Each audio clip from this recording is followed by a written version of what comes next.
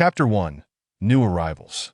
In the northern part of Asia, in the 9th Special District, Songjiang City, Qin Yu stood inside the office building of the Black District Police Department, which was under the jurisdiction of the Municipal Police Department. He smiled and asked a middle-aged man, "Is it ready?" Come in." The middle-aged man waved his hand and turned to enter the office on the left. Qin Yu straightened his clothes at the sound and stepped inside after the man.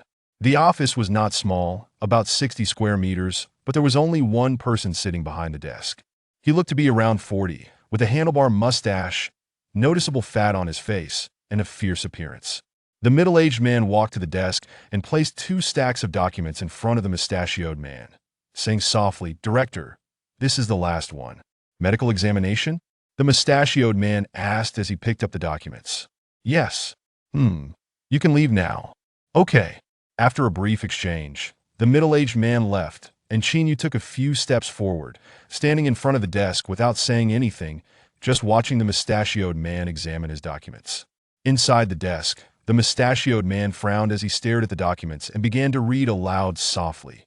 Qin Yu, 22 years old, 75 kilograms, 1.82 meters tall, born before the era, native of H Province, J City. That's not far from Songjiang now. Before joining, you lived in the planned area, parents missing, presumed dead. No relatives? Why is your resume blank? "I don't have a resume," Qin Yu replied with a smile. "It was tough just surviving in the planned area. I did whatever job I could find. Who has a resume?" "Haha." The mustachioed man chuckled. "You could have at least written a couple of things before coming here. A blank resume doesn't look good in the system. All right, I'll fill something out later." Qin Yu didn't argue and immediately agreed. The mustachioed man continued to scrutinize the documents and asked, "No resume, so you haven't served. Do you have any experience using firearms?" Qin Yu shook his head without hesitation. "No." "Any criminal record?" "No." The mustachioed man pondered for a moment, slowly putting down the documents and looking up at Qin Yu with a smile.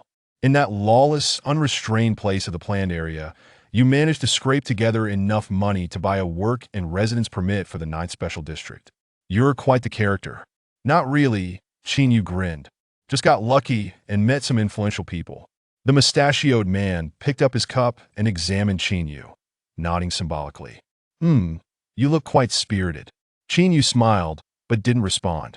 The mustachioed man set his cup down, crossed his arms, and succinctly warned Qin Yu, "The situation in the 9th Special District is quite unique. Although it falls under the administrative hierarchy of the United Government, it has a high degree of autonomy. It is fundamentally different from the 8 major districts. This place is ethnically diverse. Besides us Asians, there are quite a few blacks and whites. The social environment is very complex, and there are indeed chaotic phenomena in some areas that we want to change but can't right now. As a police officer, you need to adapt to the environment from all angles." "Understood." Qin Yu nodded seriously. "Also, I don't care what your past is, but while you're with me, you need to know your place.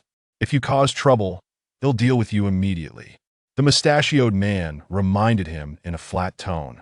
"Director Lee, I'm here to help you reduce trouble." Qin Yu chuckled. "Huh."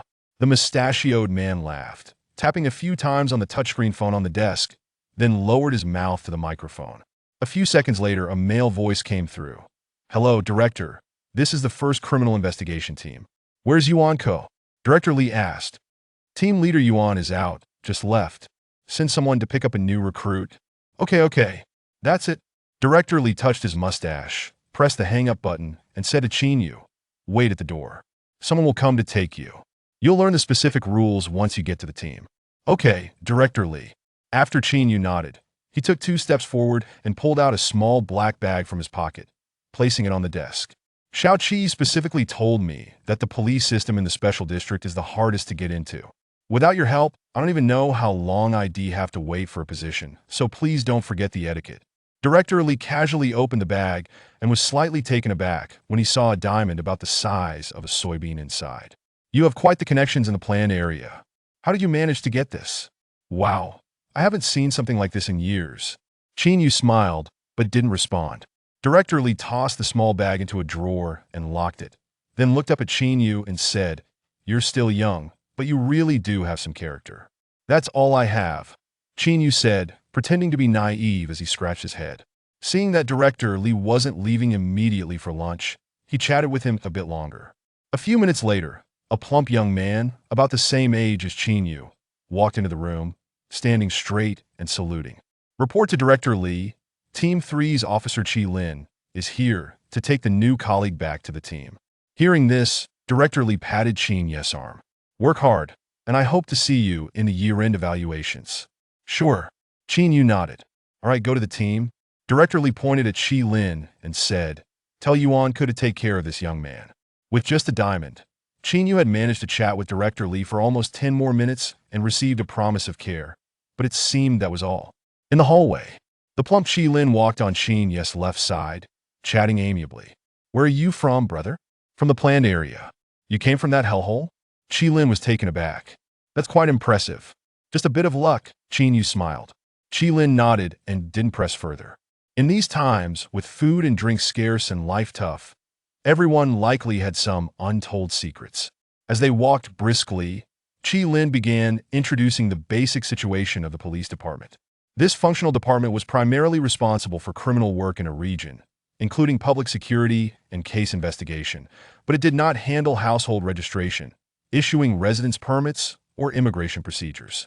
In simple terms, it was somewhat like the district bureau from before the era, but its functions weren't too finely divided.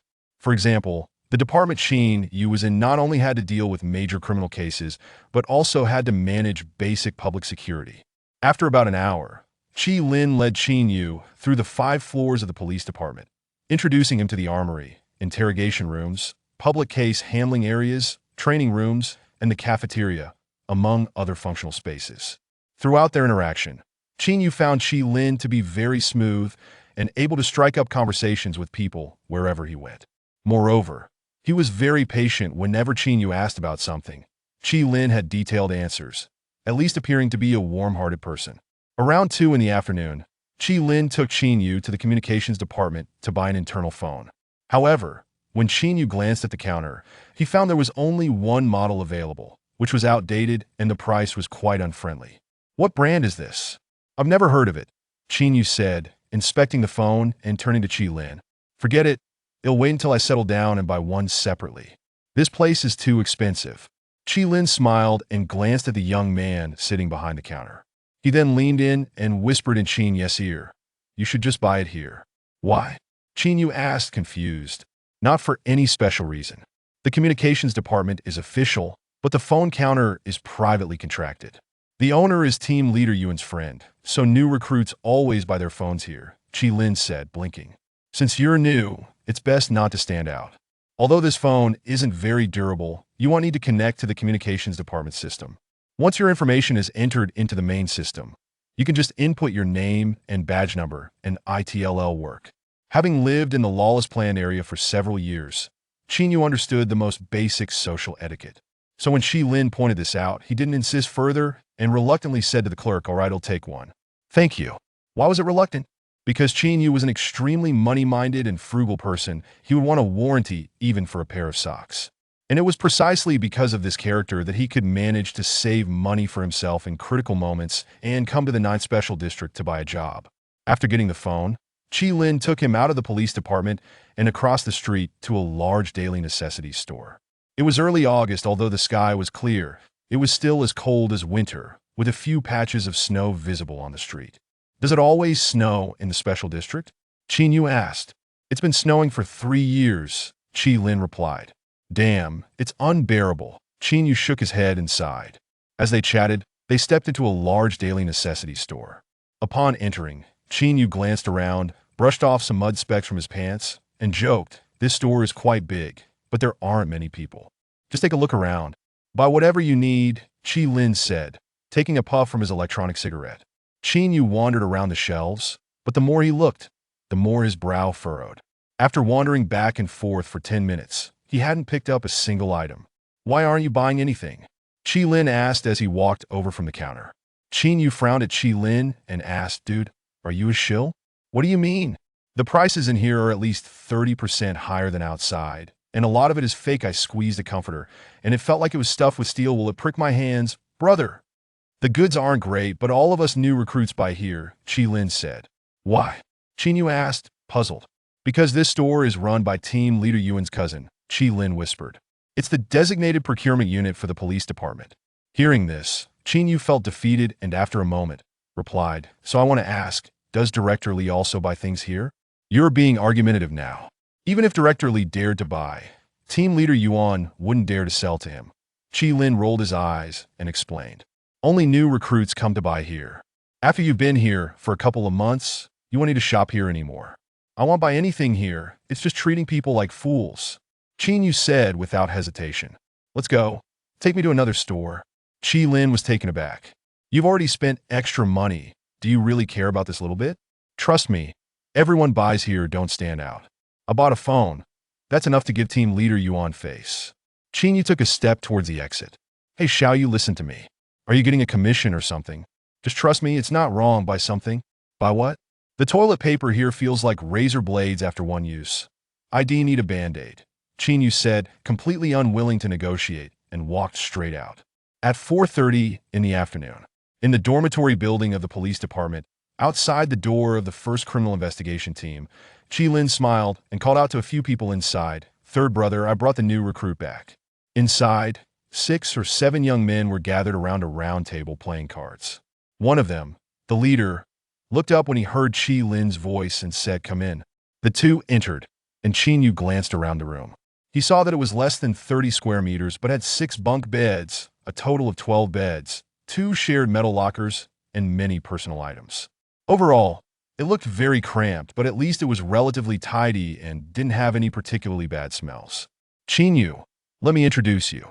This is third brother, our action team leader, Qi Lin said, subtly indicating the other person's identity. Third brother has been in the job for 3 years with outstanding skills and is team leader Yuan's right-hand man. Third brother, this is Qin Yu, our new brother. Hello, third brother. Qin Yu smiled and extended his hand. Third brother, sporting a crew cut, glanced at Qin Yu, held his cards, and nodded symbolically before asking, where are you from? From the plan area, Qin Yu replied honestly. Third brother was taken aback. The plan area? What were you doing there? Delivering goods for a boss, mainly daily necessities. Running errands? That's not easy. No, I just drove. Ah, a driver, third brother said, his surprised expression fading, and then lazily asked, what connection did you use to get into the police department? A friend made a call for me. I paid to get into the police department. Ah, you bought your way in? Third brother said, now focusing on his cards. All right, you can wait for Team Yuan to arrange things. Qi Lin, let him take the bed by the window. Okay, Qi Lin said to Qin Yu, you can take the bed inside by the window. Sure. Qin Yu picked up his luggage, which he had left at the security desk, along with the new daily necessities, and stepped inside. Hey, wait a minute. Third brother turned when he saw the items Qin Yu was carrying. What's up, third brother? Qin Yu turned back. Third brother glanced at the bag of daily necessities in Qin Yu's hand. Where did you buy your daily necessities? I forgot the name. It's just a store next to the unit. Qin Yu replied casually. Third brother, still playing cards, asked expressionlessly, Qi Lin, didn't you tell the new recruit where to buy things? Qi Lin felt a bit embarrassed. He didn't want to say in front of Qin Yu that this guy didn't listen to advice, as it would make him look untrustworthy. But if he didn't say anything, it would seem he was taking the blame. After a brief silence, Qin Yu quickly interjected, Qi Lin told me to buy daily necessities across the street.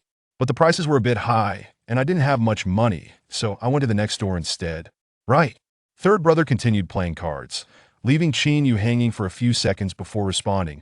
Ah, no problem. You can set up your bed. Okay. Qin Yu nodded and walked inside, opening his bag to start tidying up his bed. Qi Lin stood nearby, helping to organize while quietly advising, new recruits usually sleep in the upper bunk by the window because it's drafty over here and quite cold at night. You can cover yourself with your coat for a while, and it will be better once the next batch of new recruits comes in. What's the big deal? I've lived outdoors for several months, Qin Yu said nonchalantly, bending down to open his luggage and discreetly pulling out 2 boxes of Zhonghua cigarettes to hand to Qi Lin. What's this? Qi Lin was stunned when he received the cigarettes. I saw you smoking an electronic cigarette earlier. Qin Yu smiled and said, I don't have anything good on me, so I'll give you these 2 boxes. Thanks for helping me out today. In this era, where even eating could be a problem, traditional cigarettes were a luxury. Moreover, this was an old brand from before the era, and most smokers had never even seen them, let alone smoked them. Qi Lin held the 2 boxes of cigarettes, looking very surprised. You can get this stuff in the plant area? Zhonghua? I haven't seen this in years. Even poor places have their advantages. Qin Yu grinned. I'll take care of my own things. You go ahead and do your work. I'll treat you to something later. Thanks, brother. Qi Lin didn't refuse and quickly stuffed the cigarettes into his pocket. While the two were talking, third brother suddenly turned around, tilting his head to look at Qin Yu, and said with a smile, "Oh, you've got some good stuff there?" Qin Yu hadn't expected this person to be observing him, so he was momentarily taken aback and replied, "A friend gave it to me."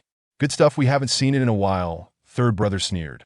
Qi Lin paused for a moment and immediately took out 2 boxes of Zhonghua, bending down to approach and said, "We're all brothers. Let's all smoke together. Come on, let's each have one." Qin Yu offered cigarettes to Qi Lin because he felt a bit embarrassed after being accompanied by him for a small part of the day, but he didn't feel indebted to the people in the room.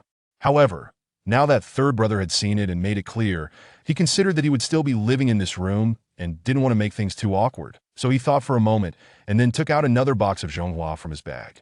At the card table, third brother pushed Qi Lin's arm away. "This cigarette is too good. I've never smoked it before. I'm not used to it." Qi Lin stood there, stunned. Hearing this, Qin Yu felt a bit offended and frowned as he stuffed the cigarette back into his bag, continuing to tidy his things. Third brother dropped his cards, a smile on his face, and turned to Qin Yu. "We have a rule here. New recruits work 3 consecutive shifts. Tomorrow, the day after, and the day after that, you'll be on duty on the streets. Is that okay?" Qin Yu looked up at Qi Lin, who seemed a bit evasive, and then he quickly understood what was happening. "Third brother, how do the 3 shifts work?"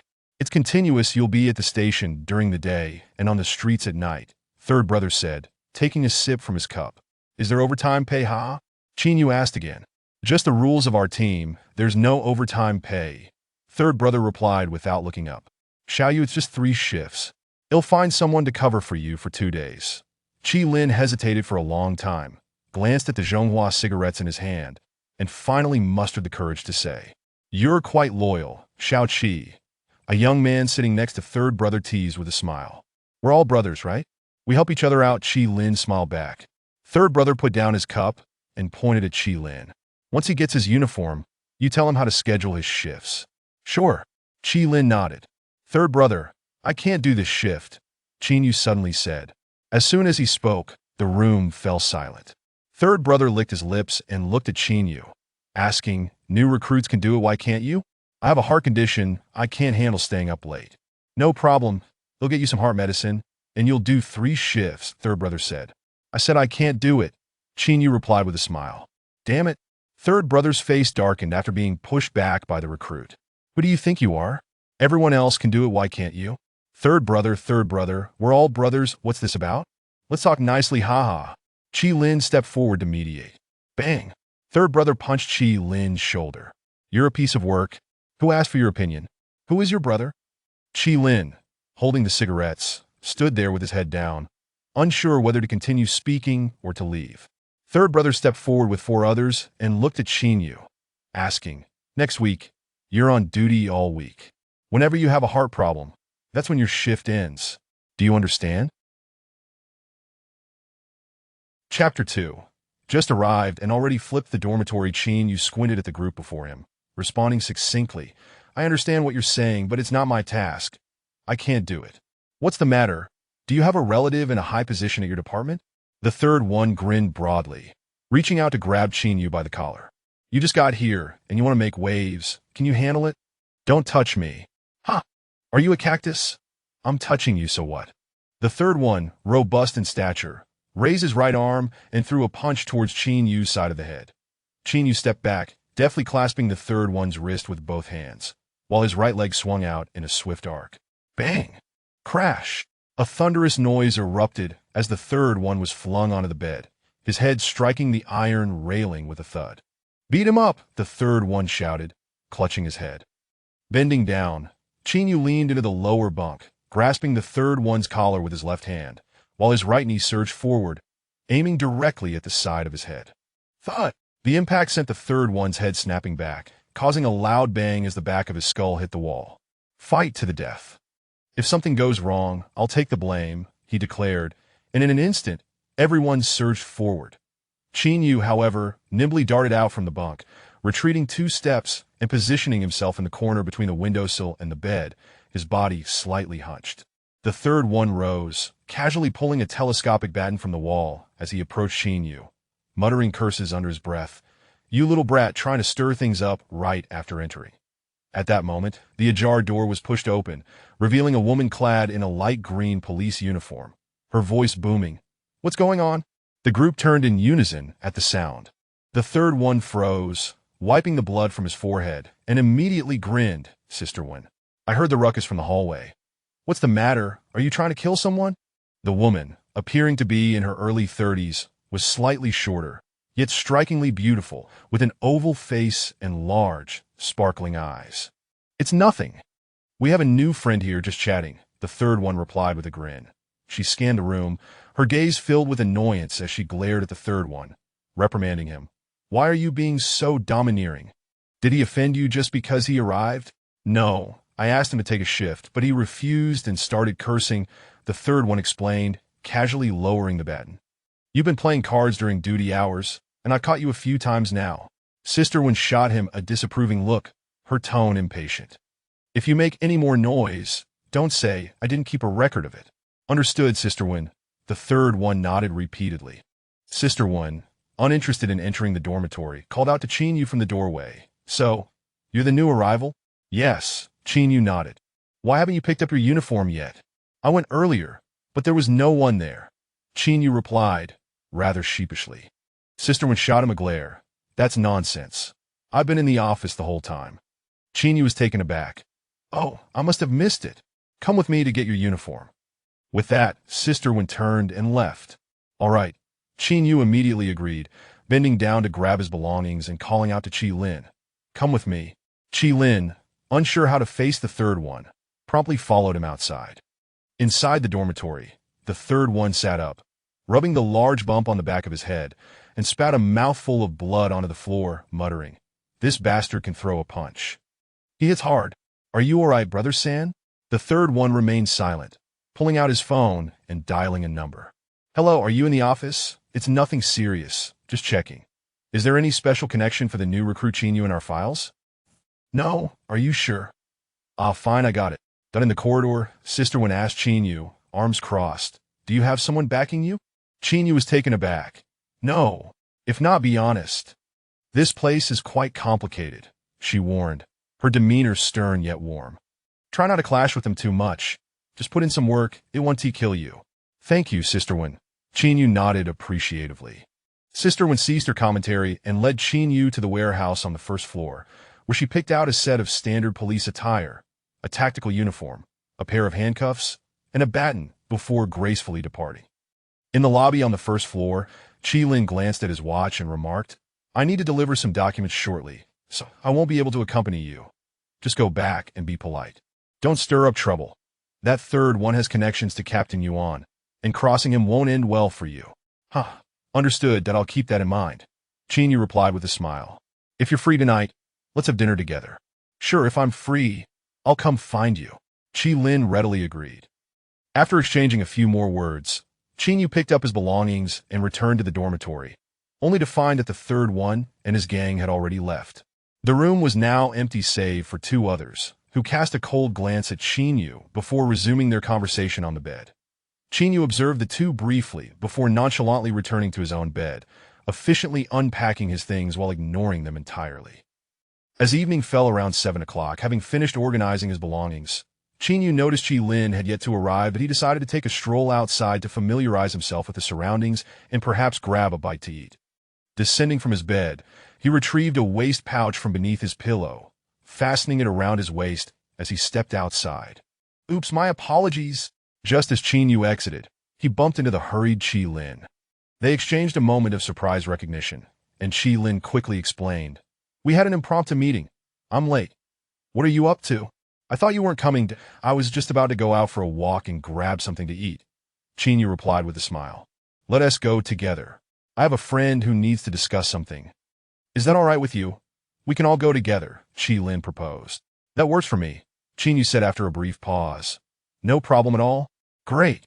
After a brief exchange, the 2 made their way downstairs, where they encountered another young man at the entrance. Chi Lin's friend was named Li Fugue, nicknamed Old Cat. According to the veterans within the police force, he was believed to have some connection with Officer Li, yet the two rarely interacted, leaving their relationship somewhat ambiguous.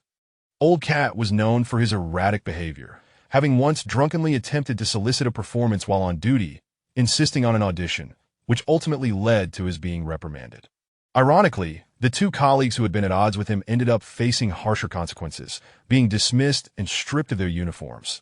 Despite his somewhat rustic name, Old Cat was rather handsome. If Qin Yu had a resolute appearance, exuding youthful vigor, Old Cat had a charmingly roguish demeanor, reminiscent of the popular actor Zhang Yishan.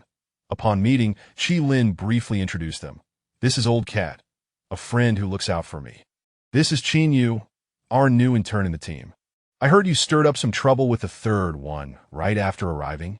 Old Cat inquired, a mischievous grin on his face, as he casually shoved his hands into his pockets. "Got a bit of a temper, huh?" "Not really, just a bit of a spat," Qin Yu replied somewhat ambiguously, sensing Old Cat's bluntness. "I can't stand those guys either.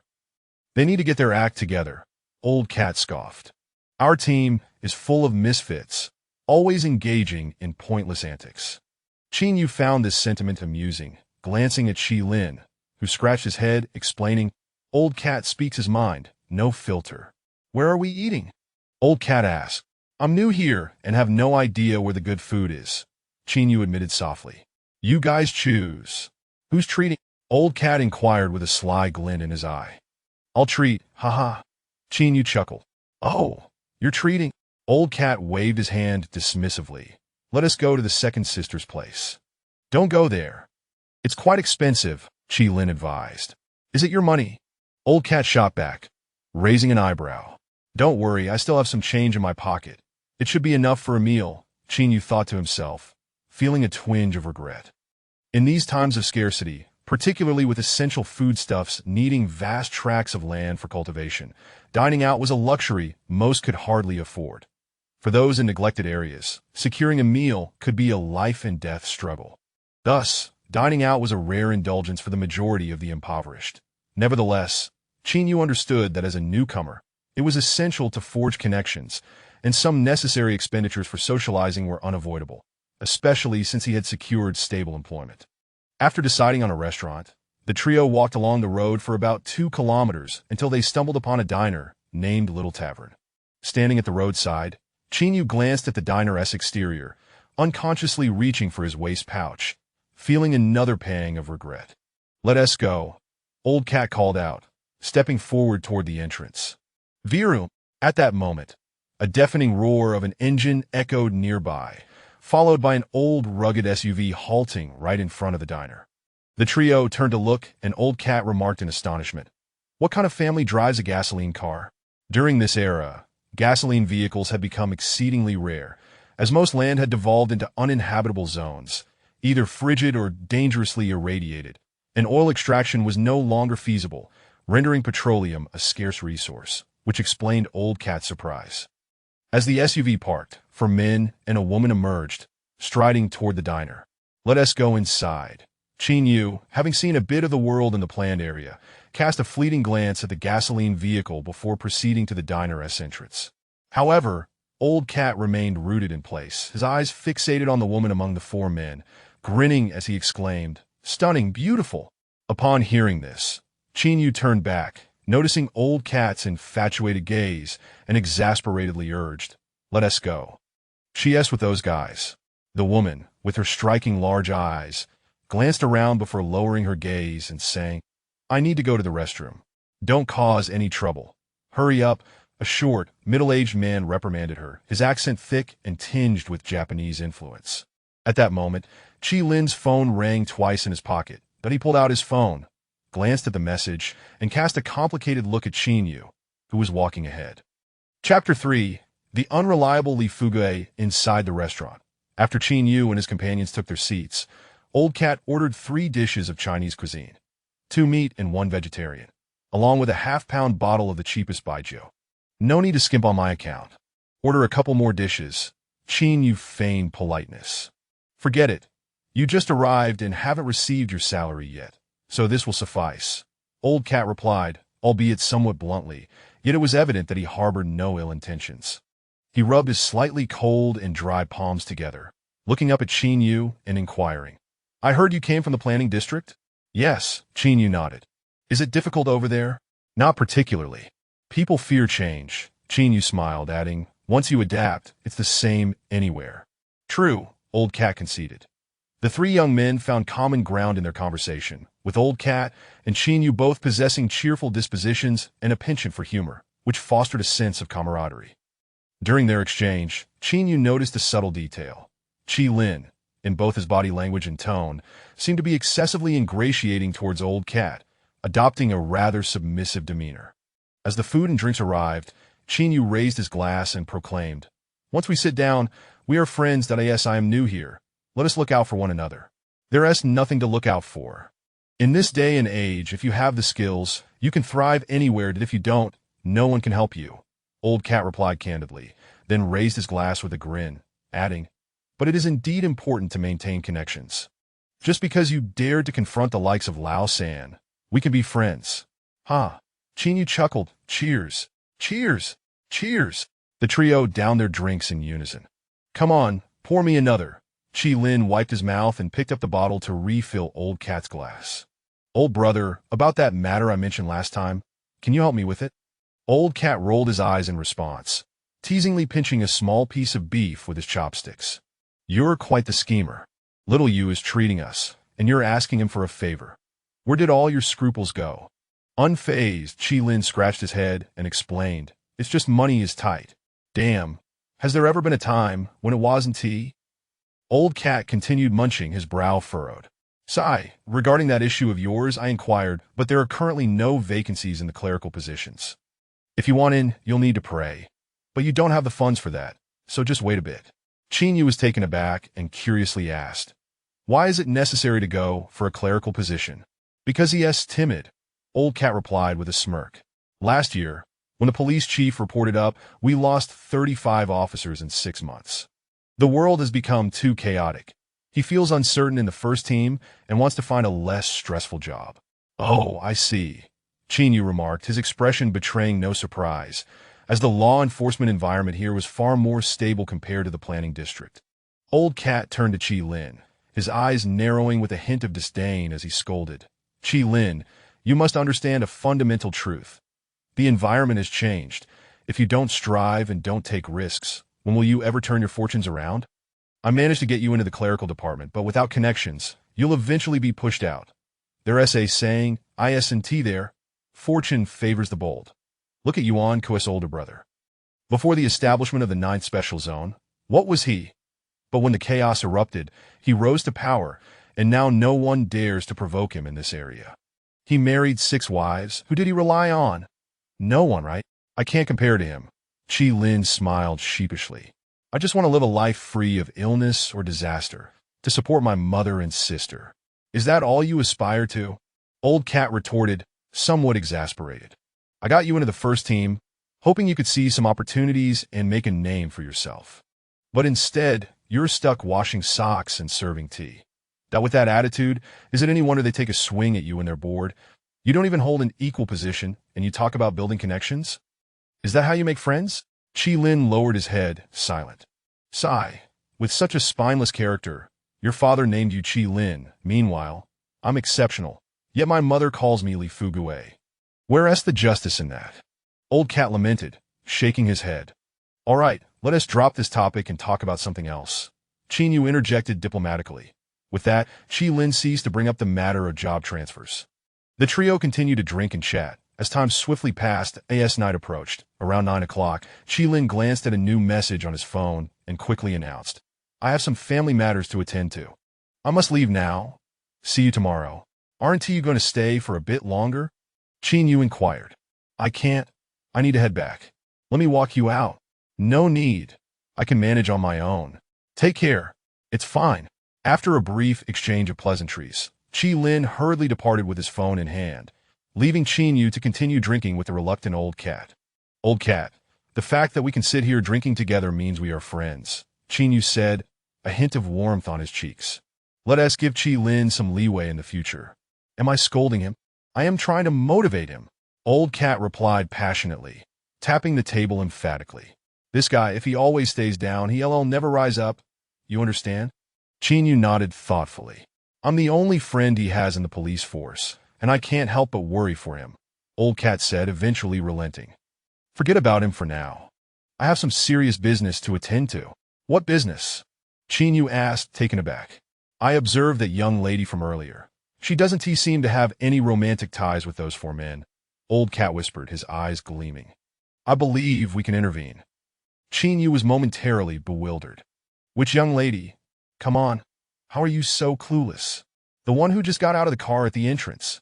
Old Cat grinned. She has quite the looker. Reminds me of that old star, John Ji-hyun. Tall and long-legged. Chinyu sweat profusely. Dude, take it easy. Things aren't like they used to be. It's quite chaotic now. It's fine. I'll give it a shot. Old Cat rubbed his hands together excitedly, standing up with a mischievous grin and heading towards the table by the window. Outside, Chi Lin stood by the roadside, taking a couple of deep puffs from his e-cigarette. After much hesitation, he finally pulled out his phone, intending to call Chinyu. However, as his thumb hovered over the screen, he recalled that Chinyu's new phone had yet to be synced with the communication system, leaving him with no choice but to dial Old Cat's number. Back inside the restaurant, Old Cat adjusted his hairstyle and approached the table by the window, smiling as he asked the young lady, Hello, beautiful. Are you dining with family? The girl, who had been gazing out the window, turned back with a puzzled expression. Do you need something? Well, I'm the director of a television star audition program, and we're holding auditions. Would you be interested in learning more? Old Cat inquired, spinning a web of fiction. As his words fell, a short, middle-aged man across the table shot a suspicious glance at his companion and whispered in Japanese. Is he here for delivery? His companion, casting a wary eye at Old Cat, replied, He is not speaking in code. While the two conversed, the girl snapped back to reality and, with newfound enthusiasm, responded to Old Cat. Is it really a television station? What a coincidence. I'm actually studying to be a host. Old Cat, caught off guard by her enthusiasm, brightened up and eagerly asked, That is fantastic. Do you have your contact information? Please share it, and we can discuss this privately later. As he spoke, Old Cat had already retrieved his personal phone, which was not the one mandated by the police force, and handed it to her. The girl took the phone, ready to input her number. Smack! The short, middle-aged man rose and firmly grasped her arm, his brow furrowed. Return the phone to him. We're eating. Uncle, I'm really interested, the girl said, smiling as she looked up. I told you to return the phone, he repeated with authority. Old Cat, tilting his head to glance at the man, smiled disarmingly. I am indeed from a television station. Please don't be alarmed, that I mean no harm. The girl hesitated for a moment before returning the phone to Old Cat, saying with a smile, Let us forget it, sorry about that. Seeing her cooperative attitude made Old Cat initially overjoyed, but the unamused goblin had interrupted, leaving him feeling irked. He opened his mouth to make another attempt. Forget it, thank you, the girl insisted. Old Cat was momentarily taken aback, staring at her for a couple of seconds before responding with a grin. If that is how it is, then it's fine. I apologize for the disturbance. A minute later, he sat back down across from Chinyu, his expression oddly contemplative. Did someone just shoot you down? Haha, Chinyu teased as he picked at his food. Old Cat blinked, then kicked Chinyu under the table. Look down. Chinyu was puzzled but complied, glancing beneath the table where he saw Old Cat holding his phone, whispering, Look at the screen. As Chinyu leaned in, he saw the dial page displaying 959595. What does that mean? Chinyu asked, bewildered. Old Cat rubbed his face, replying, Damn it. We stumbled into something. What do you mean? Those four men and the girl are definitely not together. She kicked me under the table just now, Old Cat explained, taking a sip of his drink. But I can't figure out what they're up to. However, it's clear she wants us to save her. At the window side table, the short man glanced at his watch, his expression severe as he whispered to his companion. Was that person who just arrived a coincidence or a test? It's hard to say, his companion shook his head. He looks rather dazed, the short man remarked, casting a wary glance at Old Cat. Time us up. We're leaving. Agreed, his companion nodded, turning coldly to the girl. Don't cause any trouble. Come with us. The girl, sweat beading on her pristine forehead, stole a glance at Old Cat before nodding in compliance. Not far away, Old Cat was visibly agitated, rubbing his cheeks as he quietly asked Chinyu, "What should we do? Are we going to intervene or not?" At that moment, a fully electric vehicle pulled up at the restaurant entrance. Chapter 4. The reluctant intervention of the third man. Initially, Chinyu harbored no interest in the quartet of men and a woman, but upon the Old Cat's mention, he cast a sidelong glance towards the window. The four men, clad uniformly in sheepskin jackets, work trousers, and worn leather boots, possessed sharp gazes, their exposed skin tinged with a hint of crimson. "They don't seem to be from the special zone," Chinyu remarked, lowering his head in a whisper. "What gives it away?" the Old Cat inquired, curiosity piqued. "They're overdressed, and their skin shows signs of frostbite," Chinyu replied succinctly. "They appear to be from the planned area." "What do you mean by from the planned area?" "Those who earn their living by the edge of a knife." Chinyu scratched his nose. Upon hearing this, the Old Cat felt a twinge of apprehension. "So, are we being foolishly heroic? Do we really stand a chance against them?" "Did you bring your sidearm?" Chinyu asked. "Coming here for a meal? Of course I didn't." The Old Cat shook his head. "In that case, I suggest we refrain from action." Chinyu furrowed his brow, contemplating. "Let's call the team." As the two engaged in rapid conversation, the four men had already risen with the woman, preparing to settle their bill and depart. "Damn it, they're leaving." The Old Cat trembled slightly as he lifted his glass, nervously stammering, "Should we follow them? Who do you think you are, Neza? You think you can outrun them on foot?" Chinyu retorted, exasperated. "They arrived by car, and you expect to chase them down on two legs? Are you joking?" "I completely forgot." Chinyu's gaze shifted to the four men, his brow furrowed as he added, "If those four are indeed up to no good, they are undoubtedly armed, and even if we were to confront them, we wouldn't stand a chance." The Old Cat felt a surge of anxiety, realizing that despite being part of an elite task force, the individuals in question were of a caliber far beyond his own. He had never participated in any major operations before, and usually the firearms of those below him proved far more effective than his own. Nevertheless, he turned to Chinyu and said, "If we were merely ordinary civilians, it would be one thing, but given our attire, we cannot turn a blind eye. Think of something quickly. We're not equipped, outnumbered, and informing the team would take too long." "Then I'll think of something," Chinyu said, drenched in sweat.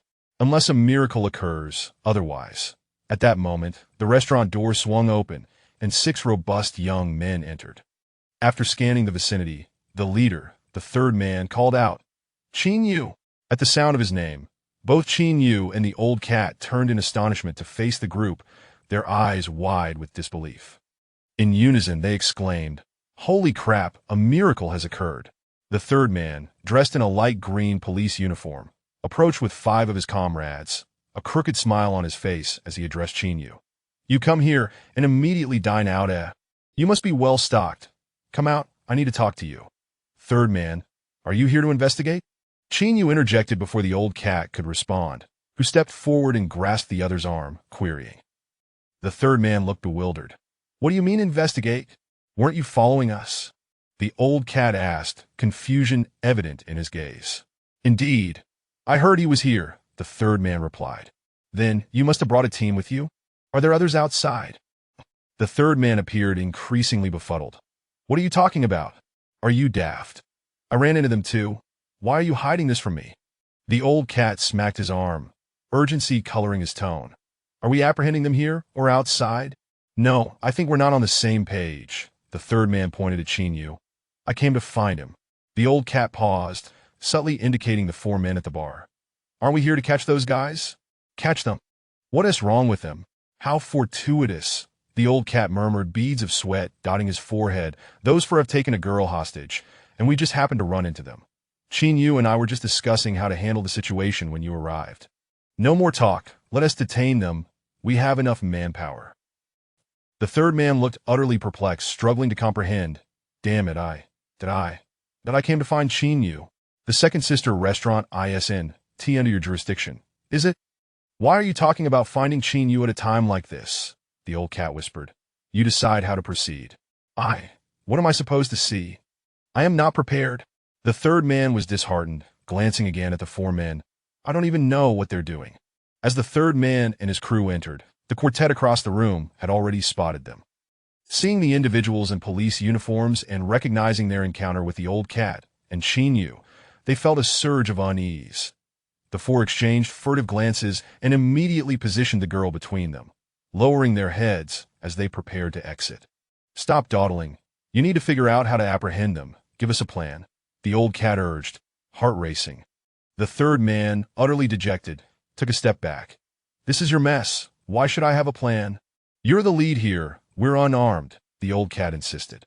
"Led my ass," the third man retorted, drenched in sweat, and turned to his comrades. "We can't ignore this. The old cat is an idiot. Let's bail before he reports us."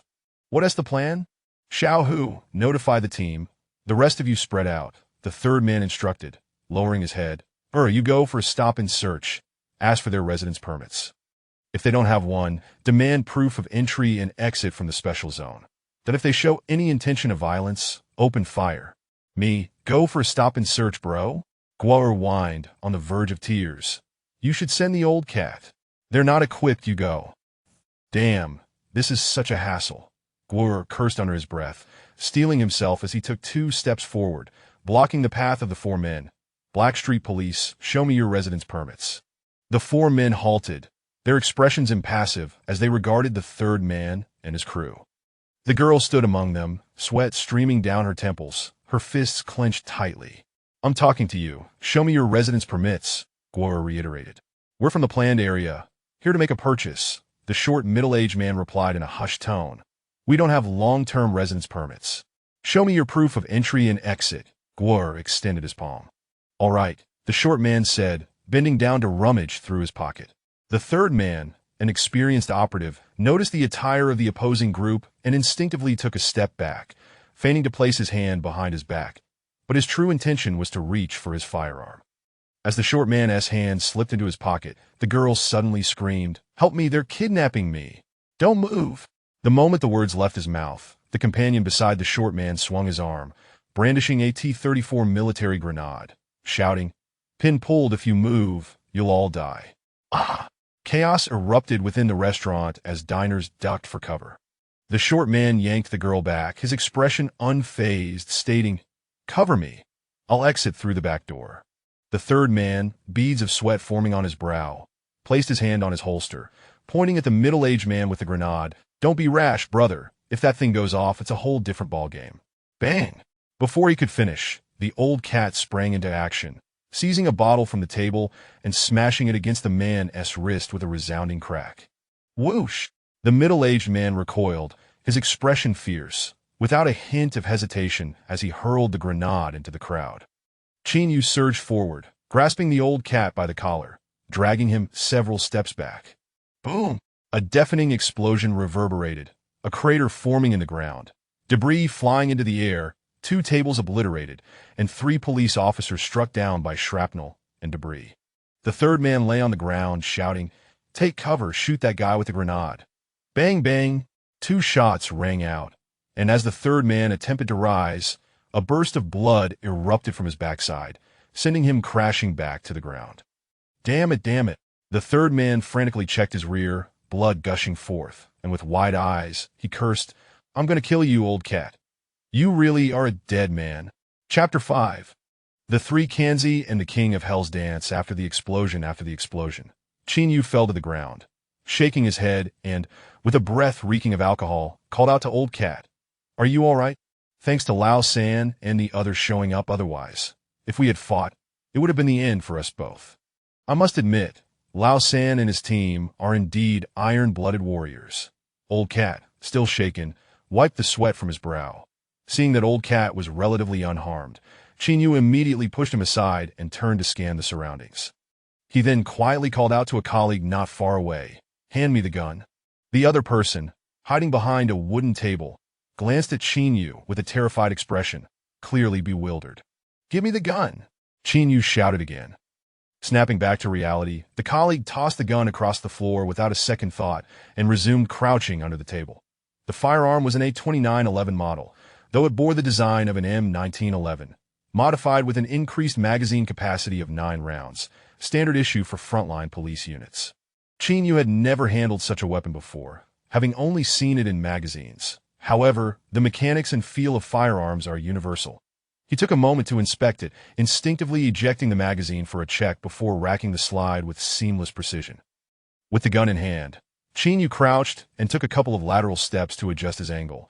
Using his left arm as a makeshift rest, that he gripped the weapon firmly and decisively pulled the trigger. Bang! Bang bang! 3 shots rang out, and the middle-aged man who had just thrown a grenade collapsed, his skull shattered. Indeed, Chinyu had opted for lethal force rather than merely injuring his target. All adversaries were armed and ruthless, and showing leniency could mean collateral damage. After firing 3 rounds, Chinyu did not glance elsewhere, but immediately bent down. Bang, bang, bang! A volley of bullets came flying, sending debris from the walls scattering. Chinyu listened intently, his body leaning forward as he swiftly fired 2 shots outside, but his magazine was empty.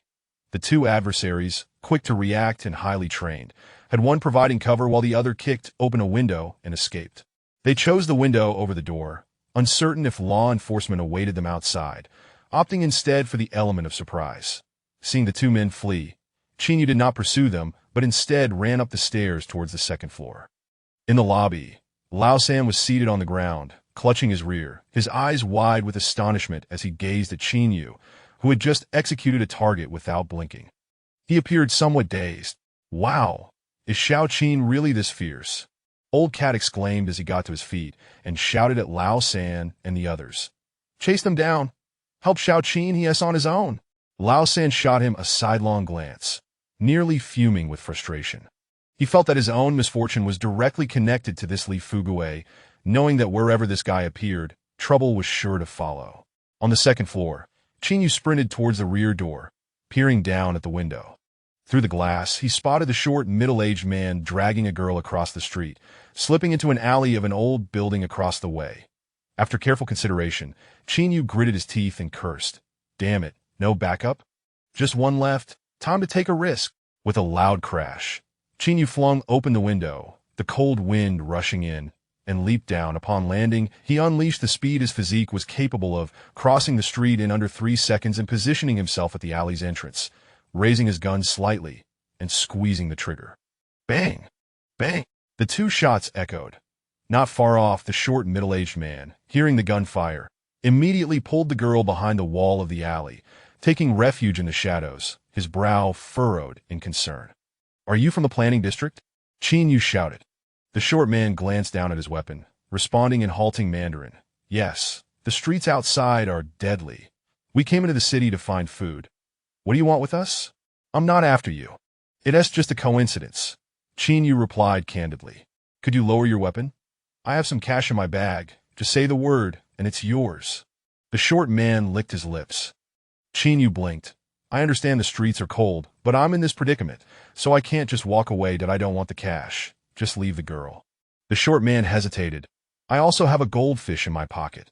I'll take the girl, but you can have the cash and the fish. Not happening. Chinyu decisively refused. Fine. I'll leave the girl. The short man pondered briefly before pushing the girl forward, saying, You go ahead slowly, then speed up after 3 seconds. If you don't listen, I'll shoot you. Chinyu licked his lips and peered into the alley. Come here. After a moment of hesitation, the girl stepped forward, and the sounds of hurried footsteps could be heard within the alley. 3 seconds later, she quickened her pace. Chinyu hesitated for a moment, then stepped into the alley, waving his hand. Hurry up! The girl looked up at Chinyu, her eyes filled with urgency as she called out, He isn't left. As her words fell, the short, middle-aged man stepped out from the shadows, raising his weapon towards the alley's entrance. Bang! Bang bang! The rapid gunfire erupted in the night, causing the girl to cower on the ground, covering her head and screaming that a second later, a dull thud resonated from within the alley as the short, middle-aged man crumpled to the ground.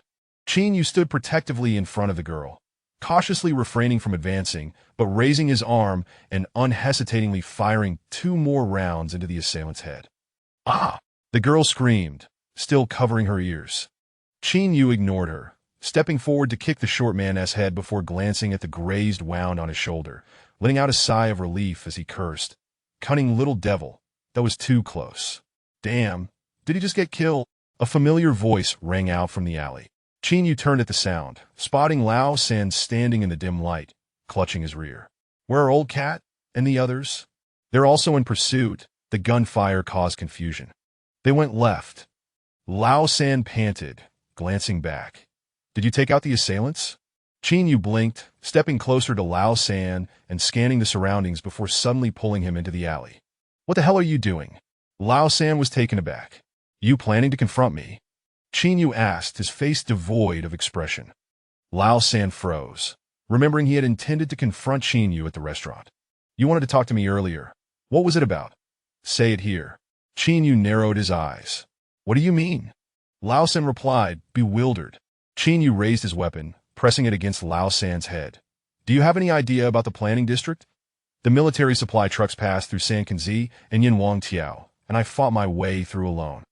Now I'm here, and you think you can lecture me on the rules? Huh? Lao San was stunned. Bang! A gunshot rang out, and he fell, eyes wide with terror. Qin Yu tossed the gun onto Lao San's body. From now on, we tackle such dangerous jobs together. Don't cross me, or next time, I might not know where the gun is pointing. With that, Qin Yu turned to the girl, leaning down to ask, What kind of trouble did you get yourself into, sister? An hour and a half later, at the police hospital, Lao San lay on the operating table as he answered a call. Yuan team. Where are you? Yuan Ku's voice came through coldly. I'm at the hospital. Were you involved in a case at the restaurant? Yuan Ku inquired again. Yeah. Hearing this, Lao San immediately began to boast. We were on a routine patrol and encountered some desperate outlaws from outside the district at Urgi's restaurant. I sensed something was off right away and approached for a check. Next thing I knew, they pulled guns that I realized this was a major case. I led my team into action.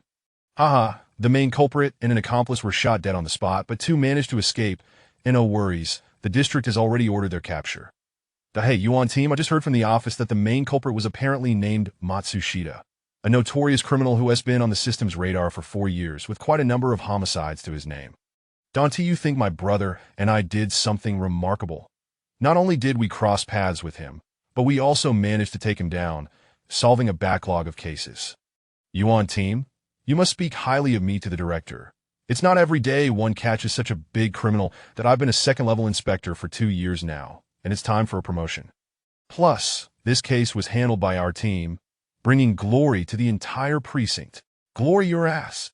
Yuan team, why are you cursing? I'm cursing you, you idiot. Did your mother die? I genuinely wish I could shoot you right now. Lao San was taken aback. Damn it, Matsushita was sent by my brother.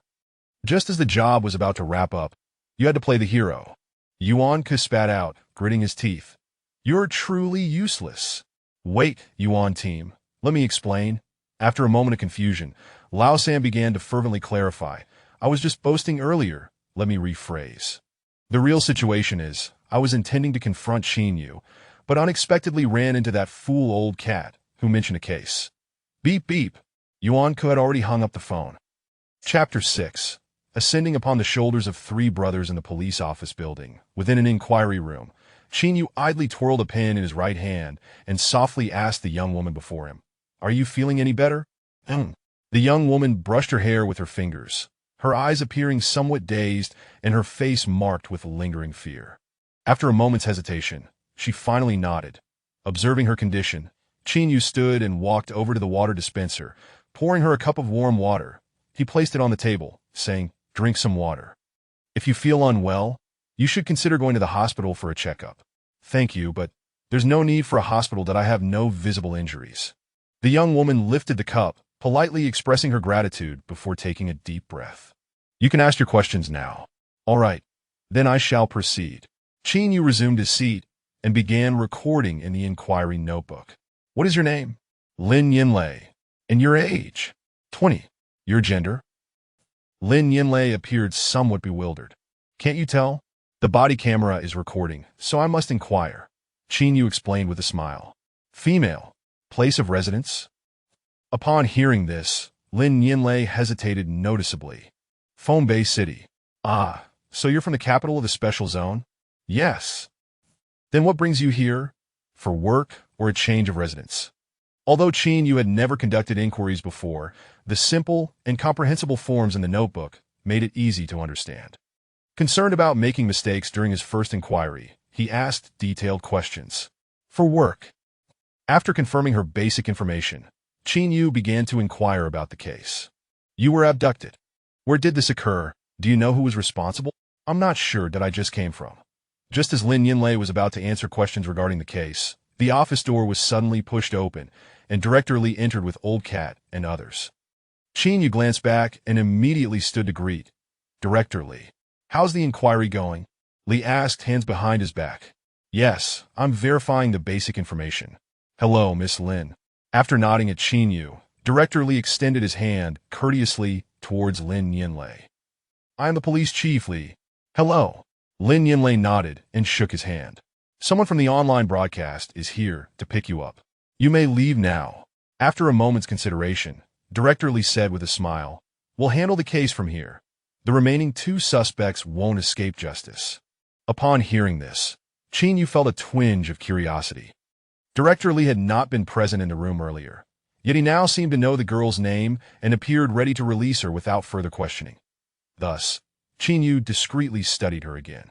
She stood approximately 1.7 meters tall, with a graceful figure. Despite some dirt on her face and her hair being disheveled, her delicate features were hard to conceal. Old Cat mentioned that Lin Yinlei bore a resemblance to the once popular Zhang Jihyun, yet Qin Yu found her even more appealing. Her eyes were larger and more expressive, her body proportions were superior, and most importantly, her skin was fair and translucent, resembling that of a porcelain doll. That I in this era, what kind of family could afford to maintain such a pristine appearance? Evidently, Director Li's sudden visit and decision to release her without even asking basic questions indicated there was significant rationale behind it. After exchanging a few words with Director Li, Lin Yinlei and the others descended the stairs together. 5 minutes later, downstairs, several middle-aged individuals exited a fully electric vehicle, engaging in cheerful conversation with Director Li before hastily escorting Lin Yinlei away. Qin Yu glanced at the pass displayed on the car's windshield, noting that it belonged to the publicity department of Songjiang City. As they watched Lin Yinlei depart, Director Li stepped aside to make a few phone calls before turning back to say, You too, come to my office. What is going on? Qin Yu turned to Old Cat and inquired. Old Cat scratched his nose and replied quietly, You've really stepped into a pile of dog dung. You just arrived and already the higher-ups have taken notice, but it's to be expected. Capable people can make their mark anywhere. Upon hearing this, Qin Yu felt a sense of reassurance that a few minutes later, in the office, Director Li patted Qin Yu's shoulder and sighed. I always said you have a certain quality, but I didn't expect you to shine so brilliantly upon your arrival. It was merely a stroke of luck. Qin Yu grinned. You've truly brought honor. Director Li, unable to suppress his delight, paced around the room with his hands behind his back, humorously scolding, This Matsushita fellow has quite the list of serious offenses against him, and he was specifically targeted by the Bureau. However, he had evaded capture for the past 2 years by hiding in the planning district. Just as he returns, he gets caught by you. Tomorrow's meeting will allow me to boast at the Bureau. You've given me a great boost of morale, and I commend you for it. Qin Yu listened quietly, refraining from interjecting. Sitting down, Director Li bent over and lit one of the Chinese cigarettes Qin Yu had given him, his expression tinged with regret as he continued. If this were anyone else, they could leap from a third-level officer to a first-level one in an instant. With such a rank, becoming a team leader would be no issue at all. But for you, it's a bit challenging. You've only just arrived, and your information is still being entered into the system. If I push you too hard, there may be idle chatter. Old Cat, hearing this, immediately defended Qin Yu. Merit cannot be imposed. It must be earned through hard work. Who cornered Matsushita? Who took him down? Who rescued the hostage? It's all quite clear. What do you fear from gossip? If you worry about what others say, how can you continue as chief? Use your brain when speaking to me. Director Li, usually composed, cast an awkward glance at Qin Yu before scolding Old Cat. Old Cat blinked, but remained silent. Qin, the credit is yours, and no one can take it from you. However, the situation at the station is a bit complex that you've just arrived, and if I force your promotion, it would indeed create unfavorable repercussions, Director Li stated expressionlessly, looking at Qin Yu. But life is long. We'll all take it slow. Director, you've already helped me significantly. I am content, Qin Yu replied with a smile. It's no big deal. Within a month, I'll have you promoted from intern officer to third level. Tomorrow, I'll have someone draft the case report to send to the police headquarters that I anticipate you'll be awarded a third-class individual merit.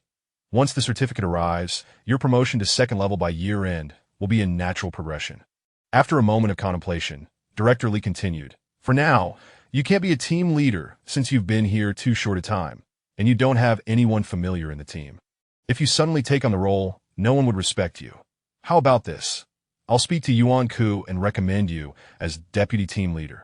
This appointment is decided internally, so it won't enter the system or carry a title, but once you're familiar, I'll find a vacancy to promote you formally. Additionally, for this case, I'll grant you a bonus of 3,000, and at the end of the month, I'll award you as an outstanding individual." "Thank you, Director."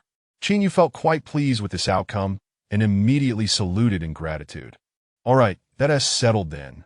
Director Lee waved his hand. "You two may leave. Take care and rest early," he added. "Let us go." As they departed, Qin Yu and Old Cat left together. Meanwhile, after taking a sip of water, Director Lee was just about to rise to head home when his phone rang. "Hello. Director Lee, I'd like to inquire about the report on this case. How should we write about the situation with Old 3? Should we consider Captain Yuan's perspective?" Director Lee pondered for a moment. "I've heard some details about his situation. That kid wasn't there to apprehend anyone at the restaurant. Here is what you should emphasize. The next day at noon, in the hospital. What did the higher-ups say?" Old 3 asked a colleague while lying in bed. "The department will cover all medical expenses, and they also apply to the police headquarters to secure a collective third-class merit for our team. As for financial rewards, besides Qin Yu, each person severely injured in the case will receive 5,000, while those who were not injured will get 3,000, the colleague replied, looking dejected. Old 3 was taken aback for a moment. "And what about Qin Yu and Old Cat?" "I don't know about Old Cat," the colleague shook his head. "But I heard that Director Lee has promised Qin Yu a promotion to second-level officer by the end of the year and will apply for an individual third-class merit on his behalf. Furthermore, the office has already notified the team that he will be made deputy team leader." Upon hearing this, Old 3's head buzzed with disbelief. Is there no longer any justice? Is there no fairness?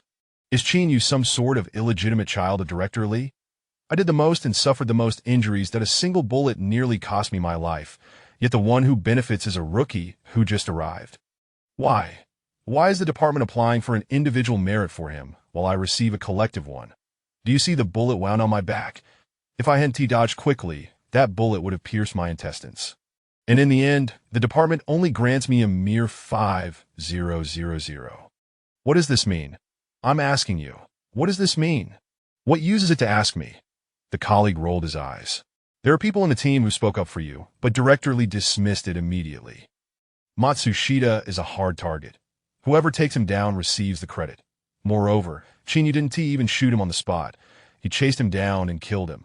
And as for why we went to the restaurant, the higher-ups are well aware. Enough! Old 3, weary, lay back on the bed and mumbled, "My mother always said." I have bad luck. Old 3 was deeply resentful, believing that Qin Yu had stolen the credit that rightfully belonged to him. However, it was somewhat unjust towards Qin Yu as well, for the true beneficiary of this incident was none other than Old Cat, who had not even been mentioned by Director Lee. A first-level officer had directly transformed into a third-level police chief. Simultaneously, an internal position adjustment had quietly elevated him to deputy team leader, and his application for personal third-class merit was approved within a day. Few within the department were aware of this matter, but those who had heard about it were privately speculating about the relationship between Old Cat and Director Lee, as well as Qin Yu's involvement. They lamented that hard work could not compete with good fortune, and good fortune could not rival those who controlled their fate.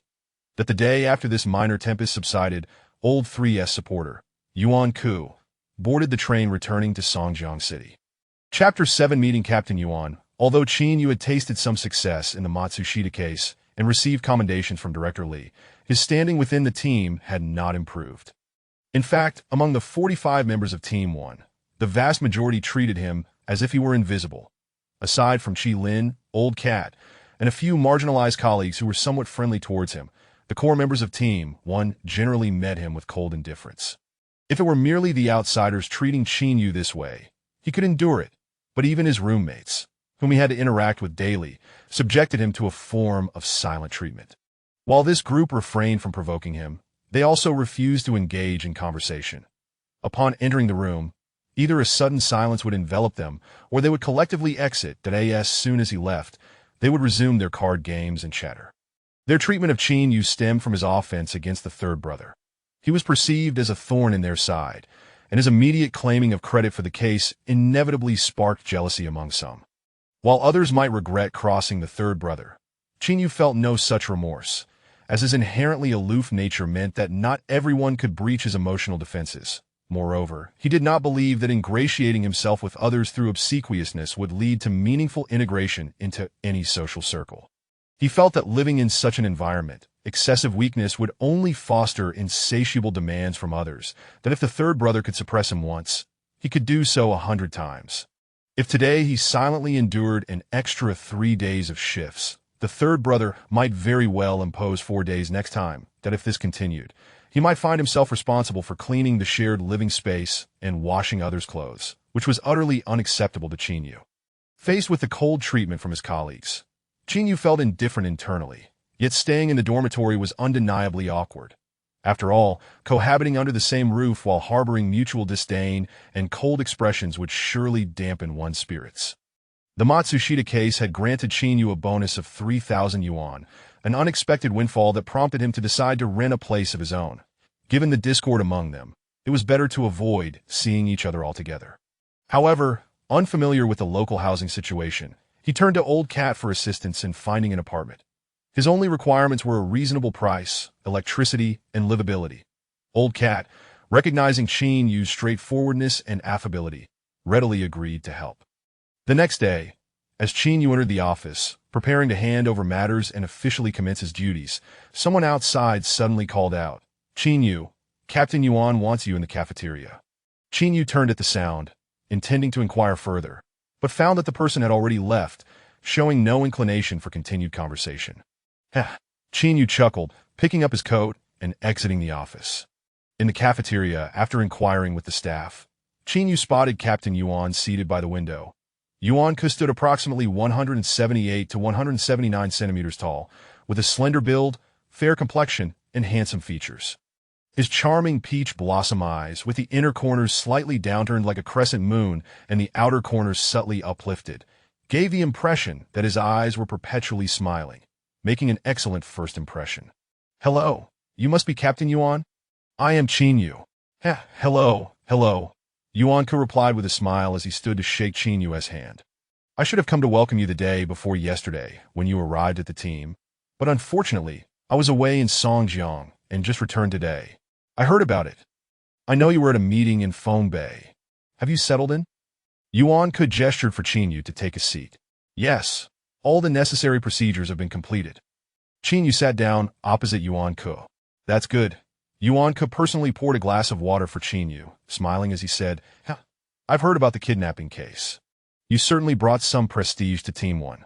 "It was merely a stroke of luck," Qin Yu replied with a grin. "This morning, I had a chat with Director Li, and he mentioned your circumstances to me." Yuan smoothly transitioned to the main topic. Typically, when a criminal like the one from Matsushita is apprehended, the primary investigators would certainly be recognized, with promotions for those below the rank of captain. Director Li's intention was to promote you directly to team leader and elevate you to the rank of second-level officer. However, given that you have only just arrived and stumbled upon this incident, it seems a bit coincidental. If we push for this too hard, it could lead to unnecessary speculation. Therefore, Li and I have decided it would be best for you to wait a bit longer. There is no rush. We have plenty of time ahead of us. Yes, Director Li mentioned this to me as well. I'm not in a hurry, Qin Yu replied, aligning himself with Yuan's sentiments. Having just arrived, I should adapt to the environment first. Don't worry. What is rightfully yours, I will certainly advocate for you. As they exchanged pleasantries, the cafeteria staff served 2 plates of hot dishes and 2 plates of cold dishes, including beef and some expensive greens. This gesture made Qin Yu feel that Yuan was quite generous, at least appearing to be an open-hearted individual. While on duty, we cannot drink alcohol. Let us enjoy a simple meal. Yuan-Ke refilled Qin Yu's glass with water. This is already quite sufficient. Don't just stare. Eat while it's hot. All right. As they spoke, both began to eat. With Yuan-Ke observing Qin Yu from the corner of his eye, he noticed that this young man from the planning district was not fazed by the situation. During the meal, he did not eat ravenously, but also did not exhibit any signs of discomfort. Qin, I want you to head to Team 3, Yuan-Ke said after a moment of contemplation. The current team leader of that group has been internally disciplined for dereliction of duty and embezzlement, and there is no one to manage it at present, so you will serve as the acting team leader. Qin Yu was taken aback. Isn't that inappropriate? Director Li said I would be the deputy leader. The acting team leader is essentially at the deputy level, and Director Li's original intention was to promote you to the second-level officer. Once your title is finalized, we will remove the acting designation, Yuan-Ke replied with a smile. It's easier to handle matters within our own team. Thank you, Captain Yuan, for your support. Qin, this position isn't mine to bestow, but the captaincy is earned by everyone's collective efforts.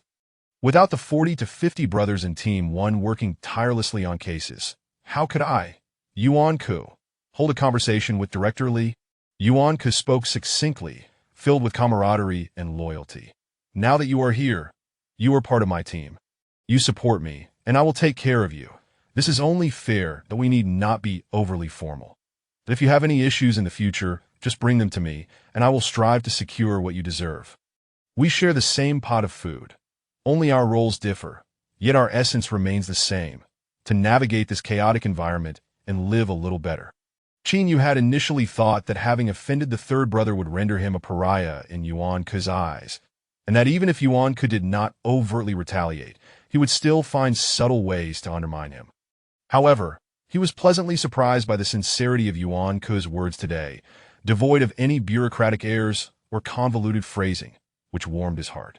Captain Yuan, since you say so, allow me to raise a toast to you with water in place of wine. Qin Yu replied earnestly, lifting his glass. In Team 1, I will do my utmost to fulfill my responsibilities. With that, they both downed their drinks. After setting down their glasses, Yuan-Ke wiped his mouth and looked at Qin Yu, saying, All right, we've finished our friendly banter. Now let us discuss work. Sure, go ahead. This morning, a wanted notice came from the police station indicating that several major criminals have arrived in the planning district and may surface in the black market. This task has been assigned to Team 1, and I returned to organize personnel for surveillance, Yuan-Ke said with a frown as he addressed Qin Yu. However, I also have an important case that requires manpower. Since you are new here, leading a case involving major criminals without experience would be unwise, so I want you to lead Team 3 in tackling this case. What kind of case is it? Qin Yu inquired. It's a drug trafficking case, Yuan-Ke explained after taking a sip of water. Recently, a large quantity of smuggled drugs has appeared on the black market, some counterfeit and others from unregulated channels. Initially, this matter went unchecked, as where there is demand, there is a market. With the major cases overwhelming us, there has been no manpower to manage such issues. However, 2 large pharmaceutical companies in Fombay have jointly pressured the government, claiming this situation impacts their market. As you know, in turbulent times, those engaged in saving lives tend to hold more sway. The higher-ups, unable to ignore the situation, have pushed downwards, leading our leaders at the Songjiang Medical Office to incessantly contact the police station, which in turn presses Director Li, because the main areas affected by the illicit drugs are in the black market. Director Li is at his wit's end, and during a meeting, he declared a 3-month deadline for Team 1 to eradicate all drug dealers in the black market. Are we actually going to eradicate them, or is this merely for show? Qin Yu asked subtly, blinking. Yuan-Ke paused, a hint of surprise in his eyes as he replied, We are genuinely going to apprehend them. This is not mere rhetoric. Will Team 3 have enough manpower? You all will commence the work. Once you uncover the main leads, Team 1 will concentrate our efforts to take them down, Yuan-Ke replied in a low voice. But until we have those main leads, we will focus on those major criminals. Understood. I know that once I don this uniform, I must adhere to the orders here. That is the ironclad rule, and I currently have no choice.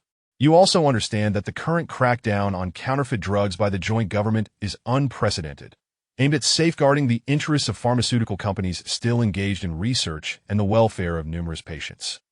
Thus, selling smuggled drugs, regardless of authenticity, becomes a capital offense if the quantity exceeds 5 kilograms. Yuan Ke warned, frowning, so you must exercise caution. The case must be solved, but the safety of your team members and yourself is paramount. I understand. The materials will be sent to Team 3 in the afternoon.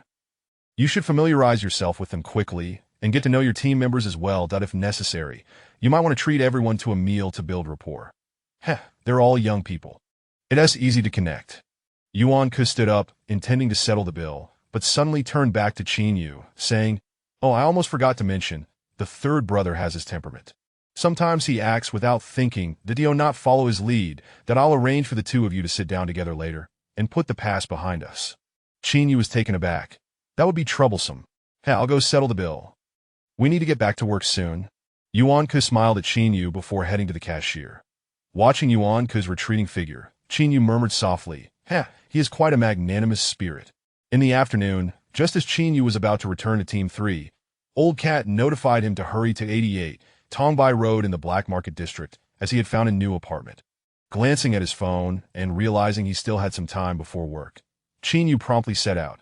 After walking for about 15 minutes, he hurriedly arrived at the entrance of 88 Tongbai Road, where he did not see Old Cat, but heard someone call out from behind.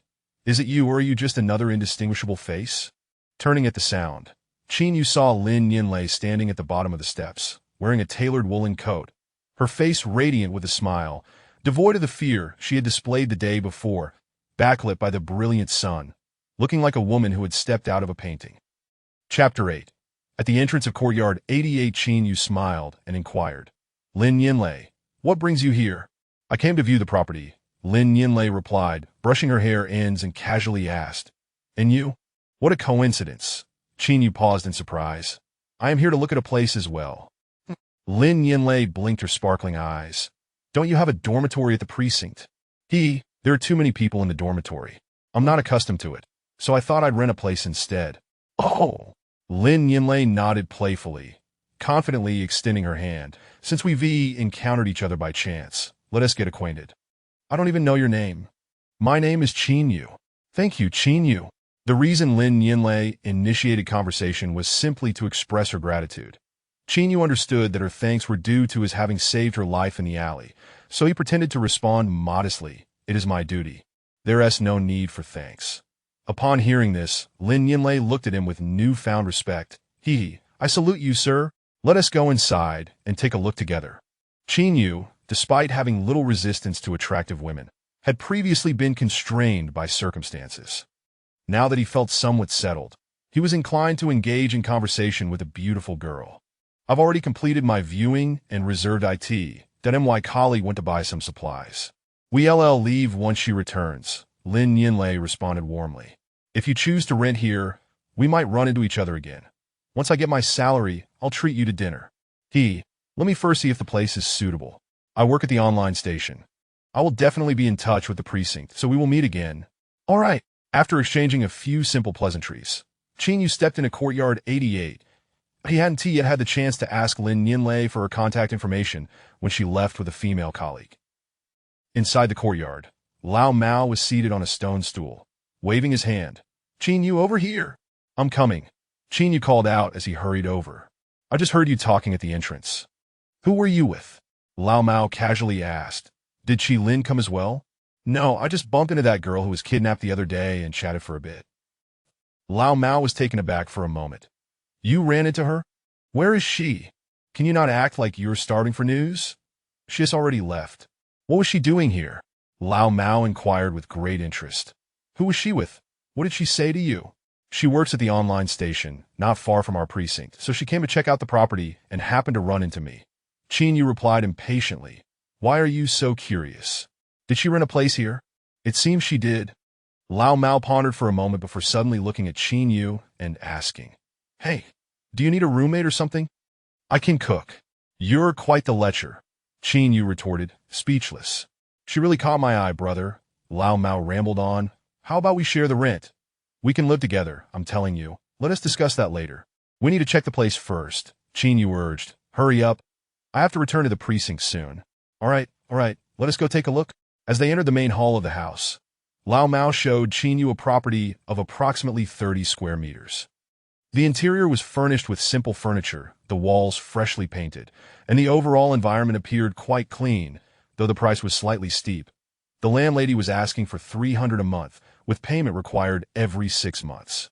This price was indeed on the higher side, yet considered reasonable.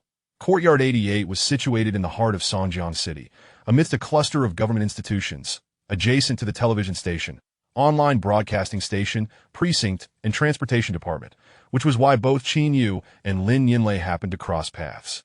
Their workplaces were already quite close, and even if they hadn't met here, future encounters were likely.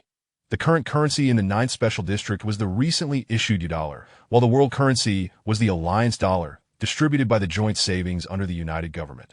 Of course, the European Union had its own currency, the euro, but that is a matter for another time.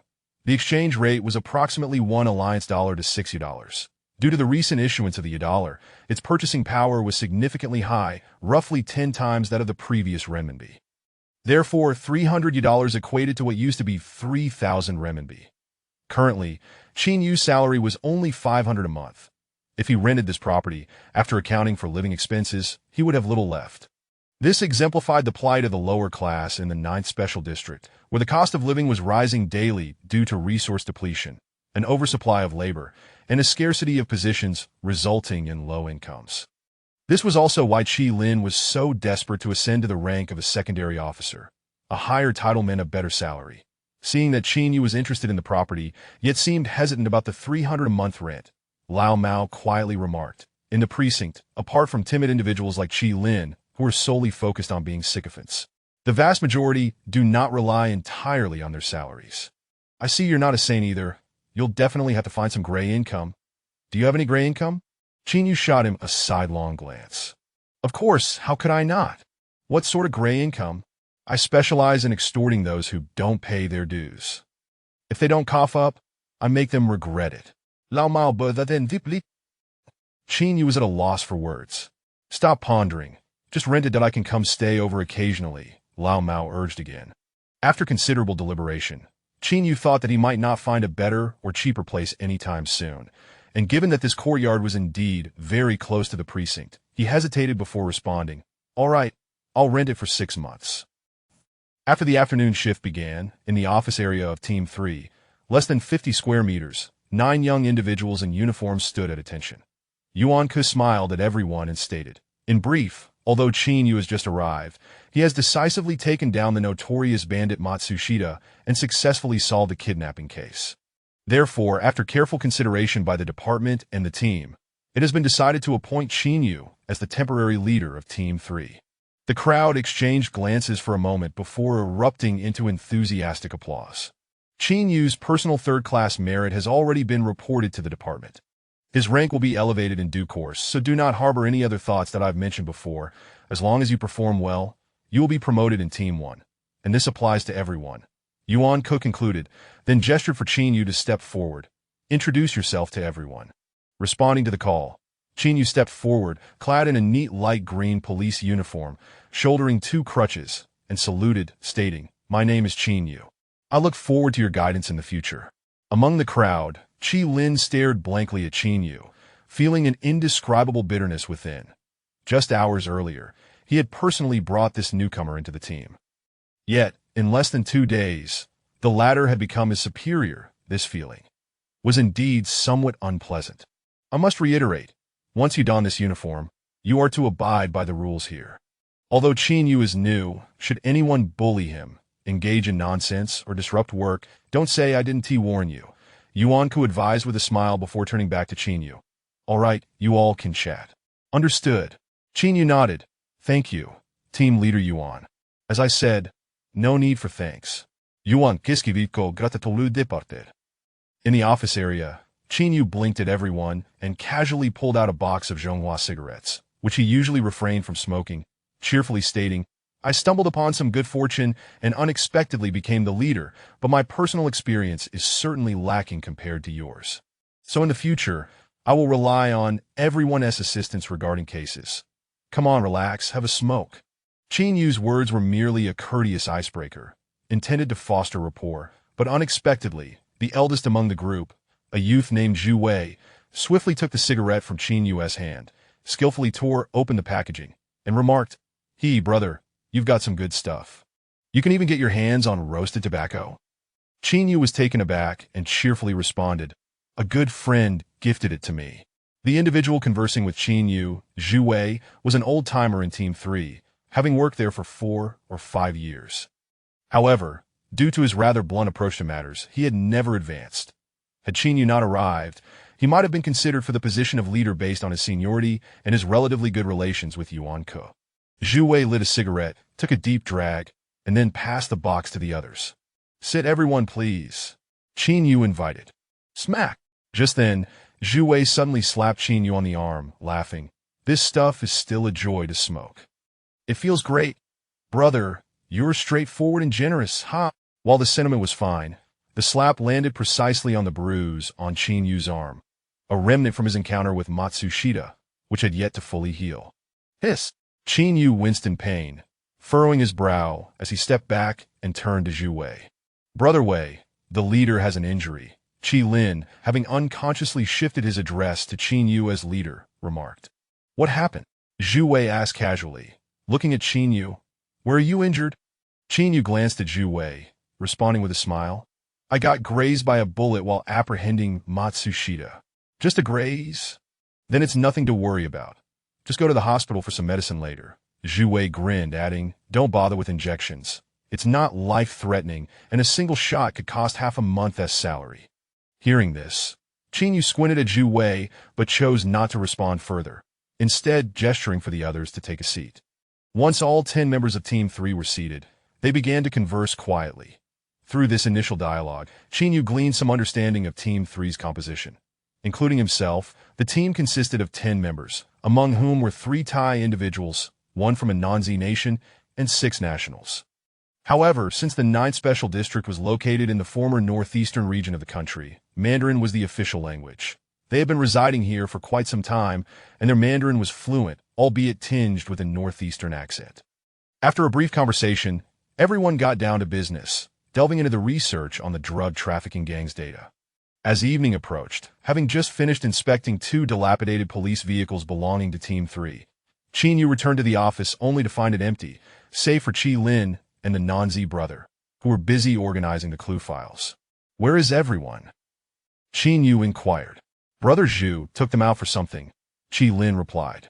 Qin Yu frowned. "I specified we should focus on the case. Why did he suddenly take them out? Is there a case?" "No, it seems he took them out for some personal errands. It has not even time to clock out yet, and he just takes them without a word." Qin Yu muttered expressionlessly that Qi Lin remained silent for a while, offering no response. Sitting down with a furrowed brow, Qin Yu stared at the desk phone, lightly tapping his fingers on the surface. What was Zhu Wei's intention? Was he trying to put on a show? On the very first day of formally leading Team 3, Qin Yu was already facing his first test. Chapter 9. The wind rises in Touchiji at 5:30 in the evening. Qin Yu, Qi Lin, and the non-Z brother, Old He, had already finished their meal in the cafeteria when Zhu Wei returned with the others. "He went out?" Qin Yu inquired, seated on a chair. Zhu Wei, gulping down water, responded nonchalantly, "Some kid was causing trouble for my family, so I took my brothers to check it out. No worries, it's all sorted." After a brief silence, Qin Yu smiled and nodded. "All right, let us discuss the case. Is everyone working overtime tonight?" Zhu Wei set down his cup and sauntered over to Qin Yu, asking, "Got any cigarettes left? Hand me one." "They're all gone, just that one pack, and it's been smoked up." "Damn, you guys are fast. Save some of this good stuff for later." Zhu Wei opened his drawer, pulled out an electronic cigarette, took a puff, and asked, "Are we working late tonight?" "Yes. Team leader Yuan has instructed us to expedite the investigation." Qin Yu affirmed, "Let us put in some effort tonight, scout out the drug dealer's methods." The others remained silent, and Zhu Wei plopped down on the desk, reiterating, "No need to scout. All the drug dealers operate right here in Touchiji, though we just need to go over there, and we'll catch them red-handed." Qin Yu paused for a moment. "We'll definitely find them if we go. Come on, if it weren't for the higher-ups intervening, who would bother with these drug dealers?" Zhu Wei counted off on his fingers. "They openly sell drugs in Touchiji. I've run into them plenty of times. Team leader Yuan told me that drug control is quite strict in the special zone. How do they dare to sell like this? Our ninth special zone is different from others, Chi Lin interjected. It was established later and is the only special zone composed of so many ethnicities and cultures, making the situation quite complex. Last year's chief executive election saw military conflicts in Songjiang and Fombei. It was chaotic. Oh, Qin Yu nodded and then asked, is it feasible to sweep the streets directly? Just as Qi Lin was about to respond, Zhu Wei interjected, what's the problem? We should take advantage of the current crackdown on drug dealers before word gets out that if we grab a few leads now, the case will be easier to solve. Qin Yu felt that Zhu Wei was somewhat unreliable. He was rather blunt, so he turned to Qi Lin and asked, do you think it's appropriate to investigate directly? I'm not familiar with the situation over there. Qi Lin scratched his head. Huh, him. Zhu Wei laughed, scoffing. Qi Lin is such a coward. He always hides when there is trouble. He avoids danger like the plague. So how would he know about the situation over there? His words were a bit harsh, but Qi Lin merely smiled and remained silent. Xiao Qin, you're new here. Trusting me is a sure bet. Let us head out tonight and gather some leads. It'll be easier from there. Zhu Wei shouted without a clue about his own position. Let us all stretch our legs. I'll go sign for the firearms. The others, accustomed to following Zhu Wei's orders, stood up in unison. Qin Yu, still seated, fixed his gaze on Zhu Wei without objection, softly stating, all right, let us go assess the situation. Zhu Wei leaped off the desk, slapping Qin Yu's arm cheerfully. Brother, with 3 teams around, you've hit the jackpot. Our crew isn't the type to shy away from trouble. You handle things transparently, and Brother Zhu will surely have everyone backing you. After being slapped, Qin Yu bit his lip and glanced down at his arm. Damn, I forgot.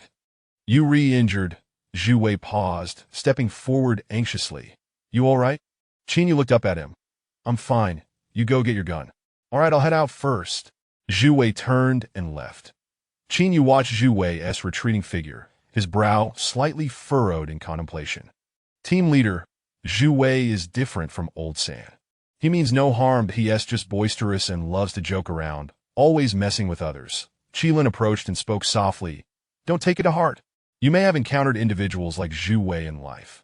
Those who, regardless of your personality, often make excessively inappropriate jokes.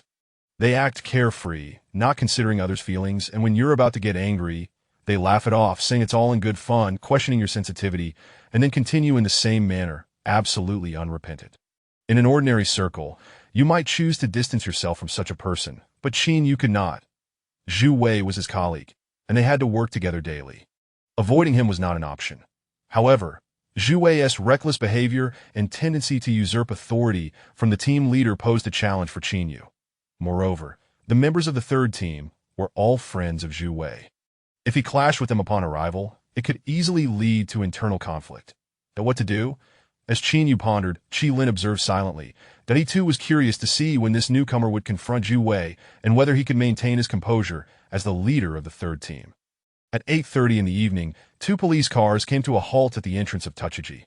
Qin Yu and his team, dressed in plain clothes, disembarked and strolled into the street. Tuchiji was the most chaotic area in the entire black market, home to thousands of residents without stable employment. Along both sides of the road, at every storefront illuminated by pink lights, at least 7 or 8 women stood, alluringly beckoning customers.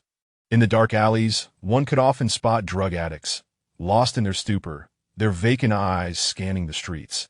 These individuals led transient lives.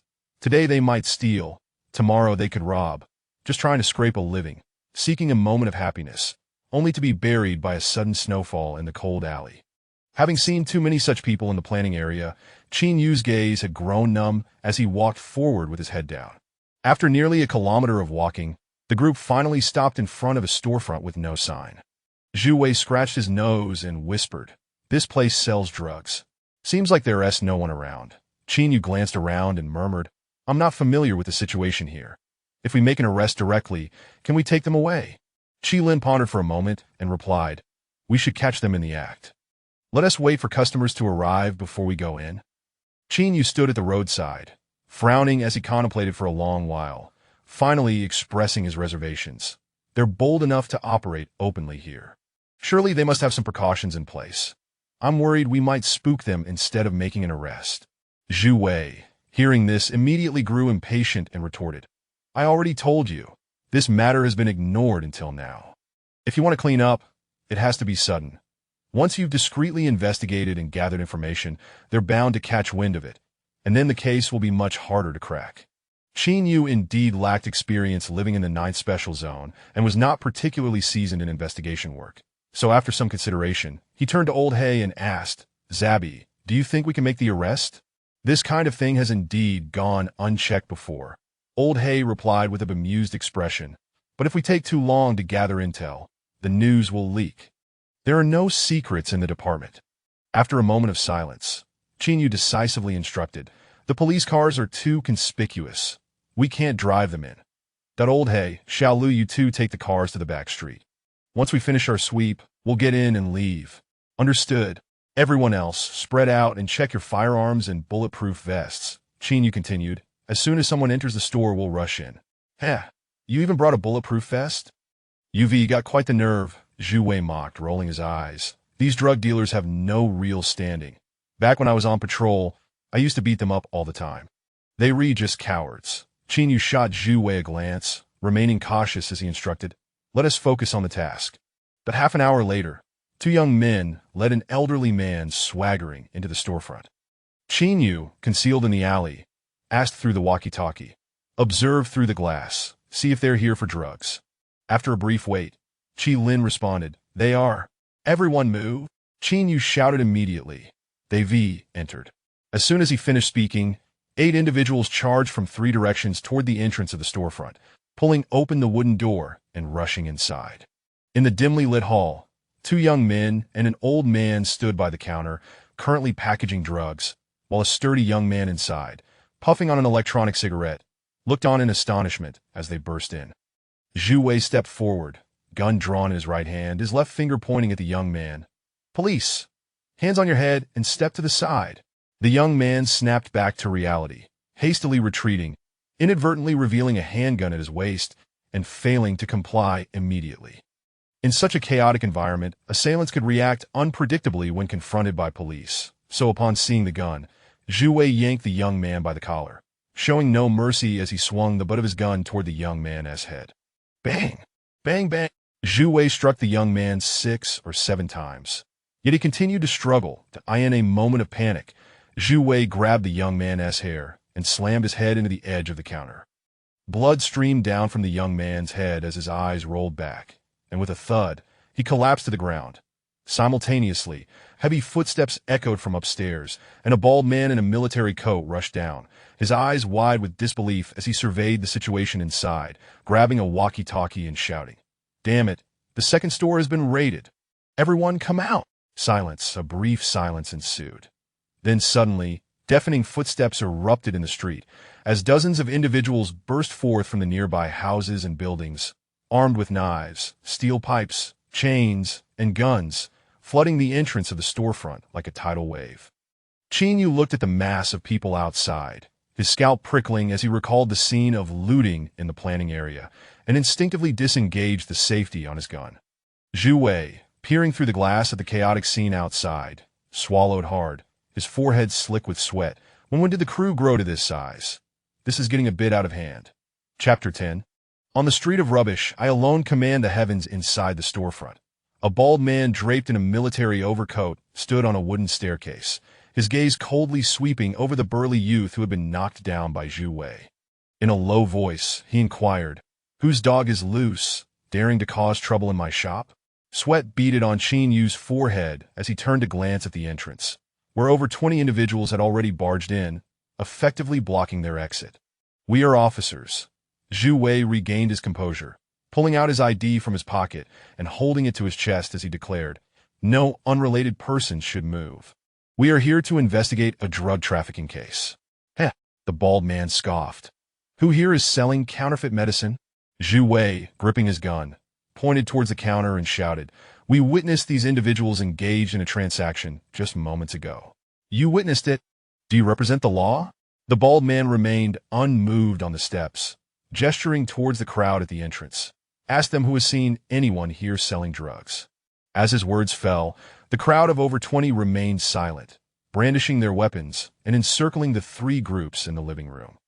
Zhu Wei felt a wave of embarrassment wash over him, standing awkwardly, unsure of what to say, and a flicker of fear crept in, for none of the newcomers appeared to be benign. After a brief hesitation, Qin Yu stepped forward to speak. "Damn it!" Just then, the burly youth who had been struck down by Zhu Wei sprang up, clutching his bleeding head and cursing. "How dare you hit me here?" "Don't move," shouted a young man beside Qi Lin. "Not move." "To hell with that." The burly youth lunged forward, fists flying, and with a resounding thud, struck Zhu Wei on the head. "With a broken gun, are you trying to scare your father?" Zhu Wei staggered back 3 or 4 steps. "Don't resort to violence. Don't move. You're assaulting an officer." The three groups acted in unison, swiftly surrounding the burly youth upon witnessing Zhu Wei being hit. "I just assaulted you. What's it to you?" The burly youth, nearly killed by Zhu Wei's earlier blow, was now filled with rage. He seized a box cutter from the counter and charged forward, yelling, "To hell with you. Even if you bring 500 more, if I'm unhappy, none of you will leave." With a furious roar, the burly youth lunged at the crowd with his knife. Qi Lin, who had been dodging, was caught off guard as the first target of the youth's attack was none other than him. Zhu Wei saw the knife and instinctively stepped aside. "Damn!" Qi Lin cursed, realizing he had no time to evade, and instinctively arched his back to protect himself. Thud! Just as the knife was about to pierce Qi Lin's body, Qin Yu pushed through the crowd, grasping the burly youth's knife with one hand. His palm clenched around the blade, blood gushed forth, cascading in a stream onto the floor. Qi Lin, still shaken, stepped back 2 paces, staring in shock at Qin Yu. A moment of silence ensued, followed by the burly youth glaring at Qin Yu, shouting, "You can hold a knife with your hand. Are you invulnerable?" Having said this, the burly youth attempted to stab again. Qin Yu swiftly seized the youth's wrist with his left hand and called out to the middle-aged man on the staircase. "Big brother, we are not here to cause trouble. We received reports of counterfeit drug sales in this area that we had no choice but to investigate. But upon entering, your brother attempted to draw a gun, and my colleague had no recourse but to retaliate to control the situation." The bald man, draped in the military coat, bent down and sat on the staircase, taking out an electronic cigarette without responding. Still gripping the burly youth's wrist, Qin Yu smiled and continued, "I have just arrived in Songjiang and am unfamiliar with the depths of Rubbish Street. Since this is a misunderstanding and there is no drug dealing here, we shall take our leave." "What do you think, big brother? If there is no drug dealing here, why did you resort to violence?" The bald man inhaled from his electronic cigarette, a smile playing on his lips as he inquired. Qin Yu paused for several seconds in silence. "Big brother, it is precisely because of individuals like you that we have our livelihoods, that we all depend on each other, and life is not easy for anyone. So, it is best if no one makes things difficult for anyone else. Wouldn't you agree? What will you do if I make things hard for you?" The burly youth challenged, his eyes fierce. The bald man exhaled a puff of yellow phlegm, still silent. After a brief pause, Qin Yu maintained his smile and turned to the bald man. "Big brother, while we might not be able to solve cases here on Rubbish Street, you still have to conduct business outside of it, don't you?" Upon hearing this, the bald man's arm hesitated slightly before he finally spoke. "Let them leave. Just like that. Does that mean my beating was for naught?" The burly youth retorted, his eyes dark as he shouted at Qin Yu and the others. "If you want to leave, strip off your shirts and frog jump out of Rubbish Street. Don't go too far." Guanxi, usually reserved, yelled, gripping his gun. Bang! Qin Yu turned to grab Guanxi's arm, his expression serious as he said, "If they want us to jump, let us jump. What is the big deal?" Guanxi, feeling aggrieved, replied, "Team leader Qin, if we don't leave, how can they live well? Damn it, there are so many of them. I said listen to me." Qin Yu glared and shouted. Guanxi clenched his teeth, falling silent. "Strip off your clothes and frog jump out." Qin Yu called out to his team down on the staircase. The bald man suddenly asked softly, "Why is it that so many people engage in this line of work, yet we are the only ones being investigated?" Qin Yu paused in surprise before responding, "We received some reports and the higher-ups sent us to check, but I'm not certain about the specifics."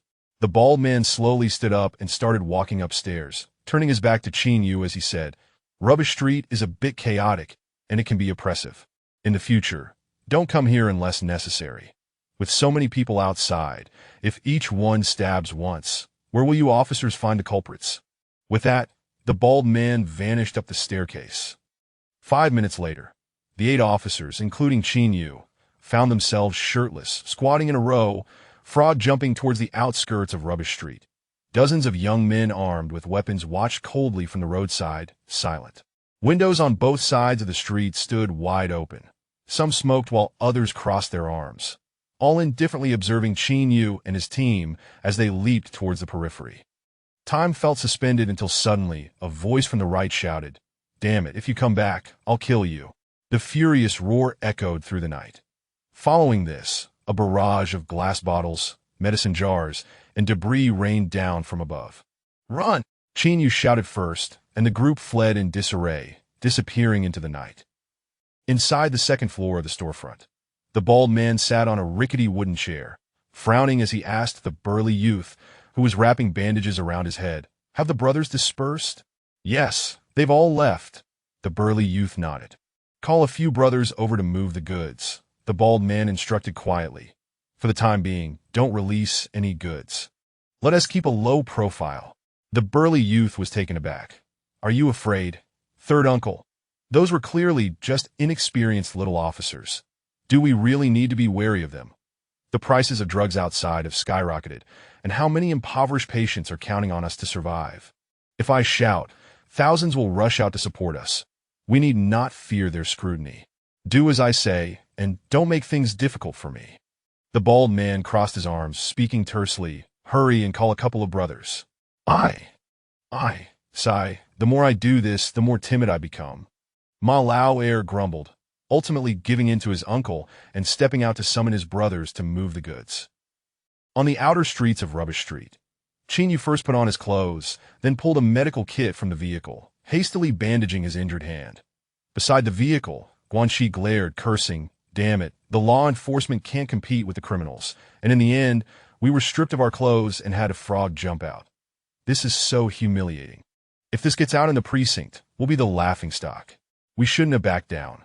If we hadn't stripped, what could they have done to us?" Zhu Wei, in a valiant state, complained to Qin Yu, "You're just too timid. Let me tell you, this is not how we handle cases in Songjiang. That you're the team leader.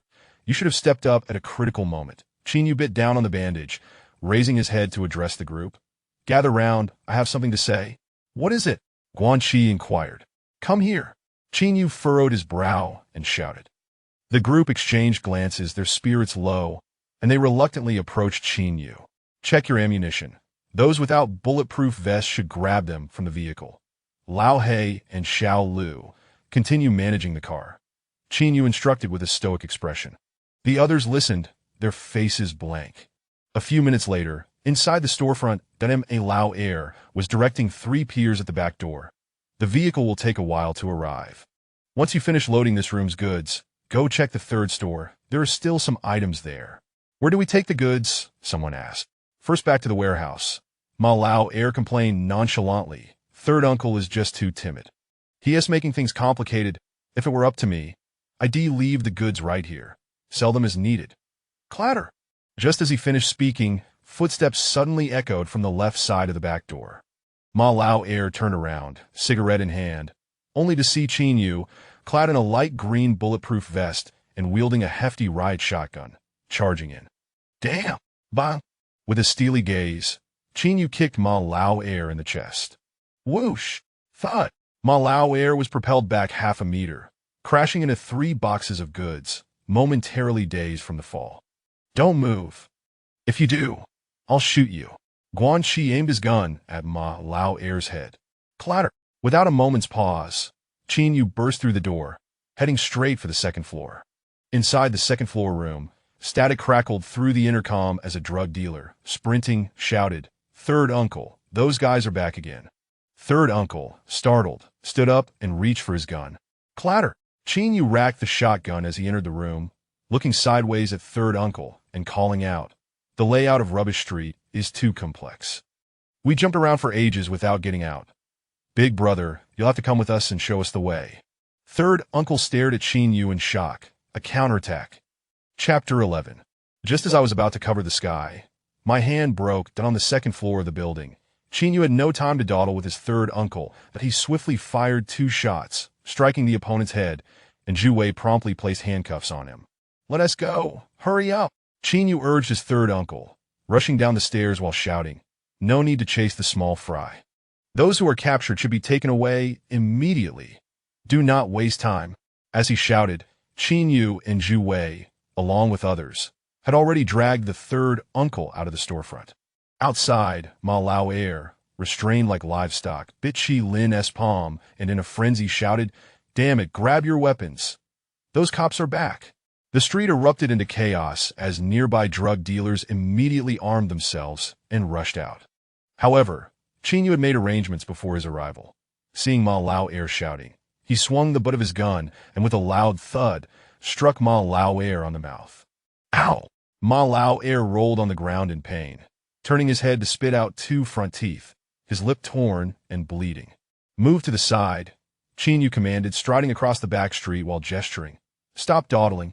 Just grabbing 5 kilograms of contraband is enough for a full sentence. Why are you carrying boxes? Are you all fools?" The bumbling Lao He, hearing this, finally discarded the box and grabbed 2 bags of antiviral medication, sprinting into an alley across the road. On the street, a throng of people surged forward, charging toward them. "Ban! Ban! Ban!" Chinyu fired 3 shots into the crowd, but the adversaries continued to surge forward like madmen, returning fire. "Damn it, these drug dealers are reckless." Chinyu, caught at the alley's entrance, realized his shots couldn't suppress the chaos and promptly turned to flee. Just over a dozen seconds later, as they exited the narrow alley, 2 ear-piercing screeches of brakes echoed. "Get in the car!"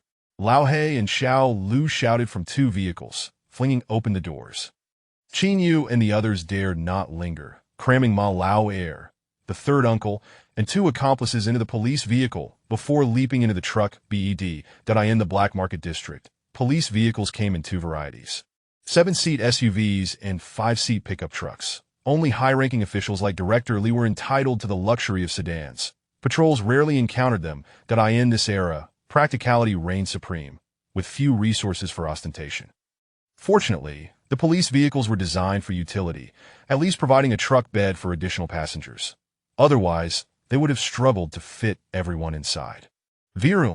After everyone boarded, Lao He slammed the accelerator, racing toward the outskirts of the dirt street. Throughout their rapid escape, gunfire rang out incessantly. The vehicle was riddled with bullets, and the 2 Thai brothers seated on the outer side suffered varying degrees of gunshot wounds. "Damn it, no need to hold back. Whoever's in front, just ram them," Chinyu shouted from the truck bed. Lao He, too afraid to look up, kept his head below the steering wheel, repeatedly veering to knock down several people before the oncoming crowd finally began to disperse. After speeding through the dirt street area for over a minute, they finally broke free.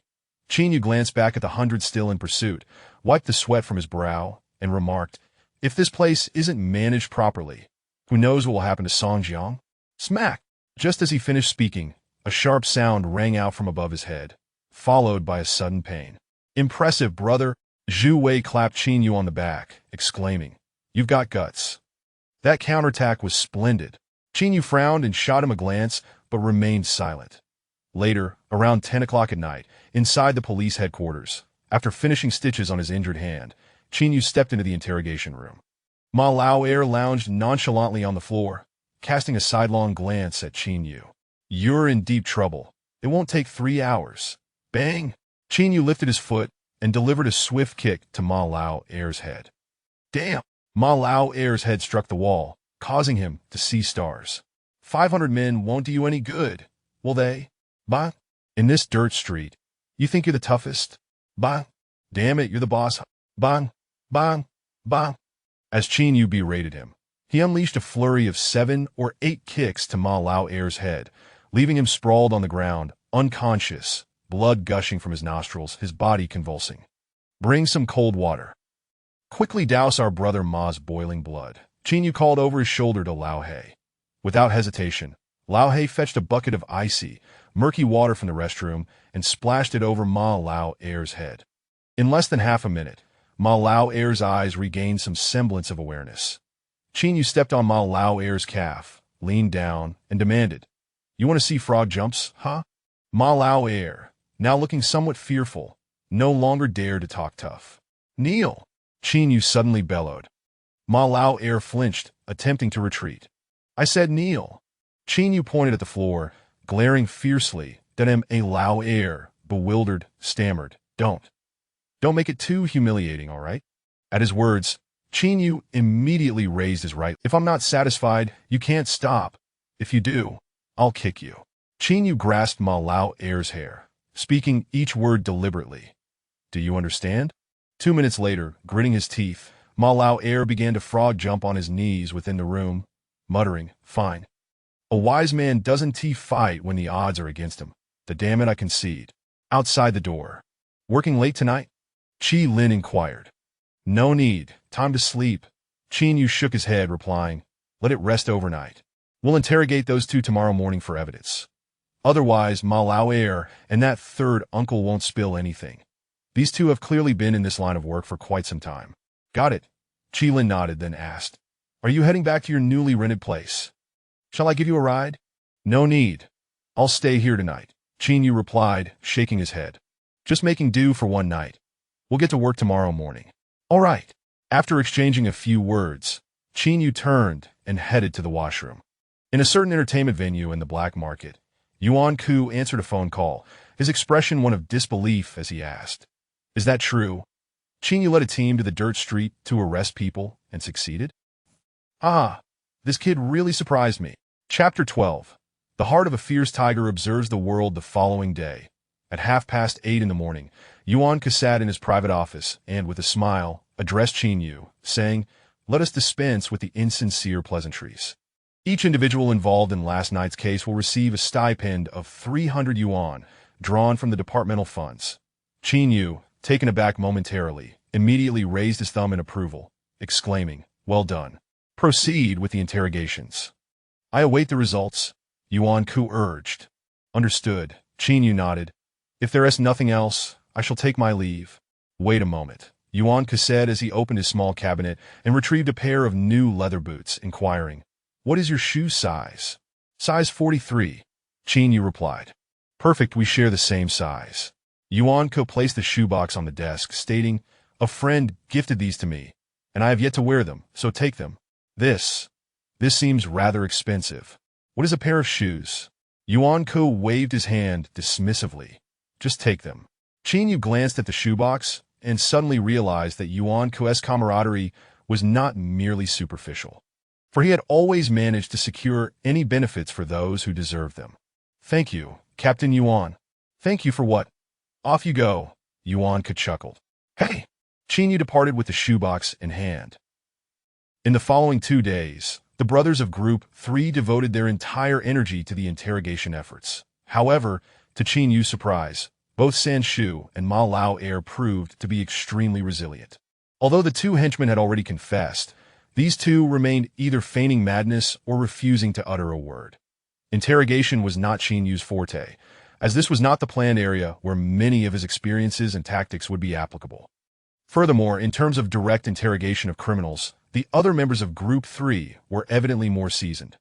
Thus, he decided to leave this task to Lao He, Guanxi, and others, simply awaiting leads and outcomes. On Thursday afternoon, around 3 o'clock, while Qin Yu sat in the office chatting with Chi Lin, Lao He, and Xiao Lu, Zhu Wei, having indulged in a bit of alcohol, swaggered back in from outside. "Damn it, no interrogations? Everyone's just loafing around?" Zhu Wei slurred, smirking. "Yes, just taking a breather." Qin Yu nodded. "Smack!" Zhu Wei habitually patted Qin Yu's head. "Go sit over there." Qin Yu chuckled, shifting slightly in his seat. "Stop messing with me. Why do you always have to pat my head? Damn it. What is wrong with patting your head? You about to be confirmed as a regular. Is that it?" Zhu Wei teased. "How can you be drinking during work hours?" Qin Yu casually inquired. "It's not just your body that can handle it. Think about the cost of a drink. I have many friends and numerous social obligations. It can't be helped." Zhu Wei leaned back nonchalantly. "My family is pushing me to marry, and they introduced me to a girl. I just met her and had a drink." "Ah." Qin Yu nodded, purposefully retrieving a cigarette from his pocket and lighting it. What the hell? Zhu Wei froze, then stretched his neck, exclaiming, "You scoundrel, didn't you say you were out of cigarettes? Why do you still have one stashed away?" "That's it, just this one," Qin replied, taking a puff. "Come on, stop picking on the team leader. That cigarette is expensive. Why do you always mooch?" Guanqi joked, then grinned and reached out. "But I'm different. I had a breakthrough today, so logically, you should give me one as a reward." If no one was willing to joke around, perhaps everyone in the team would refrain from teasing Qin. However, with Zhu Wei's antics, it seemed that regardless of the occasion, everyone felt a bit more at ease to speak freely. "I truly have none left," Qin insisted, pushing Zhu Wei away. "This is the last one." "Damn, so stingy. Hurry and give me one." Zhu Wei grabbed Qin wrist. "Team leader, don't be stingy. Share a bit. Half a cigarette each will do," Lao He chimed in. "I really have none left," Qin said, leaning back in his chair to evade them. "Let us take it from him." Zhu Wei, breath reeking of alcohol, pressed down on Qin's arms while shouting, "Come on, hold him down. Let us search his pockets for the cigarettes. We'll split them. Damn it, this kid doesn't he know the rules, being so stingy right from the start. Old Zhu, stop messing with me. I truly have none left." Qin laughed, emphasizing his point. "Quickly, hold him down. Xiao Lu, hold his legs." Zhu Wei continued to rally the others. The atmosphere escalated, and all members of Group 3, except for Qi Lin and the two injured Tai brothers, rushed over to seize Qin's cigarettes. "Damn it, stop it. I really have none left." Qin, beaming, pushed against the crowd as the strong young men joined Zhu Wei in the playful chaos. "What else with this day? It's as if none of you have ever smoked." Qi Lin laughed as he stood up to fetch some water. "Damn it, I won't let you off that easily. Hurry and hand it over." Zhu Wei pressed down on Qin's arm, reaching for his pants pocket. That moment, Qin suddenly seized the police knife from the desk, pinching the blade between his thumb and forefinger, and thrust it downwards with force. Thud! The knife struck, causing Zhu Wei to freeze in place. "Don't mess with me. If you keep it up, I'll stab you," Qin called out with a smile, gripping the blade and preparing to stab Zhu Wei's thigh again. Thud! The second stab landed on Zhu Wei's leg, prompting him to stagger back 2 steps. Upon seeing the blood, the other members of the group froze, while Qi Lin stood there, astonished, observing Qin with wide eyes. "Goodness, what happened? Did you really stab me? I was just pretending." Qin feigned surprise, rising with the knife in hand, lowering his head to inspect the wound on Zhu Wei's leg, and asked, "You all right?" In pain, Zhu Wei became agitated and pushed Qin away. "You bastard! Are you playing around with a knife?" Qin looked up, still wearing a smile, and replied, "I told you not to mess with me, that I wasn't gentle, yet you kept joking around. See what happened now?" Upon hearing this, everyone in the room fell silent, their expressions devoid of the earlier mirth. "Don't mess with me in the future, understood?" Heh. Qin chuckled as he set the knife down and helped Zhu Wei to his feet. "Come on, let us hurry to the infirmary." Zhu Wei hesitated for a moment, but seeing Qin's demeanor, he calmed down and followed him to the infirmary. After the small uproar, no one in Group 3 dared to joke excessively with Qin anymore, including the foolish Zhu Wei, and certainly no one continued to treat him as merely a new recruit. From an observer standpoint, Qi Lin witnessed the entire exchange between Qin and Zhu Wei, that he suddenly realized that while Qin appeared affable and engaged in pleasant conversation, he likely harbored thoughts far removed from the immediate situation. You might think you had grown familiar with him and become friends, yet he could, in an unpredictable manner, indicate when you had overstepped your bounds, all while preserving your dignity. Simultaneously, Qi Lin recalled how the usually domineering Lao San had not dared to trouble Qin since the kidnapping case, which indicated that Qin had privately resolved that issue as well. From that moment, Qi Lin recognized that perhaps individuals like Qin were the ones capable of navigating such a complex environment. Bold, meticulous, understanding of human sentiments, and worldly wise. Having been tempered in the planned area for over a decade, perhaps he was simply awaiting the opportunity to soar here. After parting ways with Zhu Wei in the infirmary, Qin remembered that he had rented an apartment but had been too busy to visit in recent days. Therefore, he called up Lao Mao and headed towards number 88 courtyard. Meanwhile, in a warehouse on Tuzha Street, An elderly man in his 60s leaned on a cane and remarked, "Qin Yu, never heard of him before. I had someone look into it." Yes, new. Just arrived and already apprehended Xiao Air and Demin. He must have someone backing him. The old man pondered for a moment before turning and commanding, "You take some people to investigate this, Qin Yu." Chapter 13. A friendship where honesty prevails in courtyard number 88. The old cat lay beside the window of the house on the left, his large eyes surveying Lin Yinlei's room. "Why hasn't she returned yet?" On the right side of the courtyard, Qin Yu called out, "Could you lend me a hand? Did I invite you here just to enjoy the view?" Stop shouting, I'm coming," the old cat replied with a lackluster tone, turning to cross the courtyard and enter Qin Yu's room. "It's just a rented place. You only come back here to sleep. Do you really intend to turn it into a palace? Just tidy it up a bit. If you live alone, shouldn't you keep it a bit cleaner?" Qin Yu waved his hand dismissively. "Help me sweep the floor. It's all dusty." "Are you kidding me? You want me, a deputy captain, to clean for you? Brother, you've got some nerve. I'll treat you to a meal later." "Now that's more like it." The old cat, inherently lazy, rarely helped out, so his willingness to assist Qin Yu today was indeed a rare occurrence.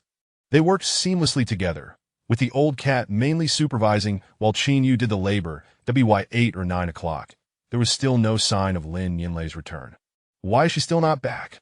The old cat had come over primarily to see Lin Yinlei. "Stop looking. She's not your type." Qin Yu rolled his eyes. "Let's eat. Then let us go to second sister's place." "Forget second sister. I'll just go out and grab some snacks." "What snacks?" "Instant noodles, easy and convenient." "Seriously? I help you move, and this is what you offer me?" "Instant noodles are cheap. Are you eating or not? If not, you can head home. We've worked all night and are quite tired," Qin Yu replied with a sidelong glance. "For goodness sake, you're so inconsiderate. Haha, I'll throw in a sausage for you, and that is settled." Qin Yu laughed as he stepped out of the house. In the small courtyard, there were a total of 5 households. The landlady resided behind the iron gate of the inner courtyard and seldom emerged. The remaining 4 households were flanked on either side of the main entrance by Lin Yinlei and Qin Yu, while the last 2 households occupied adjacent rooms without water or electricity and were rarely seen. After Qin Yu returned with food, he boiled some water, shared a simple dinner with the old cat, and prepared to retire early to continue interrogating Ma Laonyo and Demin the following day. "Well, we've finished eating. You should head back," Qin Yu said as he removed his jacket. The old cat burped contentedly. "Forget it. I'm staying here tonight." "Brother, it's just a 1.5-meter bed. How are we going to sleep?" "I'll hold you," the old cat said, carelessly leaving the remnants of their meal behind as he flopped onto the bed, kicking off his 2 smelly shoes. "Are you out of your mind?" Qin Yu asked, feeling somewhat awkward. "Are you here for Lin Yinlei? Or for me?" "Hey, have you ever played with a guy?" the old cat asked curiously, lying on the bed. Qin Yu was taken aback, momentarily speechless. "I'm asking you, have you? What about you? Have you?" Qin Yu countered. That I've seen others do it. I heard it can stimulate the prostate." The old cat started to ramble on. "Shut up," Qin Yu said, feeling nauseated. "Are you going back or not?" "Not going back. It is too late. I'll stay here." The old cat yawned and carelessly stripped off his clothes. Qin Yu had no choice but to wash up quickly and then join him in bed. However, there was only one blanket in the room, which left Qin Yu feeling slightly awkward, especially with the old cat's earlier comments still echoing in his mind. Did they catch the drug dealer? The old cat, now facing Qin Yu, had already closed his eyes and was drifting off to sleep. "Yeah," Qin Yu nodded. "They captured the 2 leaders." "Ha, Yuanko must be thrilled, right?" The old cat sneered. "That bastard talks a big game about morality, but only engages in despicable acts." This was not the first time Qin Yu had heard the old cat express such sentiments. "You seem to have a bit of a grudge against the first team. It's hard to explain in just a few sentences, but I must warn you to keep your work and personal life separate. Keep your legs away from me." "You touched me," Qin Yu interrupted. "I didn't move my legs," the old cat protested. "You did. You touched my leg. That is not a leg," the old cat insisted, eyes closed. Just then a series of knocks sounded at the door. "Who is it?" Qin Yu called out. "It's me, Lin Yinlei. Have you returned?" "Ah, yes, I'm back. Is there hot water? I just got off work, and the water's off, so I can't wash up." Lin Yinlei, unaware that Qin Yu was inside, was peering through the window while knocking, vaguely seeing him rise from the bed. Yes. Wait a moment. With no option to find sleepwear, Qin Yu simply threw on his coat and opened the door. Sorry to bother you. You must be asleep, right? Lin Yinlei stood there in her fleece coat, her cheeks flushed from the cold. Not at all. I have hot water left over. Qin Yu smiled. Let me get it for you. Thank you. Lin Yinlei was polite and did not rush inside. As Qin Yu turned to fetch the water, he remarked, Your job seems quite demanding. You're coming back so late? I just got here, still adjusting. Lin Yinlei stretched her delicate neck. Oh, sitting all day has left my neck stiff. Yinlei, we don't have much hot water left. At that moment, the old cat suddenly sat up in bed, grabbing his underwear and shouting, Wait, I'll go get some cold water from the storage well for you, and you can heat it up. Just wait. At the door, Lin Yinlei stared in shock as the old cat donned his underwear from under the covers, her neck stiffening as she glanced at Qin Yu, her expression bewildered as she stammered, Oh, your partner is here too? Qin Yu stood there, utterly dumbfounded. Outside courtyard number 88, an electric motorcycle came to a halt. The person on the back seat glanced at the main entrance and said that Xiaohu mentioned that he has a colleague living here. 2 people? The rider asked in response. Yes. Let us wait a bit. We'll move once Qin Yu comes out. As the words fell, the motorcycle silently disappeared into the night. Chapter 14. Old Master Ma. Early the next morning, Old Cat was roused from his slumber at 6 by a phone call, urgently summoned back to the precinct due to a pressing assignment. Meanwhile, as Qin Yu pondered over what frugal breakfast to indulge in, he was unexpectedly greeted by Lin Yinlei, who arrived bearing a steaming plate of youtiao. I just bought these. Go ahead and eat, Lin Yinlei called out, hanging the youtiao on the door. Oh dear, this is too generous of you.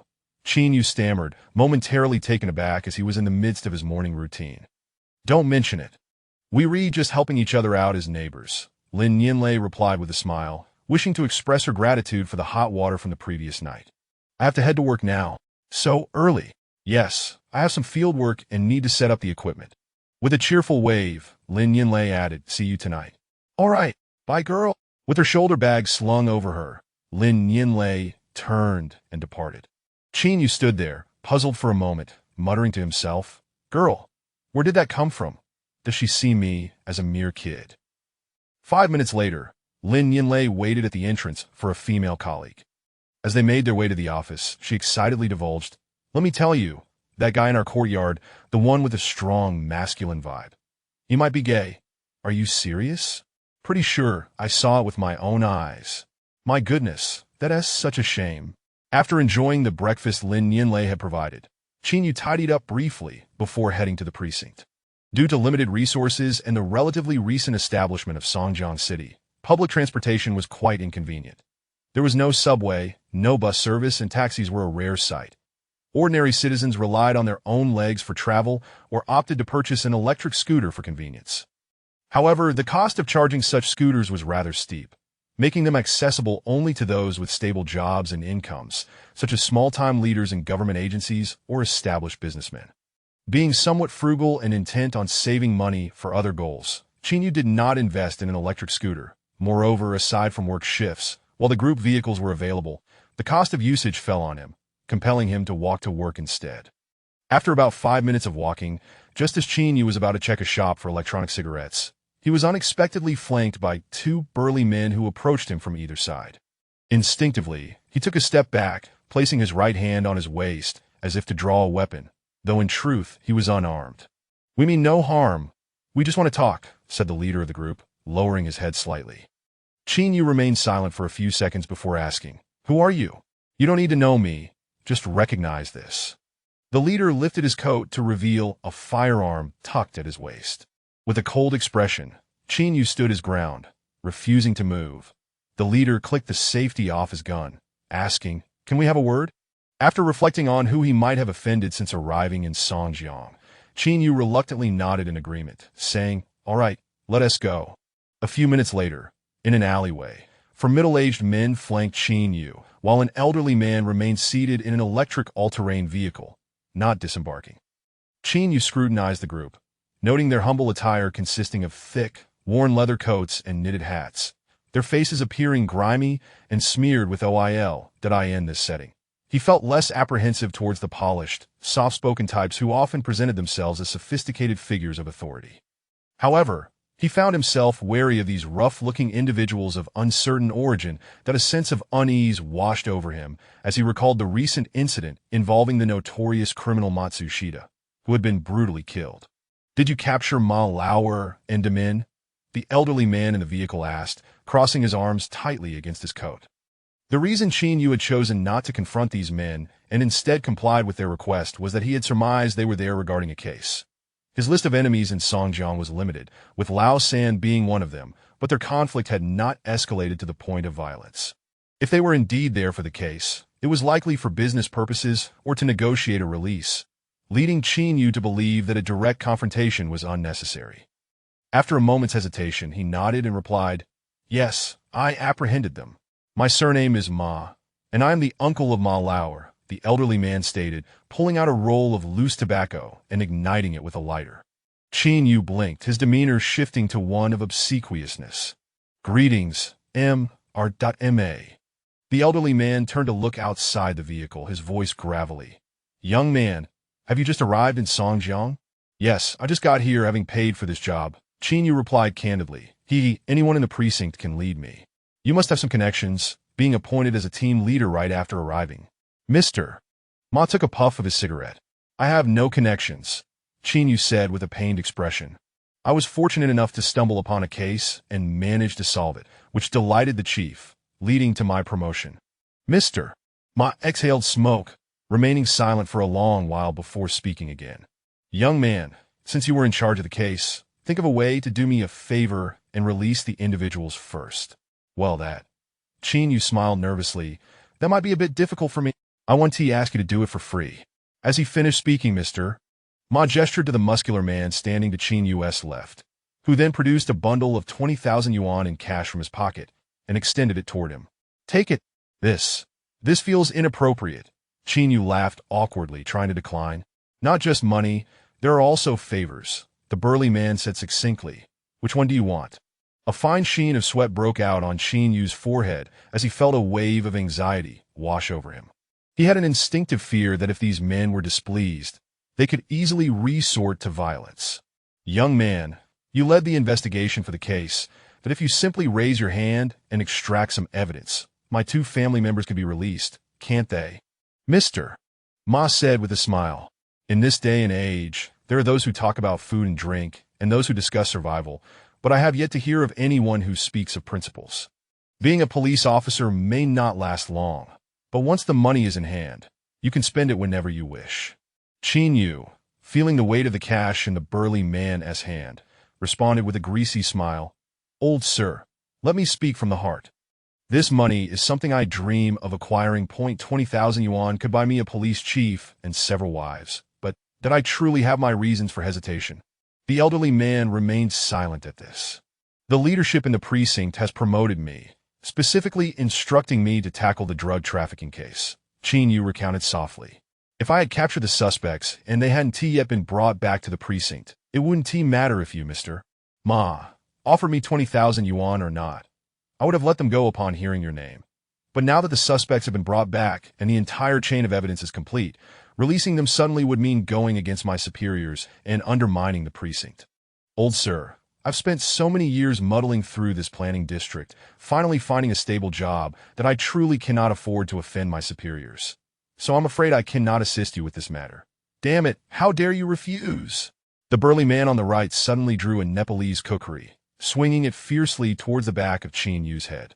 The whistle of the blade slicing through the air was swift and menacing. Chapter 15. A spring-like approach to handling affairs. Qin Yu raised his arm, his body arching as he leaned to the left. Bang! A dull thud resonated as Qin Yu pushed the burly man back 2 steps, remaining steadfast in his position. He immediately raised his hands and exclaimed, Brother, please don't make this difficult for me. This 9th Special District spans nearly 7 million square kilometers, teeming with rugged bosses everywhere. What do you think I am? Why must you stoop to my level?" The burly man, momentarily taken aback, brandished a knife, his eyes wide with astonishment. "You actually know a thing or two?" "What do I know?" I am just a lowly officer.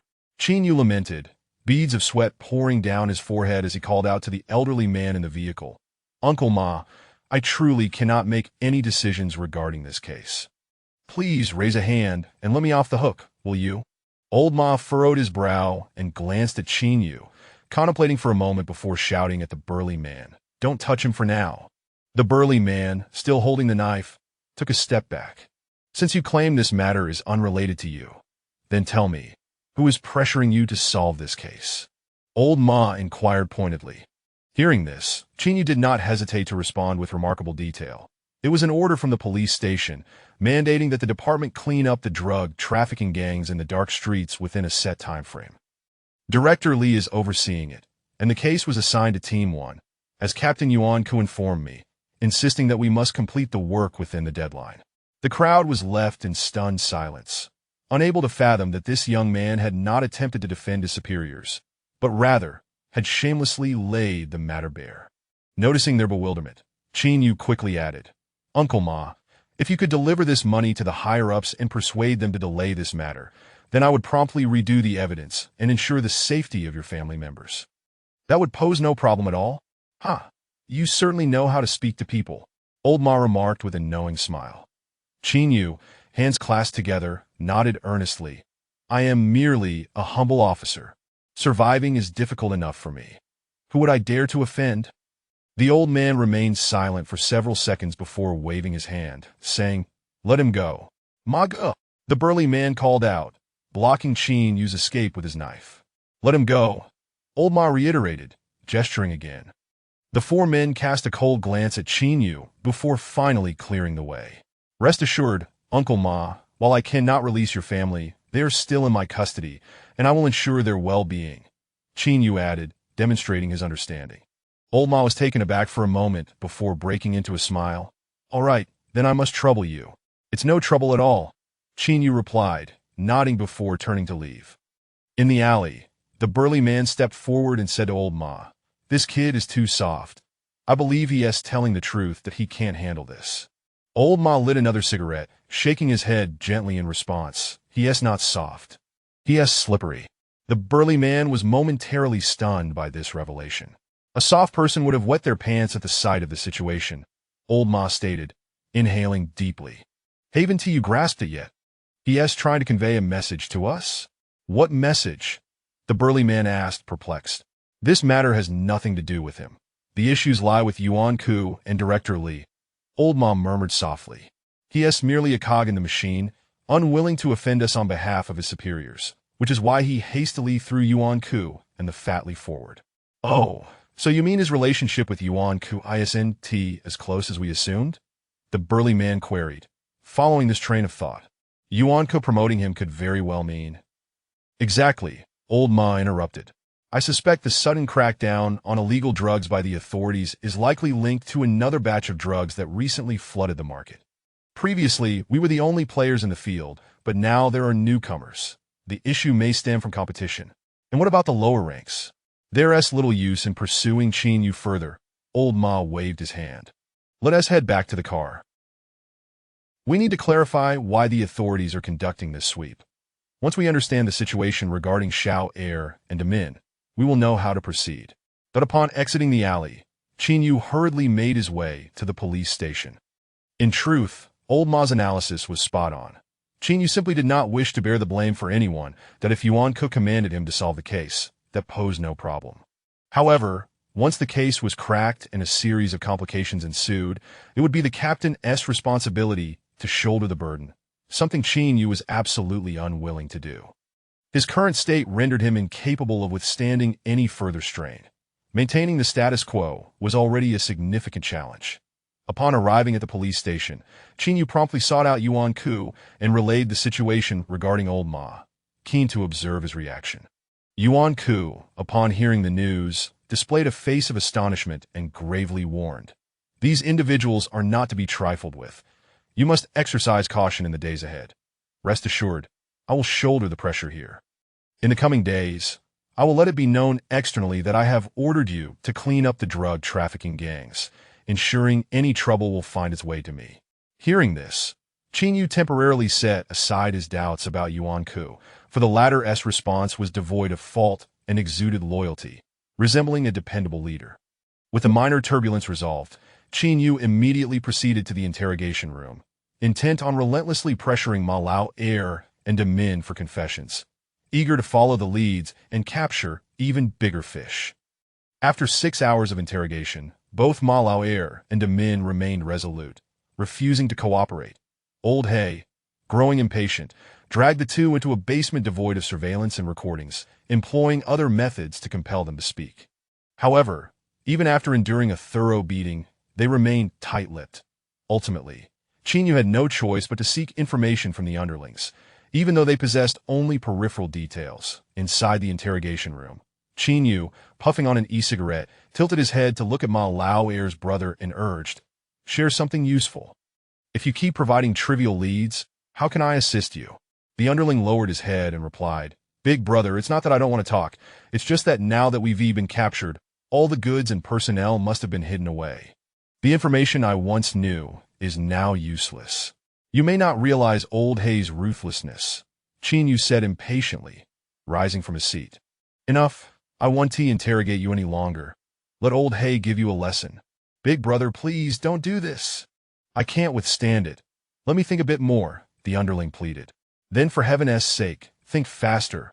I haven't even eaten." Qin Yu bent down and sat back down again.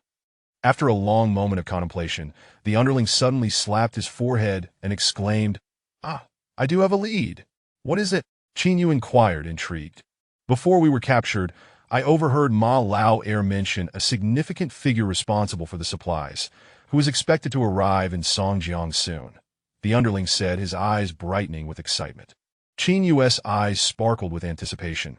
"Is that true?" In a slum in Songjiang, a disheveled man whispered into his phone, "Has the commotion died down? The goods are all secured. I must make my move." Old Ma pondered for a long moment, his tone laced with resignation as he replied, "Let us meet and discuss this further." Chapter 16. The daily life of a subordinate. While Qin Yu was preoccupied with his case, Qi Lin's thoughts were elsewhere. At this moment, this exceedingly pragmatic individual was contemplating how he could ascend to the rank of a second-tier officer. Outside the office of the Public Security Division's first team, Qi Lin nervously knocked on the door while holding 2 bags of gifts. "Come in," a voice called from within. Pushing the door open, Qi Lin entered with a broad grin, bowing slightly as he exclaimed, "Captain Ryan? Are you busy?"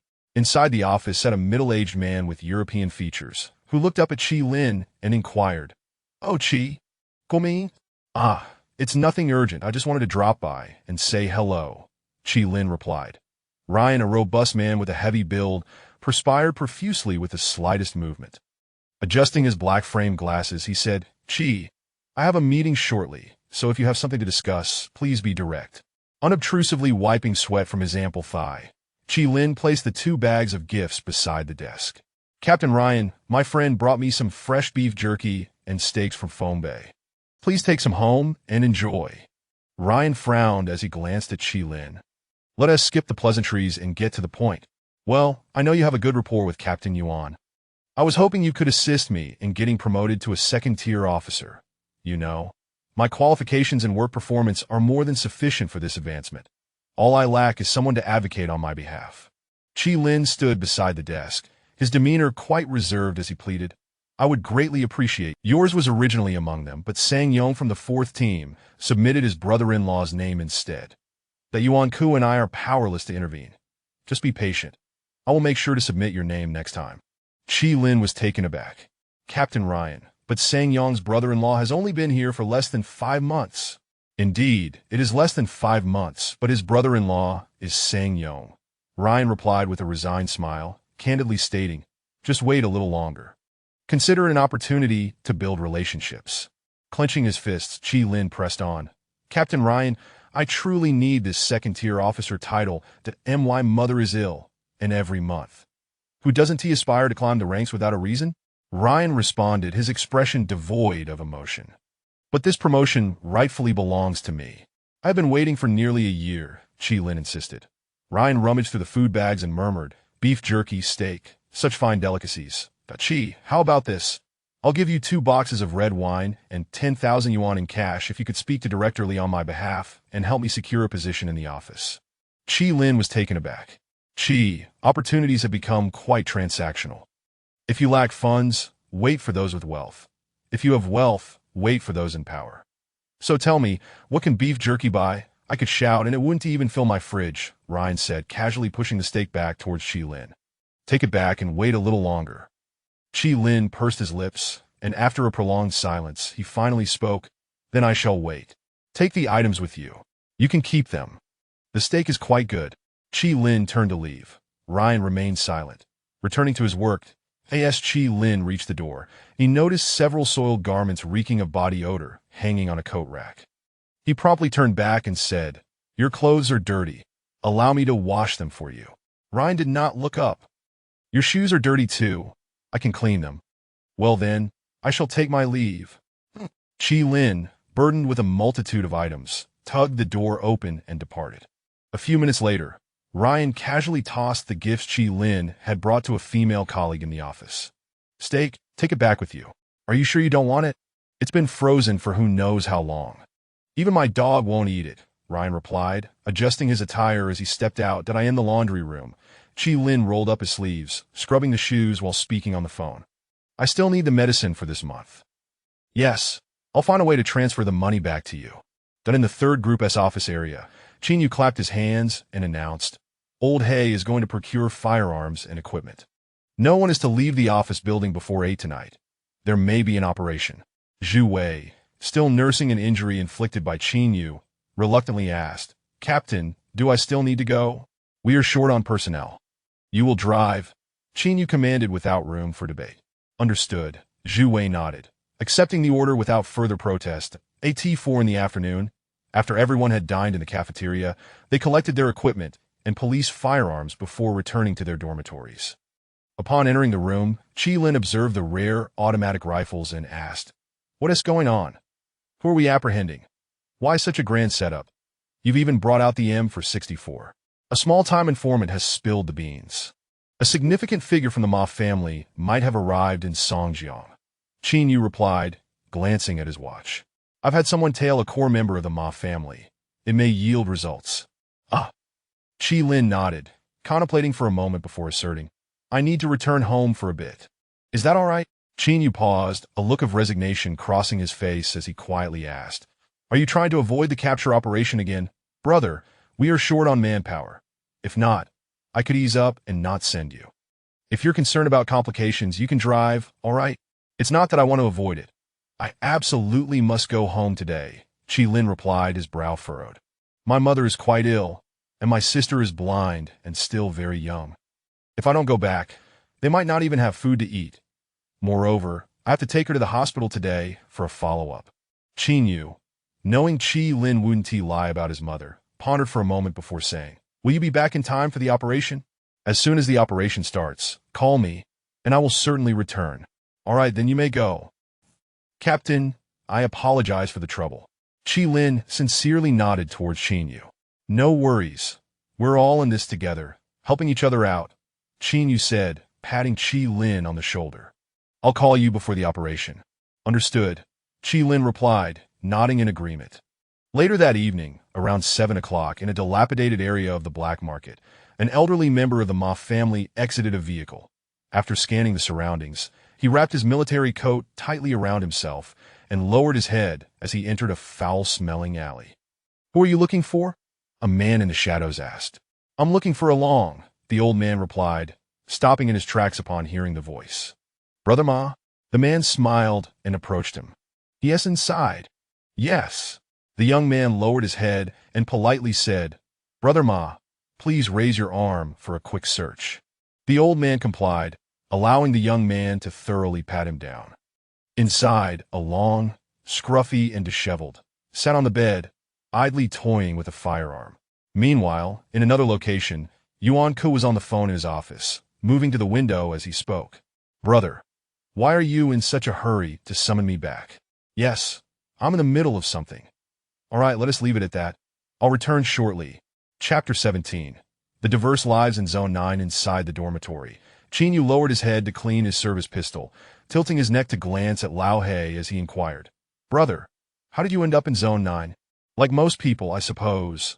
Lao He replied softly, lowering his gaze. When the disaster struck, nations established a united government and created 8 zones for refuge. Yet, with such a vast global population, how could everyone possibly enter these 8 zones? The numbers are overwhelming, resources are scarce, and habitable places are few. Thus, to gain entry into these 8 zones, one must await the United Government's random selection for permanent residency rights. While it is termed a random draw, the majority of these tickets were seized by the societal elite, leaving only a small portion that rapidly escalated in price. Towards the end, a single ticket could cost upwards of $10 million. As for my homeland, ravaged by war in Africa, mere survival is a challenge. Where would I find the means to purchase such a ticket? At this juncture, the Thai brother also chimed in softly. Our experiences are quite similar. My father held on to a glimmer of hope, having heard that Zones 7 and 8 still had unfilled quotas and were randomly distributing permanent residency rights. He endeavored to reach Asia by any means possible, only to find that we were met with full capacity and no room for acceptance. With a smile, Lao He turned to Qin Yu and asked, "Do you know the origin of Zone 9? I have heard some tales." Qin Yu nodded. Given that Zones 7 and 8 are both within your nation's borders and were the last 2 residential areas to reach full capacity, many hopeful individuals flocked here from around the globe, waiting for that elusive opportunity. However, once Zones 7 and 8 reached full capacity, we were left with millions of homeless souls in this place. Unable to survive, riots ensued under the leadership of some, attempting to breach other residential areas. It was then that the United Government, left with no choice, decided to allocate a portion of resources to permit the establishment of the 9th Special Zone. Yet they lacked the capability and sufficient resources to support us here, ultimately leading to our self-governance. This is the history of Zone 9. It is a sliver of hope snatched by us from the depths of society. Though it is chaotic, it feels like home. Even if you were to send me to any of the other 8 zones, I might not adapt. Lao He maintained an optimistic demeanor, revealing a warm smile that showcased his white teeth. After a prolonged silence, Qin Yu inquired, "What about your family?" "I have no one left. My mother and younger brother perished during the first military conflict in Zone 9. Lao He's gaze dimmed slightly. "My father was among the first batch of officers in Zone 9, and he too fell in the line of duty." Qin Yu was taken aback. "I'm sorry. It's nothing. I have long since come to terms with it." Lao He smiled again. "What about you? Do you have family? How did you find yourself in the planned area?" That I might be in a worse position than you." Qin Yu hesitated for a long while before he contemplated sharing his own burdens with his colleague. Ding, ding, ding. At that moment, the shrill ring of a phone interrupted the conversation. "Hello." Qin Yu answered the police phone. "The core member of the Ma family has taken old Ma to the 3rd Ring Road. I've been observing for a while and am 80% certain that they are meeting with a contact person." Xiao Lu succinctly reported the situation over the phone. "What is the exact number of people involved? Whether the contact person is present is something I can only judge based on experience." Xiao Lu replied with a furrowed brow. "I haven't seen him in person, but there are at least 2 to 4 individuals stationed at the alley entrance." "What about old Ma?" "He went in alone. The people he brought are waiting outside, totaling 3. Do you have any insight on their firepower?" Qin Yu inquired further. "It's impossible to tell for sure, but based on my experience, I suspect these individuals are heavily armed." Xiao Lu responded without hesitation. "Understood. Stay put. We will be there shortly." "Okay." After concluding their conversation, Qin Yu clapped his hands and called out to his colleagues, "Gear up. We're getting to work." Lao He was the first to rise at the sound. "Haha, let us take care of business first, and we can chat over drinks later," Qin Yu said, patting Lao He on the shoulder with a smile. "Sure thing." Lao He was devoid of the typical flaws found in most of his compatriots. He worked diligently without complaint, unafraid of trouble, and was capable of assuming the roles of both observer and demolitions expert. He was an adept marksman, considered one of the few warriors within their team. "Gather downstairs," Qin Yu instructed before turning to exit the dormitory, promptly dialing Yuan Ku's number. "Hello. Xiao Qin. Captain Yuan, I request personnel assistance." Qin Yu stated his request plainly. "Have you caught a big fish?" Yuan Ku's eyes brightened. Not yet confirmed. We need to secure them first. Qin Yu licked his lips. The opposition may possess heavy firepower. An initial estimate suggests around 10 individuals. How many people do you need? At least one team. I am struggling to gather 2 teams at the moment. Our personnel are all tied up with cases. Yuan Ku expressed his concerns. If you can't provide me with personnel, I want to be able to make an arrest. Qin Yu frowned. You are aware of the situation with Team 3. After a moment of deliberation, Yuan Ku said, I'll call the captain of Team 3 and have them send someone to assist. Just wait downstairs. Old Cat's team? Qin Yu was taken aback. What's wrong? Is that not acceptable? It's fine. It's fine. Let him come. Qin Yu responded with satisfaction. I know him well. Communication will be smooth. That's settled then. Approximately 5 minutes later, Old Cat arrived with 20 personnel, clad in light green tactical uniforms, donning combat boots, bearing collapsible riot shields, and wielding 5 M464 rifles, striding forth with purpose. Quite swift, Qin Yu remarked with a smile as he approached. Damn, I only came to lend a hand because I heard you were leading the team. If it were someone else's task, I would have surely avoided it. Old Cat grinned, revealing his teeth to Qin Yu. These are all the people available in the dorm. The rest are occupied with cases. Thanks. Let us skip the pleasantries. We're here to assist, so just direct us. Old Cat waved his hand dismissively. Let us talk in the vehicle. Qin Yu pulled Old Cat along and turned to his team members, shouting, check the communication equipment and formulate a capture plan on the way. Understood. The members of Team 3 shouted in unison before heading to their vehicles. A few minutes later, 4 police patrol cars and a multifunctional tactical van sped toward the 3rd Ring Road. In a dimly lit and damp room within an alley, Along was munching on marinated beef as he tilted his head to address Old Ma, asking, can you settle this matter or not? If you can't, I'll just give the job to someone else. I can settle it. Just give me a little more time, Old Ma replied. I can only wait a week at most. Along pondered for a moment before asserting, it truly cannot be delayed any longer. If the warehouse gets raided, I'll end up with nothing. I understand.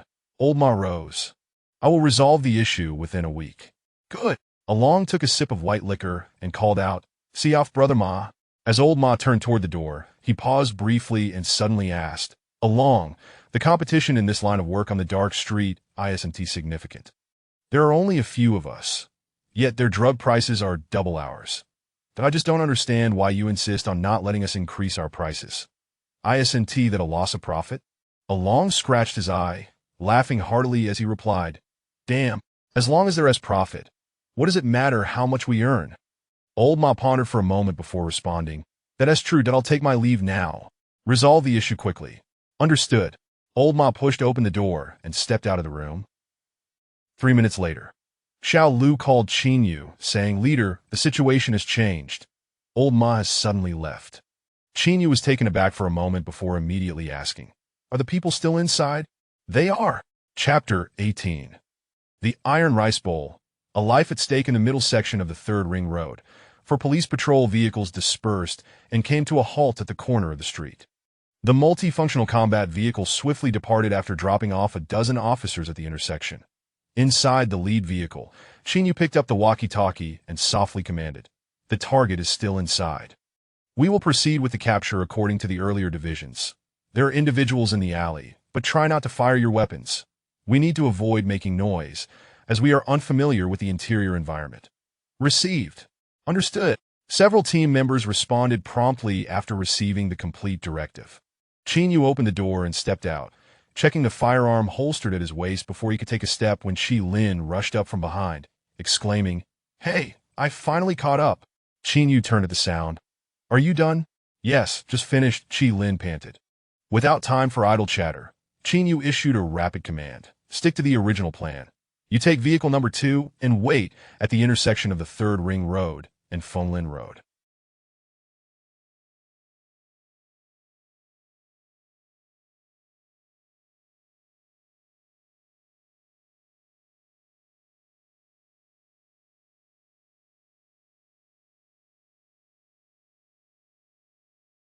If the capture is successful, I will immediately join you in your vehicle. If there is any backup from Lazy, report it immediately. Understood. Lin gratefully replied, "Thank you, Captain, for always looking out for me. Let's not discuss that." Yu had no time for pleasantries. As he walked, he called into the walkie-talkie, "Old Cat, prepare to approach the alley. We will charge from the front." "Received." 3 minutes later, Old Cat, donned in a Kevlar helmet and clad in light green tactical gear, with a steel plate ballistic vest on his chest, led a team of 10, crouching low as they approached the alley, dividing into groups on either side, awaiting orders. As they walked along the roadside, Yu inquired into the walkie-talkie, "Is there a high vantage point?" "None, only an external staircase. It should provide a clear view of the second floor." "Good. Your group will secure the second floor. Your main task is to provide cover," Yu instructed succinctly. "Understood." After concluding discussions with his colleagues, Yu reached the entrance of the alley and turned to glance at the deserted street. Clapping Old Cat on the shoulder, he said, "Old Hay and I will go in. You all stay put for now." "Okay." Old Cat nodded. "Let's go, Old Hay," Yu called out. Old Hay, dressed in plain clothes, followed closely behind as they entered the alley. As they walked side by side at a leisurely pace, Yu casually asked, "Nervous?" "I've gotten used to it." Old Hay chuckled. "No worries, just relax." Yu playfully draped an arm around Old Hay's neck and, staggering slightly, shouted, "Take me somewhere fun." "You've had too much to drink." Old Hay feigned understanding. In the central section of the alley, a middle-aged man, upon hearing their voices, sat up from a dilapidated wooden chair, squinting in their direction. As Yu stumbled forward, still with an arm around Old Hay. He spat on the ground after walking about 30 meters, exclaiming, "Damn it, life is tough." The spit landed squarely on the shoulder of a burly man. "You son of a..." The burly man's companion stood up, frowning and ready to curse. "Hey, is there someone here?" Yu feigned drunkenness, slowly turning back to inquire. "Excuse me, brother, could you tell me how to get to the Duo Club?" Initially, the burly man thought Yu was merely a drunkard. But as Yu approached, the man's expression tightened, and he instinctively placed his hands behind his back. "I don't know." Yu let out a dry heave, his body involuntarily swaying towards the burly man. "Damn it, you don't even smell of alcohol." The burly man stood up, ready to draw his weapon, while his companion instinctively reached for the earpiece button. Bang! Yu swiftly kicked out his right leg like lightning. Thud! The burly man staggered back 2 steps, crashing against the wall. Smack! Yu seized the man's arm and forcefully swung him to the left, causing the burly man to stumble to the ground. Following that, Yu's knee slammed down onto the man's head, while his left hand pressed against the gun at the man's waist, whispering fiercely, "Don't scream, or I'll kill you." "There's..." The burly man showed no fear of Yu and attempted to shout. With no choice, Yu released the grip on the man's arm and instantly covered his mouth. "Be quiet." Ugh! The burly man, fiercely defiant, struggled against Yu's hold and bit down on his hand, drawing blood. Meanwhile, as Yu grappled, Old Hay had also charged forward, skillfully subduing another drug dealer using police apprehension techniques. However, that individual was equally vicious. Once his mouth was covered, he began violently thrashing his head. Seeing that the two were beyond control, Yu promptly gestured for backup. Tulp, tulp, tulp. Old Cat received the signal and led the team into the alley.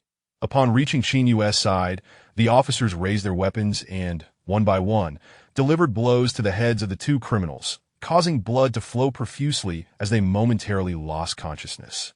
"We missed one." Yu rose and shouted, "Breach the door." Crash, crash. The sound of Remington series breaching shotguns being cocked was exceedingly crisp. Bang, bang, bang.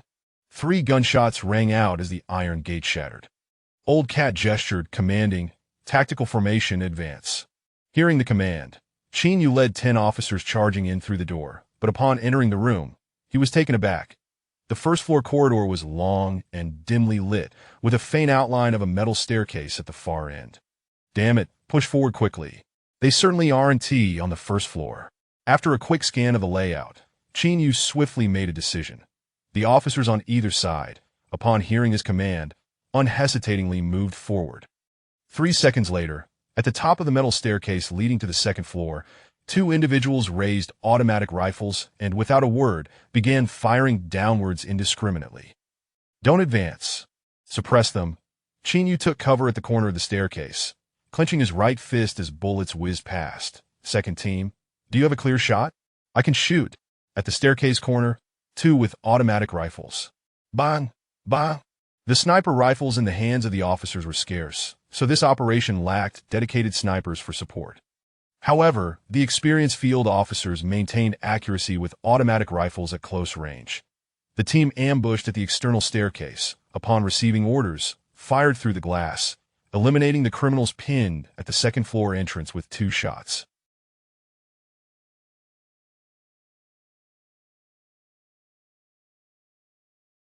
As the bodies tumbled down the staircase, Chinyu waved his hand, commanding, "Go in!" Whoosh!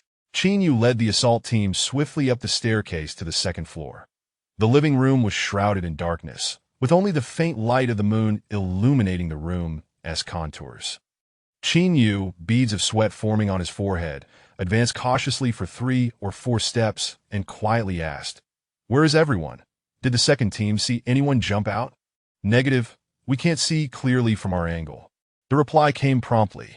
Chinyu furrowed his brow in confusion. Clank! Just then, a faint sound came from the left side. An old cat, who had just rushed up, nervously shouted, "Chinyu! The Chinyu! I hit a booby trap." As Chinyu turned at the sound, one of Old Cat's team members was already crouching on the ground, preparing to probe the booby trap wire with his hand.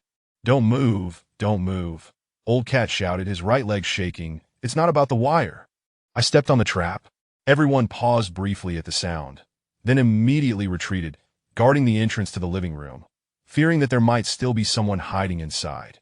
Chinyu quickly drew his flashlight from his waist and crouched down to briefly illuminate the booby trap at the bathroom door, succinctly stating, "Cat, take a step back. Your right leg is definitely cleared if you don't step back. Lift your foot, and I'll shoot the trap." "Can you aim accurately?" "Hard to say. It's unclear if the trap has been modified." "Are you joking?" "It is hard to say. What are you talking about?" "If you can't hit, I'm done for." Old Cat shouted, his eyes wide. "I can hit it. You want to lose your leg."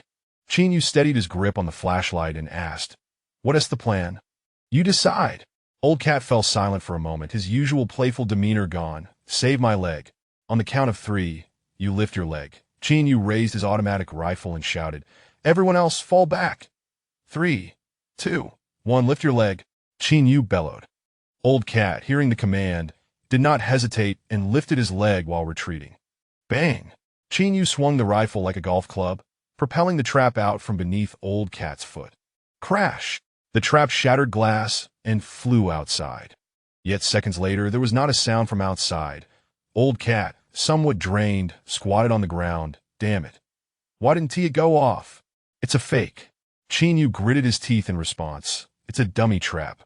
Second team, check for any anomalies in the surroundings. Clatter-ding! Just as he finished speaking, the left side assault team member was about to step forward when his body unintentionally brushed against a cabinet by the wall, producing a peculiar sound. Everyone froze at the sound. "Damn it, this one is real." Old Cat's face turned pale as he shouted, "Get down, deploy the riot shields." 2 officers armed with riot shields knelt and raised their shields just as a massive fireball erupted. Boom!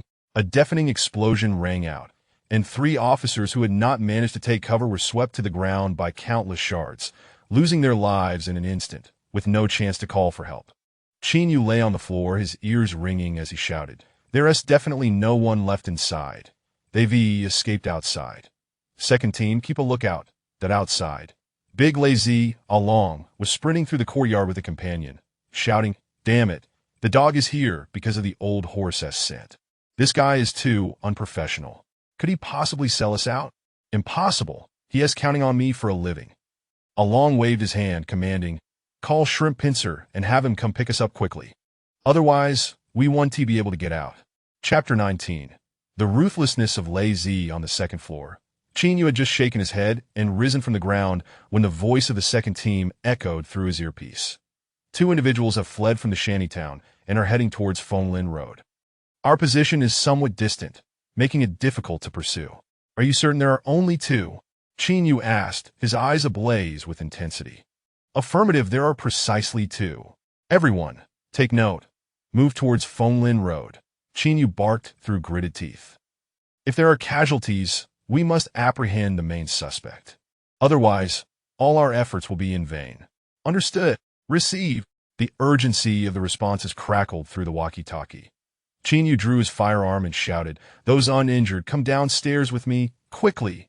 Within a minute, the group assembled downstairs, with Yu at the forefront, demanding, "Second team, have you locked onto them? Report the location of the criminals." They've reached Fonglin Road and are continuing forward, approaching the intersection with the Third Ring Road. The leader of the second team replied in a hushed tone. "We are on their trail, but the distance is considerable." Yu paused for a moment, his mind racing as he recalled that Chi Lin was in that very direction. He immediately grabbed the walkie-talkie and called out, Car 2, respond if you receive." "Car 2 received," came Chi Lin's voice. "The suspects are heading your way," Yu instructed rapidly. "There are 2 of them. If you can intercept them while ensuring your own safety, do so that we have sustained injuries, and if you can delay them for even a few seconds, we will be there in no time." Chi Lin was momentarily taken aback. "Did you hear me?" Yu pressed. "Why, yes, I received it," Chi Lin replied, his voice laced with tension. "Maintain communication. We will arrive shortly." As he spoke, Yu dashed out of the alley and into a police vehicle that had just pulled up. Simultaneously, Lao He and 2 others from Lao Mao's team boarded another vehicle, racing toward the intersection of the Third Ring Road, which lay no more than 500 meters away. Inside the car, Lao Mao shouted into the walkie-talkie, "Chi Lin, have you seen anyone pass by?" At the Third Ring Road intersection, Chi Lin had already exited the vehicle, so anxious that he had forgotten to bring the car-mounted walkie-talkie. His hands trembled as he drew his sidearm, crouching behind the front of the car, his gaze fixed intently on the direction of Fonglin Road. Indeed, Chi Lin could scarcely fathom that the reckless Lei Zi would be approaching his location.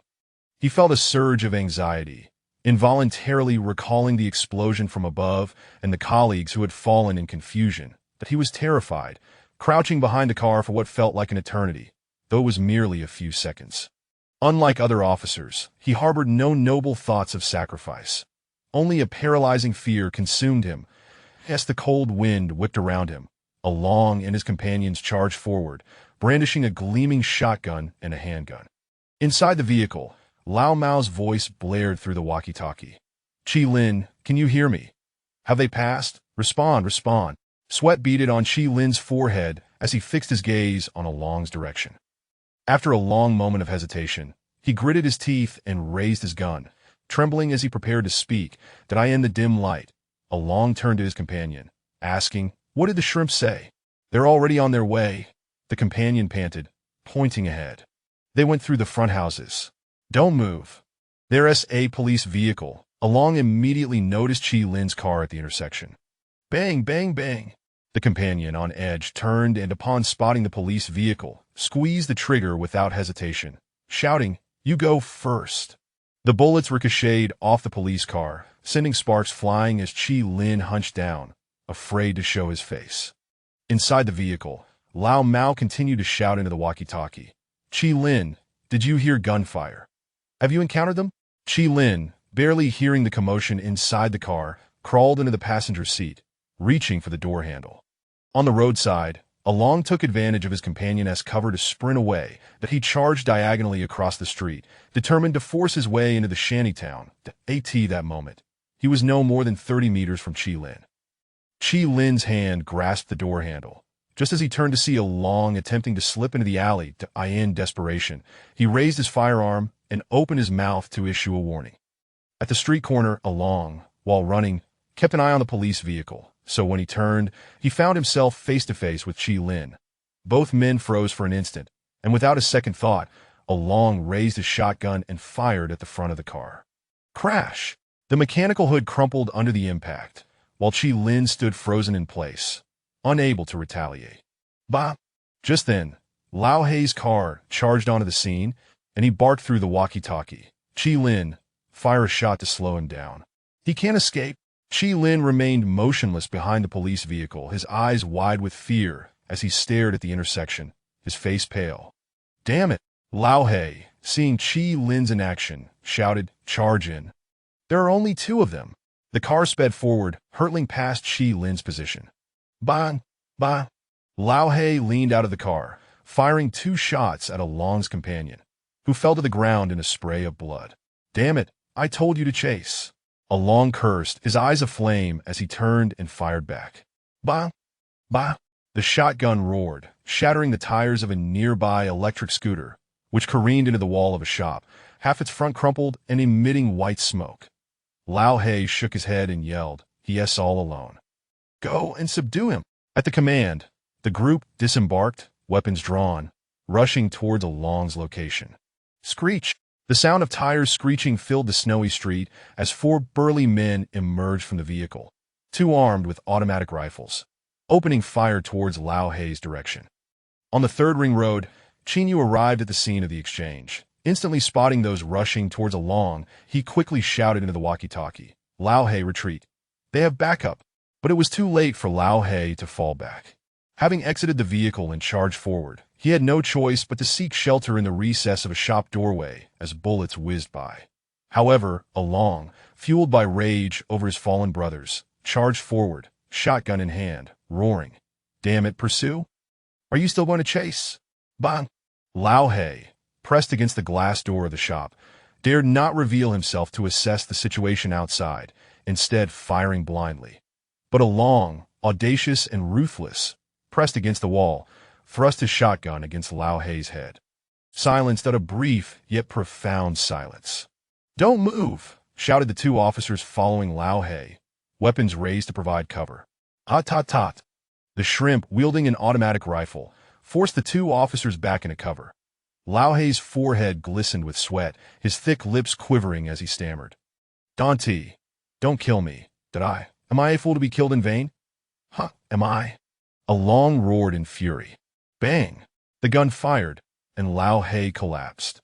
"Chase me again, and I'll send a bomb to your precinct every damn day," Along threatened, firing 3 more shots into Lao He. Behind the police vehicle at the street corner, Chi Lin watched in horror as Lao He was killed, witnessing the explosions create 2 massive craters in the road, rendering him motionless, like a statue.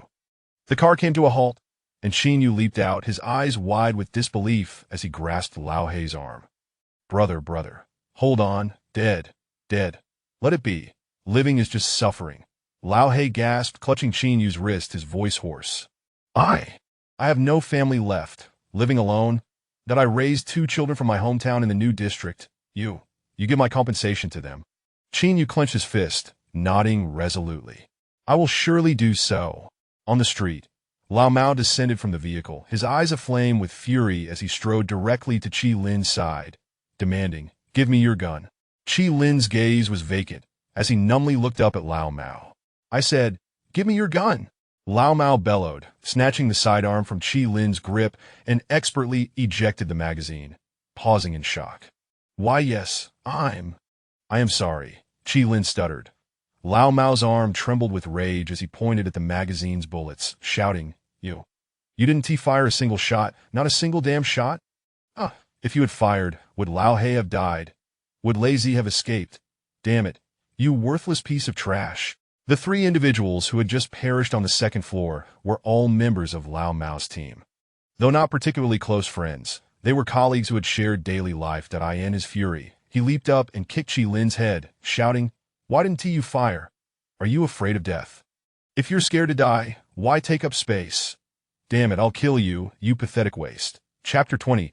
The notorious Along of Songjiang. 2 hours later, within the office of the chief of police. Director Li slammed his palm on the table, his expression contorted with fury as he bellowed, "What in the world are you doing, Yuan Ku? This organized capture has resulted in utter chaos. For heaven's sake, look at the report. How many criminals were there in total? Are your team members made of paper? With all the gear and firepower we had, how do we end up with 4 fatalities? How am I supposed to report this to the precinct?" Yuan Ku lowered his gaze. "Director, I was occupied with another case, so this situation. Well, I won't burden you with excessive explanations. Regardless, I acknowledge that such a grave mistake has occurred, and I am willing to bear the consequences." "Bear the consequences? Then you might as well step down as captain and let someone else take over," Director Li retorted sternly. Yuan Ku suddenly lifted his head, locking eyes with Director Li in silence. "Damn it, Director Lee muttered, pacing the room in agitation before continuing. I've reviewed the report, and this Chi Lin is not only incompetent, but he also poses a problem. We must closely monitor him. He may have dealings with the criminals. Otherwise, why did he not fire a single shot? This warrants a thorough investigation. Standing at attention, Yuan Ku replied resolutely. He is already under surveillance. Qin Yu and Old Cat are interrogating him and gathering statements from the detained individuals. With a stern expression, Director Lee walked around the room and suddenly turned to face Yuan Ku, stating, "Let me be clear. In today's environment, everyone has their own motives. There are those who wish to make money, those who aspire to climb the ranks, and those who seek alliances. The precinct is rife with such individuals, myself included. However, your ambitions must never encroach upon the interests of others, nor should you wield the precinct against anyone else that if things escalate, it will reflect poorly on us all." Yuan Ku was taken aback by this remark but quickly straightened up and responded, "Director Lee, the rumors circulating outside do not necessarily pertain to me, and I believe you may be misunderstanding my intentions. Whether it's a misunderstanding or not, it cannot be concealed. I am not blind. We shall see how this unfolds," Director Lee said, his irritation evident as he moved to the window. "Prepare the report for the precinct. You will draft it in detail. As for the follow-up work, you will handle it personally. Submit the required funds for my approval." "Understood." Yuan Kiskiviko saluted. In the early hours of the night, Yuan Ke hosted a gathering at Urji Restaurant, inviting a notable assembly of 2 to 3 dozen underworld figures from the Black Street and other districts. In the second-floor hall, after toasting the guests thrice with a smile, Yuan Ke finally spoke. "Tonight, our TMS operation on the 3rd Ring Road has likely reached your ears, esteemed elders and brothers. The criminals took the lives of 4 of our brothers, and the higher-ups are furious, almost as if they want to strip the skin off my back. There are no outsiders present, so I shall speak plainly. I intend to take action against these drug dealers that I ask for your assistance in this matter, and I assure you, Yuan Ke will repay your kindness in the future. However, if anyone attempts to protect them or covertly assist them in evading capture, that will be tantamount to declaring war against me and the precinct. For the next year, I shall dedicate myself solely to pursuing them." "Captain Yuan, what are you implying? If you speak, who could possibly refuse you?" "Oh, it's hardly a significant matter, just a few drug peddlers, isn't it? We'll soon gather all the information we need." The assembled guests, upon hearing Yuan Ke's words, expressed their agreement with nods of approval. Yuan Ke bowed and poured more drinks, grinning as he addressed everyone. "Thank you for your support. I truly appreciate it." After some time, once the formalities concluded and the banquet dispersed, a burly man entered his car and leaned down to return a phone call. "Hello, old Ma. I need your help with something. I need to get a few people out of the special zone." The voice of old Ma crackled through the line. The burly man chuckled. "I want to inquire who they are, but I can't assist with that. Is it a matter of money?" Yuan Ke from the precinct has been green-eyed and is treating us to a meal with a submachine gun in hand. "Do you think he is bluffing?" The burly man responded in a low voice. "Old Ma, while I wouldn't say I fear him, there is no need to offend someone from the authorities, you understand? Fine, consider this call never made." "All right, that." With that, the two ended their conversation. At 8:30 in the morning, the special wanted notice for Along was dispatched from the precinct to all 6 districts of Songjiang. Each sub-precinct received the order and immediately deployed their subordinate units to assist in the operation. In an instant, the previously obscure Along became notorious throughout Songjiang, gaining significant notoriety across the criminal underworld. Everyone was aware that the precinct had personally ordered his apprehension. When Qin Yu initially took over the case from Yuan Ke, he had perceived it as a relatively minor issue.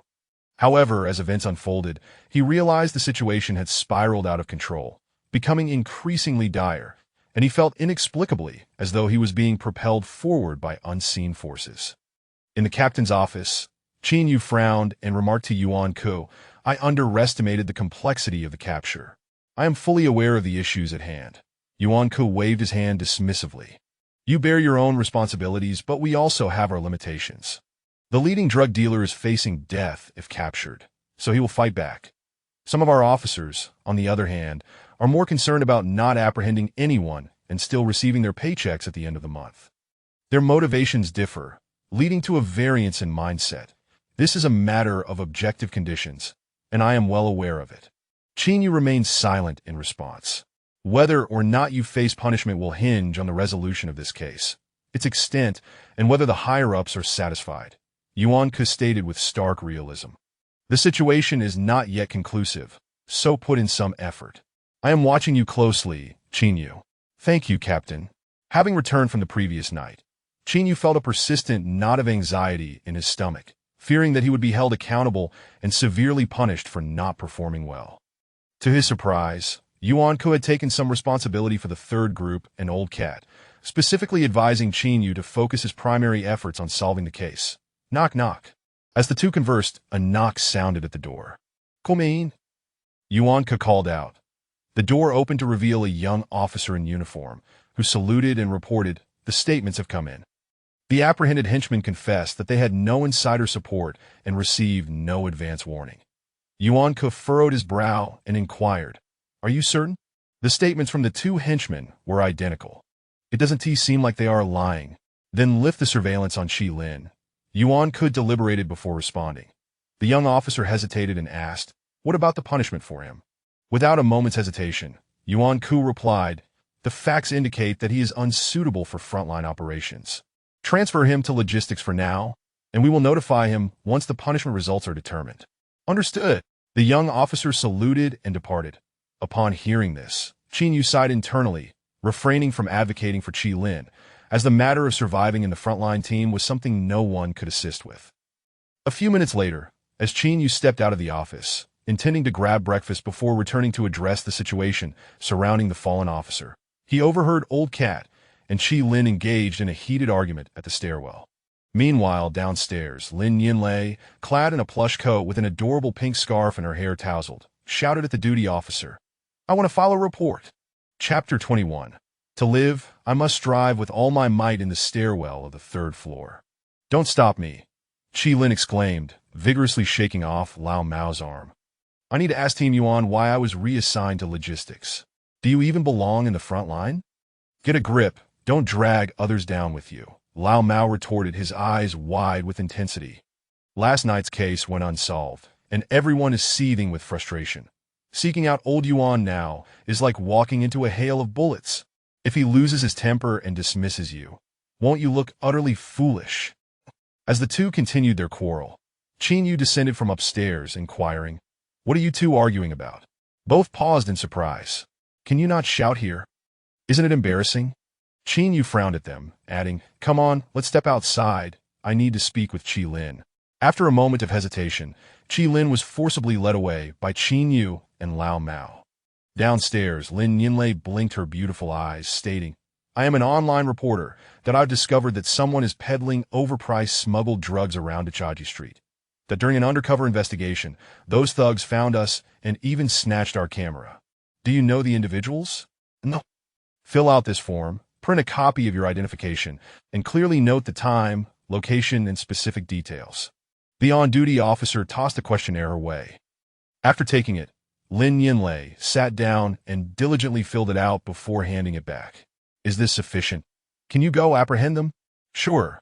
You can head back, that we will investigate later. But my camera is still with them, and they're still there. Why don't you go and arrest them?" Lin Yinlei expressed her urgency.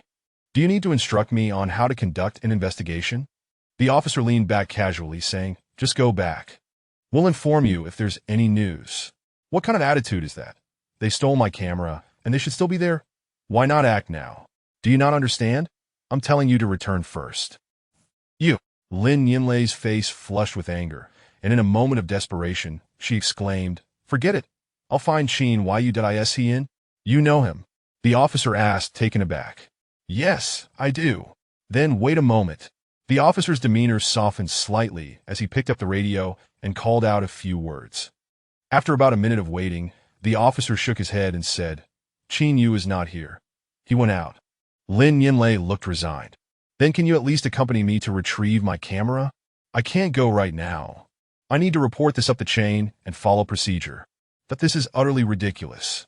Lin Yinlei spat, grabbing her bag and turning to leave. In a breakfast shop adjacent to the police station, Qi Lin stared blankly at the multigrain steamed bun on the table, utterly motionless. Don't get worked up that if logistics is where you have to go, then so be it. Yuan's just in a bad mood, Qin Yu said, trying to console Qi Lin while eating. Qi Lin's eyes were red. He gazed down at his palm, murmuring, "It's unfair." Lao Mao, already irritable from Qi Lin's performance the previous night, erupted. "What the hell do you mean by unfair?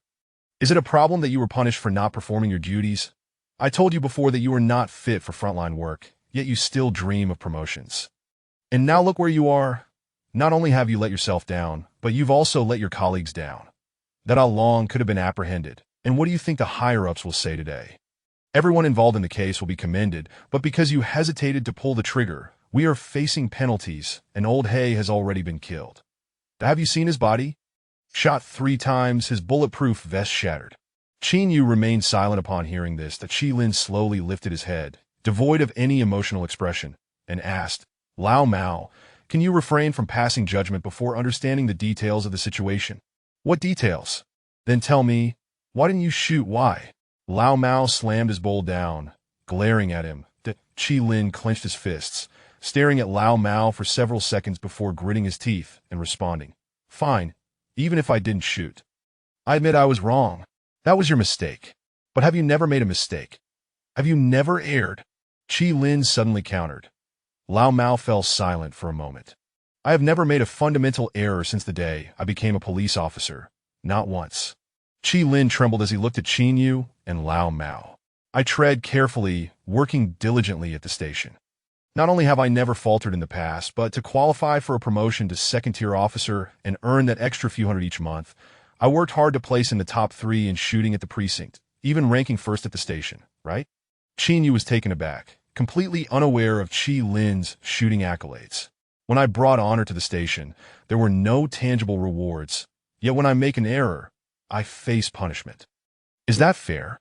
Qi Lin's eyes glistened with unshed tears as he asked, "Is being a second-tier officer so difficult?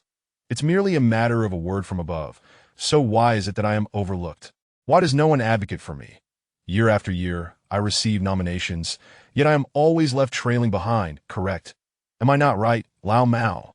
Lao Mao had never encountered Qi Lin speaking to him in such a manner, leaving him momentarily stunned. "I am not like you. You have Oldly backing you at the station. You can act with impunity, even berating Yuan Ke when you're upset. But can I forget about scolding? If I say something wrong, I might find myself out of a job the next day. If I lose my job, who will treat my mother's illness? Who will support my sister? You. Tell me, is it you?" Qi Lin's voice cracked as he clenched his fists and shouted, "You live your life, while I strive merely to survive. I dare not risk my life. When faced with adversity, I must retreat, for I lack the privilege to fight for myself. That there are 2 mouths at home waiting to be fed. If I miss work for 3 days, they will starve. You have a safety net behind you, while I carry burdens, which is why you can criticize me, looking down from your lofty perch, while I can only remain bent over in despair, forever. Perhaps one day, if I exert myself to the utmost, I may only just reach your starting point, and nothing more." With that, Qi Lin stood up, blankly regarding Qin Yu and Lao Mao before saying, "You eat. I will take my leave." "Qi Lin," Qin Yu called out. Qi Lin did not look back, leaving the breakfast shop in solitude. Lao Mao furrowed his brow as he continued sipping his porridge. Qin Yu sat in a daze, pondering something. After a long while, Lao Mao lowered his head and asked, "Did I speak too harshly?" "Yes, a bit," Qin Yu nodded. "I genuinely worry for him." Lao Mao sighed. Snowflakes began to fall from the sky as Qi Lin trudged along the desolate streets, contemplating purchasing a bottle of liquor to alleviate his melancholy, only to remember that even the cheapest bottle would cost 25 yuan. He held back his emotions, continuing on his way home. In a certain house on Dachaji Street, Long puffed on a cigarette, frowning as he said to Lao Ma, "When can I leave? We're making arrangements. It will be soon, just a couple of days. Before I go, I need to step outside for a bit." "Don't be ridiculous. They're searching for you frantically outside." Lao Ma's tone was urgent. "This time I leave, who knows when I'll return?"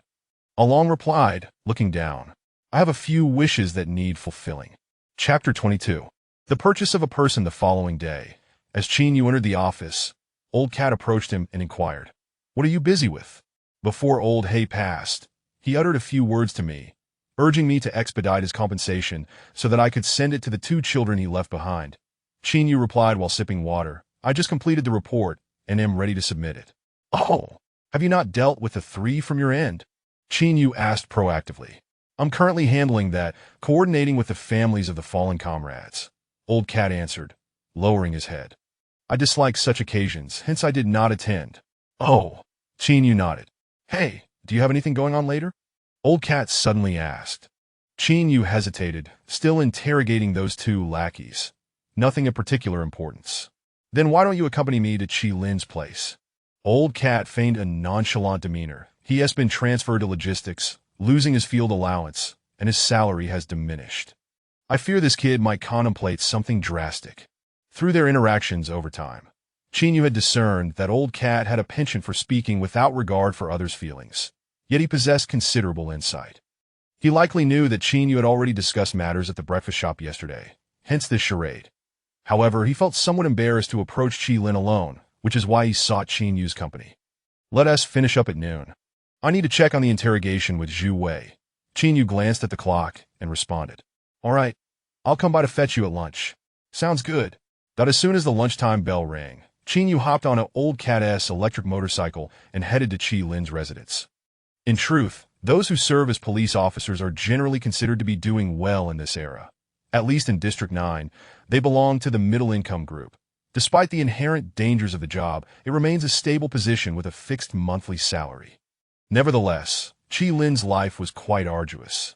His home was situated on the outskirts of a slum, where the majority of residents lacked stable employment.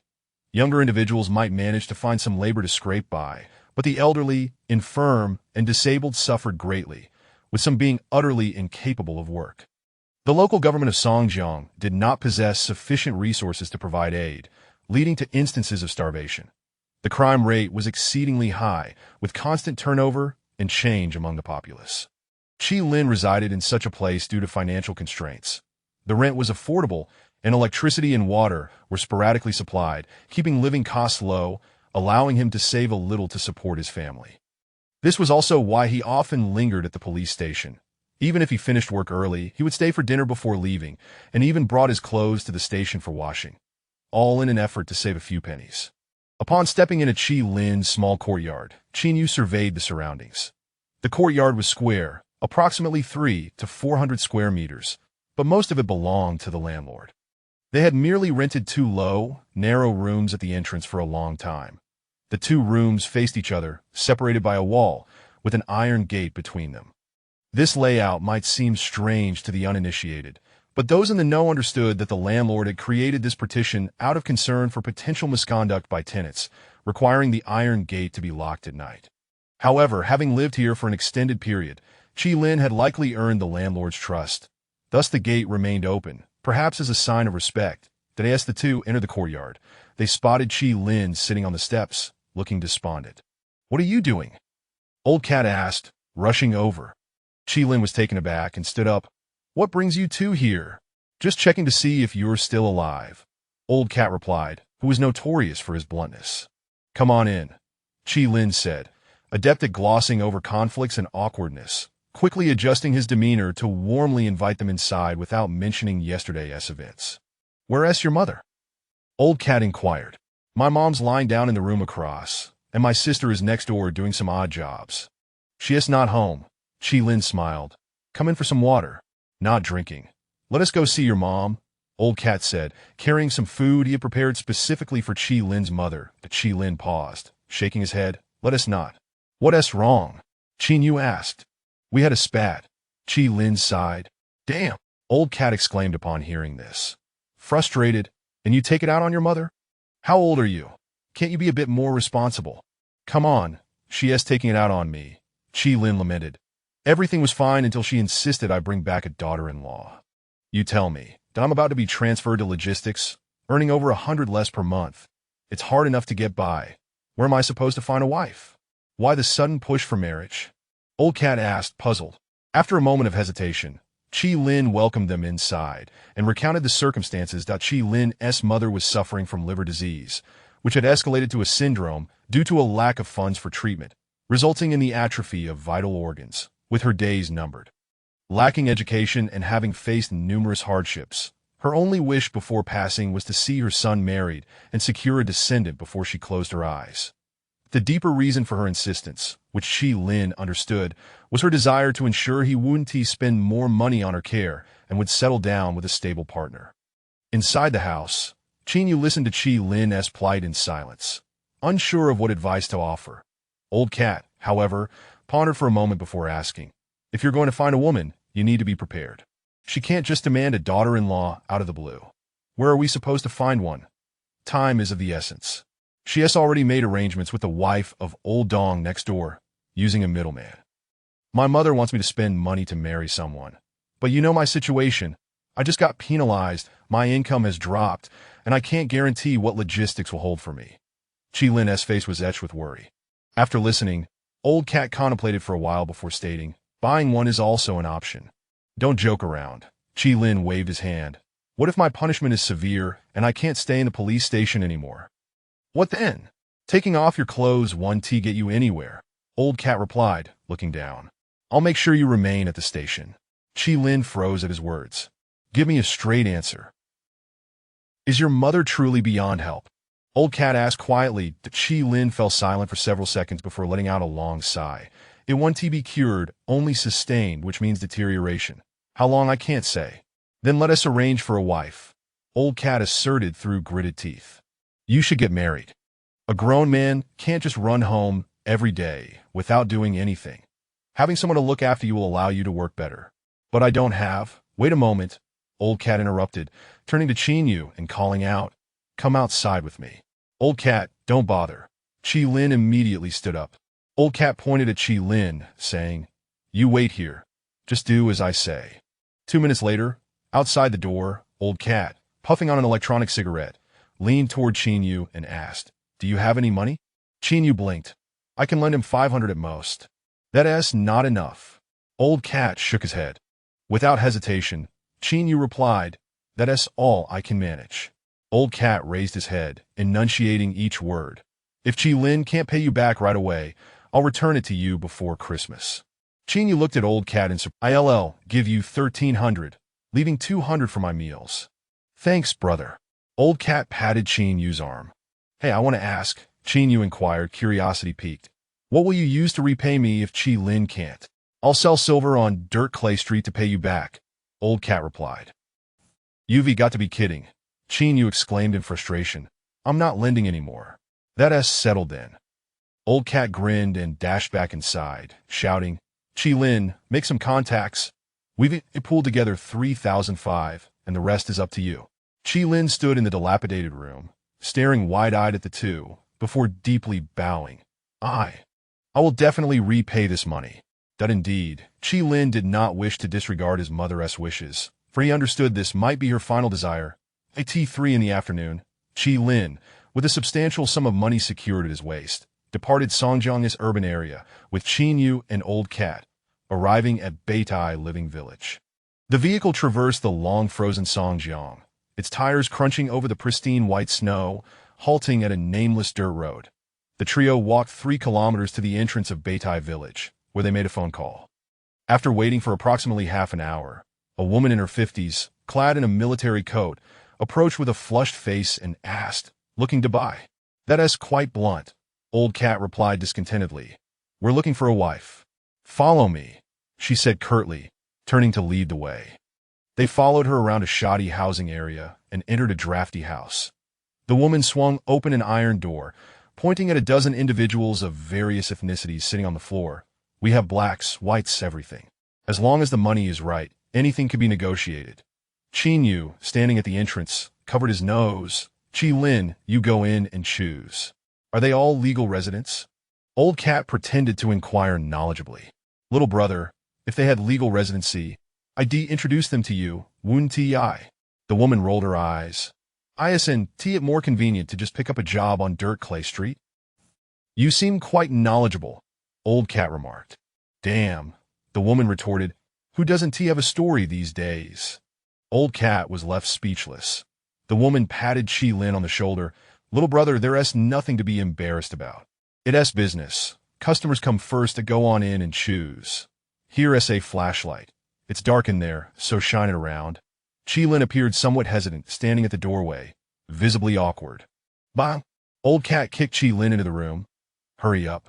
It's getting dark. Chi Lin blinked, stepping into the interior. Meanwhile, a figure stealthily glanced around before stepping behind Chi Lin's window, softly calling out, Chi Lin, are you home? Suddenly, hurried footsteps approached from behind, startling the figure, who instinctively pulled out a pistol concealed within their clothing, glancing back only to realize it was merely someone passing by. Sweat beaded on the figure's forehead as they scanned Chi Lin's room once more, and upon seeing no one, they furrowed their brow and departed. Chapter 23. Everything speaks in currency in the past. Life was fraught with pressure, and many would often lament. Love nowadays is so cheap that it can be purchased with money. This statement, once merely a satirical expression of dissatisfaction with societal conditions, has now transformed into an undeniable reality. Whether this signifies progress or regression remains uncertain. The women in control have sourced their girls from the designated planning zones, not through trafficking or abduction, but rather these young women willingly choose to accompany them. Their sole aspiration is to secure a stable meal. Lacking residency rights in the 9th Special District, these girls can only survive legally through marriage or personal purchase. Otherwise, they face imminent expulsion once their stay exceeds a certain duration. After wandering inside for a good 15 minutes, Chi Lin emerged to inquire of the women, Do those two girls have any family? No, one of the women responded without hesitation. Do you know what I do? Chi Lin asked, furrowing his brow. The women were taken aback. Do not deceive me, do they have family or not? Chi Lin pressed further. After a moment's consideration, one of the women replied, Oh, I almost forgot, those two do indeed have family, but they are all back in the designated planning zone. Then I don't want them. Chi Lin shook his head. It would only lead to complications. Then look for others. What is the name of that Belarusian girl? Chi Lin pondered aloud. Bella, the woman said, giving a thumbs up. You have good taste, brother. That girl is about 1.7 meters tall, with fair skin, quite attractive. Having her at home would be stimulating. She speaks Chinese well, right? She lives near the 9th district and speaks the local dialect better than I do, so there is no issue. Then it's settled. Chi Lin nodded and asked, How much? 8,000. The woman replied succinctly. Let's go, Chi Lin said, stepping forward. Qin Yu and Old Cat were momentarily stunned, but quickly followed suit. Wait, little brother, why are you so irritable? What did the lady say that was wrong? The woman called after them. Come back and chat. I can give you a 10% discount. 8,000. Why don't you go rob someone instead? Chi Lin shouted back. I can't afford it. I'll knock off 1,000, the woman said, catching up and grabbing Chi Lin's arm. Brother, they have no residency rights. Bringing them in incurs costs as well. Don't haggle too aggressively. 3,000. Stop being ridiculous. For 3,000, you might as well buy a leg to take home. The woman rolled her eyes. Then let us forget it. Why does he always want to leave? The woman exclaimed in frustration. The lowest I'll go is 6,800. I've been supporting them for over 2 months. I only brought 4,500. That if you think that is acceptable, let us draft an agreement, and I'll take her. Old Cat insisted, glaring. But one thing. If she goes back and runs away after a couple of days, don't say I didn't warn you about your business. No way, 4,500 is absolutely out of the question. For that price, you can only buy someone like me. The woman waved her hand. If you want to leave, then leave. The minimum is still 6,800.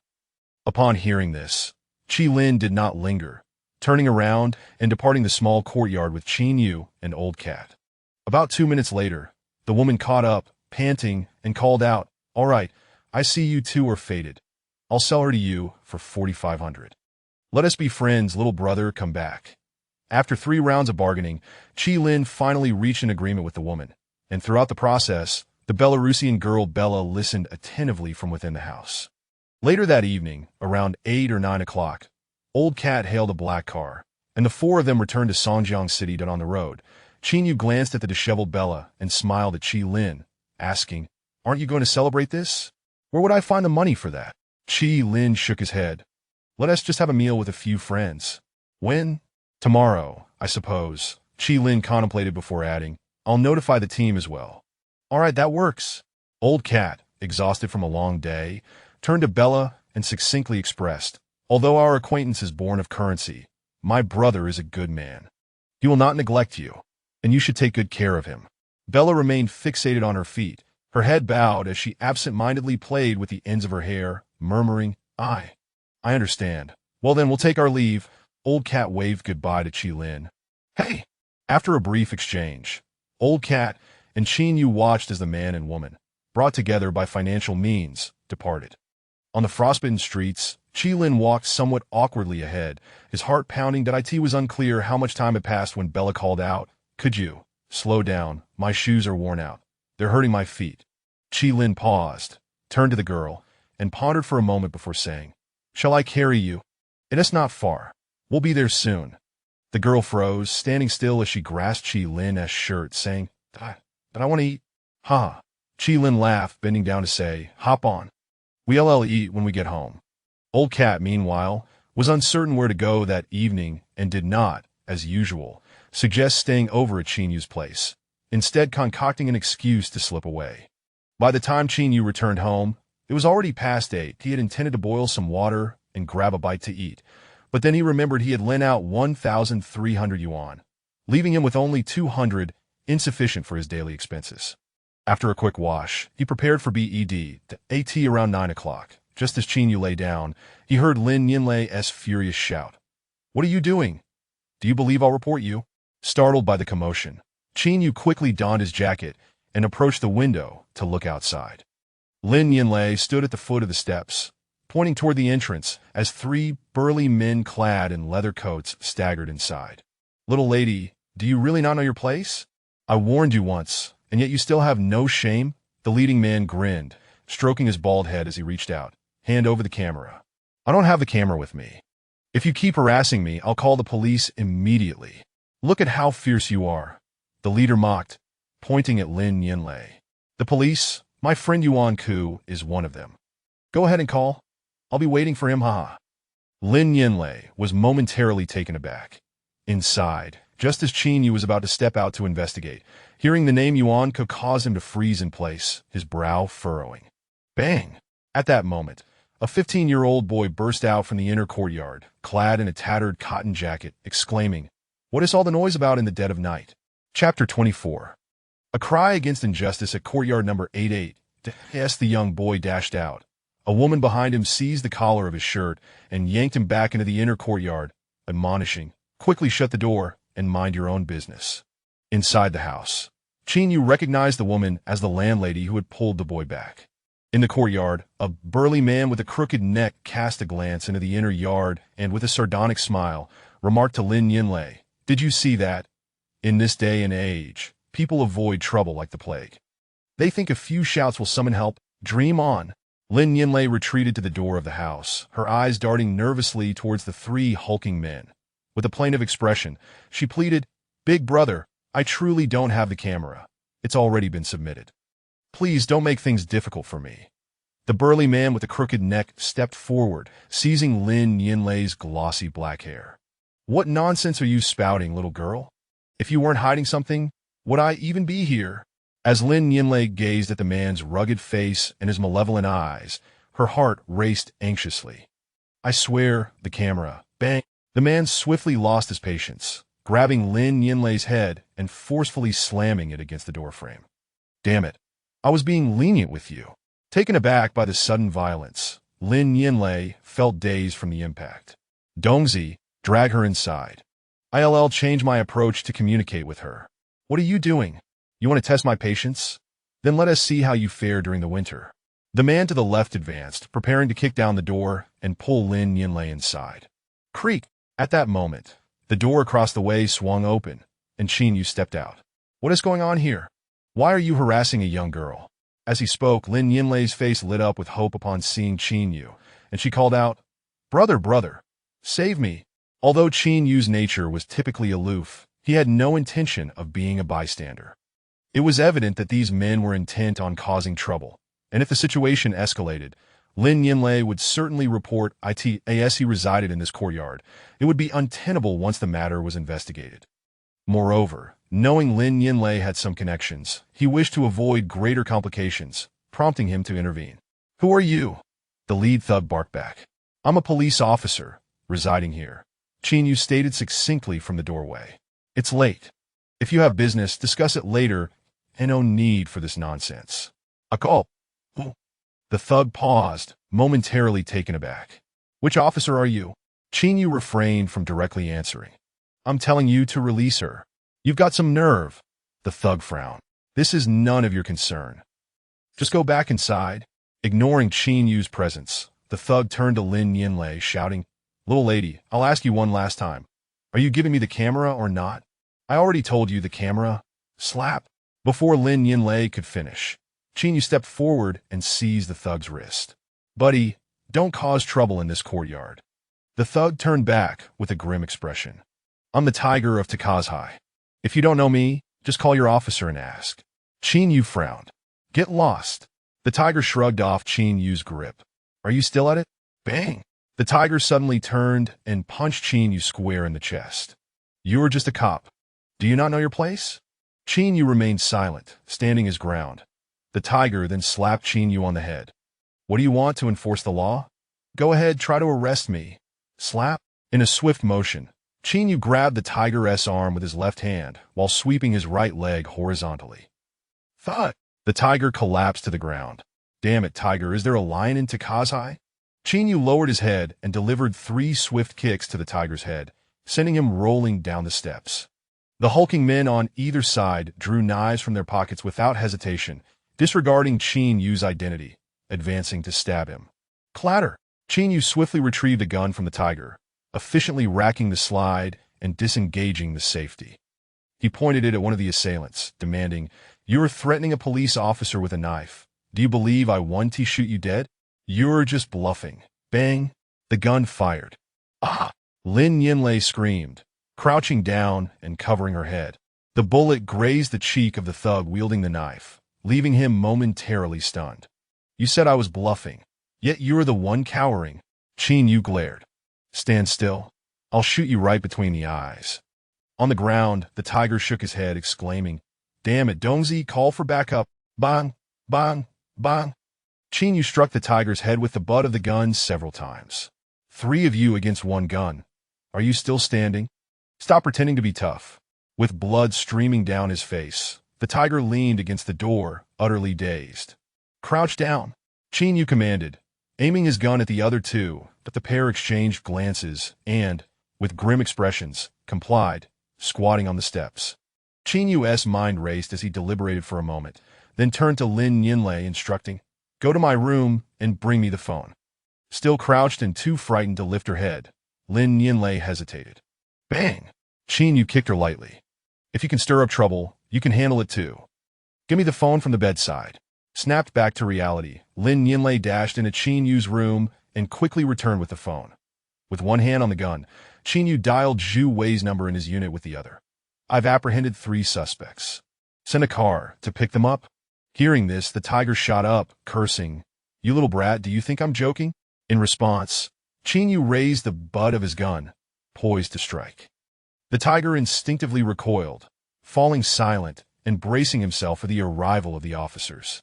Meanwhile, Qin Yu pulled Lin Yinlei aside and inquired, "Sister, why do you always attract trouble?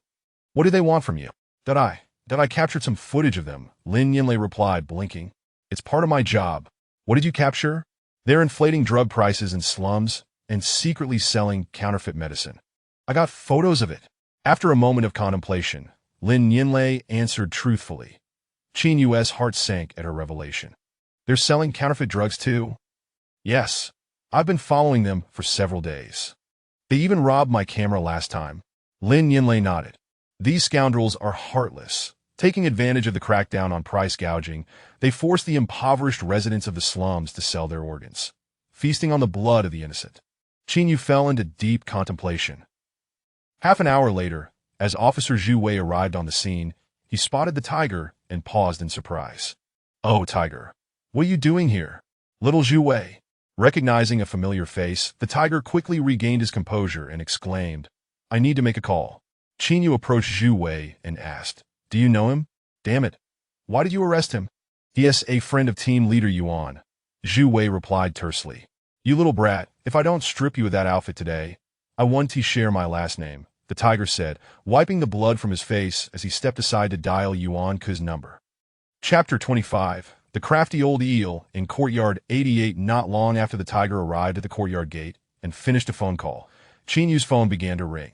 Upon glancing at the caller ID and recognizing Yuan Ke's number, he promptly moved to his room's door and pressed the answer button. Hello, team leader Yuan? What are you up to? Oh, come on, it's just a trivial matter, and you had to get involved. The earlier ferocity with which Qin Yu had dealt with the tiger had vanished, replaced by an ingratiating demeanor. Are the few people who came to my courtyard your friends? Sort of. Yuan Ke replied with a blink. They know my older brother, and upon hearing that you were a police officer, decided to give me a call. Well, this is truly a case of the flood washing away the Dragon King's temple. Qin Yu spoke offhandedly, having overheard the tiger's words earlier, and knowing that the rascal was acquainted with Yuan Ke. Why did things escalate to violence? It wasn't my intention to resort to violence. Qin Yu, a person who habitually considers his exit strategy before taking action, responded with remarkable clarity.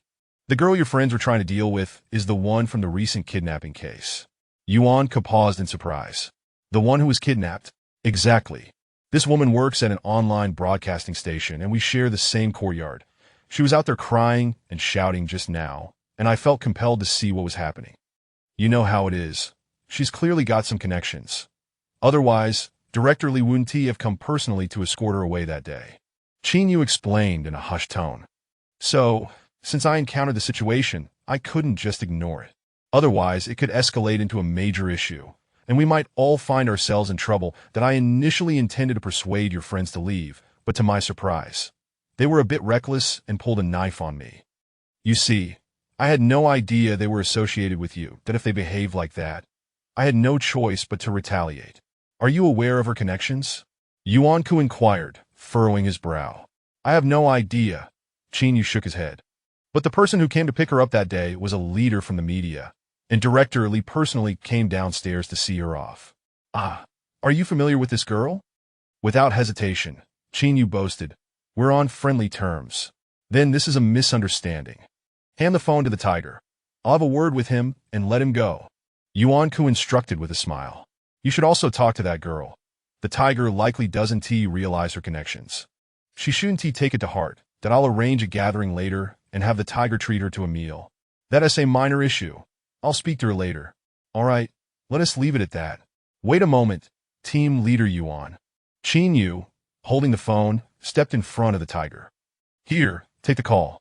The tiger hesitated briefly, then walked aside to speak with Yuan Ke for a moment before hanging up with a somewhat sullen expression. Ha, so you all know each other. You should have mentioned that earlier. I wouldn't have laid a hand on you. Qin Yu remarked with a grin directed at the tiger. The tiger suppressed his anger for a while before retorting. Get lost, you little brat. This isn't over between us. My apologies, tiger brother, for not allowing you to successfully strip me of my clothing. Qin Yu responded lightly. The tiger ground his teeth, tossed the phone to Qin Yu, and waved his hand, saying, I'm leaving.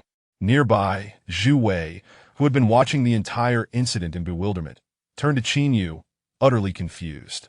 How did you manage to smooth this over? What is your relationship with team leader Yuan? What relationship? Qin Yu countered. Team leader Yuan usually shows considerable respect to the tiger. You made quite a scene, yet a single phone call resolved everything. I honestly thought you were going to get stripped. Zhu Wei was at a loss. Qin Yu contemplated for a moment before leaning closer to Zhu Wei and whispered, Actually, I've never told you this, but the highest-ranking official in the 9th Special Zone is my second uncle. Damn, not a single honest word from you. Zhu Wei rolled his eyes, choosing not to pursue the matter further. Is there anything else? If not, I'm leaving. Trouble awaits. Qin Yu clapped Zhu Wei on the shoulder. Get some more rest. Just show up at the station by noon tomorrow. At least you have a bit of humanity. Zhu Wei smiled. I'm off then. Goodbye. Yes, goodbye. After exchanging pleasantries, Zhu Wei turned and left courtyard 88. At the entrance, Lin Yinlei tidied her hair and approached Qin Yu, saying, I'm sorry for troubling you again. Qin Yu looked at Lin Yinlei with curiosity. Are you testing my professional abilities on purpose? Why is it that whenever I encounter you, it's never a good situation? Upon hearing this, Lin Yinlei pouted and sighed. I've been rather unlucky lately. Hey, may I ask why they were bothering you? Qin Yu suddenly inquired. Lin Yinlei glanced at Qin Yu's attire and politely suggested, It's cold outside. Let us talk inside. All right then. Lin Yinlei turned and opened her room door, leading Qin Yu into her private chamber. Qin Yu turned his head to survey the room, noting that its layout was quite similar to his own, though it was more meticulously arranged, exuding a subtle fragrance. Would you like something to drink? Besides water, do you have anything else? Qin Yu asked. Oh no, she replied. Then let us skip the formalities. Qin Yu seated himself on a chair, stating, Just get some water. Lin Yinlei removed her outer coat, poured a cup of warm water from a thermos for Qin Yu, and gently explained, I intended to do a special report on patients from the lower strata, but unexpectedly stumbled upon this drug trafficking gang. As I gradually interacted with them, I realized they had absolutely no moral compass.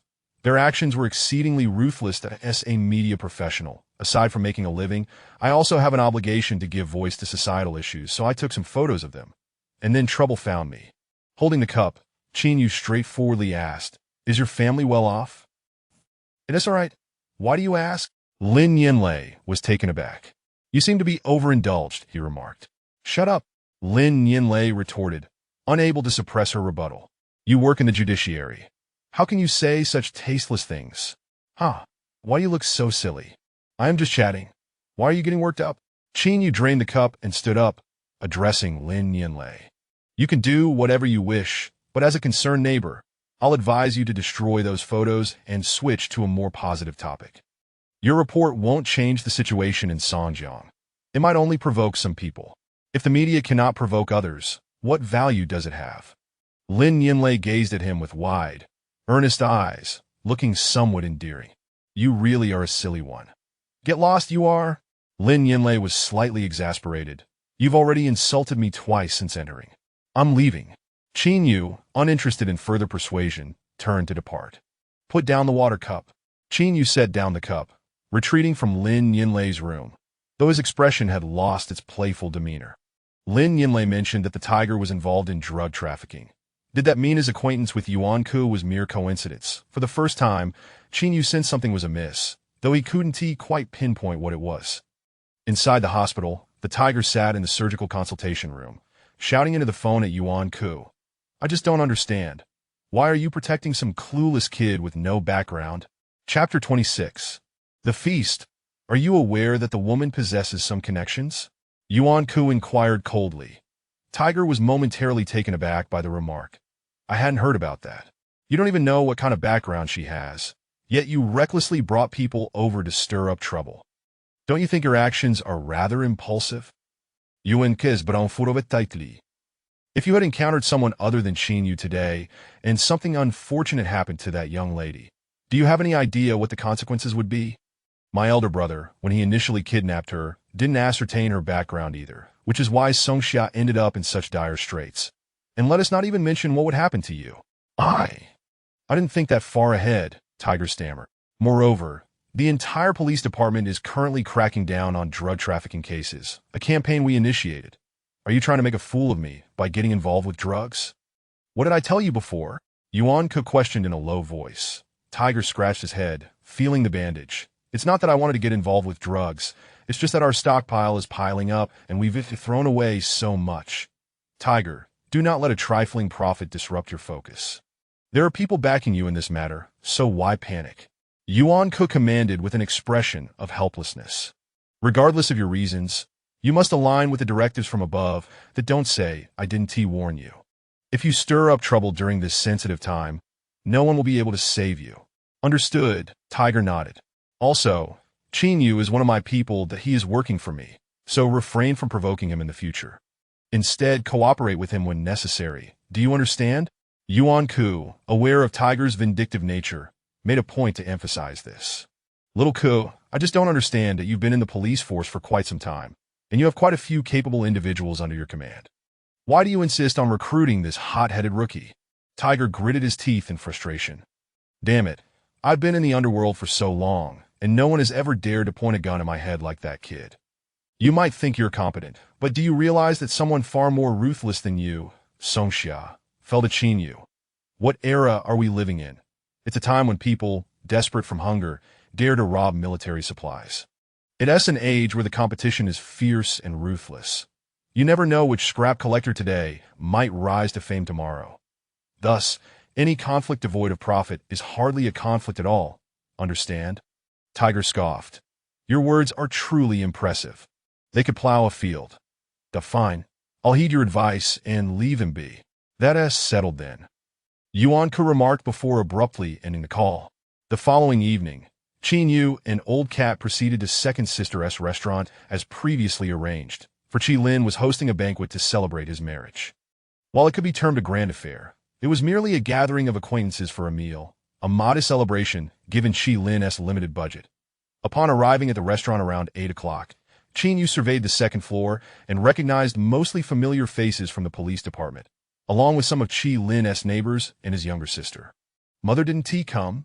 Old Cat inquired as he stood in the hall. She wasn't feeling well, so she stayed home. Qi Lin replied with a smile, gesturing to his visually impaired sister beside him. You haven't met yet, have you? This is my sister, Qi Yu. Hello, brother Qin Yu. Qi Yu greeted, appearing to be around 11 or 12 years old, her delicate features radiating a certain spirit, though marred by her blindness, a tragic loss for such a beauty. Hello. Qin Yu acknowledged the young girl before turning his attention to the bride Bella. You look lovely today. Bella, clad in a simple red cheongsam, smiled and nodded in acknowledgement. Thank you. Old Cat, noticing Bella's charming demeanor, teased, You've clearly been thriving. Get lost, Qi Lin retorted, waving his hand to indicate. Come, let us take a seat at the main table. Make yourselves comfortable. As Qin Yu and Old Cat made their way to the main table, they began snacking on some light refreshments while waiting for the meal to commence. After about 10 minutes, Yuan-ku unexpectedly arrived on the second floor with Tiger. I had no idea you were acquainted with Captain Yuan. Little Ku informed me yesterday that the woman has some connections, so your intervention was indeed a favor to me. Tiger said warmly as he shook hands with Qin Yu. Let us put yesterday's incident behind us and start anew. With Yuan-ku here, we are practically family. Once you understand who I am, you will know how to navigate our relationship. Sounds good. Qin Yu nodded in agreement. Let us have a drink later. Absolutely. After exchanging a few pleasantries, Old Cat leaned in closer to Qin Yu and asked, How do you know this guy? I had an altercation with him yesterday. Qin Yu casually replied. Old Cat shot a disdainful glance at Tiger and whispered, Keep your distance from him. He is not a good person. Why is that? Last year, he had a conflict with a boss from our underworld and secretly ran over the boss's wife with his car. Old Cat said grimly. That woman was 6 months pregnant, and he smashed her head in. Qin Yu was momentarily stunned. Did he not receive any punishment? Punished? Not at all. The boss had 2 kids, and he was intimidated into submission, so he never pressed charges. In the end, it was ruled an accident, and he merely paid compensation. Old Cat's voice was hoarse. He is nothing but a beast. Upon hearing this, Qin Yu glanced coldly at Tiger and refrained from further conversation. Not long after Yuan-ku's arrival, the feast commenced with everyone toasting and enjoying the lively atmosphere. Throughout the meal, Yuan-ku engaged Qin Yu in conversation. Brother, not many people catch my eye, but you are one of them. In these times, those with courage and intelligence are valued everywhere. As long as you continue to perform well, I assure you, you will not be neglected. I understand, Captain. Qin Yu responded with a flushed face. Wait a moment. Yuan-ku patted Qin Yu's arm, poured himself a drink, and stood up, calling out. Everyone quiet down for a moment. The 3 tables of friends and family turned to look at Yuan-ku. Today, we celebrate Qi Lin's joyous occasion. Since we are all familiar faces, let us raise a toast to him. Yuan-ku lifted his glass, cheerfully addressing the crowd. With Yuan-ku leading the way, everyone stood up and raised their glasses to toast Qi Lin. The newlyweds beamed with joy, pouring drinks and joining in the toast. After downing his drink, Yuan-ku poured another and proclaimed, Additionally, I want to say a few words. Although this young man, Qin Yu, has only recently joined our team, he and I get along very well. He has assisted the department in solving several cases recently, much to the delight of Director Lee. His promotion is merely a matter of time, so I urge everyone to support him in our future work." With that single remark, Chinyu swiftly became the center of attention, with colleagues from the police department, whether familiar or not, eagerly raising their glasses to toast him. If anyone else had been lavished with such praise by Yuan Ku, they might have felt a bit inflated. But Chinyu, having navigated the underworld for years, felt an inexplicable sense of anxiety at that moment. Indeed, Chinyu had been in the spotlight lately. The case with Songxia had been solved, and there had been groundbreaking progress in the drug trafficking case, both of which revolved around him.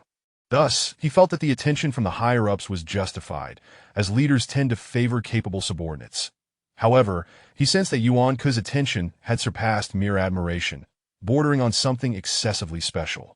Considering their lack of personal connection, was it not somewhat unusual for him to receive such treatment over just 2 cases? Chinyu was perplexed. After several rounds of drinks and various dishes, Yuan Ku glanced at his watch and quietly beckoned Chinyu.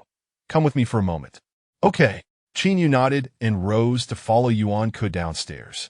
Inside, Tiger, having consumed a fair amount of alcohol, approached Qi Lin with a lewd grin. "I have a question for you." As an old-timer in the department, Qi Lin knew Tiger and politely asked, "What is up, Tiger?" Tiger's gaze fixated on the bride, Bella, as he drunkenly inquired, "Where did you find this woman?"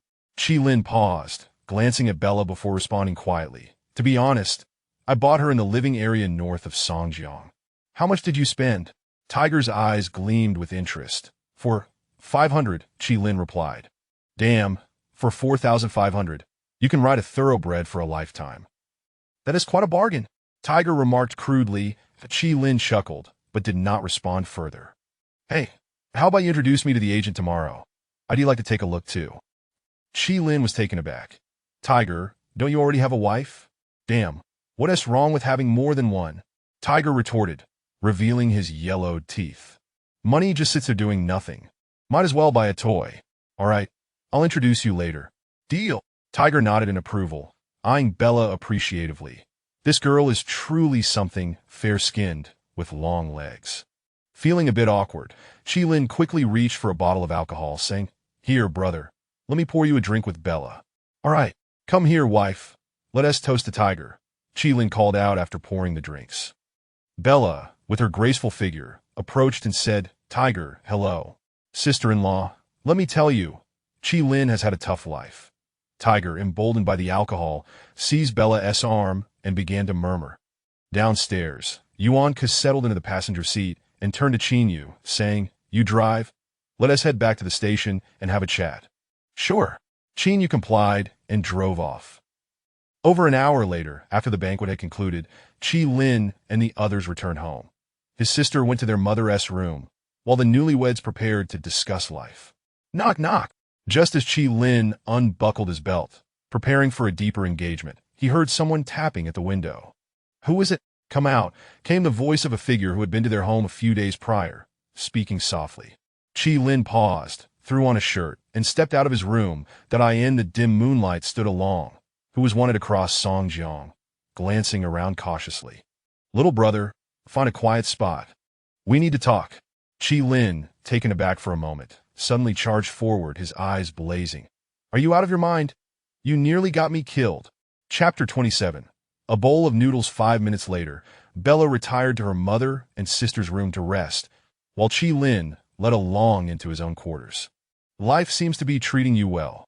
You've even found yourself a wife," Along remarked, glancing around the room before unabashedly plopping down onto the bed. Qi Lin, eyes wide and fists clenched, glared at Along.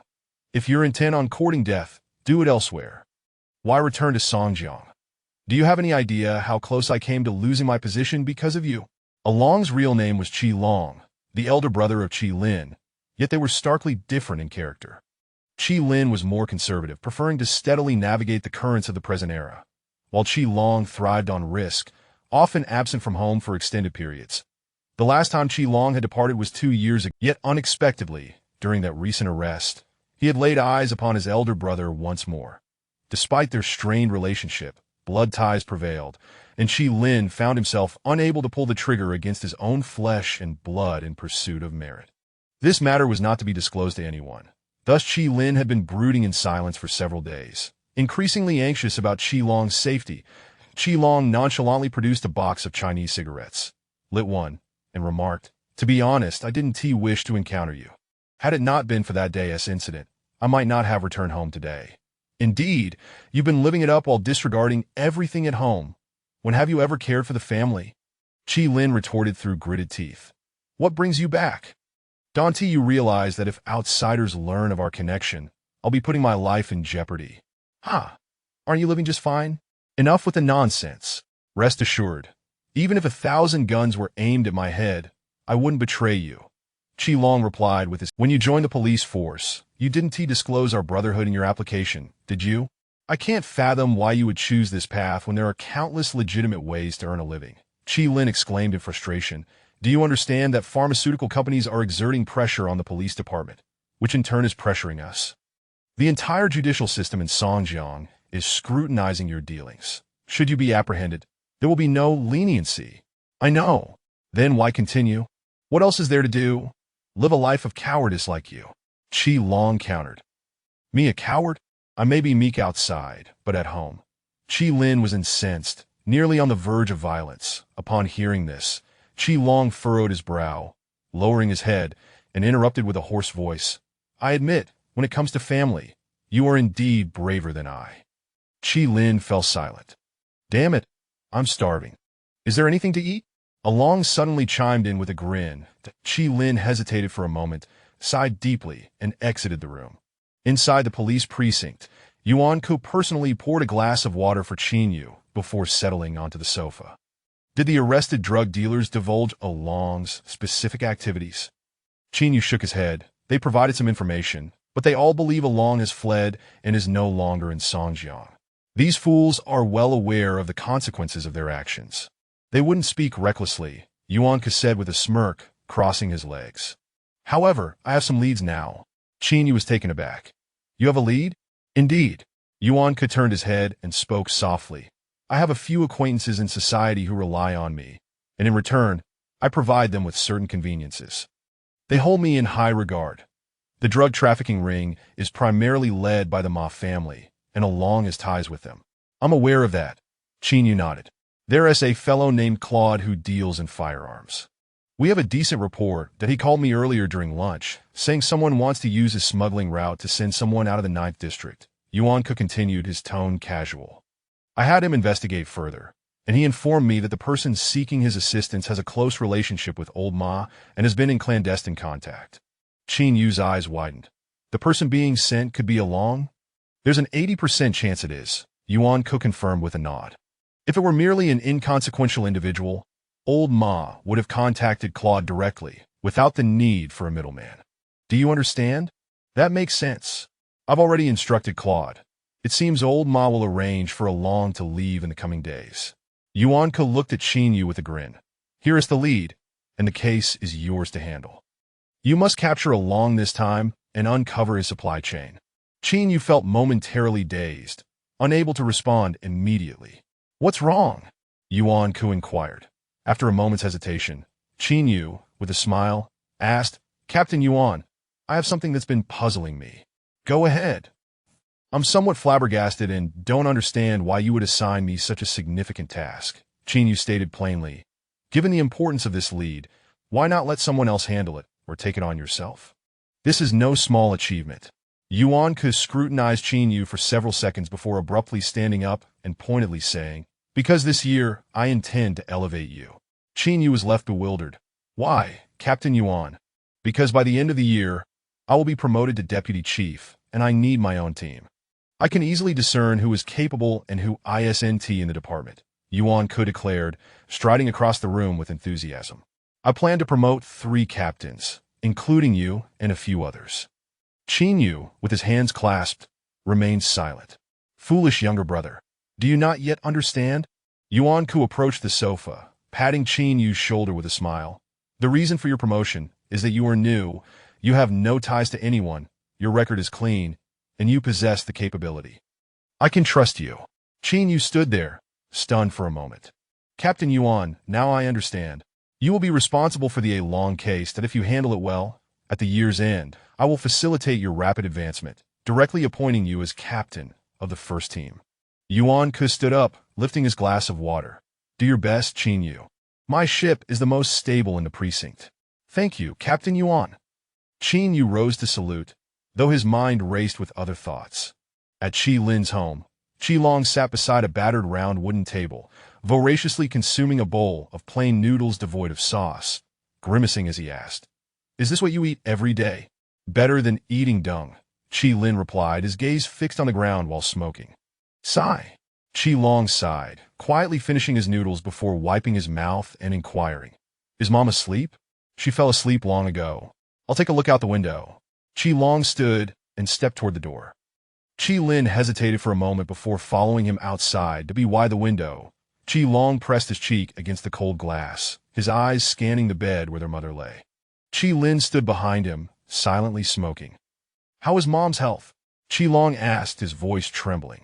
"Not too well," Qi Lin replied, shaking his head. That Qi Long fell silent for several seconds. "This is fate, accursed fate. Knowing the king of hell is of no use. Can't you say something uplifting?" Qi Lin snapped. "Keep your voice down. She might hear you." Qi Long quickly wiped. Qi Lin was taken aback.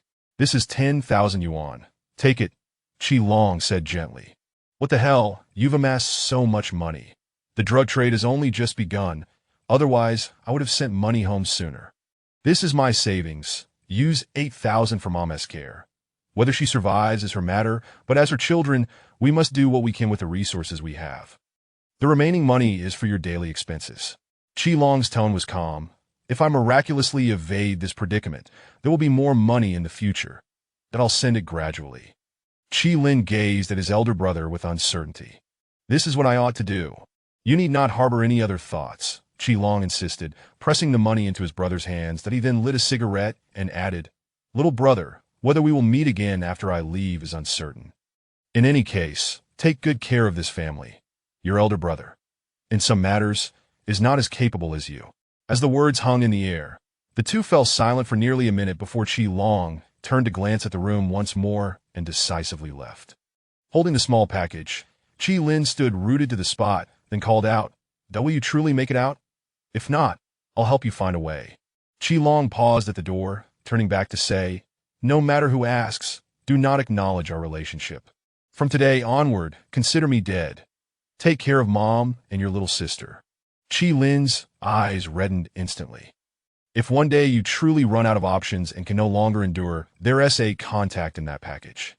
Find him, he can assist you." Qi Long waved goodbye to his brother. "I'm off." In the deep of night, snowflakes began to fall from the sky.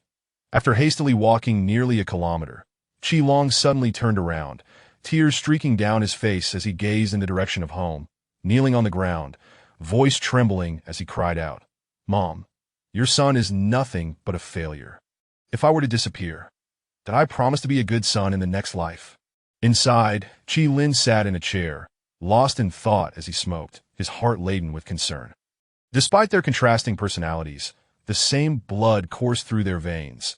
Their seemingly indifferent relationship was infused with an unspoken bond of familial love that he prayed for his elder brother to overcome this crisis, unaware that following their encounter, a storm capable of altering the fates of many was about to unfold. Half a month later, Qin Yu received a call from Yuan Ke, who informed him that Claude had received the message. Tomorrow, old Ma would arrange for someone to smuggle along out, and the life-and-death pursuit was about to commence. Chapter 28. The gears of fate at 7 in the evening, in the office area, 5 team leaders, including Qin Yu, were seated in chairs, engaging in light-hearted conversation and laughter. Approximately 10 minutes later, Yuan Ke strode in with purpose, prompting everyone to rise. "Please sit down," Yuan Ke said, pouring himself a cup of water, his expression tinged with exasperation. "The propaganda team is holding a meeting in the main conference room, leaving us with no space. So, let us discuss the details of the capture here. That's Yuan. Would you kindly provide an overview?" Su Wang, the leader of Team 4, hailed from Myanmar, with a dark complexion and a slightly shorter stature, yet exuding a sense of capability, his physique well-defined with muscle. Claude has negotiated 3 times with the middleman, who finally acknowledged that the individual to be sent away is Ah Long. The price has been settled at 15,000 for transportation, ensuring that Long will be delivered to the designated area. Yuan took a sip of water. So, old Ma still hasn't made an appearance? Is he personally negotiating with Claude? That old rascal is craftier than a monkey. He knows full well that the entire judicial system of Songjiang is after Long. He wouldn't show his face without absolute certainty, Suong replied with a smile. I believe he understands that Claude's side is rather precarious. However, there is no turning back now. If Long remains, he'll eventually be caught. The To preserve his supply line. Old Ma has no choice but to take risks. Tomorrow evening, then? Yuan pondered for a moment, frowning as he inquired. Do you have a detailed capture plan? My suggestion is to act after Long exits the special zone. This way, their alertness will be diminished, and there will be no civilians present, allowing us fewer concerns during the operation. Suong replied softly that a silence enveloped the room as everyone contemplated the viability of the plan. Team leader Yuan, may I say a word? Qin suddenly raised his head. Yuan Kiskivitko smiled. There are no outsiders here. Feel free to share any thoughts. Brother Suong, I'm addressing the matter at hand, devoid of personal considerations, merely offering a suggestion for a smooth capture. Qin turned to Suong, explaining with a smile. Not at all. This case is fundamentally yours to oversee, and we are merely here to assist. The Corps remains with you, Suong replied courteously, aware of Yuan Ke's intention to support Qin.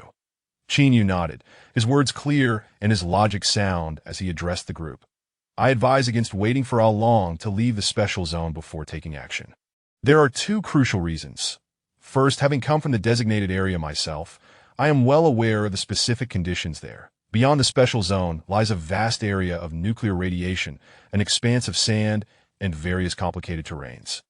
We have already witnessed the brutality of Long's group on the Third Ring Road, and considering they have infiltrated from abroad, they are likely more familiar with the external environment than our internal officers. Thus, capturing them there introduces too many uncontrollable variables, such as whether they have arranged for transport from outside and what kind of weaponry they possess. Information we lack. Secondly, should the capture encounter any mishaps, allowing individuals to escape, they would be free as birds, and we would utterly lack the capacity to operate in the designated area. Furthermore, I heard from Suong that Claude's contacts are with the station military, and their relationship with our judicial department is tenuous at best. We cannot inform them in advance that we are setting a trap for the capture, as any leak from the military would render our efforts futile. Conversely, if we proceed without notification and suddenly initiate the capture, it could easily lead to a conflict between military and police forces. After a moment of contemplation, Yuan Ku responded, You've articulated your points impeccably. Your considerations are thorough. What is your proposed plan?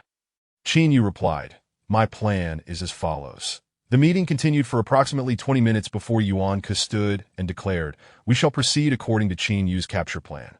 Understood. Affirmative. Yes. Everyone rose in salute, and after Yuan Ku offered a few parting words, he patted Qin on the shoulder, saying, You are responsible for bringing the individuals back, and I will ensure you ascend within the police hierarchy. Qin nodded with a smile. The following day, at 9:30 in the evening, Qin, holding the equipment requisition form, made his way to the logistics department at the rear of the compound, only to be met unexpectedly by Qi Lin. Working the night shift, Qin inquired with a smile. Qi Lin sprang up from his chair, casually responding, Damn, I don't know what's going on. Ever since I got married, my luck has turned. For over a week now, I've been placed on the extra shift schedule, spending my nights here. Come on, newlyweds shouldn't be holed up here working. What is so great about it? Qin teased. Farming can be done anytime, but opportunities to earn money are limited. Qi Lin retorted, showing his teeth. I'm just trying to work extra hours to pay you, an old cat, back. No rush. I'm not in a hurry, Qin replied. That's beside the point. I can't stand having debts. Besides, with an extra mouth to feed at home, expenses have increased. Qi Lin sighed wearily before changing the subject. What brings you to logistics? I have a task and need to requisition equipment. What task? Qi Lin asked casually. Qin Group, hurry up. They recalling for you over there. Just then, Zhu Wei rushed in, shouting, All right, hand me the list. I want to take a look. Qi Lin called out. You go get it. I'll tell you, Qin replied, producing the list and reading aloud, one set of steel plate bulletproof vests, 3 sets of window-breaking batons, tactical. Chi Lin stepped over to the shelving in the warehouse, listening to Qin Yu while retrieving the equipment, and Zhu Wei called in 2 others to swiftly carry the items out.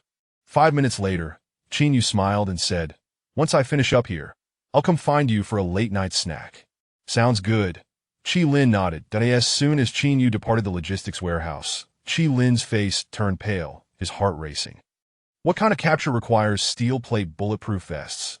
Qin Yu hasn't been involved in any other cases recently, so this operation is likely significant, possibly targeting drug traffickers. Feeling uneasy, Chi Lin deliberated for a moment before quickly picking up his phone, stepping out of the recording area, and dialing a familiar number within the team. "Hello, old Zhang. What are you busy with? Just hanging out in logistics chatting?" Chi Lin asked cheerfully. "On a mission." "What time is it and you're still on a mission? What is going on? Even you on your day off have been called?" Chi Lin inquired casually. "Cooperating with the station military to catch arms dealers." "Ah!" Upon hearing this, Chi Lin immediately breathed a sigh of relief. "What time do you think you'll wrap up? Come over, and we can watch the live stream together." "Not sure, but I'll find you after I return." "All right." As the call concluded, Chi Lin stood behind his desk, murmuring softly, "It's been half a month. They should have made their move by now." Though at the assembly point within the compound, Yuan Ku instructed Qin Yu to collect everyone's phones before clasping his hands behind his back and announcing, "Let us reiterate the mission. This time, we are not cooperating with the station military. Our objective is to apprehend drug dealers to maintain the utmost confidentiality in our operation. Everyone must surrender their communication devices. Even the walkie-talkies we distribute will be on a unified frequency. If I discover anyone changing frequencies midway, they will face disciplinary action for dereliction of duty." After a 2-minute briefing, over 40 personnel collected their equipment and, under the guidance of their respective group leaders, swiftly departed the police compound. 30 minutes later, in Songnan District at an intersection on New Era Avenue, Da Long, accompanied by 4 associates, bundled in fur-lined coats, glanced around before bending down to enter the passenger seat of a hybrid pickup truck, while the others squeezed into the back seat. "Are we not using the military's connections? Why is it just you?" Along asked. "You think you're the mayor?" The driver rolled his eyes. "The military would never come here to pick you up." Along sniffed. "Hey buddy, did you eat gunpowder or something? What's the deal with no payment? Damn it, my wife is about to give birth. I have to work overtime to drive you guys. You could have chosen any day, but you had to pick today." The driver cursed, starting the vehicle and pulling away from the curb. Along shot a glance at him, then pulled out a half-eaten piece of black bread wrapped in a bag, choosing to remain silent as he chewed. In the back seat, Xiao Paizi had his right hand in his pocket, tightly gripping a military-grade pistol, his thumb resting on the safety catch, prepared to spring into action at any moment. After approximately 15 minutes of driving, they traversed nearly 1.5 kilometers across an icy river surface, arriving at the outskirts of Songnan District. Here, human presence was sparse. No pedestrians could be seen on the road, only various small shops with a few flickering lights. "How much longer until we clear the city walls?" Along inquired. "Not long now," the driver replied, pressing the accelerator, the vehicle jolting violently as it climbed over a dirt slope by the river. "What is going on?" Along frowned. The driver quickly engaged the handbrake. "The front left tire seems to be flat." "Are you kidding me?" Along asked, his expression darkening. "You're doing this job without checking your vehicle first?" The driver, equally irate, shot back. "What do you know? It has freezing at -40 degrees. The car parts are practically frozen solid. How could I check? Should I use a blowtorch?"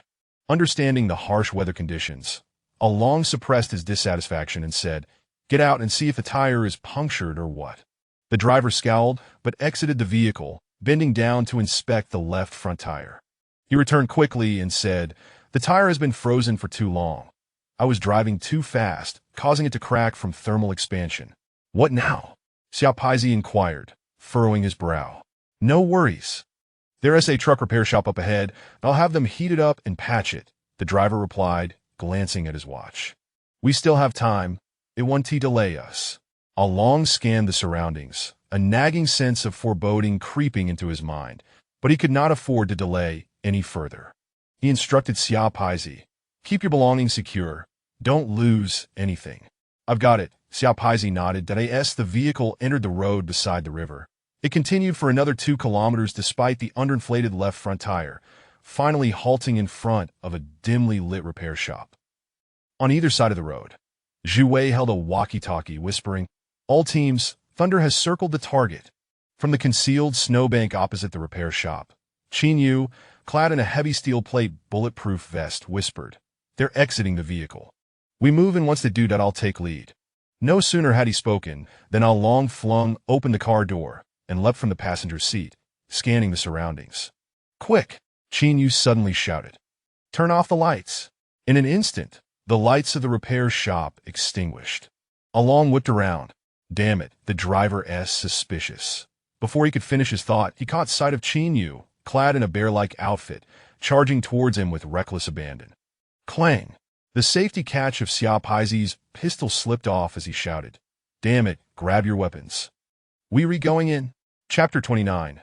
The deadly double strike. After removing the safety pin, the shrimp did not immediately hurl the grenade, for he understood that a human possesses legs.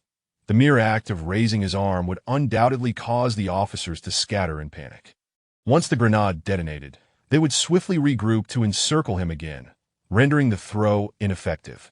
Instead, he gripped the grenade pin tightly in his right hand and charged frantically towards the area where the officers were most concentrated. This sudden rush left the officers momentarily bewildered. None could ascertain whether the shrimp had merely lifted the pin or was actively pulling it, compelling them to retreat hastily. "Scatter! He has a grenade!" Startled, the officers parted to create a path, while the shrimp, his face twisted in rage, bellowed, "Charge out!" Bang! Bang!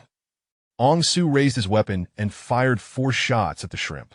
However, amidst his rapid movement and clad in a bulletproof vest, the bullets merely struck his chest, producing puffs of white smoke. "He is wearing a vest," Ong Su shouted, witnessing the shrimp endure 4 shots and close in to within 5 paces of the driver. "Brother, hurry!" The shrimp unhesitatingly raised the grenade pin, and the grenade emitted a menacing hiss. "He has pulled the pin on the grenade." Ong Su turned and fled. At that moment, Ao Long and the others had already drawn their weapons, turning to charge out while simultaneously firing. Upon seeing the encirclement fracture under the shrimp's intimidation, Qin Yu, without a moment's hesitation, abruptly halted and pivoted. Dressed in a thick steel plate bomb suit, he lunged towards the shrimp, intentionally positioning his head near the shrimp's waist. Thud! The two collapsed to the ground, and Qin Yu instinctively pressed down on the shrimp's head. Boom! The explosion shattered the tranquility of the night, sending a mangled arm soaring into the sky. The bulletproof visor on Qin Yu's face was instantaneously splattered with blood. "Captain, Captain!" Zhu Wei shouted, his eyes wide with alarm. "Stay calm. Apprehend him as planned." Qin Yu shook his head, hastily wiping the blood from his visor with his left hand. Glancing down, he saw the shrimp had lost consciousness, his right arm mangled and severed, exposing stark white bone and flesh, blood gushing forth. "Damn it!" Ao Long, seeing the shrimp down, roared as he fired in the direction of the left. Thud! Qin Yu rose and charged forward. Bang! Bang! Bang! A volley of bullets struck Qin Yu's body, impacting his head and legs, sparking showers of flame. Ao Long, realizing that Qin Yu's clothing was impervious, retreated in haste, lowering his head to reload his magazine. Bang! In a double strike, Qin Yu, leveraging his weight and the bulk of his attire, collided with Ao Long's chin. With a resounding crack, Ao Long staggered back 2 steps. Qin Yu abruptly bent down, clasping Ao Long's lower legs tightly, and with a powerful thrust of his abdomen, propelled Ao Long high into the air before he came crashing down to the ground. "Don't move! Don't move!" Although Qin Yu's actions appeared simple, covering a total distance of no more than 50 meters, they relied on explosive power amidst the burden of combat. At this moment, he felt himself on the brink of exhaustion, his legs heavy as if laden with lead, and he could only pin the opponent down, letting out several fierce shouts. With the grenade threat neutralized, the police officers lost all reservations, and more than 40 of them surged forward, shields in hand, swiftly subduing the remaining criminal that in less than 10 seconds. The battle was resolved. "Hold him down! Hold him down!" Zhu Wei commanded, pointing at Ao Long on the ground. 7 or 8 officers rushed in, bypassing handcuffs entirely, instead fastening a 70-pound shackle onto Along after sitting in the snow for nearly a minute to catch his breath. Chinyu finally removed his helmet, turned his head, and spat, "Damn it, thank goodness for the steel armor. Otherwise, even the best bulletproof vest wouldn't have saved me today." "Are you all right?" Ong Su hurried over to inquire. "I'm fine. My position was good. The grenade went off in front of me." Chinyu wiped the sweat from his brow and remarked to Ong Su and the others, "You keep saying Captain Yuan favors me. Do you think he wouldn't notice me risking my life for his achievements? If he doesn't promote me, you'll all be pleased, right?" "Yes, yes." Ong Su nodded vigorously, giving a thumbs up. "Without your double strike today, the outcome could have been very different. Let us have a drink to calm our nerves later." Chinyu, with great effort, pushed himself up from the ground. "Let us hurry and take these guys back." At 11:30 at night, Chinyu stood by the corridor with the phone in hand, saying, "Zhu Wei, make sure the doctors think of a way to save the life of the one with the grenade. Yes, the more people there are, the stronger the evidence chain." "I'm about to grab a bite. We'll interrogate soon, all right? Talk later." Footsteps echoed in the corridor as Chi Lin approached with a lunchbox, grinning. "Hey, you're back." Chinyu turned to the sound. "Here for dinner?" "Yeah, nothing much to do. Just came to grab some food." Chi Lin, looking relaxed, asked, "How did it go?" "Smoothly. Yeah, we subdued everyone. Our people are all right? Quick apprehension. The other side, didn't he even realize what was happening before we finished the job? Everyone is fine." "That is good." Chi Lin grinned, casually asking, "Hey, I heard you weren't working with the garrison. How come I didn't see any troops come over?" Chinyu paused. "Who told you that?" "Isn't it? I just heard people at the office chatting about it." Chi Lin looked puzzled. "You must have been misinformed. There were no troops involved." Given that the case was resolved, Chinyu did not withhold any details. "We were apprehending drug dealers, specifically Along, the one who killed our 4 men. With a clang, Chi Lin's lunchbox dropped to the ground, and he stood frozen, his complexion pale. "What is wrong with you?" Chinyu furrowed his brows. Chi Lin, dazed, heard a buzzing in his ears. Chinyu reached out to tap Chi Lin's arm. "Hey, what is going on?" Snap back to reality. Chi Lin gazed at Chinyu. Is it that Along?" "Yes, the lead came from Captain Yuan. We want to apprehend him." Chinyu nodded, noticing something seemed off. Nothing, I just remembered Lao He. Didn't he die at his hands?" Chi Lin forced a smile. "I ran into him that day, and I'm a bit scared of that guy." "Are you really okay?" "Yeah, I'm fine." Chi Lin bent down to pick up his lunchbox. "You should hurry and eat. Why don't you join me? Let us eat together. I forgot my chili sauce. I'll go get it." Chi Lin smiled. Then I'll eat first." "All right," Chi Lin replied, turning away with his lunchbox that I end the corridor. Chinyu watched his retreating figure with curiosity, completely unconvinced by Chi Lin's earlier words, yet unable to fathom why he was acting so strangely. "Captain, time to eat," Guan Chi called from the door of the cafeteria. "Coming." Chinyu dismissed his thoughts and walked over. 2 minutes later, in the logistics warehouse, Chi Lin closed the door and plopped down on the floor, gripping his hair in frustration, shouting, "Damn it, weren't we supposed to coordinate with the garrison?"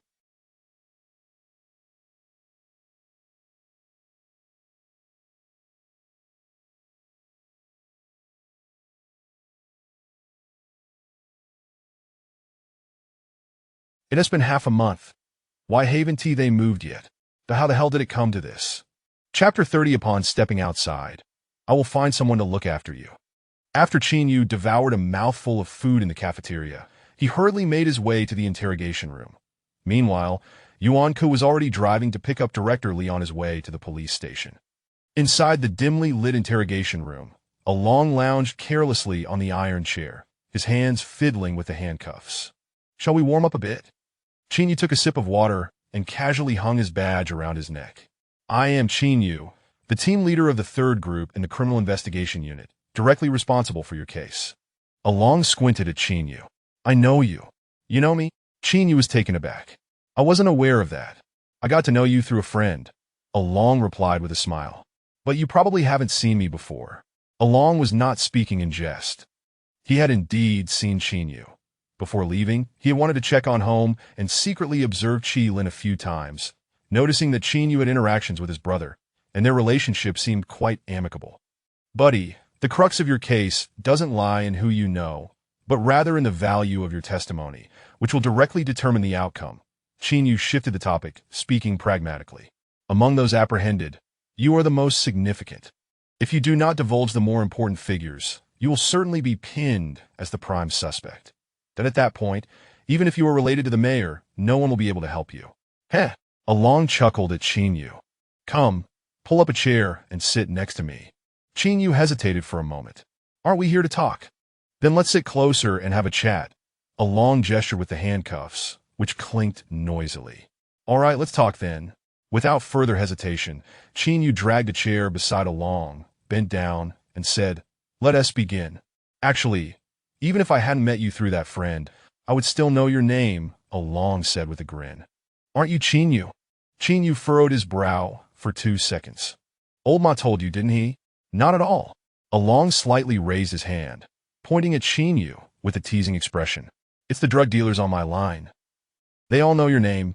They chatter about you every day." "They chatter about me?" Chin raised an eyebrow. "Indeed. Do you know what they say?" Along bared his teeth in a grin. "What? Haha. They keep talking to me about what methods they can use to eliminate you quickly." Chin was taken aback.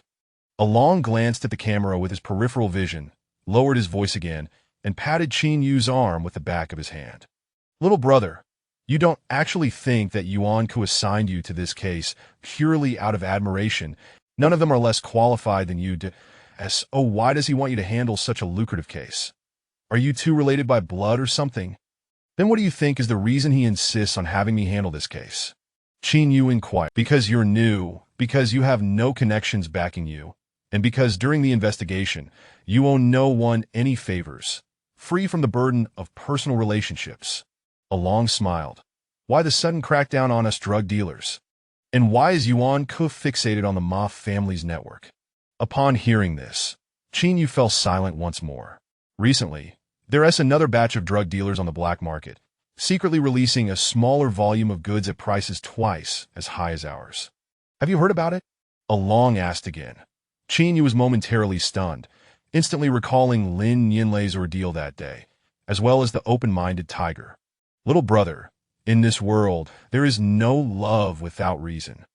From your perspective, he treats you especially well, but from another angle, you are merely a pawn in his game." Along tilted his head to look at Chin. "You know the fate of those who are used as pawns throughout history, don't you?" Chin held back for a moment and raised his thumb in agreement. "Your arguments are well-founded and persuasive. How you feel inside is something only you truly understand." Along lowered his head and softly added, "The reason I can share this with you isn't out of mere affection. It's only because you helped a friend of mine."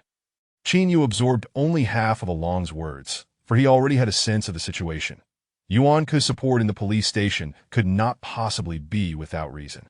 However, Chin believed that whether Yuan-ku intended to exploit his hunger for success or take advantage of his anonymity in Songjiang as a fast gun, it was inconsequential. After all, Chin was no fool. He understood he had no background or support, that if he wished to survive in this chaotic environment, the only bargaining chip he possessed was the audacity to risk his life at critical moments. Yet, what Chin did not anticipate was the murky depths of the drug trade. While he was targeting the Ma family's network, another group was quietly peddling drugs, and these individuals could very well be connected to Yuan-ku. If Along's words held any truth, then the situation was far more complex than he had previously imagined. "I am a man destined to die. There is no need to deceive you." Along lowered his head and spoke softly. "I don't know much about your background, but I've heard you're from the planned area. Little brother, it hasn't been easy for us to reach this point from nothing, so don't end up immortalizing yourself while paving the way for others' ambitions."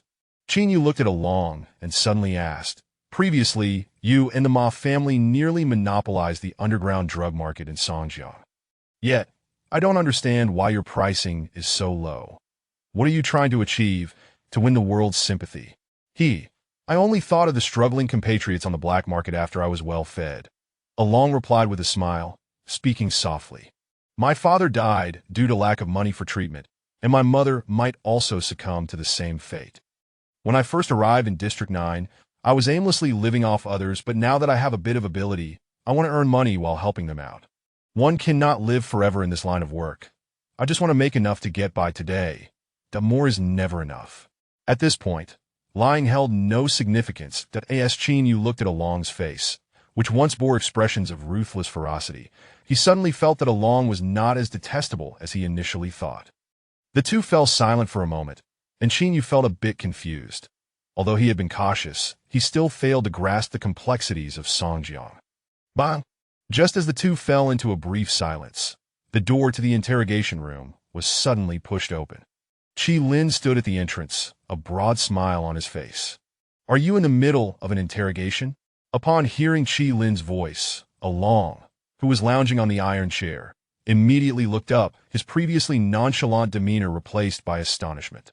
"What brings you here?" Qin Yu asked, turning around. "I came to ask if the equipment we assigned to you can be returned to the warehouse." "What is the extent of the damage?" Qi Lin replied calmly. "You guys are going to work all night again, but I'm switching shifts tomorrow morning, so I need to write a report." "Ah!"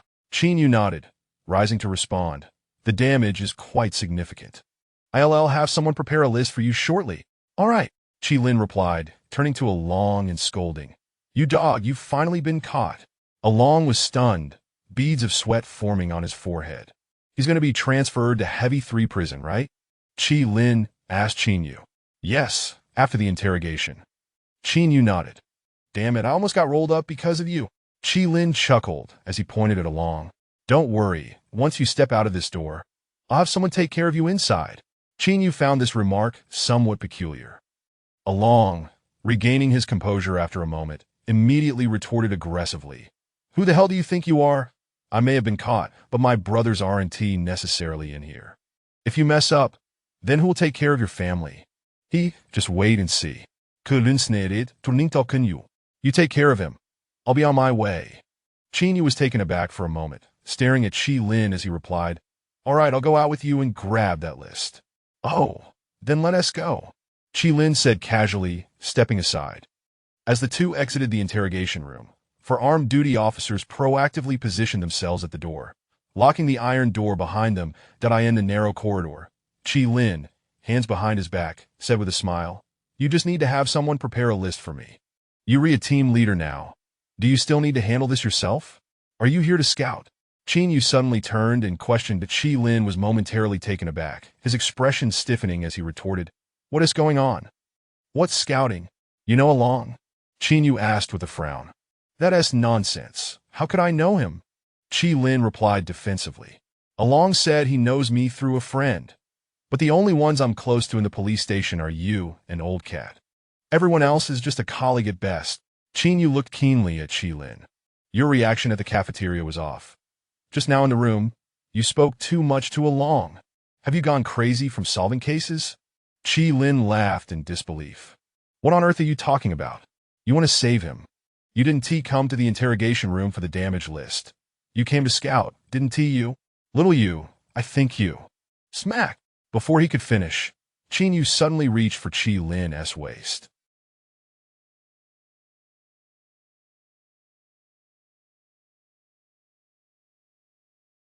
The latter instinctively dodged, his face paling as he looked at Qin Yu. "What on earth are you trying to do? Why did you lock your gun in the cabinet while on duty, but it's still in your holster now?"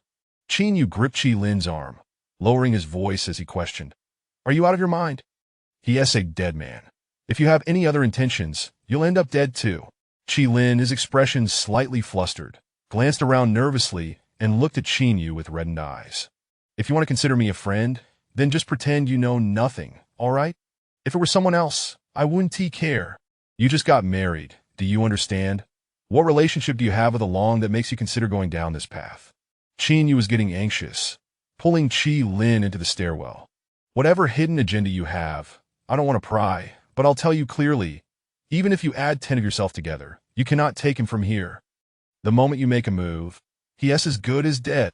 But inside the interrogation room, Along's mind was carefully recalling Qi Lin's words. "Just wait. Once you step out of this door, I'll find someone inside to take care of you." What does that mean? It was already quite evident. Qi Lin was looking for a way to save himself. However, he had no strong connections to resolve this matter, So how would he proceed? The answer was becoming increasingly obvious. Once he stepped out that door. To make a move? As Along thought of this, his head began to buzz.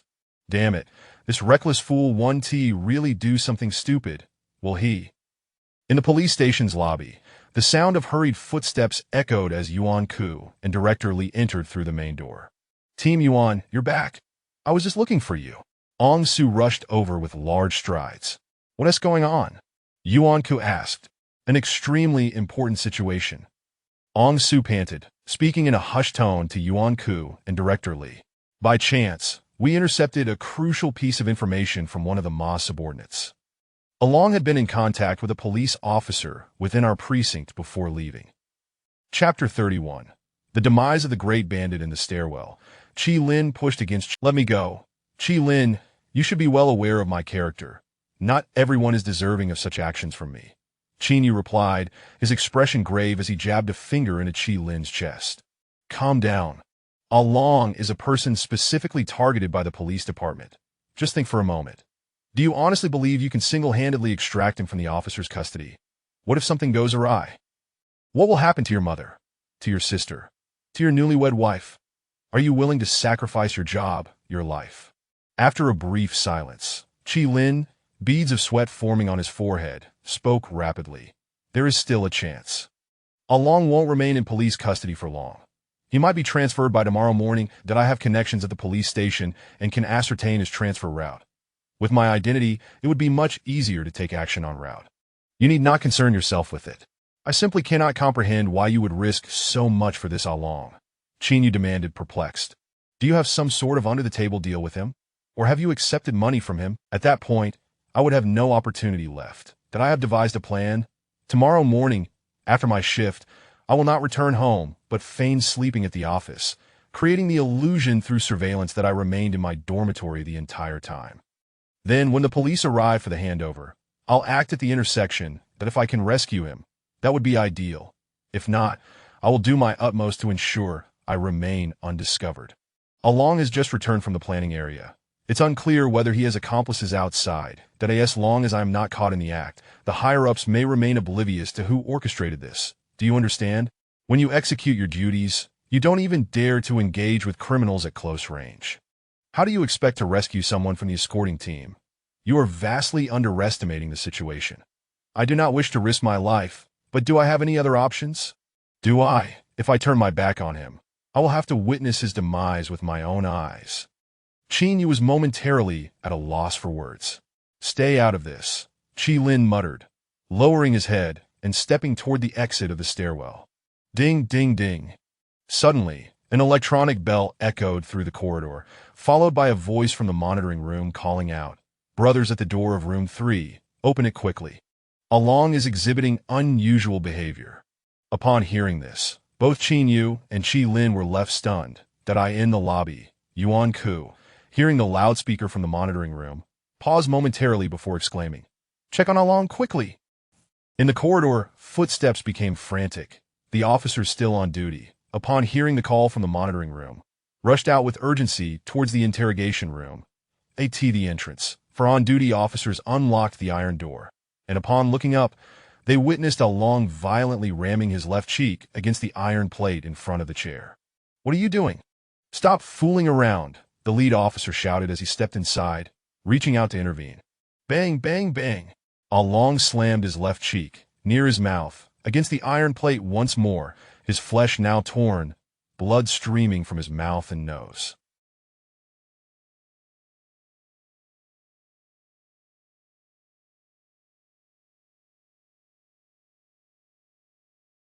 The lead officer rushed over, grabbing Along by the hair and pulling back. "Quick, restrain him." He. Along let out a slightly deranged chuckle, staring blankly at the officer. It's too late. As his words fell, Yuan Ku, Ong Su, and others almost simultaneously rushed to the doorway alongside Qin Yu and Qi Lin. "What is happening?" Yuan Ku gasped, breathless. The officer replied. He suddenly started banging his head against the iron plate. I don't know what he's doing." Upon hearing this, Qi Lin's eyes reddened as he stepped forward to charge into the room. Qin Yu seized Qi Lin's arm. his expression grave as he shook his head in disapproval. Yuan-Ko entered the room beside Long, immediately gesturing, "Open his mouth, quickly!" Upon hearing this command, the four officers restrained Long's head and forcibly pried open his bloodied mouth. Yuan-Ko, eyes wide with anxiety, was unperturbed by the risk of being bitten as he thrust his hand into Long's mouth, searching for a while until he retrieved a false tooth. Ugh! Long retched, expelling a copious amount of blood. Yuan-Ko glanced at the false tooth, his eyes vacant as he staggered back a couple of steps. The false tooth was hollow in the middle, with thin black plastic clinging to its edges, appearing quite repulsive in Yuan-Ko's hand. "What is this?" Director Lee barged in, demanding. "False tooth." He knocked it out. Yuan-Ko stammered in response. Director Lee was taken aback by this revelation down on the iron chair. Long suddenly shook his head, breaking free from the grasp of the four officers, still sporting that manic grin. "Since I entered this line of work, I have contemplated how I would meet my end. There was a small pill inside the false tooth. It's poisoned and I crushed it. Damn it!" Yuan-Ko erupted, delivering a kick to Long's chest as he bellowed. "Quick, open the chair and send him to the hospital." Long gazed at Yuan-Ko with a grin. "You guys are impressive. Us dirt-covered fools cannot contend with you. But Yuan-Ko, I wish to say something to you. Some matters are conducted by man, yet heaven is watching. That I refuse to believe that the heavens would allow the means of salvation, the very essence of medicine, to remain solely in your grasp. Damn it, even in death I curse you. May you and your ilk meet a wretched fate." Everyone remained silent at his words. Long listlessly twisted his neck, his eyes fixed on the doorway as he hoarsely urged, "Brothers in the other interrogation rooms, do not be afraid. I have revealed nothing. I will bite my tongue and not confess. You will have nothing to worry about."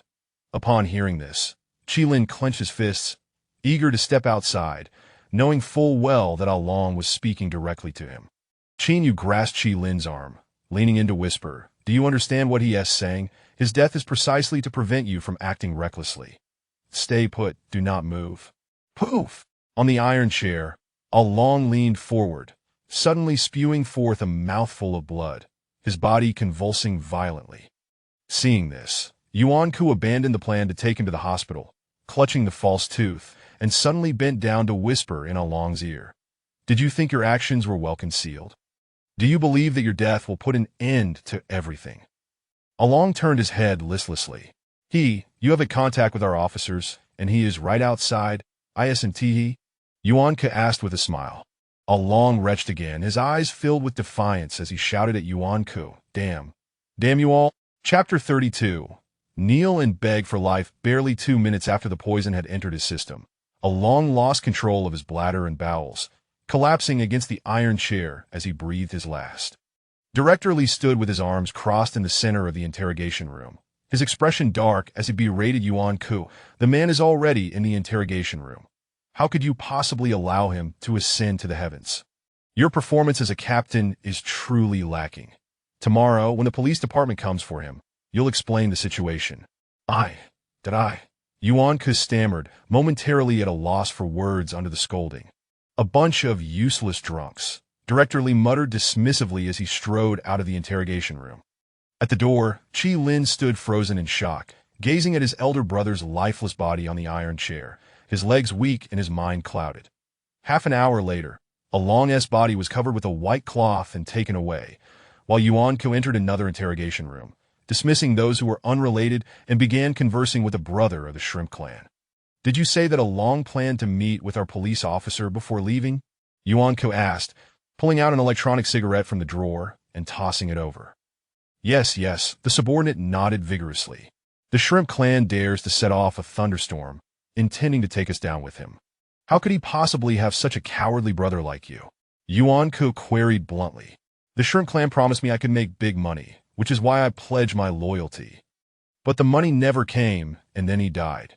"Then I don't want to die either," the subordinate replied, revealing his stark reality. "Did you just meet him?" "Yes."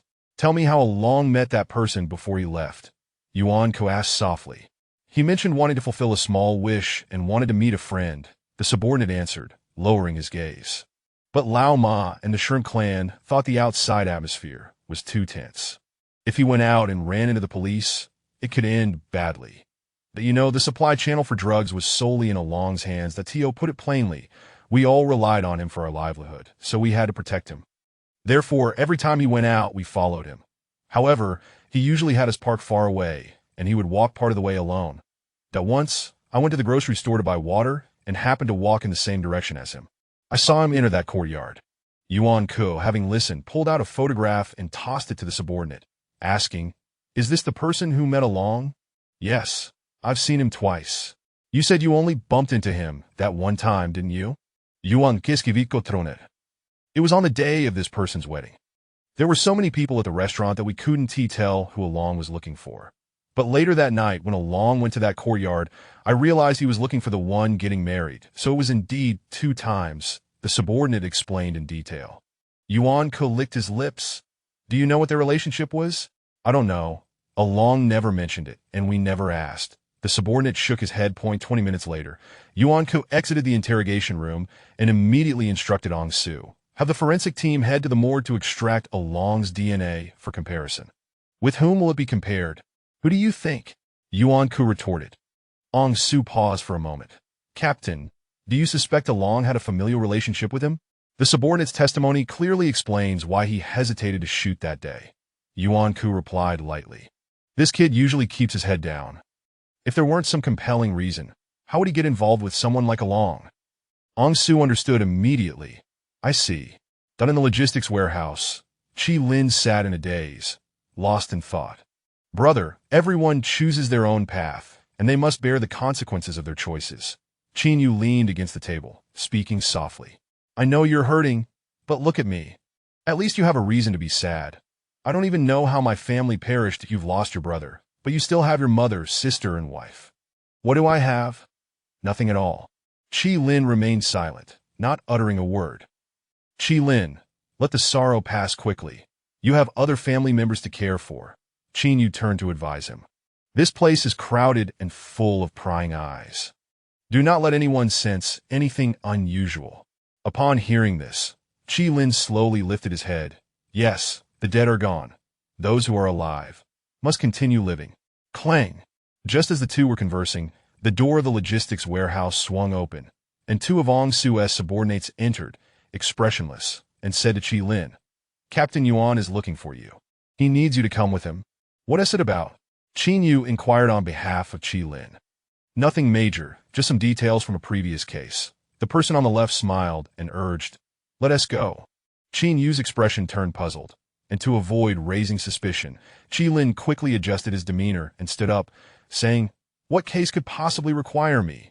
You'll find out when you get there." "Then let us go," Qi Lin replied with a smile. After exchanging a few words, the 3 left, while Qin Yu lingered at the door, a sense of foreboding rising within him for Qi-In, that an hour passed. 2 hours passed. Gradually, dawn broke, and then darkness fell again. After waiting for more than 10 hours, Qin Yu still had not seen Qi Lin return, and he began to feel restless, recalling Lin Yinlei and Along's words to him. An unsettling emotion quietly spread in Qin Yu's heart. The more he contemplated, the more he felt that this drug trafficking case was far more complicated than it appeared. After careful consideration, Qin Yu stood up, grabbed his work badge, and quietly left the office, driving the car of Team 3 towards Songjiang Prison No. 3. Meanwhile, Yuan Ke stepped into his office, looking up at Qi Lin, who had been under soft detention for several hours, and said, "Let us go. Follow me outside." Qi Lin, feeling uneasy, stood up and forced a smile, asking, "Captain Yuan, what is going on?" "You'll find out when you get there." Yuan Ku replied curtly, turning to leave. Suppressing the deep sorrow within, Qi Lin hesitated for a moment before promptly following Yuan Ku. Half an hour later, Yuan Ku drove Qi Lin to the police hospital, where they were led by the staff into the morgue. Qi Lin glanced around nervously and stammered, "Captain. Captain Yuan, why have you brought me here?" Yuan Ku lit a cigarette and casually walked to the inner side of the morgue, pulling open the drawer containing the body. Qi Lin looked up and immediately saw Along's lifeless body, his face a shade of purple, lying in the drawer. "Do you recognize him?" Yuan Ku asked with an impassive expression. Qi Lin clenched his fists, forcing a smile. "Captain, what do you mean? I don't understand." Yuan scratched his nose and took out two folded A4 papers from his coat pocket, walking over to Qi Lin. Urgent DNA comparisons have confirmed that your Y chromosome matches, meaning Along is your biological elder brother. Qi Lin's mind went blank, his expression shifting to panic. On the day of the arrest, you didn't fire your weapon to protect him, did you? Yuan Ku's voice was steady. This is a misunderstanding. UV got it wrong. Qi Lin, we both know that if this DNA test were conducted 1,000 times, the result would remain unchanged. Yuan Ku turned and sat on the autopsy table. The facts are laid bare before you. Is there any point in arguing? Qi Lin clutched the test results, panic filling his eyes as he struggled to respond to Yuan Ku. Qi Lin, if this identification result lands on the desk of the higher-ups, combined with the fact that you failed to follow orders during the last arrest, do you know what consequences you will face? Yuan Ku looked at Qi Lin expressionlessly. You would be labeled as an accomplice, charged with dereliction of duty, and a host of other crimes. The repercussions won't merely involve losing your job. You could face a lengthy prison sentence of over 10 years. Qi Lin slowly raised his head, staring blankly for a moment before suddenly dropping to his knees before Yuan Ku, grasping at his pants and shouting, "Captain, Captain. Along is indeed my biological brother, but we lost contact long ago. That day, I merely encountered him by chance. I had no idea I was supposed to arrest him." Yuan Ku regarded Qi Lin in silence. "Captain, I truly cannot lose my job, nor can I go to prison. I have family to support. I can't afford to get into trouble." Qi Lin's face was streaked with tears. "I beg you, help me out of this situation." Yuan Ku took a puff of a cigarette, placing a hand on Qi Lin's shoulder. "Everyone has emotions. After spending so much time together, how could I not know what kind of person you are? Qi Lin, I genuinely believe you are not involved in this case, but the higher-ups are unaware. Can they trust you? 4 police officers died during the last arrest, and both leaders and managers are in dire need of a reasonable explanation. And now, with your DNA test result, how will it play out? They're an insider, leading to a failed arrest, and all blame will be placed on you. But can you bear that?" Qi Lin sat in stunned silence. "I want to help you, but my influence is limited," Yuan Ku said, picking up the DNA report and contemplating for a long time before adding, "However, perhaps there is another way." "What? What way?" "Your brother was the middleman delivering goods for the Ma family. He is gone now, but if you can find the supplier behind your brother, uncover this connection, I can protect you in front of Director Li and the higher-ups. With that credit to your name, you won't face any consequences." Yuan Ku looked down at Qi Lin. "At that point, a simple directive from above could suppress your DNA report." Qi Lin pondered for a moment, suddenly recalling what Along had said before he left. If one day he found himself in dire straits, there was a contact number in his bag he could use. Remembering this, Qi Lin quickly looked up and replied, "He did give me a contact number. If you let me go home, I'll find out, to see if it's the supplier's contact. You must not deceive me. Doing so would only harm yourself." Qi Lin stared at Yuan Ku, his voice hoarse as he responded, "My family is here. Would I dare deceive you, Captain Yuan? All right, then you go back and look for it. Don't let anyone follow me. I'm worried. My mother will overthink things. Her health isn't good. Don't worry. My men want to enter your home," Yuan Ku said with a smile. "They'll wait for you outside. Once you have the information, they'll bring you back." Meanwhile, Qin Yu was interrogating Ma Lao Air in Songjiang Prison No. 3. "Damn." Ma Lao Air, clad in prison garb, sat on the iron chair, casually cursing. "Do you think we wouldn't want you dead?" Ma Lao Air retorted. Qin Yu fell silent for a moment before leaning forward and asking, "Besides you, there's another group selling drugs on the black market, and their prices are twice as high as yours. Are you aware of this?" Ma Lao Air paused. "Are you kidding me? Shouldn't you know this better than I do? You're going all out to suppress us. Aren't you trying to clear obstacles for your superiors?" Upon hearing this, Qin Yu's expression grew complex. "Would you believe me if I said I didn't know before?" Ma Lao Air. Chapter 33. A cruel existence with a single blow, the spine shattered. Yuan Ku did not summon the familiar officers to escort Qi Lin home. Instead, he procured 2 unfamiliar men who drove him to his doorstep. In the alley, Qi Lin sat in the car and turned to the middle-aged driver, saying, "Brother, please don't come in with me, that I'll be right back after I fetch something." "All right, we'll wait here," The burly man nodded in response. Chi Lin pushed open the car door and walked about 200 meters before turning into the small courtyard of his home. He reached for the door of the standalone house shared with Bella, but found it firmly locked from within. "Open the door," Chi Lin called out. "Just a moment," Bella quickly replied. "Be quick," Chi Lin urged, his tone laced with urgency. After approximately 3 or 4 minutes, Bella finally donned a coat, her hair disheveled, and opened the door to your back. "Why didn't you come home during the day?" "I thought you were working late." Chi Lin had no time for explanations and stepped into the house. "Where did you put the black bag I gave you that day?" Bella was momentarily taken aback. "What black bag?" "The bag that came with the living expenses." Chi Lin turned around to question her on that day. When Along had given Chi Lin the money, he was still engulfed in the sorrow of parting, completely oblivious to the money and the bag. Moreover, Along's words were not explicit, leading Chi Lin to believe that if he were ever in need, he could contact Along through the information left in the bag. Thus, he never associated the contact details with any supplier and simply handed over the bag along with the living expenses to Bella for safekeeping. Bella, slightly flustered, brushed her hair back. "That bag was quite old. You gave it to me, and I took the money out. As for the bag, I've forgotten where I put it. What the hell have you been doing?" Chi Lin had rarely spoken to Bella in such a tone, but he was genuinely agitated now, glaring as he shouted, "Hurry up and think where you put it. I'll help you look. Let us search together. You rest, I'll find it. Just give me a moment to think." Bella, in a state of panic, began rummaging through the cabinet by the window. "That thing is very important. It cannot be lost."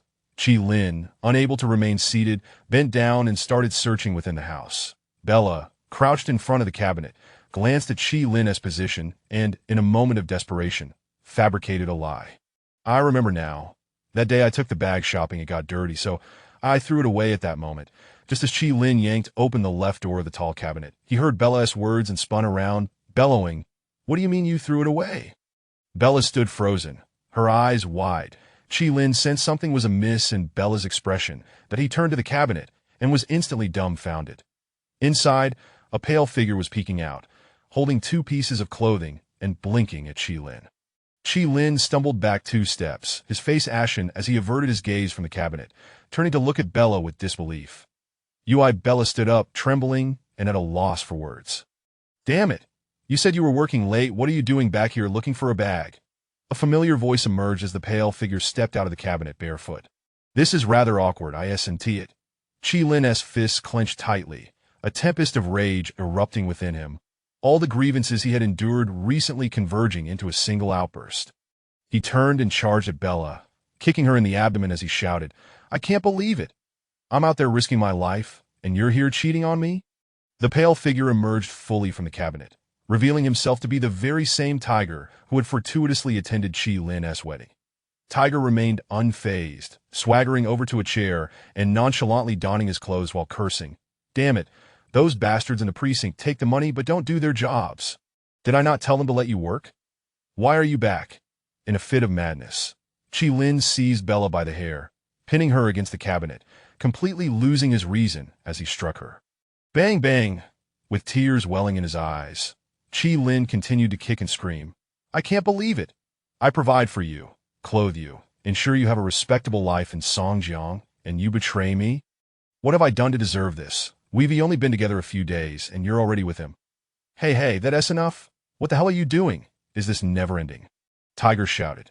Hearing his words, Chi Lin felt his blood boil, and in a sudden surge of fury, he turned and stormed toward the door, flinging it open and snatching the snow shovel left outside. "Whoa, look at you getting bold, ready to grab a weapon," Tiger scoffed, rising to put on his jacket and stepping to the doorway, challenging, "What are you going to do, kill me? You're not exactly built for that, are you? I'll take your life," Chi Lin roared, raising the shovel to strike Tiger. Brother, is that you back?" At that moment, the iron gate of the courtyard creaked open, and his blind sister, holding a cane and wearing a coat, stood outside. "What is all this shouting about?" "Mom woke up. She is quite worried. I came to check." That Chi Lin turned to see his emaciated sister, and in an instant, all the fervor within him seemed to dissipate. His eyes glazed over as he gazed into the room where their mother lay, and his hand holding the shovel began to tremble uncontrollably. "That we're all adults here. Why are we still playing these reckless games?" Tiger said, grabbing Chi Lin's wrist where he held the shovel, smiling as he added, "Come on, calm down, put that down. Let us talk." Chi Lin's eyes were filled with hatred as he turned to face Tiger. "Mom, doesn't he matter? Sister, doesn't he matter? You think you can play games with me?" Tiger grinned at Chi Lin, pressing down on his raised arm and calling out to the outside, "Little sister, go back in. Everything is fine, that we're just having a little chat." The Chi Lin's sister stood silently in the courtyard, neither stepping back nor entering, simply remaining there in quietude. Tiger closed the door and tilted his head to look at Chi Lin. "You bought her, right? Paid 4,500 for her?" Chi Lin clenched his teeth, his lips twitching but remaining silent. "Here's the deal." Tiger pulled out a thick wallet from his pocket, counting out a stack without hesitation, tossing it onto the nearby cabinet. "I happen to have 8,000 here. Take it and I'll take Bella with me. You saw it yourself. We were getting along just fine." Haha. Chi Lin's expression darkened, his entire body trembling. "Why so quiet?" Tiger tilted his head, poking Chi Lin's chest as he questioned, "What's wrong? We all from the same neighborhood. Who doesn't he know who? Don't play games with me. You spent 4,500 on her, and I'm offering you 8,000. Is that not enough for you? Don't you know your own situation? With someone like Bella, can you really afford to keep her? Today, I'm willing to give you 8,000, but tomorrow if she develops feelings for me, you won't get a dime." Chi Lin caught a glance at Bella and, trembling, asked, "Just because I have some burdens you think it's okay to bully me? Look at you, even the people in the precinct's cafeteria say you wash the cook's socks just so you can bring home some meals. No matter how bad I've got it, I wouldn't need to bully you for a sense of existence." Tiger spat on the ground, turning his back to Chi Lin as he pushed open the door. "Take the money. I'll be waiting for Bella outside." With that, Tiger stepped away. Chi Lin stood frozen at the door, turning to Bella and saying, "I work hard to support you, and you've stripped me of my last shred of dignity." Bella lowered her head, remaining silent for a long moment before replying. Chi Lin, when you bought me, did you consider my dignity after haggling over the price 3 times?" Chi Lin was momentarily stunned by her words. "That it's all just to put food on the table. What is there to discuss about feelings? You support me. I sleep with you, do your laundry, cook for you, and help with the housework." Bella gradually stood up. "If Tiger offers better, I want to leave with him. Back when the world wasn't so chaotic, people were used to talking with their clothes on, leaving some space for each other. But now, with the chaos, people have become more brazen. Yet the essence remains unchanged. It's simply that, get out." Chi Lin closed his eyes, pointing toward the door. Bella picked up her coat, hastily combing her hair back, and calmly walked out. "In just over 20 days, you've earned an extra 3,500. You're not at a loss. Get out now." Chi Lin shouted in fury, clenching his fists. Bella pushed the door and left. Tiger stood by the gate, relieving himself, and turned back to see Bella exiting, saying, "Damn, that's 8,000. I've spent an entire week's worth of bonuses on you. That I'll go with you. Of course, you'll come with me. Who in their right mind would choose a dog over a chance?" Tiger led Bella out of the courtyard. Inside the house, Chi Lin slumped to the ground, dazedly staring at the ceiling. Feeling as though his soul had been lost, he was neither the old cat nor a privileged child of the precinct. He had never received any special treatment from others, that he was not Yu, unable to adopt a carefree attitude, which meant that within the precinct he would always have to bend his back. Yet, even so, until today, he had remained optimistic and actively engaged with this era and society, doing everything in his power to support his mother and sister. However, today life had once again shattered all his aspirations, cruelly striking him down like a madman. The elder brother lay dead, the woman had betrayed him, and he was ensnared in serious cases.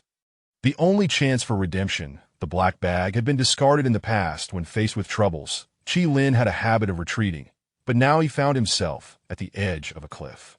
Any further retreat would lead to his demise. Injustice, unwillingness, and discontent surged within him.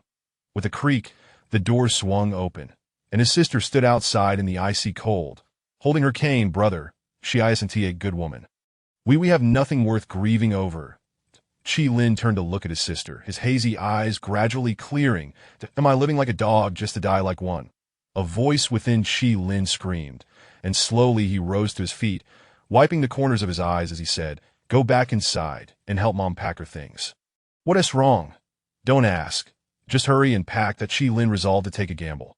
The black bag was lost, and he had no way to explain himself to Yuanku anymore. Returning now would likely mean never coming back. With that thought, Chi Lin lowered his head, swiftly dialing the old cat's number. Chapter 34, a desperate escape for survival in the residential area along the Songjiang border. Old Cat stood beside his vehicle as he connected a call to Chi Lin. "What's wrong?" he inquired. "Are you at the police station?" "Damn. Don't you know? I came to the border to catch grain smugglers." Old Cat wiped the sweat from his brow and replied, "I just wrapped things up and was about to head back." Upon hearing that Old Cat seemed unaware of the situation at the police station, Chi Lin refrained from elaborating and simply pleaded through gritted teeth. "I've encountered a very serious issue and need your assistance." "What is it?" "It's not convenient to discuss over the phone. Can you come back and help me pick up my mom and little sister?" Chi Lin whispered, "I won't trouble you for long. They'll stay with you for at most 2 hours." "What the hell is going on?" Old Cat was taken aback, as Chi Lin had never approached him in such a manner before. "Don't ask for details. In short, I can't stay in Songjiang any longer. I have to leave." Fearing that the two individuals outside might grow suspicious, Chi Lin hurriedly conveyed, "I can't find anyone else to help. I can only turn to you." "All right, I'm heading back now," Old Cat responded without a moment's hesitation. "I should arrive in about half an hour." "Old Cat, you can't tell anyone about my call." "I won't say a word to anyone." Old Cat rarely made promises, but he had never reneged on a commitment when it came to serious matters. "Mom and little sister will head to the North Station soon," Chi Lin instructed softly. "When you pick them up, just keep them in the car. I'll call you once I'm done." After a moment of silence, Old Cat suddenly asked, "Can Oldly help you with your troubles?" "If he can, I'll call him right away." Upon hearing this, Chi Lin's eyes reddened instantly. His lips trembled for a moment before he hoarsely responded, He can't help." Old Cat's heart sank at his words.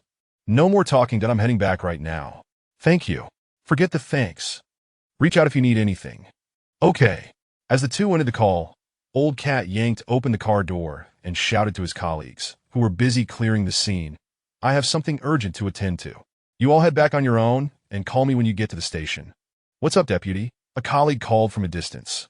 "None of your business," Old Cat replied curtly, slamming the accelerator and disappearing into the night. At home, Chi Lin stepped behind the wardrobe, bending down to reach into the narrow gap between the cabinet and the wall. After a considerable effort, he pulled out a round, oilcloth package. Approaching the table, Chi Lin unwrapped the package, revealing a P202 series large-caliber handgun. This was a firearm Chi Lin had purchased from a dealer 3 years ago for 400 yuan, intending to practice shooting during his time off duty. The practice ammunition at the police station was limited, and he lacked the funds to receive special approval for more.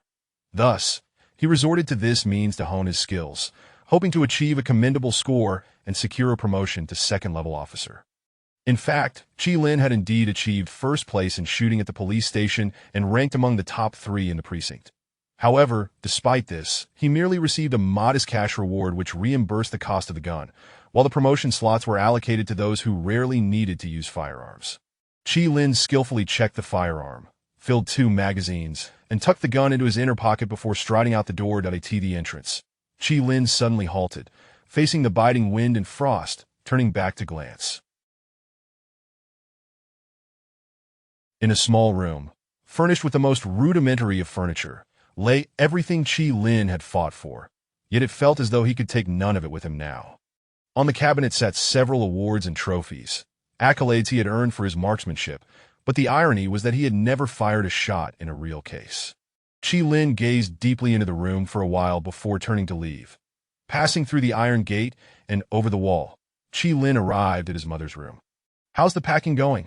"Son, what trouble have you gotten into? Why do you suddenly need to leave?" his mother asked, trembling as she sat on the bed. "Mom, it's hard to explain in just a few words, but don't worry, I've already contacted Big Brother. We'll leave tonight to find him," Chi Lin said, uttering a benevolent lie. Upon hearing this, his mother sighed, wiping her eyes as she murmured, "It's all my fault. I'm so muddled. If things were fine, you wouldn't feel pressured to find a woman. We're leaving suddenly because of her, aren't we?" Chi Lin looked at his mother, suppressing the emotions boiling within, then turned to pull his little sister to the door, crouching down to ask, "Little sister, after I leave in 5 minutes, take Mom to the North Station." "Okay." Though his young sister was blind, She surprisingly remained calm, nodding her delicate face without a hint of emotion. Remember old Cat's voice. When he arrives, get into his car, and I'll come to pick you up in no more than 2 hours. Chi Lin reiterated. His sister fell silent for a moment before leaning in to whisper, I know when Big Brother came back that day. Chi Lin was taken aback. One brother has already left. I don't want to lose another. But I will definitely come back. Chi Lin gritted his teeth, holding back tears as he responded. Go on. Wait for me. Chi Lin stood up and strode out of the house. 5 minutes later, Chi Lin returned to the car. The burly driver glanced at him, frowning as he asked, Took you long enough? Did you not hear? Chi Lin replied with an impassive expression. The driver, taken aback, shifted gears and responded, Heard some commotion. What? Did you have a family quarrel? Nothing's wrong. Let us go. What about your things? The driver inquired as he drove. They're on me, Chi Lin replied flatly. Take me to find Captain Yuan. All right. The driver slammed the accelerator, swiftly leaving the alley beside Chi Lin's home. On a street in a darkened district, Qin Yu had driven here after exiting Songjiang's third prison, waiting for nearly half an hour before someone knocked on his car window. Qin Yu glanced at the burly man outside, then stepped out of the vehicle.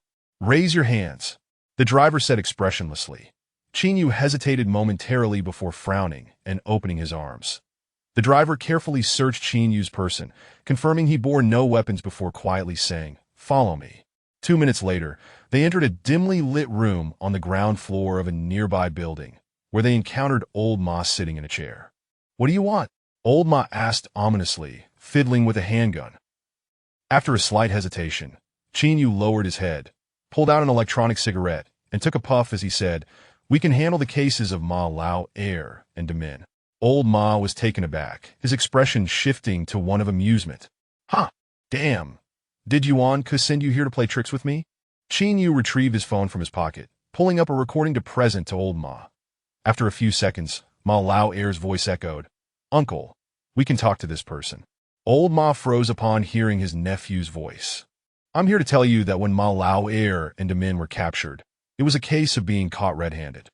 However, your approach has been to resist interrogation, defy the judicial system, and refuse to disclose the details of your crimes, all while hoping for both to be released together, which is unrealistic. Qin Yu spoke softly, exhaling smoke. Let one of them go.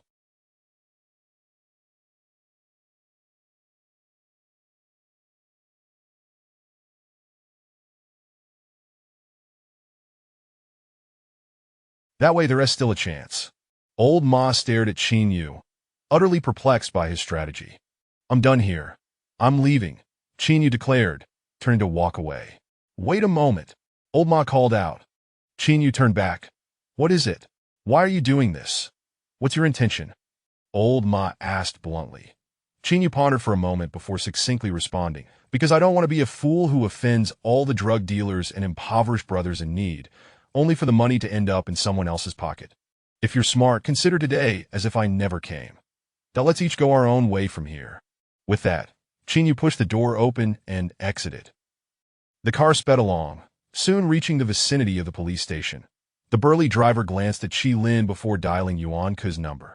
Hello. Yuan Ke's voice came through. He has got the items. We'll all be there shortly. Let him in. You two head back directly, Yuan Ke instructed succinctly. Understood. As soon as the call ended, the two resumed their journey to in the office. Yuan Ke typed a text to his elder brother. The supply chain is on its way. Okay, his brother quickly replied. In the car, the driver veered left, soon spotting the police station courtyard. You can get out and go back by yourself. Xiao Ku is waiting in the office for you. Bah! Chi Lin suddenly pulled out his gun and pressed it against the driver's head. The two men in the car were taken aback, quickly turning to face Chi Lin. I really can't find that thing. It's gone. Chi Lin's voice trembled, yet he spoke with steady resolve. I can't go back. If I do, I won't be able to get out again. You're asking for trouble. The driver replied in a deep voice, furrowing his brow. Your home is right here. If you don't go back, where can you go? Can you even leave Songjiang? I want to give it a try. Chi Lin's lips quivered as he insisted. Just drive straight ahead. Damn it. The burly man in the front passenger seat opened his mouth to curse. Don't push me. I have no other options left. Chi Lin interrupted with red eyes. Let me live, and you both can live too. The two fell silent. Drive ahead. Chi Lin gripped the gun tightly. You will go wherever I say.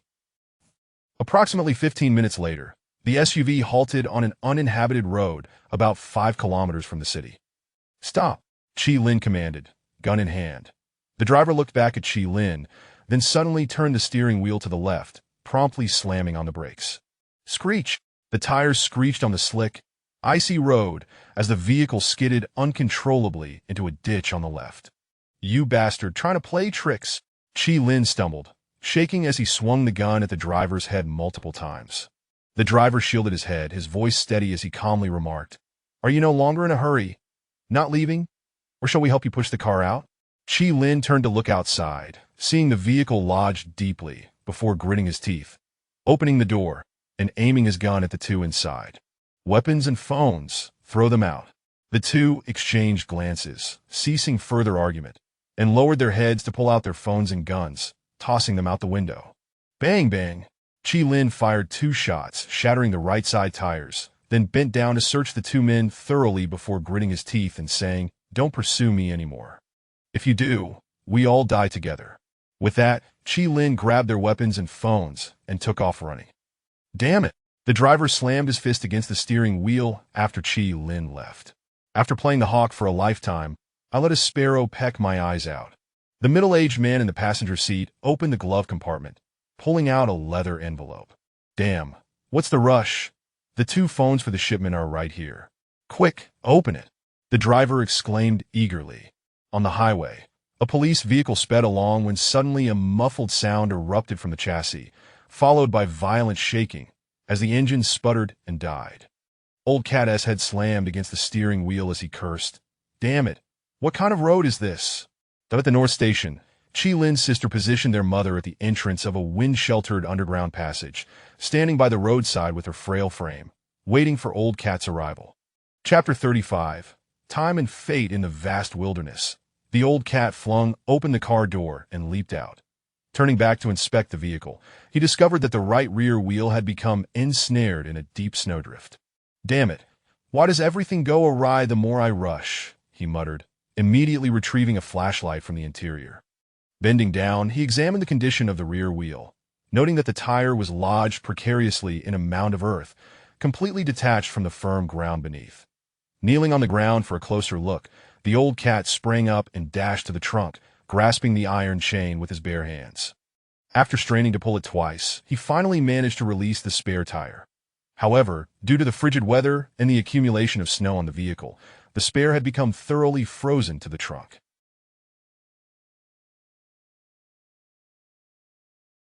Left with no other recourse, he pressed his entire weight onto the spare tire, vigorously shaking it. Creak, creak! The agonizing sounds echoed, and the Old Cat's face flushed crimson.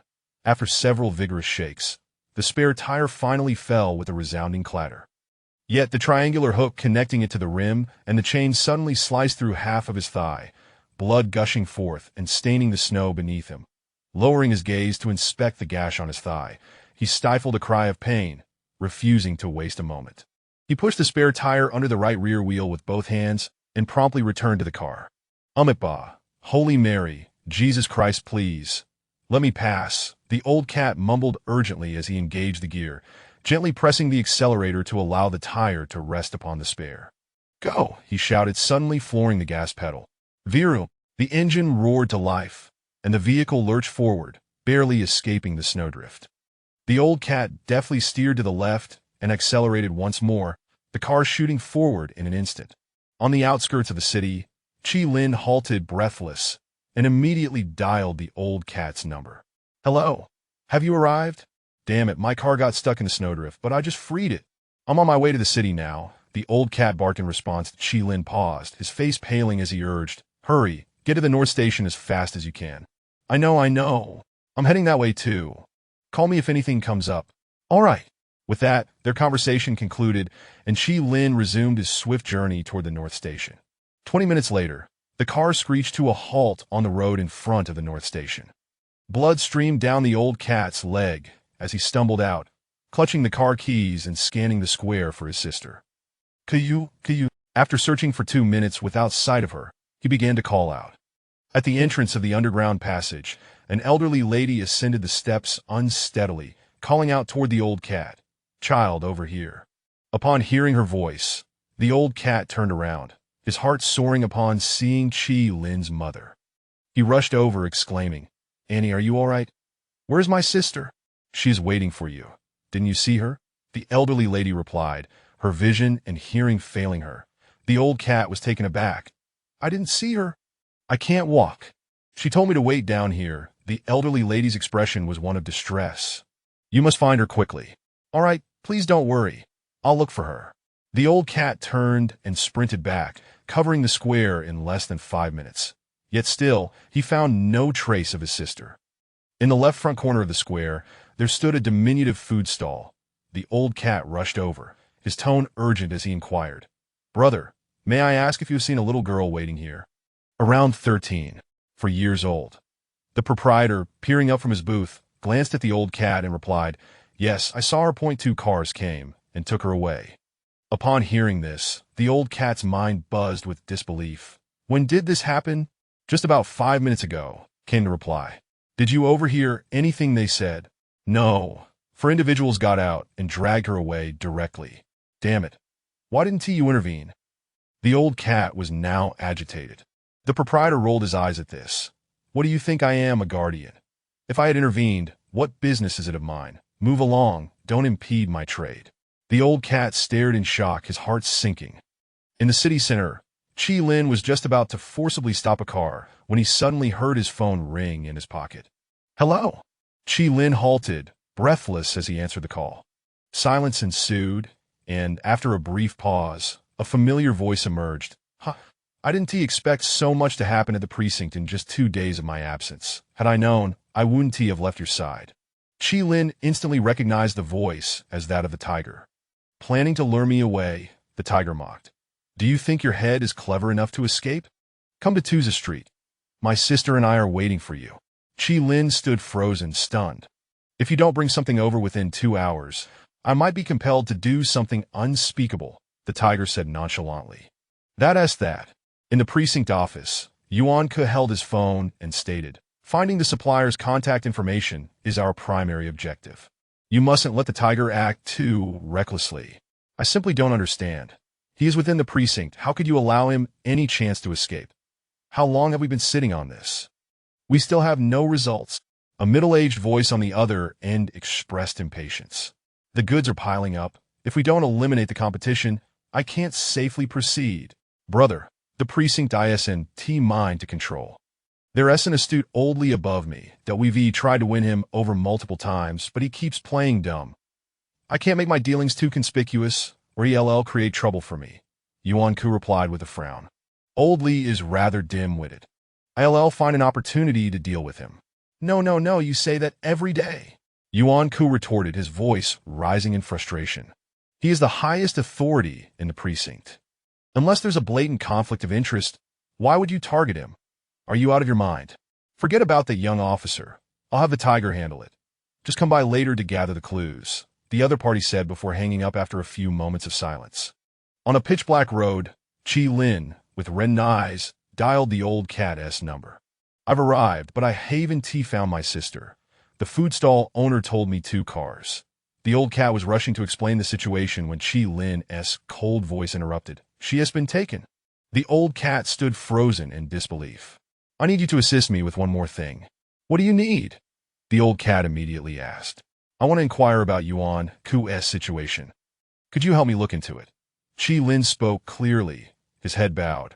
Upon hearing this, the old cat widened his eyes and asked, "What the hell are you planning? What does this investigation mean? That there's a cliff ahead and countless people pushing me from behind, that I've accepted it. I want to jump and see if I can escape death." Chi Lin clenched his fists and declared, "If you consider me a friend, help me one last time." "Calm down. If it really comes to that, are you seriously asking me to calm down? Who has been more composed than I over the years? If there was even a sliver of an opportunity to escape, would I contemplate jumping?" Chi Lin shouted with reddened eyes. "If you don't help me, I'll immediately return to the precinct and confront Yuan Ke." Late at night, shortly past 11, In a standalone building at 75 Century Avenue in a darkened district, a chubby man sat with two friends in the second-floor hall, enjoying hot pot. Downstairs, a figure pushed open the glass door, entering with a body covered in frost and snow. Chapter 36. A Night of Loss. Chi Lin transforms into a Qilin within the confines of a standalone two-story building. Rotund man indulged in hot pot lamb while sipping on an exquisite bottle of premium white liquor. Turning to the two individuals beside him, he remarked, "Once we eliminate the supplier, the Ma family will be devoid of resources and will perish swiftly. To that point, the entire underground pharmaceutical market of Songjiang will belong to us. As per our usual arrangement, the members of the Yuan family will not make an appearance. You shall handle the procurement, distribution, and collection of payments, while we retain 70% of the profits, and the remainder shall be shared among all. With the Ma family gone, will there still be legitimate pharmaceutical supplies?" "This is merely competition," interjected the middle-aged man on the left, wiping his mouth. "How legitimate channels? What we are collaborating with are the legitimate channels," the rotund man chuckled, taking a sip of his liquor. "The pharmaceutical companies have agreed to increase their prices by 30%, making us the most affordable option. Without competition, how can those drug addicts willingly part with their money?" "Ah, then it's settled," the slender man on the right grinned, raising his glass. "Let us toast to the swift demise of the Ma family." "Ha, cheers!" The trio laughed heartily as they raised their glasses. Suddenly, the sound of footsteps echoed, and a youth adorned with snowflakes ascended from downstairs. The rotund man glanced up at the staircase, furrowing his brow as he inquired, "Who are you?" "My name is Chi Lin," the young man replied curtly, brushing off the snow on his clothing. The three men paused momentarily, then gradually lowered their glasses. Chi Lin stepped forward, casting a glance at the hot pot lamb on the table, and with a smile, took a seat in an empty chair. "What a fine feast you have." After a few seconds of silence, the rotund man frowned, retrieved a cigarette from his pack, and, placing it between his lips, cursed, "Jacques, this bastard is becoming increasingly intolerable. He's down there playing mahjong and doesn't even notice when someone enters the building." With that, he flicked his lighter, igniting the cigarette with a snap. Poof! Chi Lin, with his hands in his pockets, extinguished the flame with a puff. The rotund man hesitated for a moment, then turned to Chi Lin, tilting his head. "I didn't know you before, but I've heard of you today. I can't quite grasp what someone like you intends to do in this building. Are you Yuan Ke's older brother?" Chi Lin asked. The rotund man discarded his cigarette. "I am his uncle. My name is Yuan Wei." A flicker of disappointment crossed Chi Lin's eyes. "I thought I had found the root of the matter." "Hey, damn," Yuan Wei scoffed, pointing downstairs. "You think you can intimidate me? Do you know where this is? If I shout, 10 armed men could rush up in no time. Do you believe that?" Chi Lin paused for a moment, fixing his gaze on Yuan Wei. "Do you have brothers?" "Ha, you little brother," the middle-aged man on the left chuckled, ruffling Chi Lin's hair. "If the Yuan family had no brothers, could they survive on the black market? Just hand over the goods already. There's no need for theatrics. Do you understand how many livelihoods are tied to the pharmaceutical line? You damn." Chi Lin turned abruptly, drew his gun, and pressed it against the middle-aged man's forehead, his expression devoid of emotion as he stated, "I have already lost everything. You dare to curse at me?" Bang! The gun fired. The man collapsed, a mixture of crimson and white splattering across the table, the boiling hot pot heaving and bubbling with blood, a vivid spectacle. Yuan Wei and another man stood frozen in shock, as the middle-aged man crumpled to the ground, convulsing a few times before lying still. Chi Lin, gun in hand, leaned slightly as he regarded the rotund man. "Don't you have brothers? Call them here." Yuan Wei's lips twitched as he picked up a handkerchief to wipe the blood from his face, mutely turning to shout, "We have visitors." There was no need for shouting.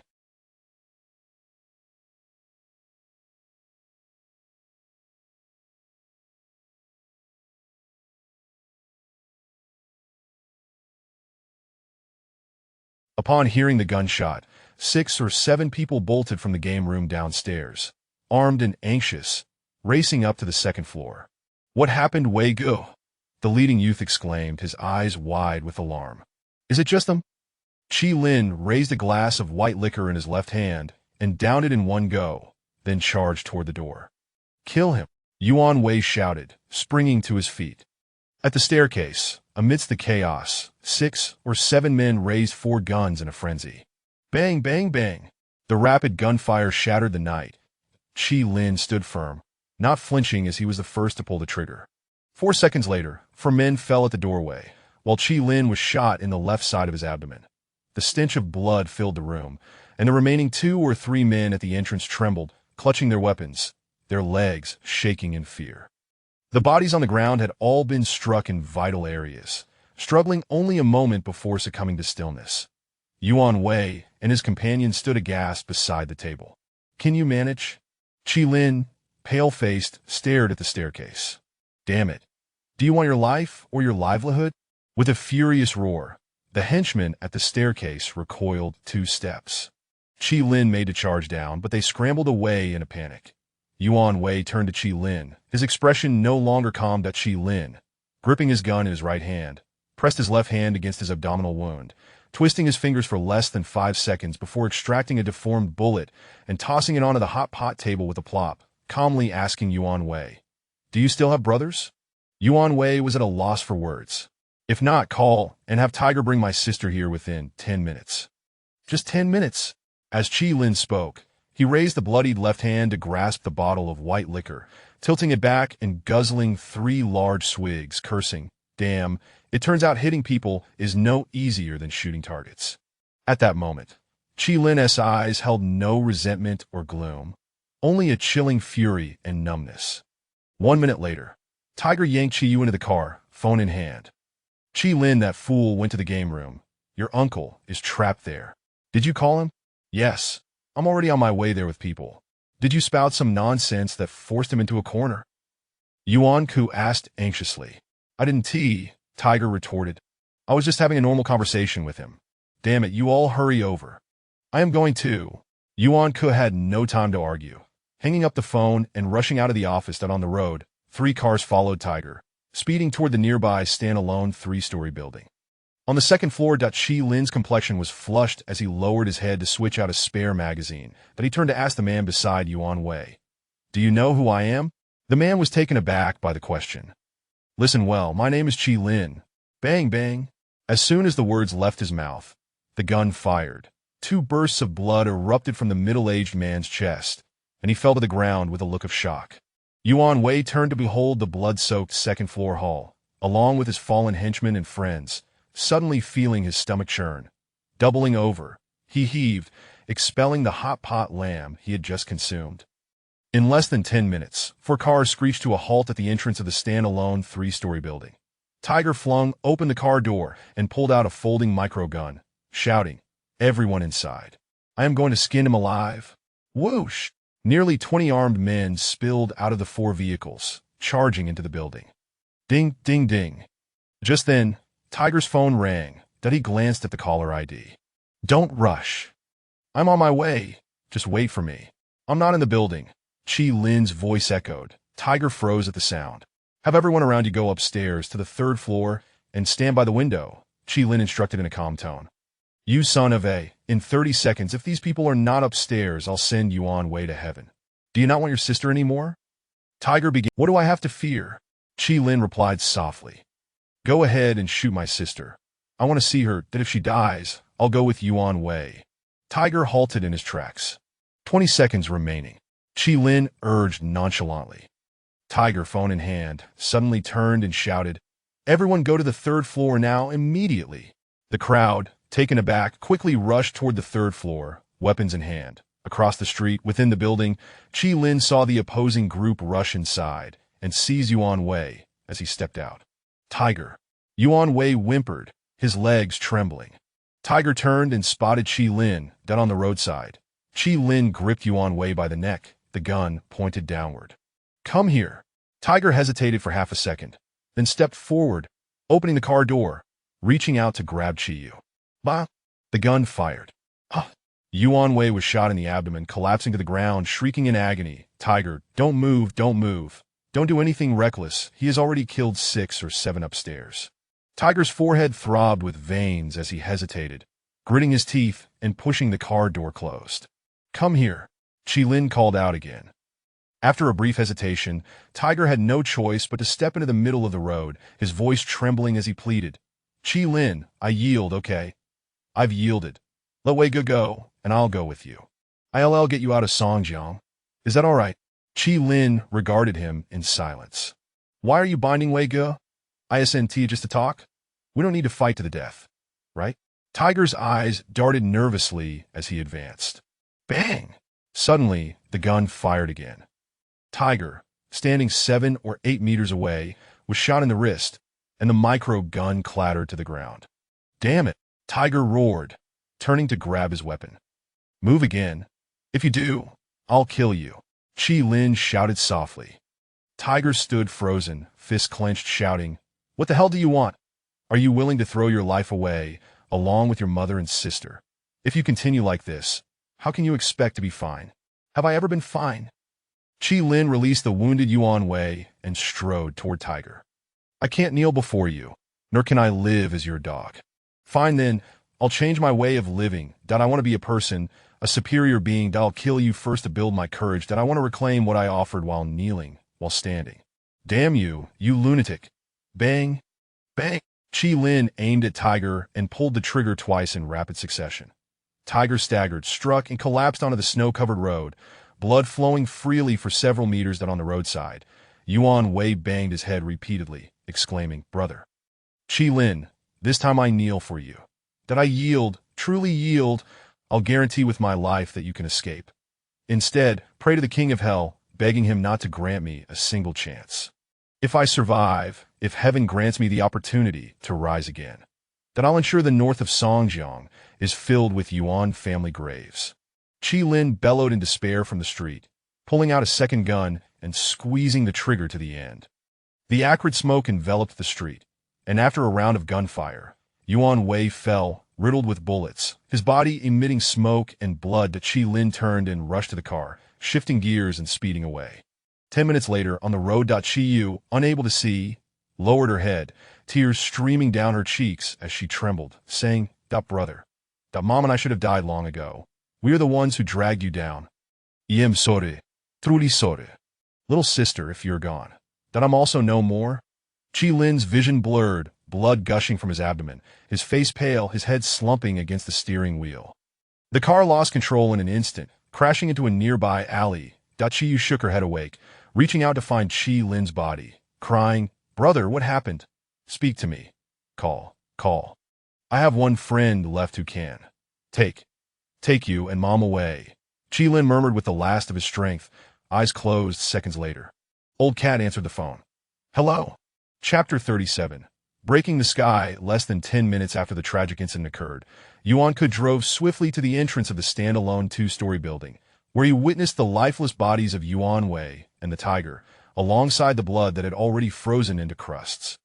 At the entrance, dozens of individuals stood with their heads bowed on the steps, too intimidated to utter a word. Yuan Ke clenched his fists, his eyes bulging as he bellowed at the crowd. Does Qi Lin possess 3 heads and 6 arms? He is but one man, and yet you have allowed this chaos to unfold. Silence. After a brief moment, a middle-aged man who had accompanied the tiger lifted his head to respond. He came here determined to fight to the death. Even had we arrived in time to detain him, the scene would not have been any more favorable. He was driven to the brink, completely losing his rationality. Useless. All of you are utterly useless. Yuan Ke, having completely lost his usual composure, pointed at the crowd and shouted, Get the hell out of here. You are unworthy of even a meal. Just leave. Then on the street, Old Cat, covered in blood, shouted, Damn it, you are nothing but a fool. In the past, you wouldn't dare utter a word even after being slapped 100 times. But now, with your blood boiling, you disregard everything? In the passenger seat, Qi Lin, suffering from severe internal bleeding, responded with a hazy consciousness, Old Cat, for the sake of our long-standing friendship, you must ensure that my mother and little sister are taken to safety. That I beg you. I don't care.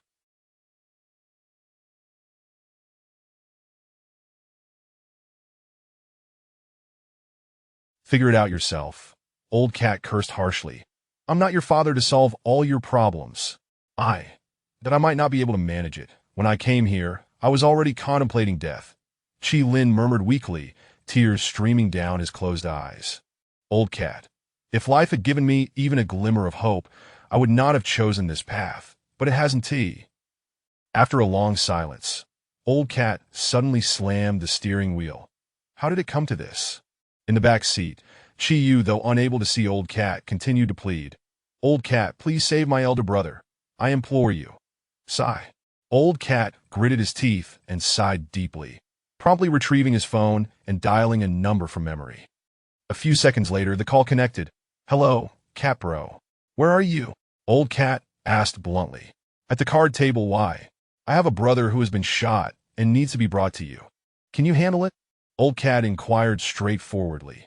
The other party fell silent for a considerable time before retorting. Does your friend need to be taken care of by me? Cat bro, who is the injured party? I'm asking if you can do it. Old cat frowned. If you can, then fine. If not, just say so, and I won't press you. After another pause, the response came clear. I'm heading to the next round now. It's a gunshot wound to the abdomen. We need a doctor. Money is not an issue, Old cat instructed. Understood. Miao Zhuang.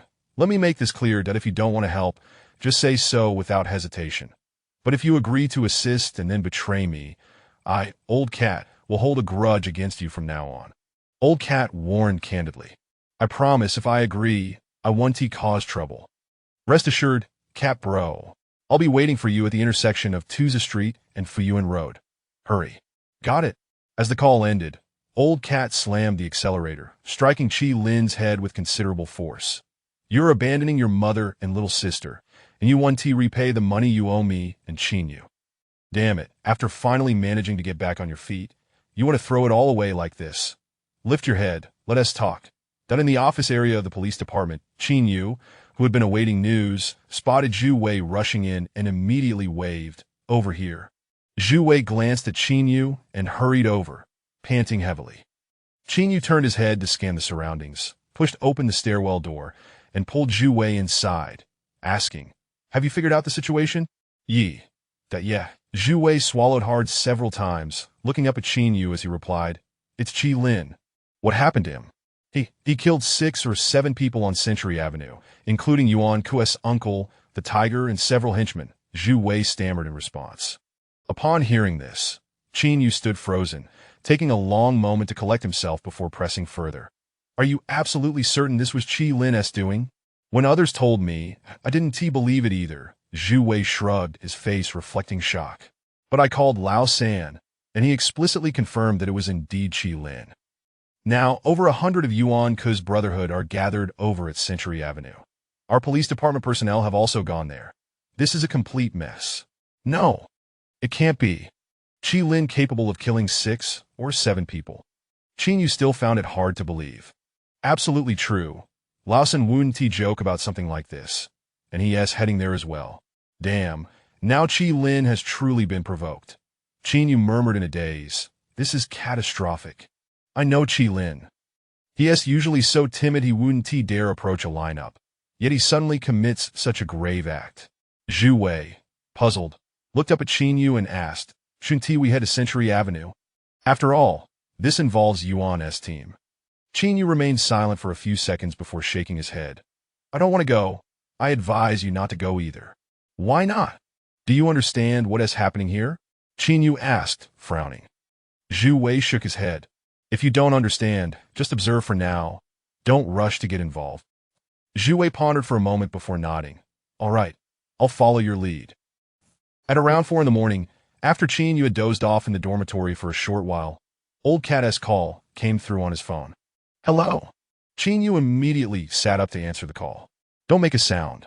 Come outside that I'm in the alley behind the unit, Old Cat said in a low voice. After contemplating for a moment, Chin Yu replied, Okay, I'll be right down. As the call ended, both men swiftly concluded their conversation. Chin Yu grabbed his jacket and hurriedly left the third Group S dormitory. Meanwhile, within the Grand Palace Entertainment City on Tuza Street, a man dressed in slacks and a white shirt sat composedly on a sofa, sipping tea. This man was Yuan Ku's elder brother. Yuan Hu, 48 years old. Yuan Hua had a portly physique but exuded a quiet demeanor, with notably fair skin. I never anticipated that issues would arise in the Qi Lin affair, remarked a middle-aged man on his left, hands clasped. The tiger, too. He always boasted louder than anyone else, yet when it mattered most, he couldn't even protect Xiao Wei. Yuan Hua, expressionless, rolled up the sleeves of his white shirt, slowly retrieving a pack of cigarettes, seemingly ignoring his friend's remarks. Footsteps echoed from downstairs, and Zaka, who had narrowly escaped from the second floor, rushed into the room with a panicked expression, kneeling on the ground and exclaiming, "Brother Hua, Brother Hua."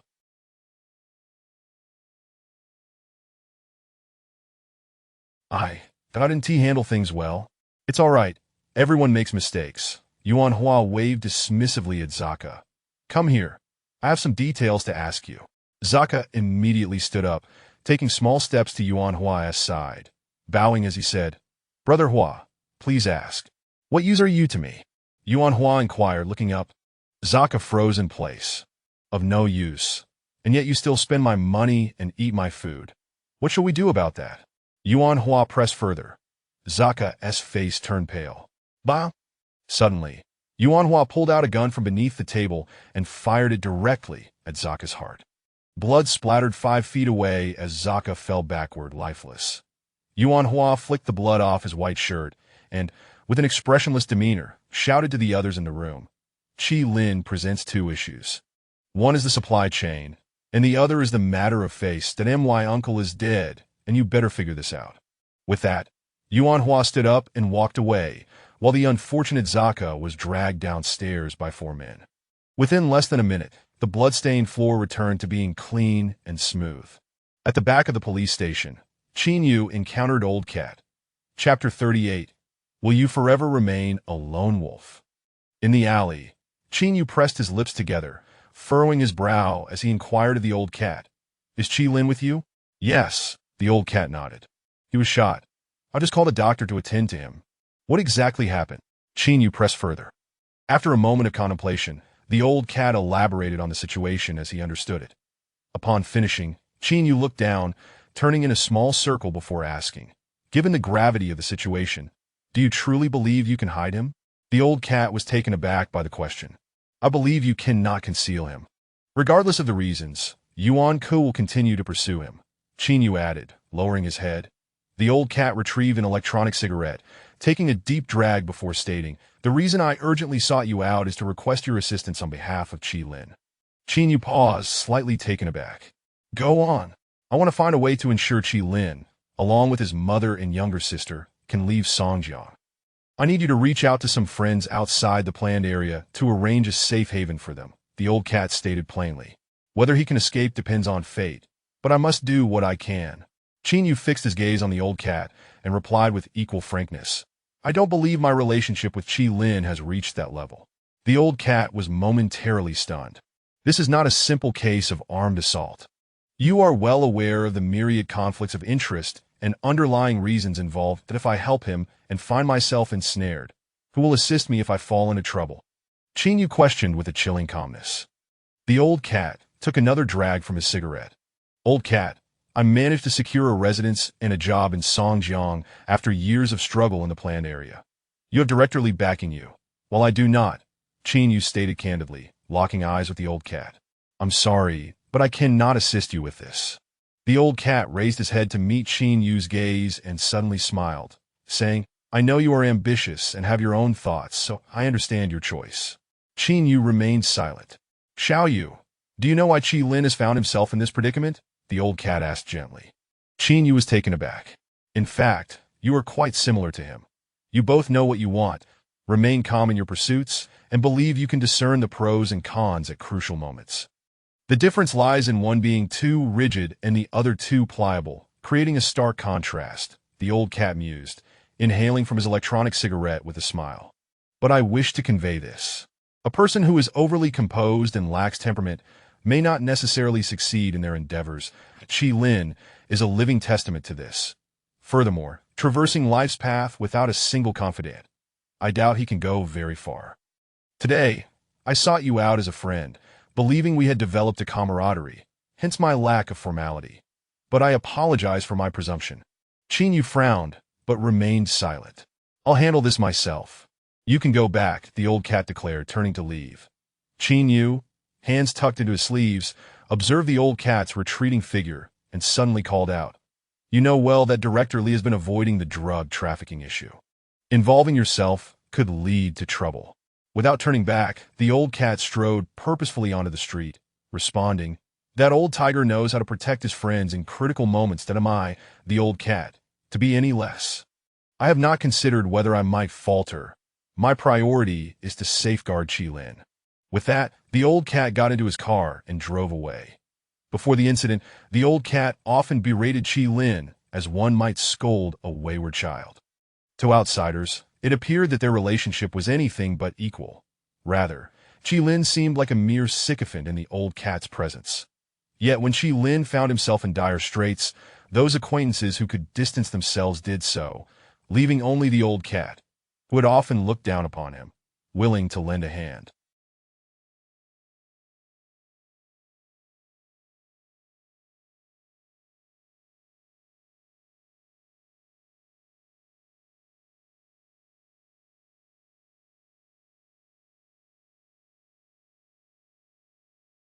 Some of the disdain was genuine, yet the friendship was equally real. The old cat embodied this paradox. Regardless of one's standing, if I consider you a friend, I will extend my hand in times of trouble. As Chinyu made his way back to the dormitory, his head hung low, he wrestled with complex emotions, reflecting on the old cat's words, which stirred something within him. In the planned area, Chinyu had learned not to trust anyone, having witnessed the dark side of human nature too often. There were those who would sell their wives and children for a meal or a job, and having seen so much, his heart had gradually hardened. This was a manifestation of self-preservation, and perhaps he was unaware that, despite his inner strength, he had lost the warmth that is inherent to humanity. Now, the old cat's words echoed in his mind, leading him to question whether his excessive calmness and purpose-driven actions were truly justified. Would the same approach to matters in the planned area be effective in District 9? The journey of life is long and solitary. Can one truly traverse it alone? The old cat's position and connections within the police force clearly surpassed his own, and if he dared to protect Qilin, did Qinyu, an outcast from the planned area, exhibit a mindset that was too narrow and worrying about his minor status? While the bond between Qilin and himself had not reached the level of life and death, how do others forge such deep connections? Lost in thought, Qinyu halted, the old cat's image flashing vividly in his mind. He could scold Qilin daily, feigning a nonchalant attitude and unreliable nature. Yet when it mattered, he genuinely took risks for the sake of friendship. Was such a person not worthy of deeper trust? Qinyu hesitated and wandered in indecision, yet ultimately retrieved his phone. Damn it, even the smartest among us can be influenced by fools. He sighed, promptly dialing a number. Moments later, the call connected. "Hello. Let us discuss the matter of drug trafficking," Qinyu said, turning away from the back entrance of the office and quickening his pace toward the other side of the road. In a standalone building on Century Avenue, Yuan Ko locked the door, holding his phone as he stood by the window, stating, "Qilin has no friends, just the old cat." The relationship between the old cat and Director Li. The voice on the other end of the line warned with a furrowed brow, "Makes it challenging for me to investigate. Your task is to locate where Qilin is. I will handle matters above," Yuan Ke shouted, his eyes reddening. "He must be found. We need to secure our channels." "Understood," came the reply, in a warehouse on Fuyuan Road. After the doctor had finished cleaning Qilin's wounds and was about to leave, the old cat brandished a gun and restrained him. "You cannot leave yet. Once my friend is out, I will let you go. You will be compensated handsomely." "How can you lack integrity?" the doctor shouted angrily. "You are crude. You are far too crude. Stop your whining, or I will really lose my temper," the old cat retorted, dragging the doctor into a room and locking the door. He then turned to his friend who was assisting him and asked, "Is there any way to get Qilin out?" "That he killed Yuan Hua's uncle. The situation outside is chaotic." "It's extremely difficult to get him out," his friend replied, his face filled with concern. "You know my limitations." The old cat scratched his head. "Could we reach out to the military personnel? Is that feasible?" "Hard to say," his friend shook his head. On the rickety wooden bed, Qilin coughed violently, shouting, "Forget about me. Just get my mother and sister out. Silence, the old cat snapped, exasperated. In the standalone building on Century Avenue, Old 3 limped down the stairs, shouting to the 20 or so people standing inside. The boss has spoken. Put everything down and scatter our people. We must locate Chi Lin within 12 hours. Chapter 39. The cat brother who even the director must activate the following day, early in the morning.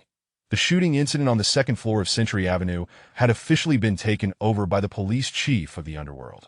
However, in light of such a significant event, Director Lee rarely made an appearance, instead concocting an excuse to leave for a meeting in Foam Bay. Ultimately, the highest-ranking official responsible for this case was merely a deputy director on the brink of retirement within the police force. Consequently, the captain of the second investigative team, in charge of the case, found himself in a state of confusion that he could not decipher the intentions of his superiors, thus resorting to dilatory tactics and failing to follow the clues diligently.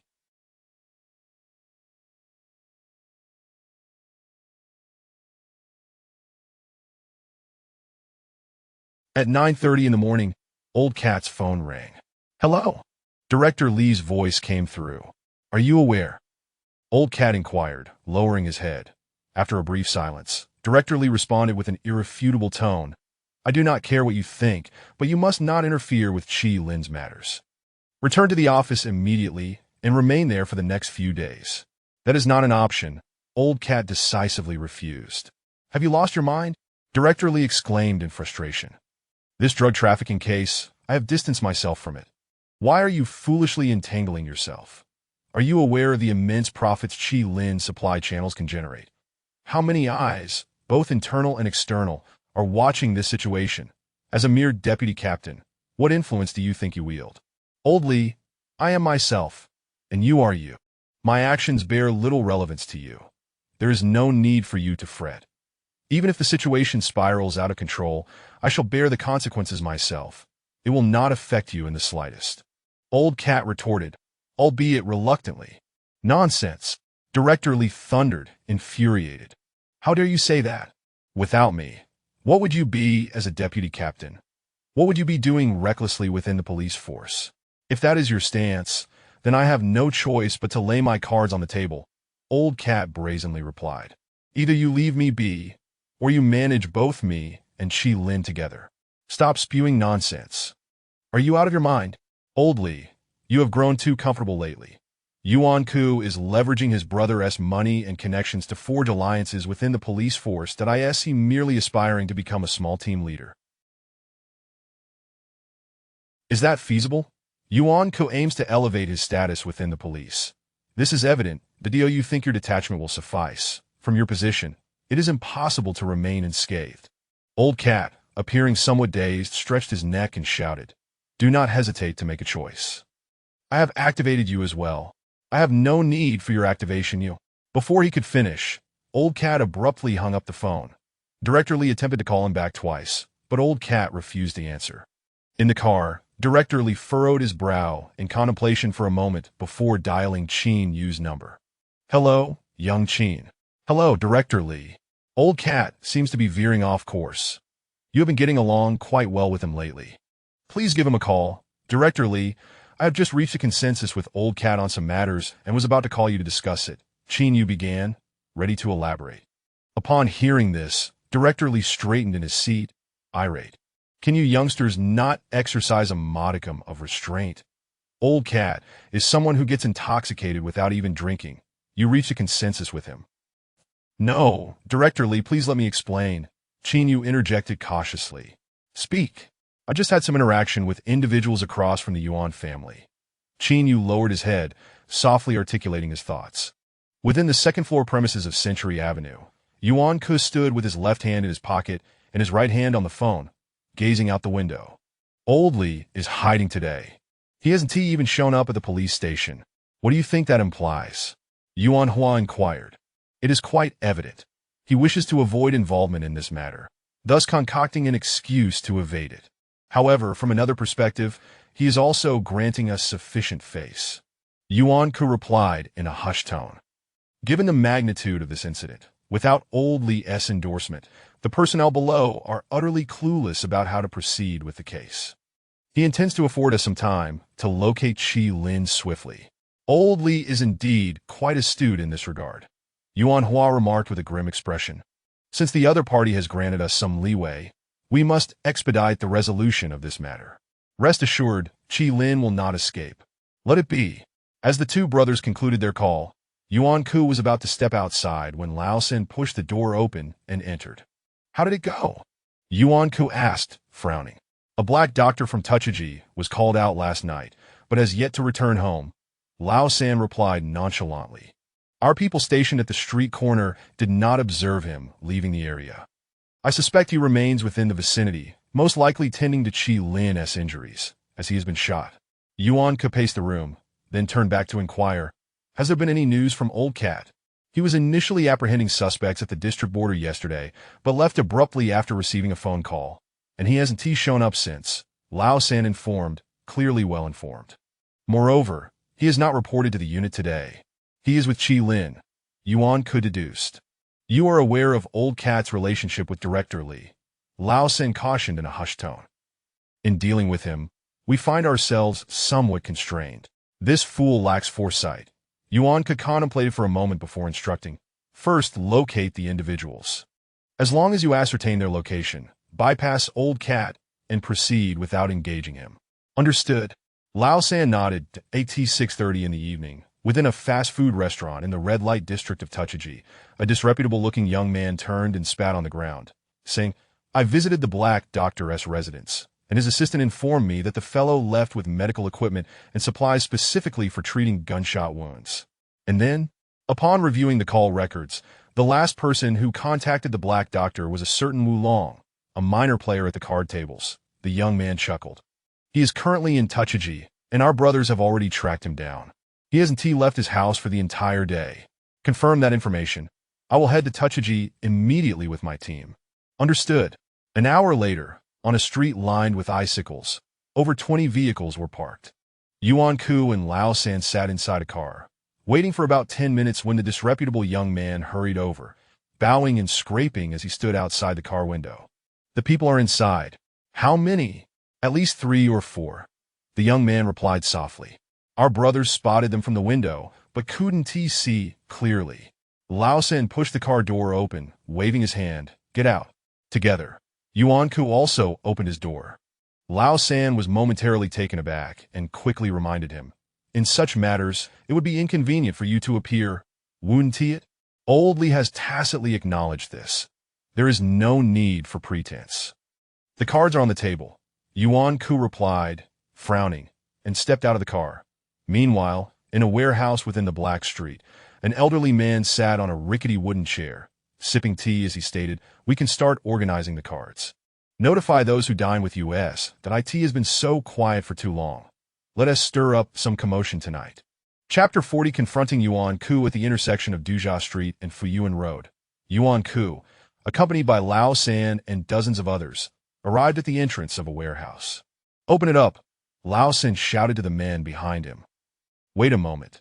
Yuan Ku deliberated for a while before raising his hand to stop them, saying, Lao Mao is a stubborn one. Forcing this could lead to unnecessary trouble. Lao San, make a call to the team.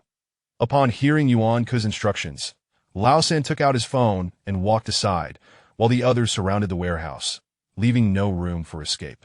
Lao Mao, however, was no fool. He had been keeping an eye on the outside and quickly noticed Yuan Ku and his men. Inside, a friend who was helping to hide looked anxious and said to Lao Mao, They're on to us. What should we do? On a shabby wooden bed, Qi Lin clutched his abdomen, forcing himself to sit upright, his face pale as he shouted to Lao Mao, Brother, you've already done enough for me. I won't drag you down anymore. Just protect my sister and my mother. I'll go out myself.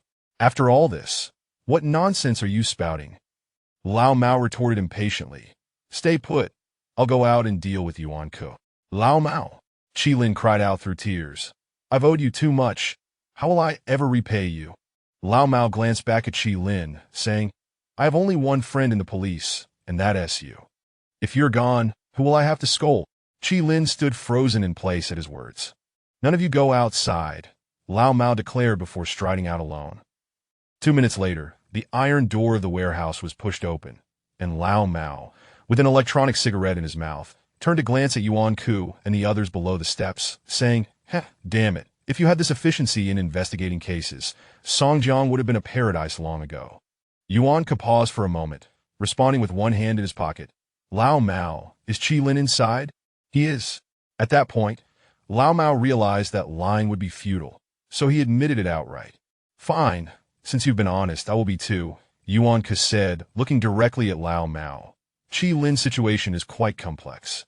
There are the health department and the police involved, and then there's Stop rambling, it all boils down to this. You thought Qi Lin was a pushover and treated him like a dog, but who knew after you kicked him a couple of times, you discovered he was a lion? You didn't understand that and ended up getting your whole team wiped out. So now you are trying to use connections to talk, right?" Lao Mao retorted sharply, his eyes gleaming as he countered. "Let me tell you two things. First, I've asked Qi Lin, and he doesn't have what you're looking for. Second, regardless of your intentions, I cannot allow you to touch him. Even if Qi Lin pursues legal action, you must stay away." Yuan Ku frowned at Lao Mao, remaining silent for a long while before saying, "Do you know whose face I'm considering by speaking to you like this? I'm not an idiot. Of course, I know you're doing this for Lao Li's sake." Lao Mao replied defiantly, showing no sign of embarrassment. "But you see, the situation is quite fortunate. Lao Li is not only my relative, but also treats me exceptionally well. Today, I'm going to indulge myself based on our relationship. I'll ask you, are you angry?" "Lao Mao, are you a bit dim-witted?" Lao Sen scolded with a frown. "You're causing trouble for Lao Li." Lao Mao exploded at this, jumping up like a shrew, and shouted, "Can you tell me what you are? You a mere lackey. These are people of substance discussing matters.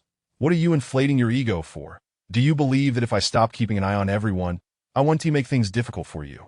You really..." Lao Sen was left speechless, confronted by Lao Mao's fiery spirit. Lao Mao averted his gaze and glanced at Yuan Ku, saying, "It's best not to push matters to an extreme. There are so many stars in the sky. Do you know which one shines the brightest tomorrow? Let us practice some mercy." "I cannot let him go. I have no way of explaining," Yuan Ku replied impatiently. "If Qi Lin has that item, let him come out and tell me himself." "That's impossible. Lao Mao, I have already shown considerable respect to Director Li. What will you do if I don't show respect? Kill me?" Lao Mao asked coldly. Yuan Ku remained silent for a few seconds before waving his hand and ordered, "Take Lao Mao back to the station." As soon as he finished speaking, dozens of men rushed forward, reaching to grab Lao Mao and drag him down the steps. "Damn you!" Lao Mao, seeing red, pulled out his badge and hung it around his neck, shouting, "Come on, let me see who dares to touch me. I am a third-level police officer appointed by the Special Administrative Region. If you touch me even once, that counts as challenging the justice system." Hesitation spread among the crowd as they all turned to look at Yuan Ku. "Are you playing this game with me? Can I play?" Lao Mao shot back defiantly. Yuan Ku's face twisted into a dark smile as he turned to Lao San and said, "Let them in." Lao San pulled out his phone and dialed a number. Seconds later, several police vehicles pulled up at the side of Fuyuan Road, and Zhu Wei, Guanqi, along with nearly all the members of their team, disembarked. "Qi Lin is inside. Take him back," Yuan Ku instructed with a wave of his hand. Zhu Wei hesitated for a moment before leading the way up the steps, displaying his badge and saying, "Lao Mao, don't make things difficult for me. I'm just trying to make a living." Lao Mao was taken aback, his face turning ashen as he shouted, "This matter has nothing to do with you. It's best you stay out of it." Zhu Wei, with a stiff demeanor, stepped forward and grabbed Lao Mao. "Without Director Li's support, I'm sorry, Lao Mao. Drag Brother Mao down." Guanqi immediately yelled from the side, "Go inside and apprehend him." Lao Mao, unable to withstand the force of so many people, was pulled down the steps in no time, but he still shouted at Yuan Ku with red eyes, "If you dare to touch Qi Lin today, I swear I'll do nothing but keep my eyes on you from now on. You want to deal in the black market? Just wait and see if I can prevent you from selling a single box." Zhu Wei, gripping Lao Mao's collar, hissed, "Shut up, you can't protect him. Get the hell away." Lao Mao was completely enraged, engaging in a struggle against 7 or 8 men. On the steps, Guanqi drew his gun and opened the door, waving for everyone to rush in. Just then, a hurried sound of footsteps approached, and Qin Yu, leading 3 middle-aged men and an old man, breathlessly ran over from the side street, exclaiming, "Damn, there are so many people here. I came to join the fun." Everyone turned at the sound. Qin Yu halted, grinning as he pointed at Zhu Wei and shouted, "You let go of Lao Mao." Zhu Wei was taken aback. "Guanqi, you stay at the door and don't move." Qin Yu called to the group members on the steps. Zhu Wei and Guanqi felt awkward standing there, momentarily losing their direction, unsure of what to do. Yuan Ke turned to glance at Qin Yu, his expression darkening as he barked at Guanqi. "What are you waiting for? I told you to apprehend him." Guanqi gritted his teeth and yanked the door, ready to enter. Qin Yu stepped up the stairs, pointing at all the members of the third group and shouting, "Didn't I tell you not to move? Can you hear?" Zhu Wei and Guanqi stood frozen once again. Qin Yu's expression suddenly grew serious as he stepped forward and grasped Zhu Wei's wrist, asking, "Who is the team leader?" "Do you know?" "The team leader is here," Zhu Wei replied, scratching his nose awkwardly. Qin Yu stared at Zhu Wei, leaning in close to his ear, and asking again, "Will you follow me and Lao Mao? Or will you follow Yuan Ke, who hasn't allowed you to become a team leader for years? Choose one." Zhu Wei raised his head at the sound. "Let go of my hand." Qin Yu pointed at Zhu Wei's chest, reiterating his command.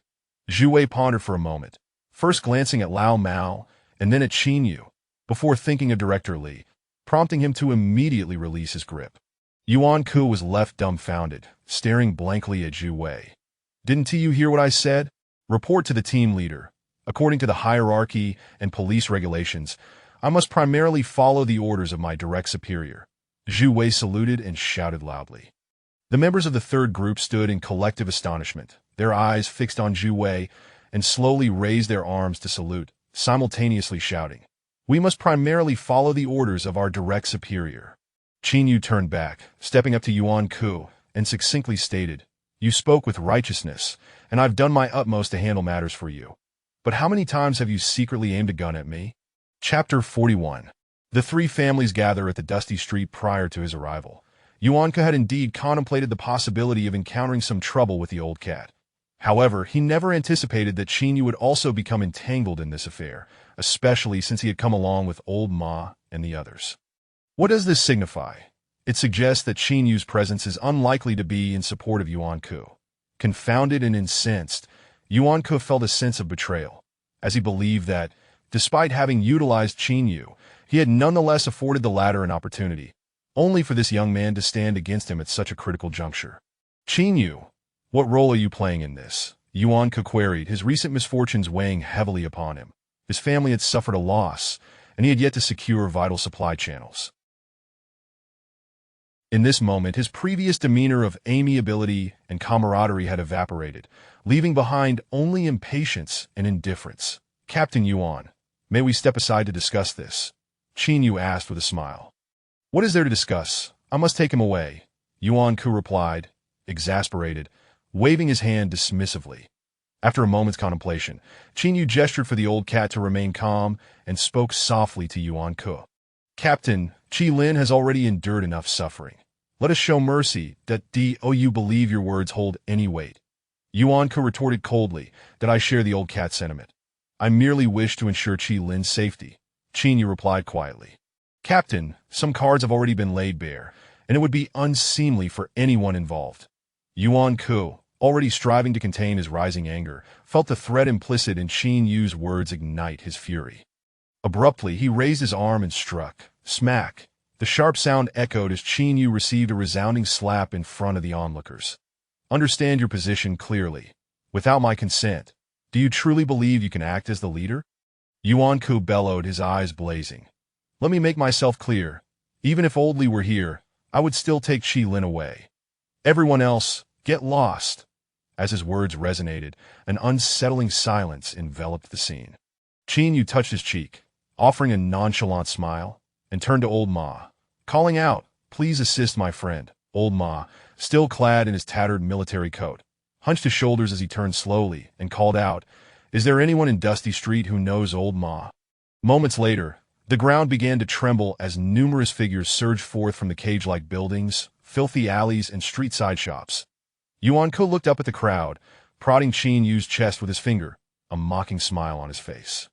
"So, you have reinforcements, do you?" In the blink of an eye, Several hundred men, their arms adorned with white cloth strips and wielding weapons, converged under the dim light that a burly man from the Ma family, wearing a leather jacket, strode at the forefront, cursing, Yuan Ku, whether you and your brother like it or not, today I'm taking charge. Seeing the surging mass, the dozens of Yuan Ku's men wore serious expressions. Below the stairs, Old Ma pulled out a cigarette case and called out nonchalantly, anyone in Dusty Street who wishes to have medicine in the future, come out and help.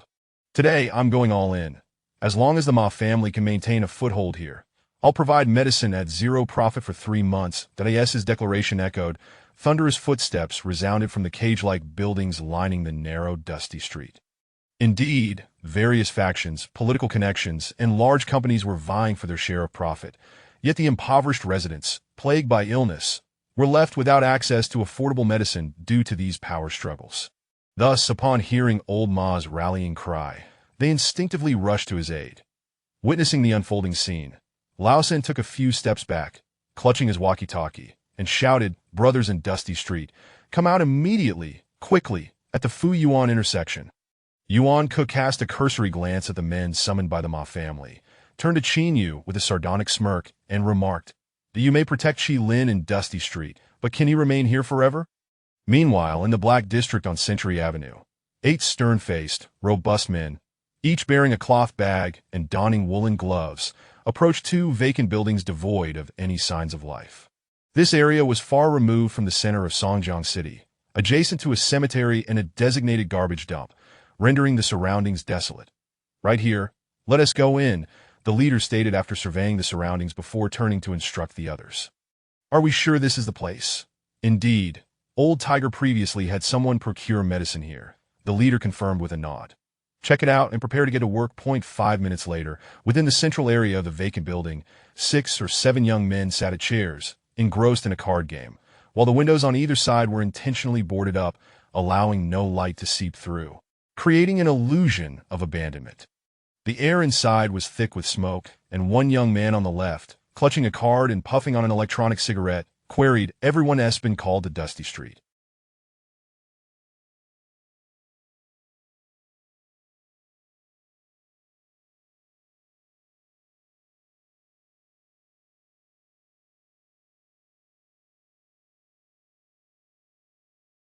Shouldn't we go take a look? Why bother? Things have been hectic lately. Orders have come down from above that we're staying put. No one is to use excuses to sneak out for leisure, another youth replied, frowning. For the next few days, let us focus on work. Understood. Zing. Just as they conversed, the ceiling lights flickered a few times before plunging into darkness. What the hell? Why did the lights go out? Is the generator broken again? Tiago, go check and take a flashlight. Bang. Suddenly, a muffled thud resonated at the door, followed closely by hurried footsteps outside. Someone has come and grabbed your things? One of the seated youths shouted as he sprang to his feet. Tap, tap, tap. Before the card players could react, gunfire erupted at the entrance, a torrential downpour of bullets flooding the room in an instant. Cries of agony erupted as 3 individuals were immediately struck down. At the entrance, the lead assailant switched on his flashlight and gestured for his companions to remain still. That's enough. Don't shoot anymore. We need 2 high-profile targets. Within the police headquarters, Director Lee sat at his desk, idly toying with a teacup, his brows furrowed in contemplation. That on a side sofa, the political advisor of the headquarters, lounging with his legs crossed, inquired, Isn't it a bit premature to be making decisions now? Do I wish to make them? It's old cat who is forcing my hand. Director Lee sighed, cursing. But perhaps it's for the best. Yuan Hua has approached me multiple times, and I've remained non-committal. This in itself could be seen as a stance. Then the situation may become quite chaotic in the near future. The advisor cautioned in a low voice that we've already encountered issues in Dusty Street. I doubt I can rein it in now, that we'll wait for the call, Director Lee said, lifting his cup for a sip of tea. In the Grand Palace. After finishing a phone call, Yuan Hua scowled and cursed that ignorant old Ma truly believes he has any authority in Dusty Street. You all go over. There is no need to hold back. Is old cat being so obstinate due to Director Lee's stance? A middle-aged man on the left asked, frowning that if that's the case, the situation becomes rather complicated. Yuan Hua waved his hand dismissively. I respect him as Director Lee. Without that respect, he is not. Tonight, I will have Qi Lin. Chapter 42: The clash of powerful figures on the desolate streets. The Ma and Yuan families had already formed their ranks, with nearly 1,000 individuals poised for confrontation. The weapons glinted ominously, instantly suffusing the atmosphere with palpable tension. That I, in the midst of the crowd, Yuan Ku, with a crooked neck, directed his gaze at old Ma and asked, after a couple of days of hearty meals, "You truly believe yourself capable, do you? I shall ask you one last time. Will you make way or not? The road is completely blocked. How can I possibly yield?" Old Ma remained unfazed throughout, his demeanor calm and unhurried as he turned to the individuals behind him and inquired, with the drug supply cut off, "How do you intend to survive?" "Survive? What a joke, we'll simply starve to death." The leading burly man bellowed in response. "And those behind, can you afford Yuan's medicine?" Old Ma shouted again at the impoverished residents within the street. "Cannot afford it. So what now? Wait to die. Wait for what? With no medicine left, we're all done for. Let us take them on." In an instant, hundreds erupted in unison, the Ma family's followers brandishing their implements and beginning to advance forward. "You handle this." Yuan Ku, his expression dark, observed the opposing crowd. After signaling to his underlings, he turned to leave, stating, "No matter how serious the situation, the company can handle it." As his words echoed, the Yuan family members waiting by the roadside promptly opened their trunks, pulling out their weapons. Judging by their attire, they appeared to belong to a slightly higher echelon, clearly individuals accustomed to a steady income. "Clear the entrance of all of them," the third brother shouted. With a rush, over 100 people surged forward, heading straight for the storefront where Qi Lin was concealed. Bang! At that moment, the sound of a gunshot rang out. The crowd fell into an immediate silence. Holding a gun, Qin Yu called out, "Yuan team, the matter ain't settled yet. Why are you leaving?" Having already stepped several meters away, Yuan Ku turned back at the sound. Qin Yu advanced, holstering his weapon, and turned to old Ma, saying, "Everyone, hold on for a moment.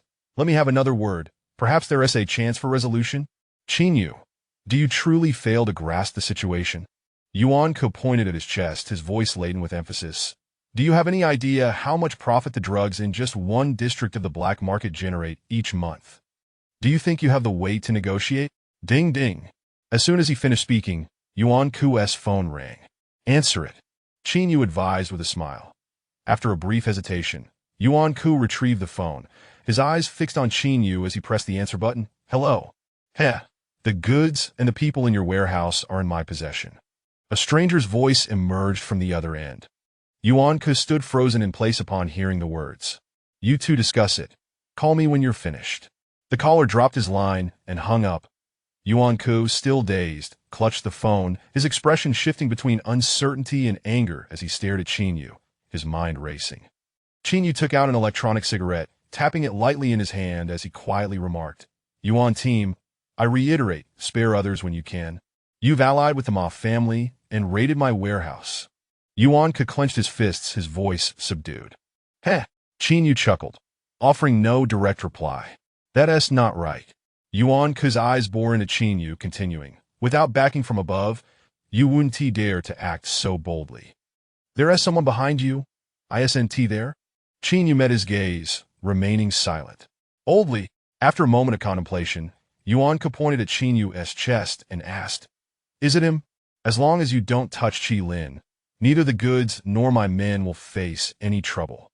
I've already paved the way for you. Why do you side with Old Li again?" Yuan Ku glared, demanding, "Do you think he is formidable? Let me tell you, the connections he has in the police department don't compare to mine. Within the department, I refer to him as the chief, but outside, you know how I address him, don't you? I know you have someone backing you." Qin Yu nodded. "Entering from the outside isn't easy. Songjiang is complex. With your foundation, one misstep could lead to your ruin." "Indeed, I comprehend that." Qin Yu narrowed his eyes in response. "If I hadn't been cautious and discussed matters with old Ma beforehand, once the drug supply was severed, I might have found myself dead in some alley."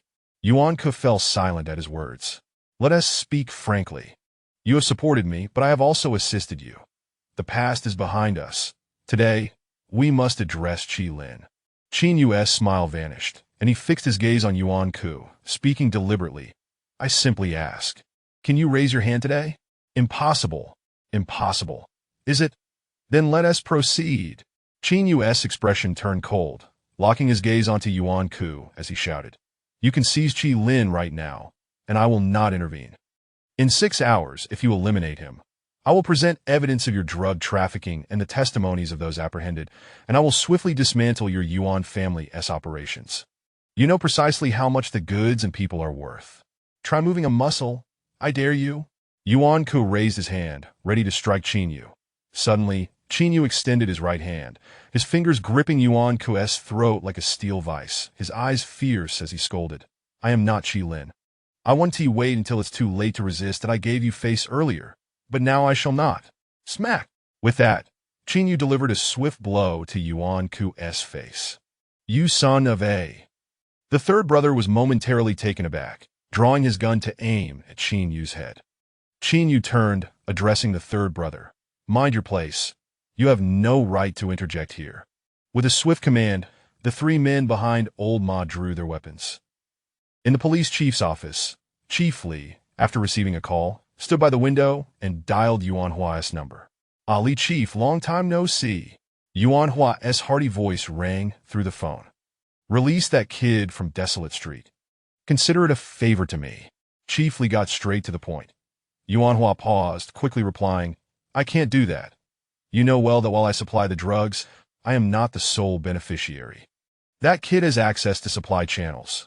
Old Ma protects him precisely to compete with me for this line. How can I possibly let him go? I want to inquire about the profits. Chief Li furrowed his brow and stated, Tonight, I simply wish to ensure that kid remains unharmed. Ah, ha. Yuan Hua inhaled sharply, responding with a smile. This is not an easy task. It can't be done. The goods and people in your warehouse are with Old Ma. Chief Li laid the cards on the table. If anything happens to any of those kids on Desolate Street tonight, you should weigh the potential losses. If those goods are lost and the people are captured, it could pose significant trouble for you. Yuan Hua stood stunned. Several seconds later, Yuan Ku answered his brother's call. Hello. What is it? Yuan Hua, after a lengthy silence, gritted his teeth and replied, Old Li has intervened. You need to withdraw. Chapter 43. I departed, burdened with resentment in the early hours of the morning, atop the Grand Palace. Yuan Hua sat expressionlessly on the sofa, propping his chin with one hand, as he gazed at the dozen or so powerful figures from the black market flanking him, silent and still. After a long pause, a balding man, crossing his legs, furrowed his brow and spoke first. If this matter is not handled well, we will lose face. Sitting here and pondering why we have faltered is akin to slapping ourselves. It is utterly pointless. The small players in this realm vie for sustenance, but we strive for dignity. Regardless of whether Qi Lin is willing to relinquish the supply channels, he must be eliminated, not for any other reason, but to save face for Old Li and to unsettle Old Ma's disposition. That makes sense. A lean man immediately nodded in agreement. Our willingness to let Qi Lin go is one thing, but Old Li's protection of him is quite another. If we do not reclaim our dignity, the lower ranks will feel discontent, and the upper echelons will reassess our standing in Songjiang. I shall take care of it, the balding man declared as he rose, his expression grim. No matter the cost, I cannot allow Qi Lin to leave Songjiang. If we cannot do it openly, we shall resort to clandestine methods. Enough of that. Yuan Hua interjected, frowning and waving his hand. The room fell silent once more. Yuan Hua raised his teacup, casting a cold glance at the assembly, and stated, The goods and personnel in the warehouse have been appropriated by the Ma family, and their audacity to undertake such an act must have been sanctioned by Old Li. With your tail caught in their grasp, what are you shouting about? The balding man touched his head, not daring to retort. I still do not fully understand why Old Li is opposing me in this matter. However, the Ma family's willingness to confront me today is undoubtedly linked to Qi Lin's supply channels. Yuan Hua continued, standing with his hands clasped behind his back.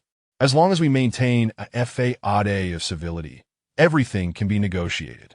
But once that facade is shattered, do you think the dignified police chief and the resurgent Ma family will not seek to preserve their own honor? it is evident that those across from us will fiercely protect Qilin. The moment you make a move, the goods and personnel in the hands of the Ma family will be handed over to the police by dawn. At that point, we will have lost our wealth, our people, and incurred significant trouble. The assembly nodded in unison upon hearing this. Moreover, if you are contemplating pursuing Qilin, do you not think you will have taken precautions? A beggar lingering in one territory long enough can forge friendships, let alone old Li, who has served as the police chief in Songjiang for many years. Yuan Hua sighed. It is futile to seek Qilin now. Let us first attend to my uncle's funeral. It must be a grand affair. Upon hearing the words grand affair, the balding man quickly cautioned. Della, your uncle's situation is rather embarrassing for us. If we go all out, that invite ridicule from outsiders. Only those with insecurities fear the opinions of others. Yuan Hua commanded resolutely. Let it be grand.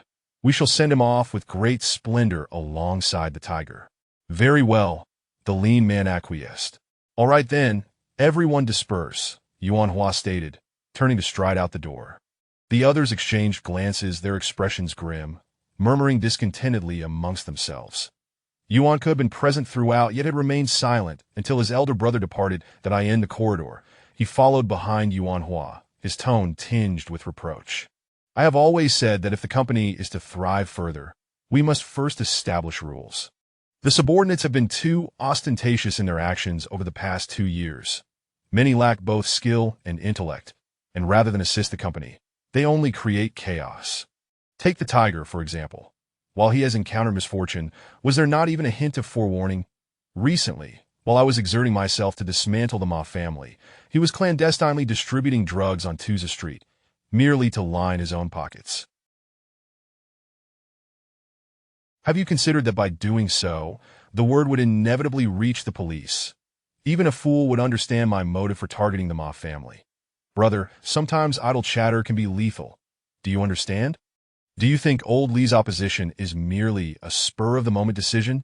I assure you, he has long since looked down upon us, believing our actions to be excessive, possibly fearing that I might threaten his position within the police in the future. Do you understand? Yet, am I Yuan Ke known for my reckless approach? Absolutely not, but I have always conducted myself with caution, and it is the impression of recklessness that others within the company have projected upon him. Yuan Hua turned to face his brother, his expression devoid of emotion, and inquired, What exactly are you trying to convey? I mean to say, having suffered such a painful loss, with even my uncle gone, we must learn from this experience. We cannot allow this failure to be without value, Yuan Ke fervently declared. It is time to establish rules and to purge those who are unfit. Yuan Hua fixed his gaze upon his brother for a long moment before suddenly pointing at his chest and stating, You must understand that your elder brother did not build this empire with a cadre of elite individuals. Those who stand with us are the very bottom rung of society, individuals for whom survival was once a struggle. That yet today, these same individuals remain your brother's most dependable support. If you impose rules and expel them, when the Ma family arrives, who will contend with them? You or I? What I mean is, your ideas remain theoretical and are not suited to our reality, Yuan Hua retorted before departing. Yuan Ke, feeling the heat of passion rise within him, shouted after his brother, Brother, the 9th District will not remain chaotic forever. In 5, 10, or 20 years, it will inevitably evolve into a structured system with a stable social environment. If you do not adapt, these people will drag you down to your demise. Yuan Hua offered no response, merely striding away down the corridor. 2 days later, 3 military trucks slowly exited the confines of the 9th District, halting at the edge of a desolate expanse. 10 minutes later, a dilapidated half-truck approached, its headlights swaying as it maneuvered over the rough terrain. Before long, Qilin, accompanied by his younger sister Qiyu and their ailing mother, disembarked, bidding farewell to the soldiers who had seen them off, and climbed into the half-truck. Snowflakes cascaded from the sky, blanketing the frozen earth that had endured 3 to 4 years of desolation in a shroud of white. Qilin, with bandages wrapped around his abdomen, reclined in the back seat of the half-truck, staring vacantly at the 9th District, his heart a tumult of emotions. He had endeavored there, once smilingly conforming to this wretched it was there he had lost his dignity, laboring like a dog, believing he had gained much in return. Yet today, as he departed, he found himself, without even a complete blanket to take with him, burdened instead with heavy obligations and two dependents to support. That all was lost. Years of effort vanished overnight, that Chi Lin could not fathom the significance of his past subservience. Thus he resolved to walk forward on his own 2 feet. Resting his head against the cold, frost-laden glass of the truck, he murmured, "Do not let me recover, do not let me rise again. For if I do, one day I shall return with a smile, watching all of you weep." Chapter 44. After the trials, this rare friendship Indiana the police chief's office. Director Lee stood by the window with his hands clasped behind his back, softly inquiring, "Has that young man departed?" "He's already left." Old Cat nodded in acknowledgement. "The primary reason I have yet to ascend to the position of chief is that I wish to remain uninvolved in the intricate relationships and specific matters at hand," Director Lee said, his tone tinged with fatigue. "However, this time, I have expressed my stance. Detaching from the situation has become increasingly difficult."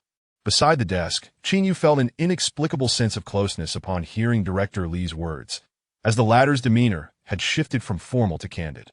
This implied that Director Lee no longer regarded him merely as an ordinary group leader within the police force, but rather as one of his own. Such a transformation bore both advantages and disadvantages. On one hand, Chin-Yu had finally established a connection within the organization, which would afford him opportunities in his work that others might struggle to obtain. Yet, the drawbacks were equally apparent. He had undoubtedly offended the Yuan family, and in the future, he might face their retaliation or suppression in various matters. Furthermore, Director Lee's current outlook was evidently not optimistic, indicating that the Yuan family's influence was far more complex than it appeared on the surface. In the foreseeable future, we may encounter some conflicts with the Yuan family. Old Lee turned around and quietly advised Old Cat and Chin-Yu. Inform the Ma family that regardless of their stock, they should temporarily cease the distribution of drugs. The subordinates need to lay low for a while. I want to observe Yuan Hua's moves.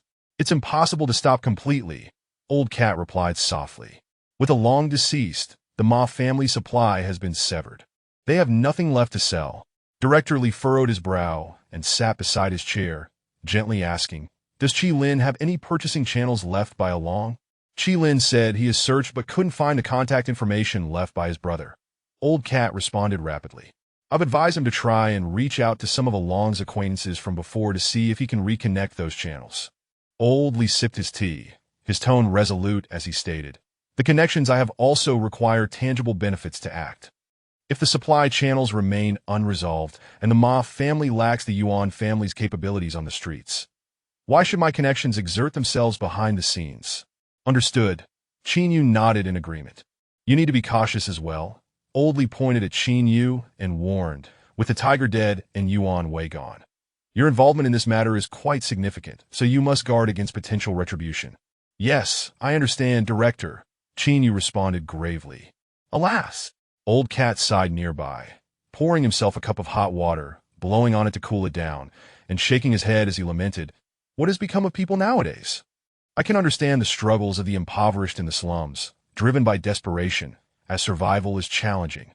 But what about those in power? Which of them is lacking in sustenance?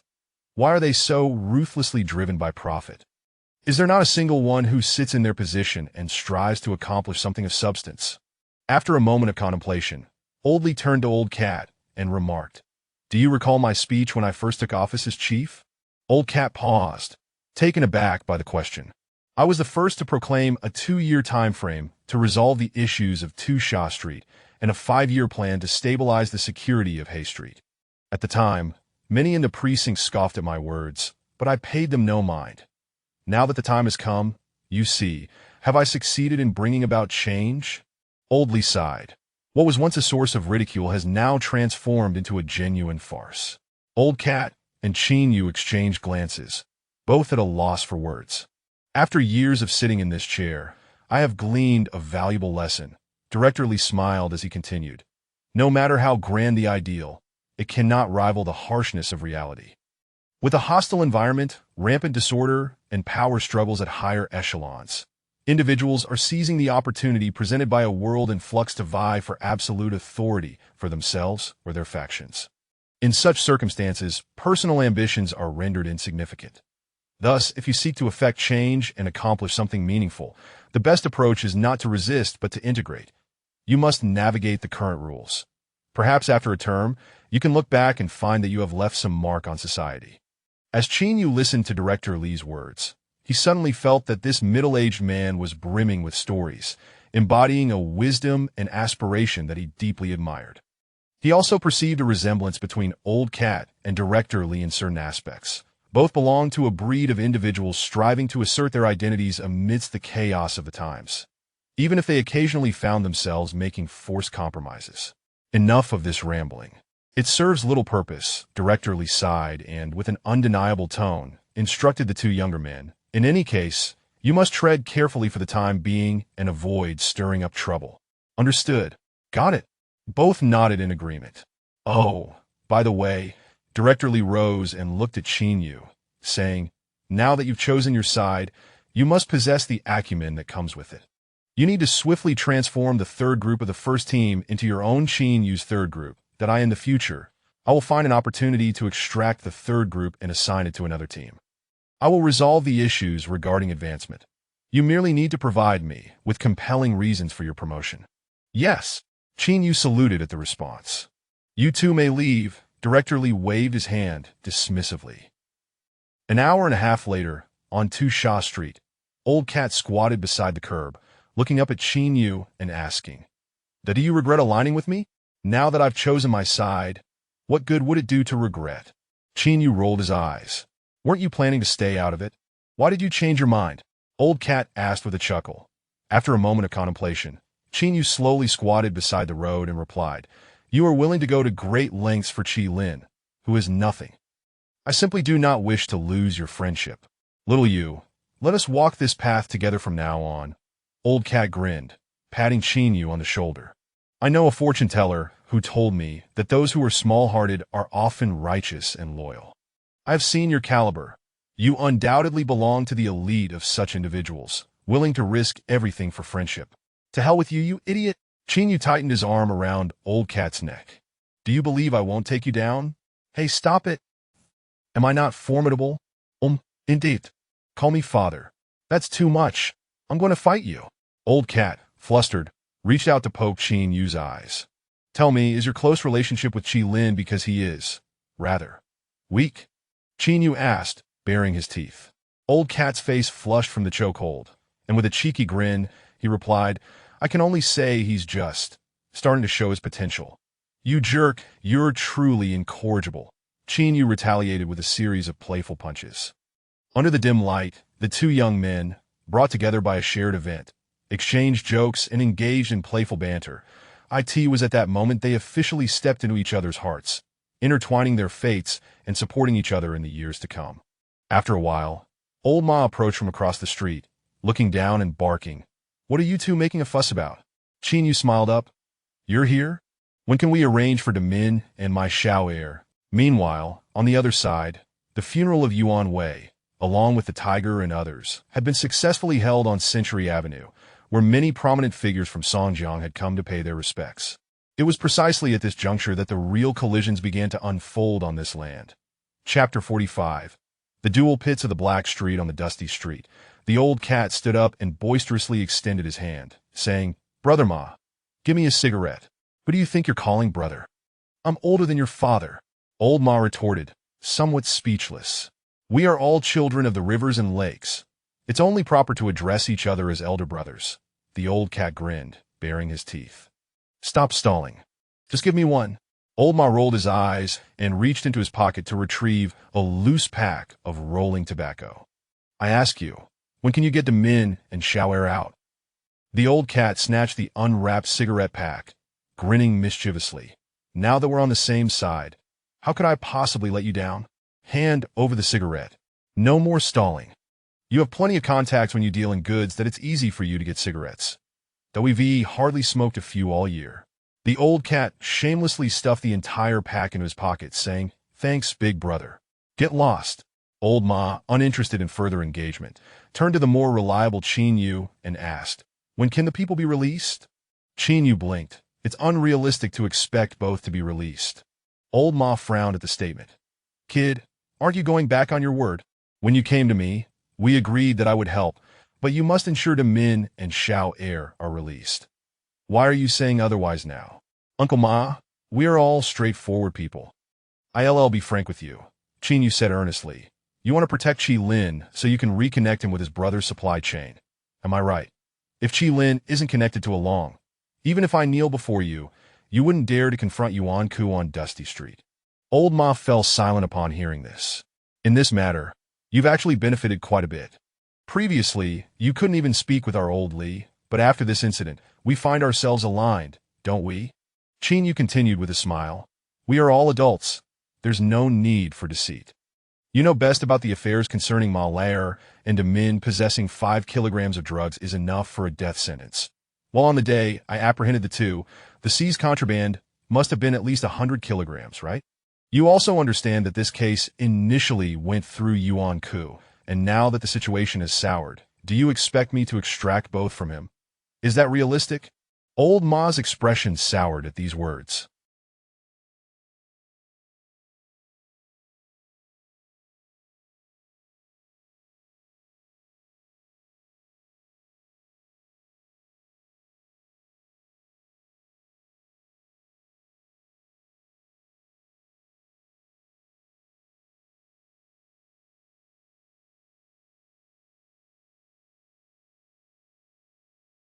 He reached for his cigarette pack only to realize it had been stolen by the old cat.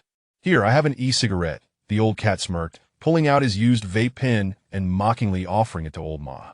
Get lost, Old Ma cursed, then turned back to Qin Yu, asking, So, what can you actually accomplish in this matter? I've reported the situation to Old Li. He suggested sacrificing one to secure the release of the other.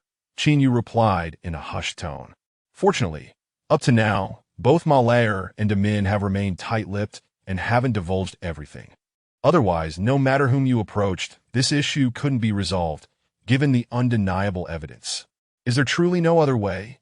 Old Ma inquired again. None whatsoever. Qin Yu shook his head. Moreover, you must decide quickly, because we have already severed ties with Yuan Ku. If this situation solidifies and he secures the case, it will be difficult to manage. What kind of person is Old Ma? He is someone capable of stirring up tremendous chaos in the complex terrain of Dusty Street, and thus he is not one to be indecisive. After Qin Yu elucidated the situation to him, Old Ma pondered for less than 2 minutes before decisively stating, Let Xiao air out. Understood. Qin Yu nodded in agreement.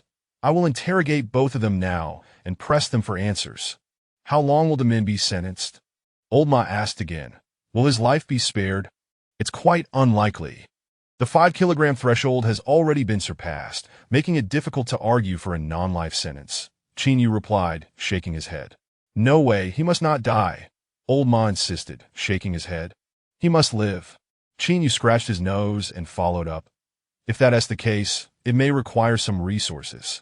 Old Ma was taken aback by this statement. What sort of resources? Why are you suddenly confused? To protect your life, you need to maneuver, right?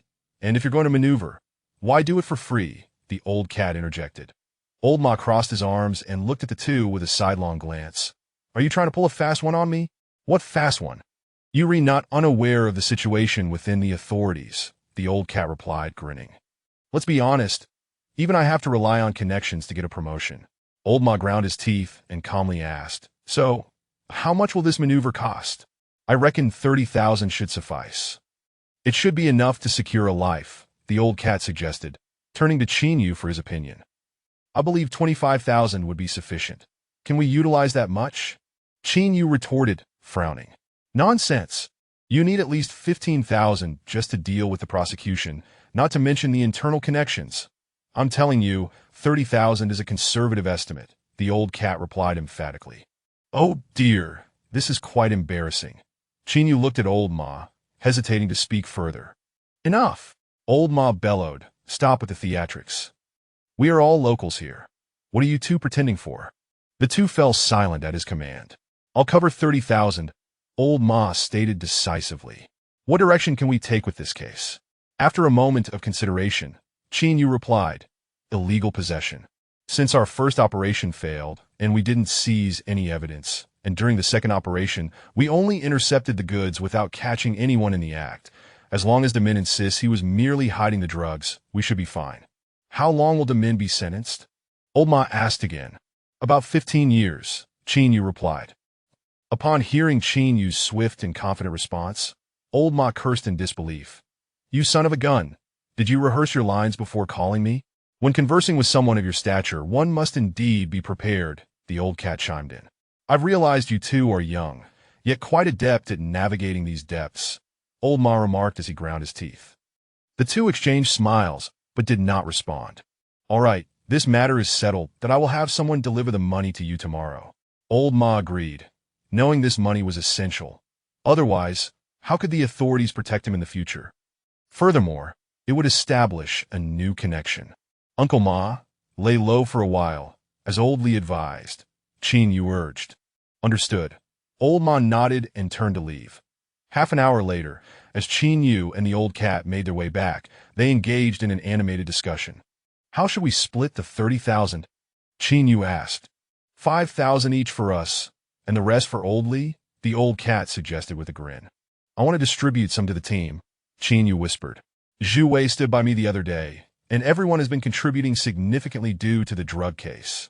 Then give Old Li 15,000, and we'll split the 5,000, with the remainder going to the team, the old cat said without fussing over the money, as he wasn't particularly needy. Agreed. Qin Yu nodded. I think if we had asked for 50,000, he would have given it, the old cat lamented. I was too timid. Ha! Qin Yu burst into laughter. That I in a courtyard on Century Avenue. A throng of people gathered, floral wreaths lined the area, and the white banners hanging from the morning pavilion danced in the wind, creating an atmosphere of solemnity and honor. Brother Hua. Boss. Ah, De Hua has arrived. Hua, my friend. Why do you appear so unwell? Upon entering, Yuan Hua was greeted by various acquaintances, each calling him by different names, illustrating the profound influence he wielded here. Nodding in acknowledgement and pausing occasionally to exchange pleasantries with familiar faces, Yuan Hua finally stepped into the main hall. Guests, please light incense. Family members, please offer thanks. The person in charge called out, and Yuan Wei's wife stepped forward with a scarce supply of sandalwood incense. After bowing, Yuan Hua personally placed incense before the portraits of Yuan Wei and Lao Hu. Dr. Hua, what am I to do from now on? Auntie cried out in anguish, collapsing to the ground. Yuan Hua turned around and helped her up, saying, after the funeral, move in with me. I will care for you and the children. De Hua, my Wei died unjustly. An eye for an eye. Yuan Hua reassured her, patting her shoulder. Control yourself. There are outsiders present. Auntie nodded, gritting her teeth. Yuan Hua glanced at the core members in the room and softly called, let's meet on the second floor. 10 minutes later, Yuan Hua sat on a wooden chair and briefly addressed the crowd. We certainly cannot retrieve the supply channels. However, to prevent the Ma family from re-establishing this channel and continuing to encroach on our territory, we must stir up activity on Dusty Street. Everyone nodded in agreement. It's not the size of the incident that matters, but the outcome. Yuan Hua raised a finger and declared, within a month we must dismantle the Ma family's gang and clear Dusty Street. Old Ma has likely established a connection with Director Li by now. Should we consider the official factors? A lean man inquired with a frown. After deliberating, Yuan Hua replied, I will handle the pressure from the authorities. You all just focus on the ground operations. Understood. Everyone nodded. With a single command from the boss, a storm began to brew across the territory of the Black Street. Chapter 46. Beauty, Gay, and dinner the following evening. After meeting with the Min and Old Maier in prison, Qin Yu returned home alone, intending to gather some clothes to stay with Old Cat in the dormitory for a while. Just as he finished packing, he stood by the window and spotted Lin Yinlei walking back. He paused for a moment and immediately pushed the door open, calling out, Oh, Lin Hanhai, you're back. Get lost. Lin Yinlei turned around and scolded briskly. You damn gay. He got off work early today, didn't he you? I finished my tasks and came back. Upon seeing Qin Yu greeting her, Lin Yinlei didn't retreat to her room, but instead approached him and asked, Where is your partner? Have you separated? He went back to his family. Qin Yu, disinterested in elaborating, casually fabricated a response. Back to his family. From what I've observed, shouldn't that be you? The one left alone. Are you done? Qin Yu retorted with a sidelong glance. Why are you, a young lady, so observant about such trivial matters? You're right. You two are indeed trivial matters. Vulgar. Qin Yu felt his face flush from Lin Yinlei's teasing. I won't tease you anymore. Lin Yinlei stretched lazily and, with a radiant smile, asked, Hey, big brother, since I've helped you, shouldn't you treat me to a meal? That night, the reason the Ma family managed to locate Yuan Hua's hidden warehouse on Century Avenue was largely due to Lin Yinlei's efforts. She had previously had a conflict with Old Tiger, which Qin Yu had mediated, and the reliable information he provided to the Ma family stemmed from the photographs Lin Yinlei had taken. Thus, she had indeed assisted Qin Yu greatly. What do you want to eat? Qin Yu inquired. I want to eat Japanese cuisine, Lin Yinlei replied nonchalantly. Qin Yu was taken aback and retorted, What the hell, Japanese cuisine? There are hardly a few places in Songjiang that serve it. A plate of salmon would cost me several months' salary. What a ridiculous notion. Keep cursing me, and it seems you've gotten too familiar with me, huh? Shall I take you somewhere else? Where to? Come on, you'll find out once we get there. Qin Yu set down his cup and picked up his luggage. Lin Yinlei, somewhat curious, furrowed her brows and asked, Why are you carrying so much stuff? Aren't you staying here? No, it's for refuge. Qin Yu, uninterested in further explanation, pulled Lin Yinlei out the door and called, Let us go. The striking pair strolled along the dilapidated streets for about 20 minutes before arriving at an alley next to the police station. Lin Yinlei, blowing warmth into her palms, looked up at the storefront before her and remarked, This place doesn't even have a sign. Are you really going to bring me here? The value lies in the intention, not the money. Nonsense, Lin Yinlei retorted sharply. You miser. Qin Yu carried his luggage to the entrance, lifted the thick cotton door curtain, turned around and called, Come in. This restaurant was one that Zhu Wei had brought Qin Yu to, specializing in river fish noodle soup, a true local delicacy of Songjiang. A large river, frozen over, wound for hundreds of miles along the northern side of Songjiang, extending beyond the 9th district without an end in sight. Some hard-working fishermen would often break the ice to fish using nets. Although most regions in the world had lost their wildlife, Songjiang had suffered less devastation, and its environment was not as dire as outside the district. Otherwise, the 9th district would not have been rebuilt here. The eatery featured only this one dish, and shortly after Qin Yu and Lin Yinlei were seated, the owner brought a large iron pot to the table, using a charcoal stove to keep it warm. The cost of gas was too high for such a small restaurant to afford. Lin Yinlei brushed her hair back, peering into the large pot filled with river fish and hand-pulled noodles sprinkled with red chili, inhaling the steaming aroma, and smiled brightly. It looks pretty good. This pot costs nearly $200. Qin Yu rolled his eyes and said, Not cheap at all. I am really splurging here. All right, I know you're stingy. No need to keep mentioning it. Lin Yinlei picked up her chopsticks and sampled a piece of fish, chewing with delight. It's really quite fragrant.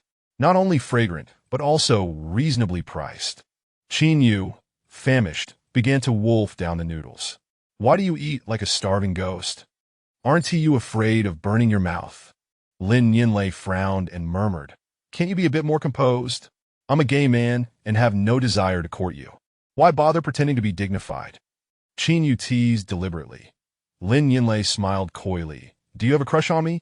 Otherwise, why would you help me take down that old tiger the other day? Do I look like I'm fond of your 2-meter-long chest hair? Get lost. I'm just a kind-hearted person.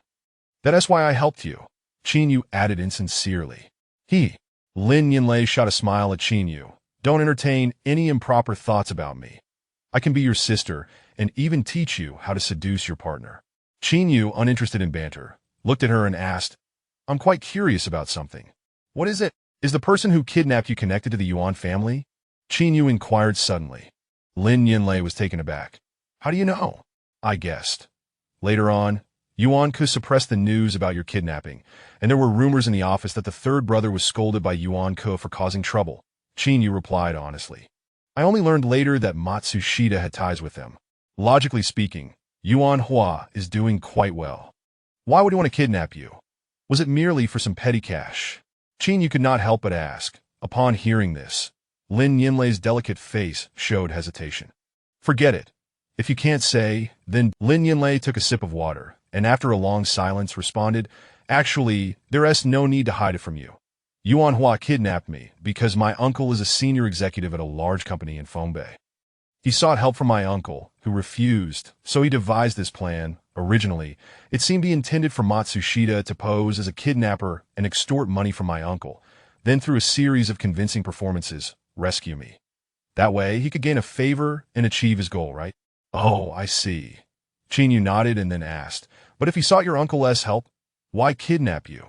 Doesn't your uncle have any children?" "Because I happen to be coming to Songjiang for a position, and I grew up with my uncle, so I'm not much different from his children," Lin Yinlei replied with a smile. "All of my uncle's other children have some social standing, so perhaps Yuan Hua wouldn't dare to touch them, and I was just a soft target." "I understand now. Hey, enough about me. Let us talk about you." Lin Yinlei removed her jacket and, with a rosy complexion, looked at Qin Yu and asked, "Did you come to the 9th district on your own? What about your family?" Upon hearing this question, Qin Yu's expression immediately darkened. What is wrong?" Lin Yinlei sensed something was off and tentatively asked again. "I don't have any family. I was abandoned during the riots before the 9th district was established. Some say my parents died. Others say they ran away, taking my younger brother with them." Qin Yu's gaze dimmed. "In any case, there are all sorts of rumors, and after so many years, I've almost forgotten about them." Lin Yinlei was stunned for a moment. Her eyes glazed as she said, "I'm sorry. I thought. It's fine. I'm used to it." Qin Yu waved his hand dismissively. As the words fell, a silence enveloped the two, and they began to focus on their meals. Approximately 20 minutes later, Qin Yu paid the bill, and he and Lin Yinlei stepped out of the small restaurant once again. It was bitterly cold outside, and snowflakes began to drift down sporadically. Lin Yinlei shivered, constantly pouting her lips and blowing warmth into her hands. "Are all women a bit off? Wearing so little in this weather. Aren't you afraid of catching a cold?" Qin Yu rolled his eyes and reached into his bag to pull out a thick, old pair of sheepskin gloves. "Put these on." Lin Yinlei reached out to take the thick gloves and looked up at the tall Qin Yu. "You're quite thoughtful. Reading the room and flirting with girls are basic life skills." Qin Yu replied with a smirk. "Bah, you think a pair of shabby gloves will win me over?" "Dream on." Lin Yinlei spat playfully, putting on the gloves and exclaiming, "Wow, they're really warm." Qin Yu fell silent, maintaining a moderate pace as they walked forward. Lin Yinlei, wearing the gloves, touched the icicles on the windowsills of various houses and suddenly shouted, "Big fool. What is it?" Qin Yu turned around. "Cheer up a bit. What is done, and nobody can change it. But we live in such times. We must believe that tomorrow will be beautiful." Standing in the icy alley, Lin Yinlei optimistically advised, "At least at this moment, a stunning beauty is accompanying you on the streets. What is there to be discontent about?" Qin Yu was taken aback for a moment and smiled in response. "Thank you, beauty." Under the dim light, they locked eyes for a moment, and Lin Yinlei seemed a bit shy as she quickly moved ahead, saying, "What are you staring at? Let us go. Take me home. I can take you back, but it can't be for free. How about we create some stories tonight?" Qin Yu asked from behind. "Stop flirting. Otherwise, I'll call your partner." Deep in the dirt street, several young men dining with old Ma were standing in front of a storefront, whispering among themselves that in the distance, a bald-headed white Russian staggered towards them, leading 4 young men. "Are there any women here?" the white Russian shouted, belching. The young man by the roadside turned to glance at him. "How many of you are there? Can't you see? Can't you count?" One of the men next to the white Russian snapped back. "Who are you cursing?" "Bah!" The white Russian threw a punch, sending the young man stumbling back 3 steps before crashing to the ground. "Damn it! You dare to lay hands on us!" The companions of the fallen young man helped him up, glaring angrily. "Looking for trouble, are we?" The white Russian whistled, turning to yell, "The Ma family is attacking me."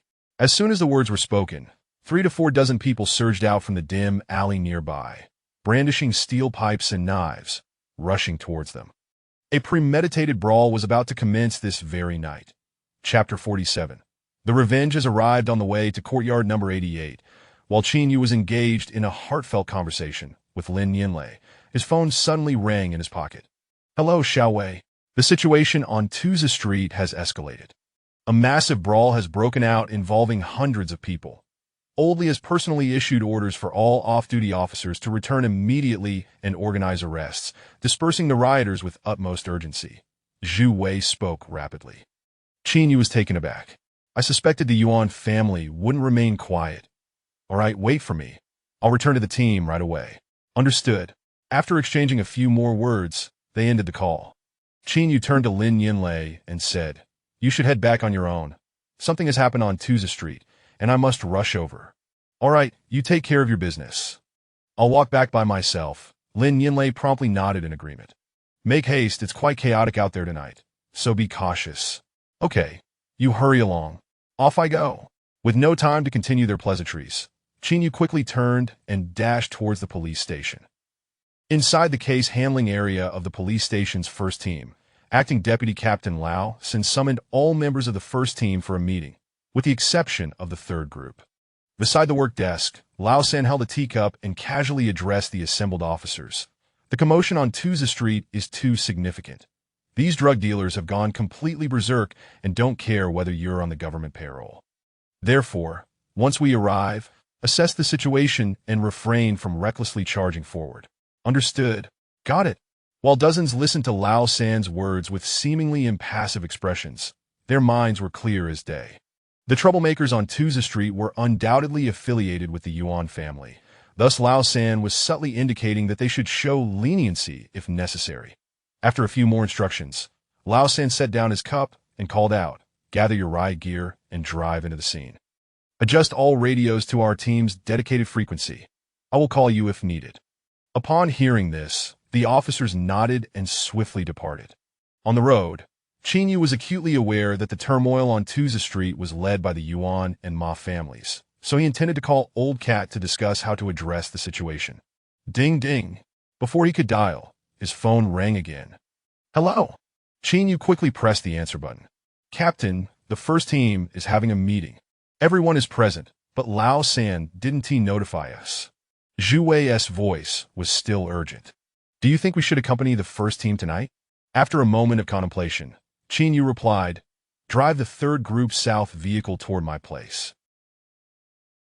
Pick me up first. All right. Zhu Wei nodded. Tell the brothers in our group not to panic, that it's actually better that Lao San didn't call us, as it spares me from having to watch my back during the operation. Just remember, even if Yuan Ku and his lot seek retribution, I will stand in front of you.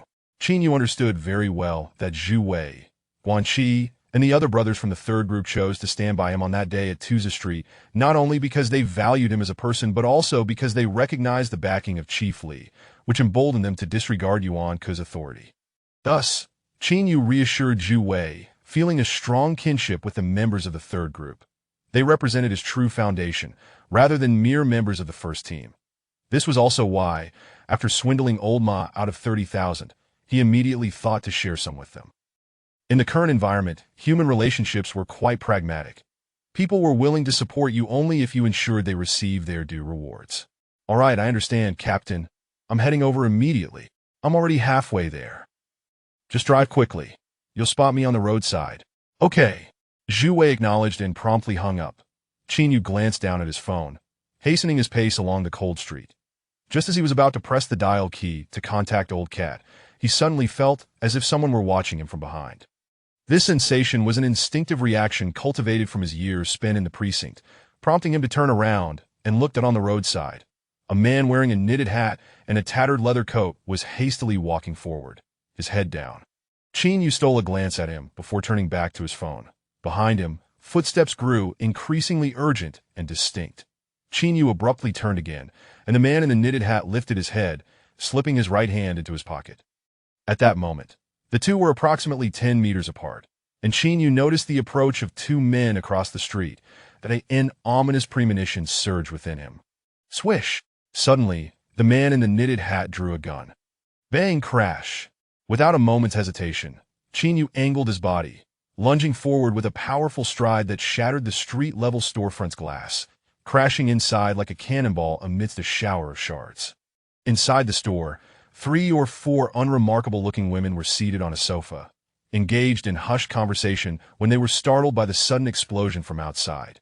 They then witnessed Qin Yu stumble into view. Ah!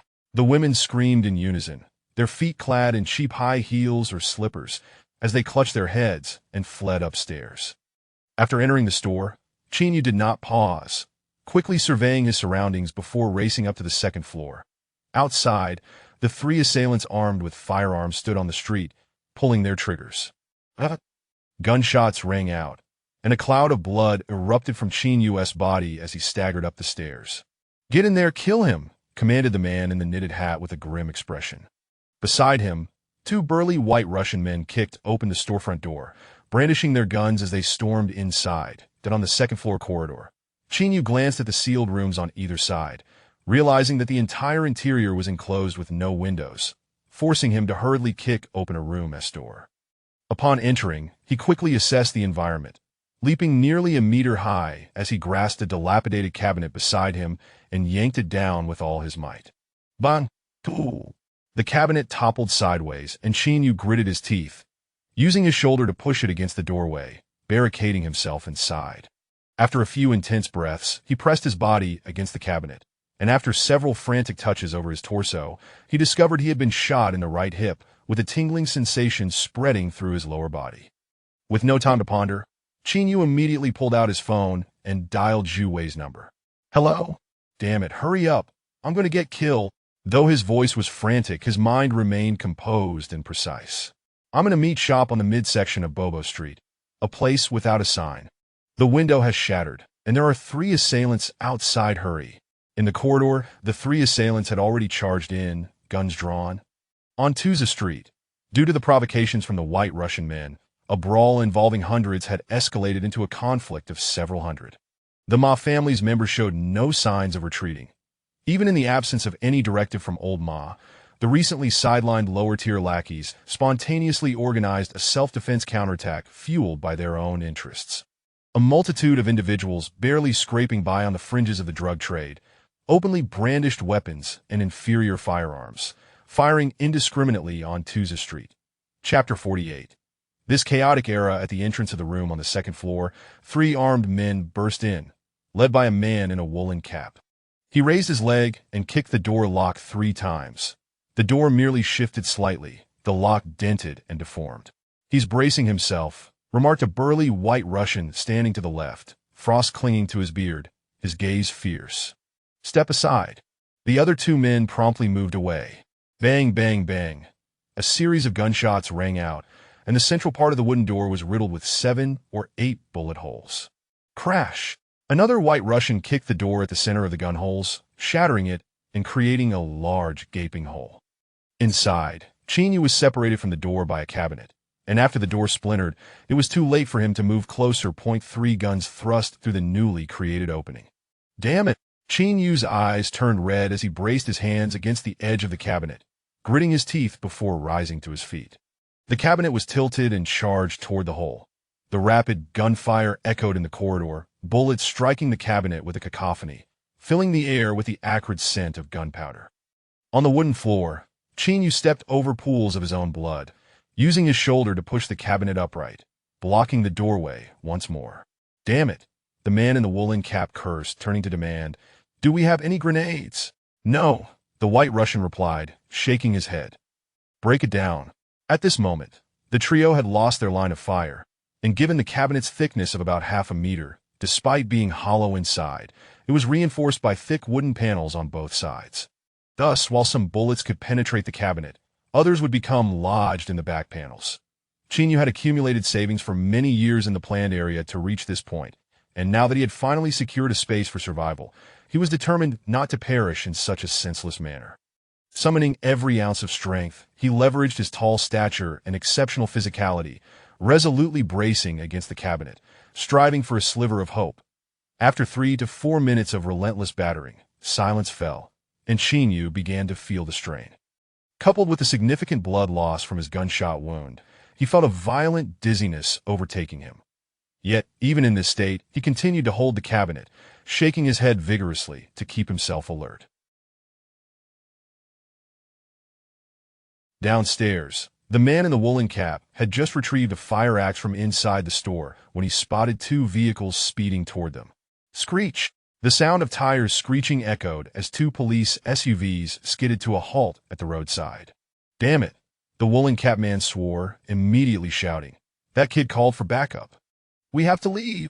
The two white Russians dashed out of the storefront, aiming their weapons toward the SUVs, decisively pulling the triggers that as the gunfire erupted. Qin Yu's phone rang. "Hello. We've encountered the enemy downstairs." Zhu Wei's voice came through. "Don't panic. We'll be up shortly." Upon hearing this, Qin Yu's taut nerves finally relaxed momentarily. At the intersection of Tuza Street and Fuyuan Road, dozens of police vehicles were halted, and 300 officers clad in tactical gear, wearing bulletproof vests and wielding riot shields, surged forward en masse. "All units, disperse the rioters. Ensure the situation does not escalate. That I repeat. Focus on dispersal." After a series of commands, the 300 officers with shields advanced into Tuza Street. The thunderous sound of their footsteps However, barely 50 meters in, they were left utterly dumbfounded.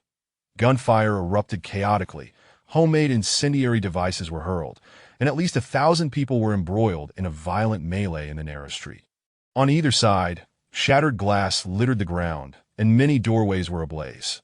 Weapons such as knives and clubs were scattered about, while the injured either fled in panic or lay moaning on the ground, the scene resembling a town ravaged by recent riots. Second team, advance. Third team, move forward. Public safety team, push ahead. As the team leaders shouted over their designated channels, the officers pressed onward. "Drop your weapons. Get down. Cover your heads. Don't move, or we will fire." As the officers approached the melee, they began issuing commands, but the frenzied gangs, blinded by rage, paid no heed to their shouts. Simultaneously, many residents secretly aiding the Ma family hurled makeshift incendiary devices from the buildings above. "Boom! It's on fire! Shield up! They're throwing objects from above!" The officers, numbering only 300 and operating under strict orders not to escalate tensions, found themselves hamstrung. Unable to resort to indiscriminate gunfire, they were quickly overwhelmed and scattered by the barrage of incendiary devices and the chaos of the crowd. A team of 4 or 5 officers attempted to apprehend a burly man swinging a machete. A group of men with white cloth strips tied to their arms suddenly burst forth from an alleyway. Deep within Tuza Street, a man responsible for pharmaceutical sales under Yuanhua Company led 7 or 8 individuals as they brutally beat a middle-aged man in his 40s to death in the filthy alley.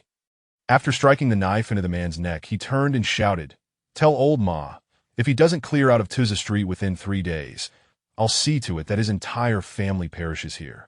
At the entrance of the alleyway warehouse, old Ma removed his military coat and cast it to the ground, his eyes blazing with fury as he shouted, "Damn it! Do they really want to wipe us out? Then let us all perish together. Everyone listen up. If you still wish to make a living in the drug trade, gather your things and head to the Grand Palace. This time, if we can't hold our ground, we all take our leave. To hell with it. Let us go to the Grand Palace." Over 100 low-level lackeys reliant on the drug trade immediately roared in agreement. At the Fuyuan Road entrance, less than 10 minutes after the 300 officers charged into Tuza Street, they were forced to retreat in disarray, sustaining dozens of injuries and 3 fatalities. Beside the vehicles, the deputy police chief's face was grim as he dialed old Lee's number. "What's the situation?" "It's escalated.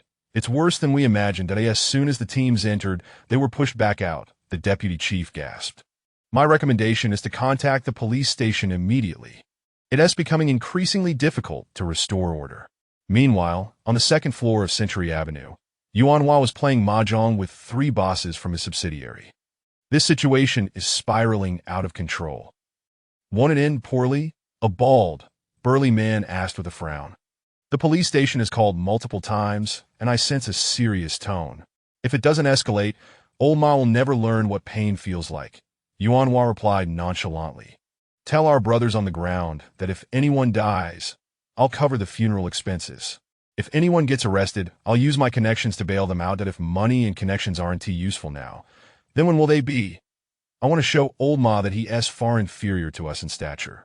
"What about the police station? Should you return their call?" the bald man inquired again. "Don't return it. They are merely stirring the pot," Yuanhua scoffed. "If they want the profits from the drug trade, they must help clean up the mess. Otherwise, Why should I share my earnings with him? Let us wait and discuss it once the situation settles. In the police chief's office, Oldley personally called Old Ma, but the call went unanswered, igniting his fury as he slammed. I refuse to believe that a bunch of drug dealers can act with impunity. We should first consult the police station for their stance, the political advisor gently reminded. Oldley immediately waved his hand dismissively. Yuanhua's connections at the police station. If we consult them, it will take them 2 hours just to process it, and by then, who knows how many more will perish in Tuza Street. Who will be held accountable? It will be me. The advisor paused. That makes sense. Call Mateo from the military and tell him Oldley requests troops to suppress the melee. Oldley urged urgently. We need to act fast. The situation cannot escalate further. I'll take care of it right away. The advisor nodded and departed. Meanwhile, the disoriented Qin Yu was rescued by Zhu Wei and immediately rushed to the hospital. Chapter 49. The Cost of Arrogance. Director Li possesses a profound understanding of the underbelly of the city and the overall environment of Songjiao. Though he typically maintains a low profile and often adopts a moderate stance to sidestep unnecessary troubles, his acuity in political maneuvering surpasses that of many. Following the violent altercation on Tuza Street that escalated into a collective incident, Director Li astutely opted to summon the station troops to assist in quelling the unrest, a decision that proved to be remarkably judicious. Given Yuan Hua's solid connections within the police department, had Li chosen to report the matter to the police first, he would have faced a delay of 2 hours from higher-ups, allowing the situation on Tuza Street to deteriorate further, potentially leading to his bearing the brunt of blame. As the black market falls under his jurisdiction, he would undoubtedly shoulder the primary responsibility for such a significant crisis. Mateo from the station troops shared a personal rapport with Li, so upon receiving the call, he wasted no time and dispatched 2 battalions within half an hour. Unlike the police officers, these soldiers were seasoned veterans, having encountered numerous military conflicts and riots, thus exhibiting decisiveness and firmness in their actions. The moment over 1,000 armed soldiers, accompanied by armored vehicles, stormed into Tuza Street, the dynamics shifted instantaneously. No matter how formidable, wealthy, or ruthless the drug trafficking syndicate was, it could not contend with the might of a militarized force. Consequently, upon witnessing the soldiers' readiness to use firearms, the syndicate members dispersed in a hurry. Even Lao Ma, who initially intended to head to the Grand Palace, was swiftly taken away by his subordinates. The subsequent events unfolded with remarkable simplicity. Given the magnitude of the disturbance, the authorities had no choice but to impose strict penalties to account for public scrutiny. Thus, the soldiers began to systematically and strategically apprehend the ringleaders of the unrest in organized batches that in no time. Tuza Street was devoid of any audacious individuals daring to assault police officers, leaving only the remnants of fleeing drug traffickers. On the second floor of Century Avenue, Yuan Hua was preparing to inquire about the situation on Tuza Street when a subordinate rushed in, urgency palpable in his tone. Brother Hua, the station troops suddenly entered the street without any prior warning and opened fire. The 2 factions have already dispersed, but many of our brothers have been detained. Dozens have been apprehended at the Guangfu-Yuan intersection. The station troops have arrived? Yuan Hua was taken aback. Yes, there was not a whisper of warning. We all assumed Lao Li would report to the police and await assistance. But yet unexpectedly, he contacted the station troops. The subordinate replied in a hushed voice. Upon hearing this, Yuan Hua furrowed his brow, dismissing the mahjong game, and after lighting a cigarette, he rasped, Lao Li has concealed quite a few cards up his sleeve. I had no inkling of his connections with the station troops. The others fell silent in response. With the station troops on the scene, we must cease further actions. Yuan Hua promptly commanded, have everyone dispersed quickly. The ringleaders should lay low in the new district for a while. Understood. The subordinate nodded and added, additionally, 3 of our men from outside the district cornered Qin Yu, but this lad has some sense. He barricaded himself in a butcher shop and refuses to come out. That after a while, several police officers arrived, and while the situation didn't pan out, Qin Yu likely sustained some injuries. He is a trivial figure, yet in the matter concerning Qi Lin, he has embarrassed us. If we don't take him down, it will only embolden Lao Li's associates. Yuan Hua inhaled deeply. However, for the time being, let us refrain from acting against him. If he is startled now, still one of Lao Li's, and will undoubtedly be on guard. We shall bide our time. Got it? You may leave now. Yuan Hua instructed his subordinate, picking up his phone and moving to the window to dial a contact within the police department. Moments later, the call connected. What are you doing, causing such a commotion? The supply chain hasn't been disrupted. Lao Ma intends to reconnect with that route. What losses could we incur? If we don't act now, are we nurturing a threat? Yuan Hua replied with a light chuckle. That cannot be the approach. This will place immense pressure on the police department. Did not the station troops intervene? Yuan Hua's tone remained composed. The culprits who needed capturing are being apprehended, are they not? The other party fell silent. Chief Wu, my men have been detained. We may refrain from taking action for now, and I will cooperate with whatever the higher-ups decide, but we must ensure that Lao Ma feels the repercussions. Yuan Hua stated with a grave expression. Since the situation has escalated so significantly, we must strike decisively. I will exert pressure on the police chief regarding the black market. The other party responded in a subdued tone. You should also provide whatever assistance you can. It would be best to implicate Lao Ma in this matter. Very well, Yuan Hua nodded. In the realm of the black market, particularly within the territory of Tuza Street, the Ma family arguably wielded greater influence and manpower than the Yuan family. However, following this bout of violence, they found themselves utterly decimated. Why was this so? Because the interest group led by Yuan Hua had ascended to a level where they could dine and converse with those in higher echelons, whereas Lao Ma was incapable of such. The Ma family, known for their affordable and reasonable drug prices, significantly lower than those at hospitals or authorized pharmacies, had quickly established a reputation and influence within Tuza Street.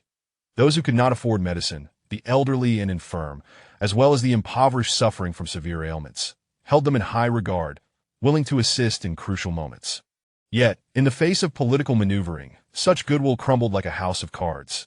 Sometimes, the sentiments of thousands pale in comparison to the weight of a single utterance from a high-ranking official at a banquet. During an internal meeting the following day, Chief Wu of the police department merely stated, "Crack down on the Ma family's drug trafficking syndicate." The higher-ups of various functional departments were left with no choice but to strictly implement the directives, launching a frenzied campaign to apprehend members of the Ma family who had merely retaliated in self-defense the previous night. Though Yuan Hua's associates were all imprisoned, those higher-ups who had evaded capture continued to move freely in public spaces. But could the Ma family? They could not. In the aftermath of their arrogance, they were left to flee in humiliation, desperately seeking to evade the impending crackdown. In less than 12 hours, the leadership of the Ma family's drug operations was swept up by police from various districts in Songjiang. Coupled with the dozens apprehended on-site the night prior, their organization was dismantled overnight with ruthless efficiency. The following evening, Old Ma called Old Cat, his words concise.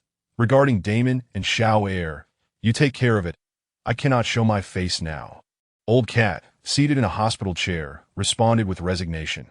You cannot show your face. Today, the order was issued for you to be questioned in person by the police department. What is Lao Li's stance?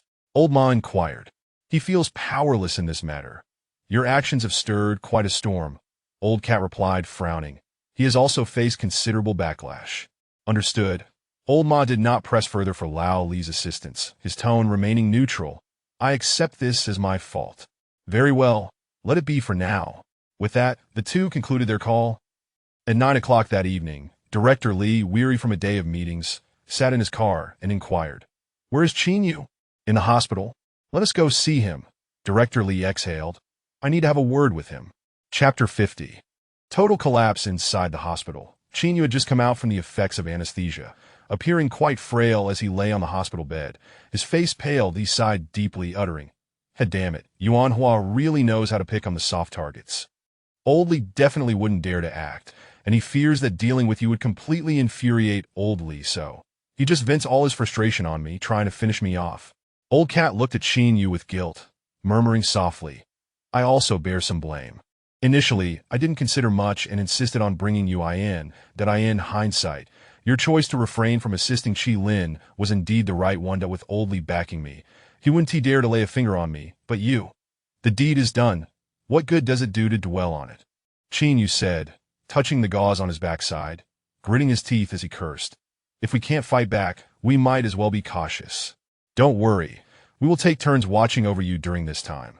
Zhu Wei chimed in from the window. The commotion on Tujia Street has attracted so much attention that the people on the streets are being monitored. He probably won't dare to act again. Thank you, Xiao Wei, Guanxi. You have saved my life. Qin Yu expressed his heartfelt gratitude. Let us not dwell on that, Guanxi said, flashing a grin and waving his hand. Just focus on recovering. As they were chatting, the door to the ward swung open, and Old Li entered with purposeful strides. Director, Lisi. Everyone rose, paying their respects and greeting him. Old Li surveyed the room and waved his hand, saying, Old Cat can stay. You all go out for a bit, then I need to speak with him privately. All right, you all can leave. Zhu Wei and Guanxi responded before promptly exiting the ward. Director, Qin Yu propped himself up on the bed, attempting to sit up. Lie down, lie down. Old Li approached the bedside, patting Qin Yu's shoulder as he took a seat on the chair Old Cat had brought. He furrowed his brow and remarked, The situation is not looking very optimistic. Today must have been quite difficult for you, Old Cat inquired, standing nearby. Difficult? That's an understatement. Old Li replied, lighting a cigarette with a serious expression. Last night, over 30 bodies were brought out from Tujia Street. Hundreds were injured. Today, the media from radio and online platforms is buzzing around the police station like flies, preparing for follow-up reports. If it weren't for the police department's fear of a scandal, I reckon the media from Fongbei would be all over this news. Hearing this, both Old Cat and Qin Yu felt a sense of foreboding. Fortunately, the station troops arrived quickly. Otherwise, if the situation escalated further and there were a riot involving thousands, I would undoubtedly be dismissed today or even face prosecution and accountability. Old Li continued, his voice hoarse as he took a drag from his cigarette. Tomorrow, I plan to visit Fongbei to see my former teacher. Qin Yu listened quietly, not interrupting. But a teacher is just a teacher. Relationships are another matter. If I want someone influential to speak on my behalf against Yuan Hua and the others, I need to offer them something of value, Old Li added steadily. What I take, or how much, is trivial. The main concern is convincing the higher-ups that there is profit to be made from this incident. What do you mean? Qin Yu ventured cautiously. After this debacle, the Ma family basically has no strength left in the black market. But if I don't help them regain their footing, how can I satisfy the upper echelon's demands? Do I have the capital to spend my own money? Old Li stated, looking at Qin Yu. Thus, the crux of the matter lies with the Ma family. Only if they can revive the drug trade can we stand a chance against Yuan Hua on the ground. Once profits are in play, relationships will naturally follow. I understand your point, Qin Yu nodded. The supply channels from the Ma family have been severed. Old Cat interjected after a moment of contemplation, frowning. With the long dead, they can no longer obtain goods. Even if they could rally a team, they have no business to conduct. That's precisely my point. Old Li fixed his gaze on Qin Yu. Find a way to contact Qi Lin. We must locate along supply channels from before his demise. As long as we have a source, the Ma family can resume business and generate substantial profit. This way, I can establish a connection with the upper echelons, and they will be willing to lend their support. Indeed, the source is the core of the matter, Qin Yu agreed, nodding. Yuan Hua's actions against the Ma family stem from their ability to procure drugs at low cost while maintaining high quality. Exactly, Old Li affirmed. However, Qi Lin mentioned to me that a Long did leave him a contact, but he was unable to find it at the time. Qin Yu felt a surge of frustration. Old Li, puffing on his cigarette, narrowed his eyes at Qin Yu and asked, Do you now realize the gravity of the situation? Qin Yu was taken aback. That night, when you all were trying to protect Qi Lin on Tujia Street, I was also forced to take a stand. This not only offended Yuan Hua, but also the interests behind him. Therefore, if we cannot leverage the drug trade to forge connections with the higher-ups to counter the Yuan family, retaliation is inevitable, Old Li said with an extremely serious expression. At that point, whether or not I remain the director, your survival in District 9 will be uncertain. Upon hearing this, Qin Yu instantly grasped Old Li's implication. If the drug supply line could not be re-established, not only would Old Li be in danger, but Qin Yu himself might also face dire consequences. I'll be frank, no matter what, we must re-establish along supply channels.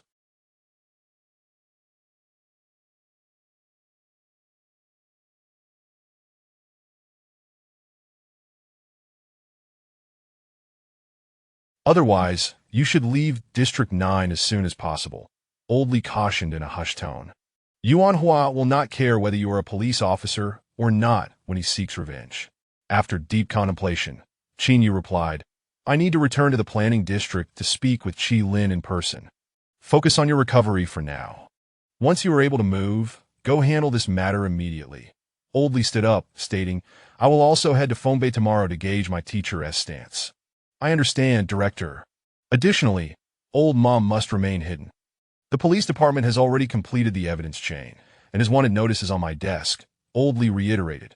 Old Cat pondered for a moment before promptly asking, What about Ma Lao Air and Demin? I had previously promised Old Ma that I would take care of this. At this juncture, how could we possibly arrange for them?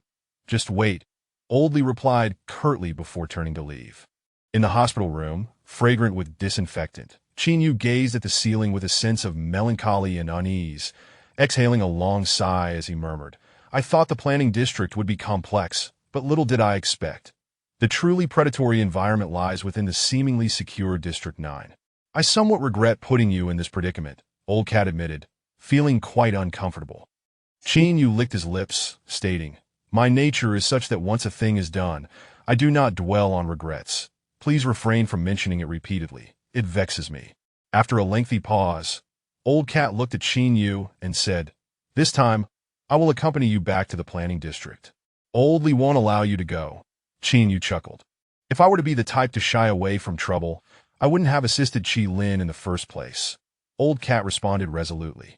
No more discussion. I'm going with you. Qin Yu looked at Old Cat and smiled broadly. In the planning district, Qi Lin, leaning on a crutch, stepped into a dilapidated room and lifted his head to see his mother organizing a bundle. Mom, what are you doing? Just tidying up some clothes, the elderly lady replied, sitting on the cold bed as she pulled out a black leather bag from the bundle. Qi Lin stared at the black leather bag, taken aback, and questioned with a frown, Mom, what's this bag? Chapter 51. Embarking on the journey. Fortunately, the bullet that struck Qin Yu did not injure his pelvis. However, he remained bedridden for over 20 days before he could be considered fully recovered. During this time, Lao Mao, Zhu Wei, Guanxi, and others did not return home. They worked at the precinct during the day and came to the hospital to keep watch at night, fearful that the Yuan family might strike again. Fortunately, after the violent clash on Tuzhou Street, the Yuan family, wary of escalating tensions with the police, chose to suppress the matter. Additionally, the Ma family had suffered significant losses, with many key members captured and dispersed, leading to a period of tranquility in Songjiang. The Yuan family refrained from further provocations, instead clandestinely organizing channels to release a substantial stockpile of drugs. Meanwhile, after being wanted, Old Ma and the remaining core members went into hiding. Yet, this outward calm did not provide comfort to Li Si and Qin Yu, as they understood that the Yuan family's current restraint was merely a tactical retreat to avoid drawing attention and to maintain appearances with the precinct. The deaths of Yuan Wei, Lao Hu, and the costs incurred in dealing with the Ma family on Tuzhou Street were irreconcilable conflicts that it was only a matter of time before Yuan Hua sought vengeance. Thus, once Qin Yu had healed, he promptly reported back to the precinct for a face-to-face discussion with Li Si in the office. Li Si inquired urgently, Have you been able to contact Qi Lin? Qin Yu shook his head. He left in haste, and he certainly wouldn't dare use the phone he had at the precinct. Therefore, I have not managed to locate him for now. Isn't he staying in the planning area you arranged for him? Old Li asked curiously. Can't you just call your friend to get in touch with him? My friend finished arranging for Qi Lin and has gone out on business, so he won't be back for a while. Qin Yu replied softly. But that's all right. I know where Qi Lin is. I can just go find him directly. We need to act quickly, Old Li said in a low voice. I've spoken with a higher dash-ups. As long as we can secure the supply channels, we can negotiate the rest. I can leave, but how do I explain my absence to the precinct? Qin Yu probed cautiously. Old Li chuckled. I've already made arrangements. Internally, we'll say you're going to Fongbei for training for 2 weeks. The reason being your recent accomplishment in taking down Song Xia, and that you were due for a promotion to second-level officer and to officially take on the role of team leader. So the department has approved your training as per protocol. Do I need to submit a report to the team? No need. I've taken care of all the paperwork. Just make it known in the team that you're leaving. All right. I understand. Qin Yu nodded. Xiao Yu, you understand the gravity of the situation. Old Li sighed, his brow furrowed as he cautioned.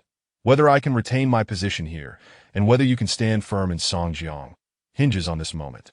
Upon hearing this, Qin Yu stood up, his expression serious, and responded, I will do my utmost to ensure the task is accomplished. Good go, Old Li said, nodding as he watched him leave. Half an hour later, Qin Yu arrived at the often overlooked third group of the first team, calling together Guanqi, Zhu Wei, and the Taiji brothers for a brief meeting. I will be away for half a month. During this time, you will handle cases with the third team that I've already informed them. So regardless of what happens in the future, you will have a place to go, Qin Yu said, seated comfortably. I've been in Songjiang for a while now, and honestly, I am quite grateful for everyone's support during this critical time. If by some stroke of luck, we manage to get through this, know that wherever I, Qin Yu, go, you will follow. Guanqi scratched his nose and chuckled. We were never significant players in the first team anyway. Old Zhu has tried several times to get promoted to team leader, but Yuan Ke has ignored him. Done so for us minor characters. Since there is limited upward mobility, it's better to stick with those we're comfortable with. Indeed, Zhu Wei nodded in agreement. We've already chosen our sides, and there is no point in regretting it now. To put it bluntly, if Old Li can no longer hold on, then I'll just leave the precinct. That I refuse to believe that on the day when I stood up to Yuan Ke on Tujia Street, he could send 2 men to eliminate someone as inconsequential as me. Don't worry, team leader. We all seasoned veterans at the precinct and know how to navigate these waters, Guanqi reassured him again. Just focus on your own matters. At that moment, everyone understood that Qin Yu's leave was not for training in Feng Bei, but rather part of Old Li's special arrangements, hence their encouragement. Thank you for your understanding. Qin Yu stood up and patted Zhu Wei on the shoulder. During my absence, I'll leave the team's affairs in your capable hands. Handle what you can. For the rest, reach out to the captain of the third team. He has a very good relationship with Lao Mao. Understood. All right. Everyone rose to their feet. Then wish me a smooth journey. Qin Yu grinned, extending his palm. They exchanged glances before placing their hands on top of Qin Yu's, all shouting in unison, safe travels. Then in the afternoon, on the street leading to number 88 compound, Qin Yu turned to Lao Mao and asked, Did you really not mention to Old Li that you were going with me to the planning area? Oh, I forgot. Lao Mao replied, slightly congested, sniffling as he appeared somewhat dazed. Are you out of your mind? Old Li certainly wouldn't want you to go, so why didn't you mention it earlier? Now you've suddenly decided to come with me, and he'll think I coerced you into it. Qin Yu scolded vehemently. Calm down. Lao Mao spat dismissively, pulling out his phone to dial Old Li's number. A few dozen seconds later. Hello. I'm going to the planning area with Qin Yu, Lao Mao stated directly. Director Li was stunned for 3 to 4 seconds before exclaiming incredulously, What the hell are you going to the planning area with Qin Yu for? To have fun, Lao Mao replied casually. Are you out of your mind? That place is even more chaotic than Tujia Street. What are you going there for? Get back here now. Old Li, usually composed, lost his cool entirely when faced with the stubbornness of Li Fugue. I'm not asking for your permission. I am just letting you know that I'll send you the leave request shortly. I told you to come back. Don't shout at me. I have a bad temper that if you keep this up, I might just lose my mind, Lao Mao retorted, his tone becoming increasingly nonsensical. Godi, a quick death would be too good for you. Old Li trembled with anger. Every day you're causing a ruckus, and you don't even know what you are getting into. I truly... All right, I won't argue with you anymore. Who is arguing with you? Xiao Yu is going alone, which is too risky that if he encounters trouble, it'll be difficult to resolve. I can go and offer him some advice, Lao Mao defended. Just don't give him any advice. If you do, Qin Yu will end up dead at your hands. Old Li shouted helplessly. Get back to the precinct now. Don't worry about it. I am definitely going. Just stay calm at home. But this time, if there is any chance to secure the supply channels, I'll put everything on the line for you, Lao Mao replied nonchalantly. Upon hearing this, Old Li was left speechless, no longer able to scold him.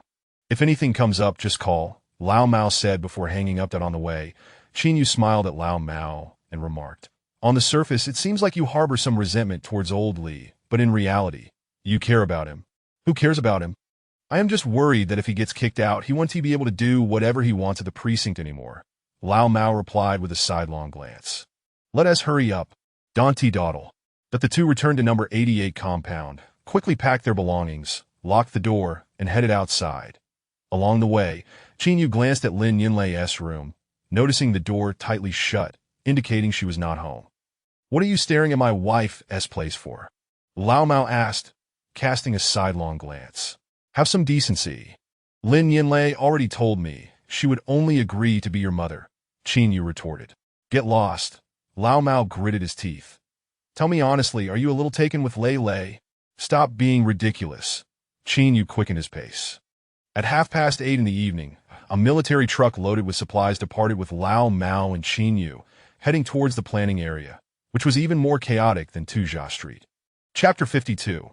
On the road upon exiting Zone 9, the old cat could instantly perceive the plummeting temperature outside, that he sat in the cargo area of the vehicle, draped in 3 or 4 military coats, and reached out to lift the windbreak cotton curtain, peering out as he remarked, "It must be over -40 degrees, right?"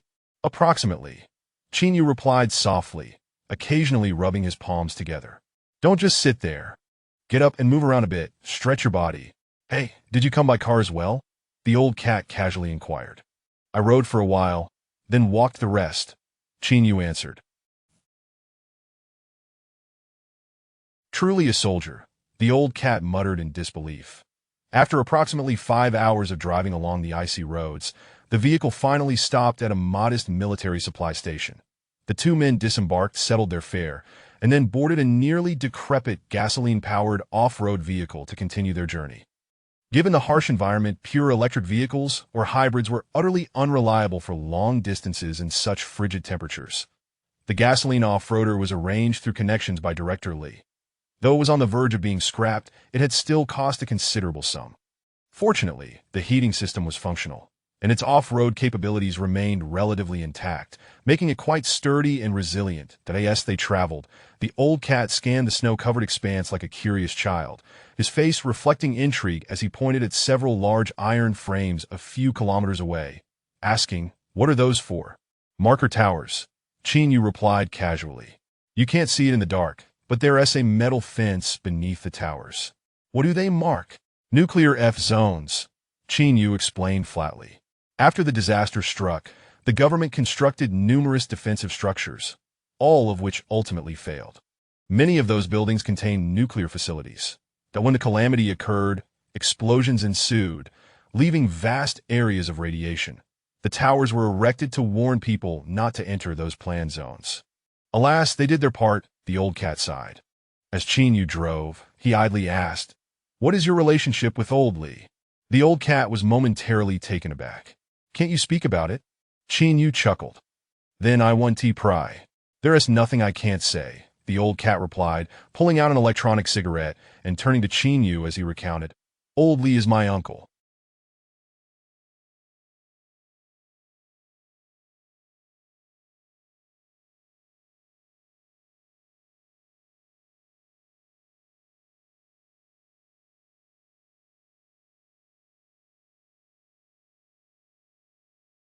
He became a police officer after my father. In one incident, my dad died in his stead, so my feelings towards him are somewhat conflicted. It would be a lie to say I don't harbor resentment. But over the years, Old Lee has treated me exceptionally well. Sigh, I try to suppress memories of the past, yet as a son, that I can't forget. Chinyu was silent for a long moment. "You're better off than I am. At least you have a kind relative to resent, that I have no one at all." The old cat took a drag from his cigarette, remaining silent. "Do you know what happened between your father and Old Lee?" Chinyu inquired again. "I've heard others say that Old Lee made a mistake, and my father took the blame and was executed," he replied. "Has Old Lee ever explained it to you?" "Never. He has never brought it up. When I was younger, I often intentionally got angry to steer the conversation in that direction, but he would never engage." The old cat stared blankly out the window. "Perhaps it's uncomfortable for him to recall." "Old cat, the kindness that Lee shows you is well recognized within the police department. The past is behind you. Dwelling on it will only exacerbate the rift between you and Old Lee, serving no real purpose," Chinyu gently counseled. "How many brothers would intentionally harm their elder siblings? Moreover, your understanding of the situation is merely hearsay. The truth could be entirely different. Wouldn't you agree?" Amen. The old cat hesitated for a moment before nodding. All right, let us talk about something more cheerful. Chinyu grinned, shifting the topic. When do you plan to get married? With whom?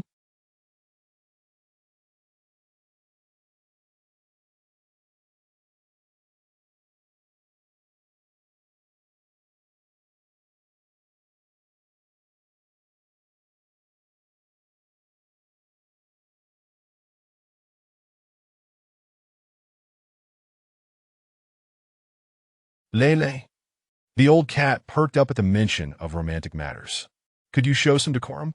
I already told you, just as Chinyu was about to retort, he suddenly spotted a group of tattered buildings ahead, from which a dozen individuals clad in thick cotton clothing emerged, immediately shouting, "Old cat, grab your gun quick!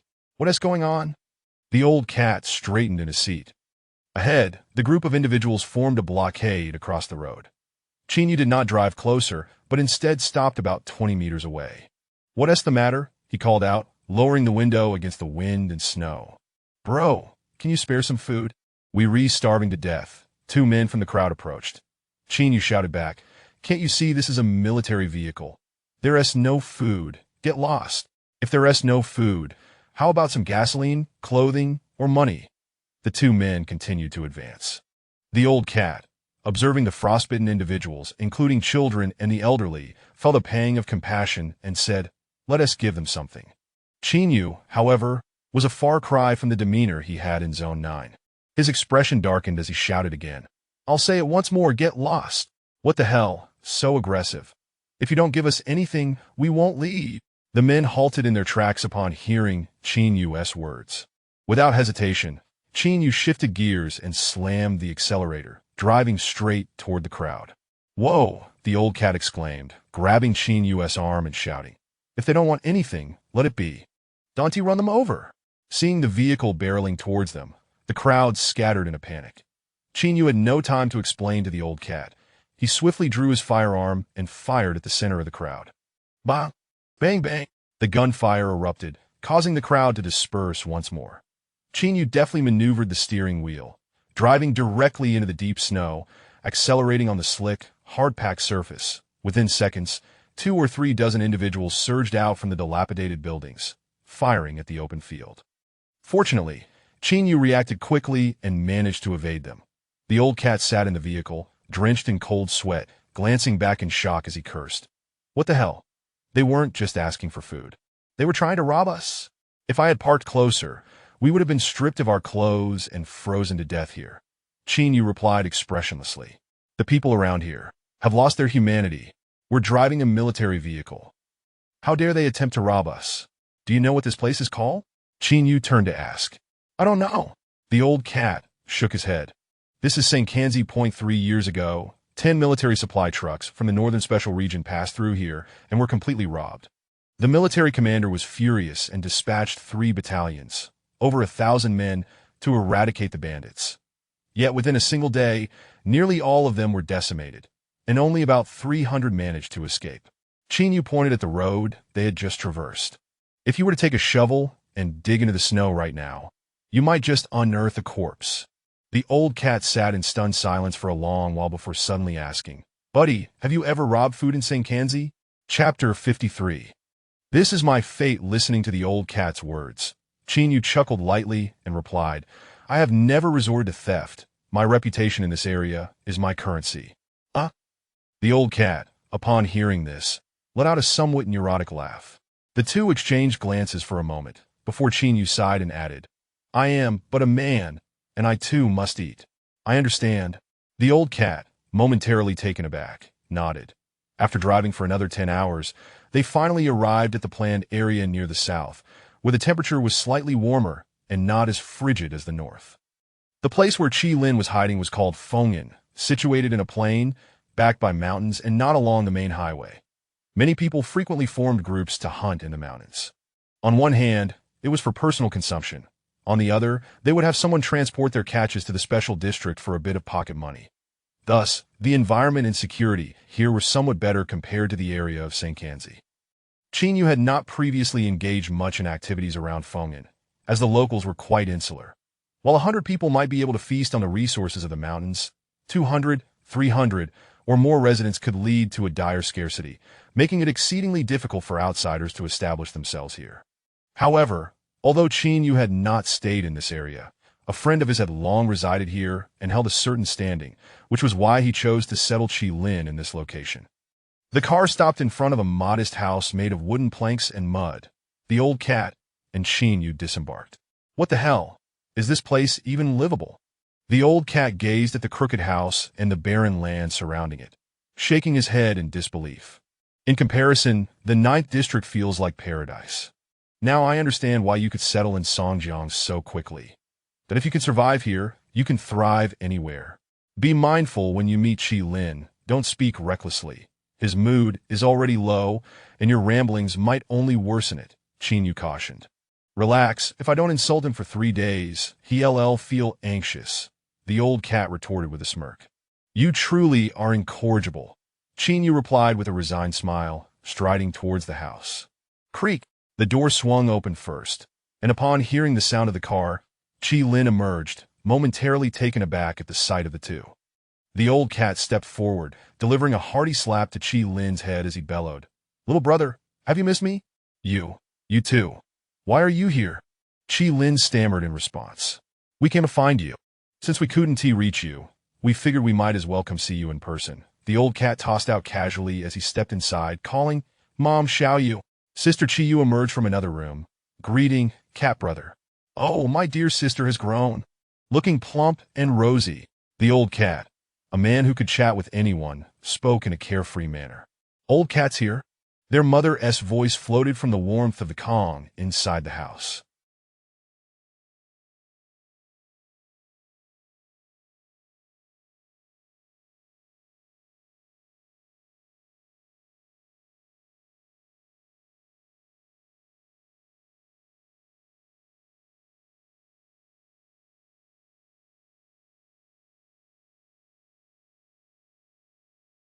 The old cat, hearing her, handed over a large bag of food that he and Qin Yu had purchased, saying with a smile, All this is for you. There's more food and new clothes in the car. I'll fetch those for you shortly. Thank you, brother. Qi Yu accepted the heavy bag, her face blossoming into a radiant smile as she led the old cat into the inner room with her guide stick. Seated on the Kong, the old cat grinned and inquired, How's your health, Mom? Quite well, quite well. That is good to hear. You should smoke less. Live a few more years. I'll soon be the police chief, and then I'll take you and Qi Lin, little sister, back to enjoy a good life. The old cat conversed boisterously with the elderly woman. In another room, Qi Lin gestured for Qin Yu to sit on the cold bed, smiling as he said, Let me get you some water. No need, no need. Qin Yu waved his hand. Just sit down. Upon hearing this, Qi Lin took a seat beside him. How is your injury? Qin Yu asked straightforwardly. All healed. Qi Lin tested his limbs and, grateful, continued, Thanks to your friend John. Without him, I might have died here. But there are no medicines in this place. He arranged for someone to deliver them to me and even secured this room for me. Glad to hear that. Qin Yu smiled. After exchanging pleasantries, Qi Lin leaned in closer and asked in a hushed tone, After I left, did the Yuan family stir up trouble? Yes, the situation is not looking good. Qin Yu nodded in agreement. A lot has happened recently, and my visit with the old cat was forced by circumstances. We came to inquire about some matters. What is going on? Think carefully. Aside from the package you received from long before his incident, did he share any other information with you? This includes friends he made outside, brothers, and any connections you might know. Qin Yu spoke rapidly. To be frank, the Ma family is in dire straits, and due to your situation, Li Si has been compelled to choose sides. Yuan Hua hasn't retaliated yet, primarily because he stirred up quite a commotion in the Tucha street recently, needing to lay low for a while, but he will undoubtedly continue to cause trouble. As for old Li, without a supply channel, he cannot establish robust connections, nor can he help old Ma get back on his feet. Thus, my purpose in coming here with the old cat is to inquire about the supply channels. After listening to Qin Yu's detailed explanation, Qi Lin stared blankly at the ground, silent. What is the matter? Noticing Qi Lin's unusual demeanor, Qin Yu pressed further. After a prolonged silence, Qi Lin suddenly stood up, bent over, and pulled out a black leather bag from beneath the bed sheets without uttering a word. Qin Yu was taken aback. What's this about? Open the bag and take a look. Chi Lin tossed it to Qin Yu. Upon opening the bag, Qin Yu glanced inside and pulled out a notebook. Chi Lin sat back on the bed, rubbing his face, and spoke with a tone of resignation. This bag was left for me by my elder brother. Before he left, he told me there was a contact inside and that I should seek out this person when I was in dire straits. At that time, I was still working at the police station and hadn't reached a dead end, so I didn't take it seriously. Later, when my brother was gone, that Yuan pressured me about supply channels, and that's when I remembered this bag. But I had given it to Bella to hold, and when I returned to retrieve it, I caught her in a compromising situation with Tiger. Out of anger, I lost my cool, and she probably panicked and said she'd thrown the bag away. So I thought it was lost. Qin Yu listened, stunned. But unexpectedly, when my mother, sister, and I managed to escape to this place, I found the bag with my mother. Chi Lin turned his head, smiling as he said, "The bag was never thrown away by Bella. My mother, being meticulous, used it to store her belongings. That night, when I told her and my sister that we had to flee, my mother packed a lot of luggage, including this bag." Qin Yu was at a loss for words. What is fate? This is fate, my fate. Chi Lin's eyes unconsciously brimmed with a fierce intensity as he spoke, his tone laced with irony and coldness. When I was desperately searching for this bag, I thought it was lost. Yet when I ended up killing someone, losing my job, getting injured, and fleeing with my family, it reappeared on its own. Tell me, doesn't it seem like heaven is being unusually generous with me? Ha! As Qin Yu observed Chi Lin, he suddenly felt that although his exterior appeared unchanged, there was an inexplicable transformation within him. I glanced at the notebook. There is only one page with writing, a contact number. Chi Lin turned his gaze towards Qin Yu and said, "But I can't make calls here. Since you've arrived, let us find my brother's friend and, by all means, establish that supply channel." "You mean?" Qin Yu inquired cautiously. "I used to look down on my elder brother, thinking he lacked responsibility and only lived for himself." Chi Lin's lips curled into a smile as he spoke clearly, "But now, I intend to walk the same path as he did. The work he undertook before, I will now take on." Chapter 54. A glimmer of hope and desperation as night fell. Qin Yu and the old cat dined with Chi Lin's family, offering words of comfort to Chi's mother, assuring her that once the turmoil subsided, they would devise a way for Chi Lin to return to the 9th District as a police officer. At that moment, the elderly lady remained oblivious to the fact that Along had already perished, harboring no extravagant hopes for her son's future wealth. Her sole desire was to return to the days of yore, wishing for her children to have stable jobs and enough food to eat, so that even if she were to close her eyes one day, her heart would be at ease. However, both Qin Yu and the old cat understood that as long as the Yuan family stood strong, Chi Lin's status would remain unchanged, making any aspirations of returning to the 9th District to continue his career as a police officer nothing more than a fanciful dream. After dinner, the three brothers entered Chi Lin's room. The old cat firmly closed the door and retrieved a battered phone from his pocket. "This phone is a virtual card, and the service provider is a small company from Fongbei," he explained, handing it to Chi Lin. "Use this to contact your brother's friend." "Understood," Chi Lin replied, taking the phone and glancing at the contact information in his notebook before decisively dialing the number. Seconds later, he shook his head. "It's unreachable. It says the phone is off." After a moment of contemplation, Qin Yu, with a grim expression, analyzed, "It's possible that your brother's friend has heard the rumors from Songjiang and knows something has happened to him, which means this number is no longer in use."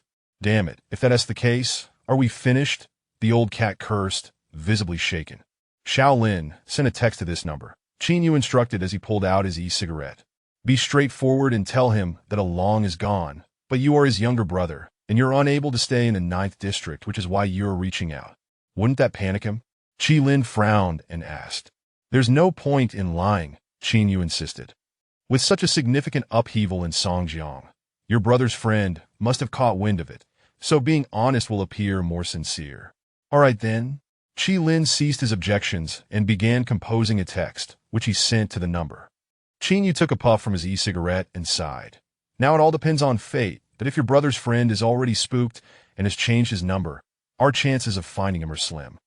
However, if he is still in a state of observation, he should return our call." The old cat clasped his hands together and murmured, May the Buddha open his eyes that if we can successfully receive a call from a Long's friend, I would willingly sacrifice Yuanka's life. 2 entire days passed without a response from a Long's friend, leaving the 3 brothers feeling utterly despondent. Inside the modest dwelling, the usually carefree old cat wore a furrowed brow, pacing the room with his hands clasped behind his back. I fear this matter is hopeless. If he were still using this number, he would have responded to the text by now. Indeed. Chi Lin sat on the bed, his brow knitted in concern. His silence likely indicates that the number is no longer in use.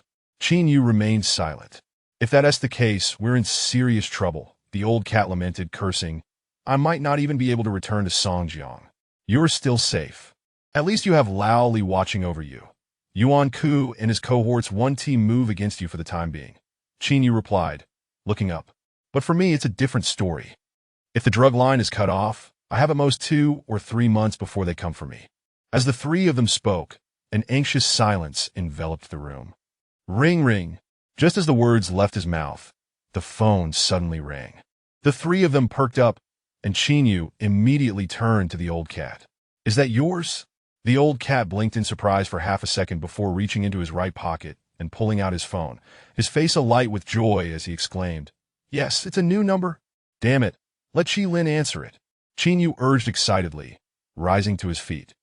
Chi Lin, too, wore a look of elation as he took the call, exclaiming, I knew it. The heavens have already put me through enough hardship. They must leave a glimmer of hope. With that, Chi Lin pressed the answer button. Hello? A deep male voice resonated from the other end of the line. Chi Lin switched to speaker mode. Is this a Long's friend? The other party fell silent. Don't overthink it. I am a Long's brother, Chi Lin quickly added, fearing the call would end abruptly. I have only used this number once and have not contacted anyone else, so I know who you are. How can you prove you are a Long's brother? The other party finally responded. My name is Chi Lin. I have an elderly mother and a younger sister that my brother Long left home 2 years ago and has not been in touch since. Chi Lin detailed his brother's situation. He has a scar on his right shoulder blade and has a habit of resting one foot on the table while eating. After a long silence, the other party finally spoke. Long is dead. What do you want from me? Before he passed, he gave me your contact information and told me to reach out if I found myself in dire straits. Chi Lin replied, honestly. I am in desperate need of help right now. Long is dead, and his men have been captured, the other party said cautiously. I might also be in trouble in Songjiang, so I truly have no capacity to assist anyone else. Look out for yourself. Brother, please wait. Chi Lin, sensing the imminent disconnection, quickly interjected. I am not looking for refuge. I wish to discuss business. What kind of business? The business my brother was involved in before. The other party paused for a moment before scoffing. Your brother mentioned you. In this line of work, your temperament won't cut it.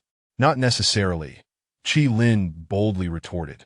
Before I left Songjiang, I fired a gun on Century Avenue, took down a tiger, and single-handedly rescued my sister. My brother wasn't necessarily better than that when he was alive, was he? The other party remained silent for a long while before asking. In this trade, guts are a basic requirement, but to get involved, you need connections. How about the Ma family's connections? Chi Lin quickly countered. I can still use his lines. Have you come to an agreement? Yes, I can contact old man Ma right now.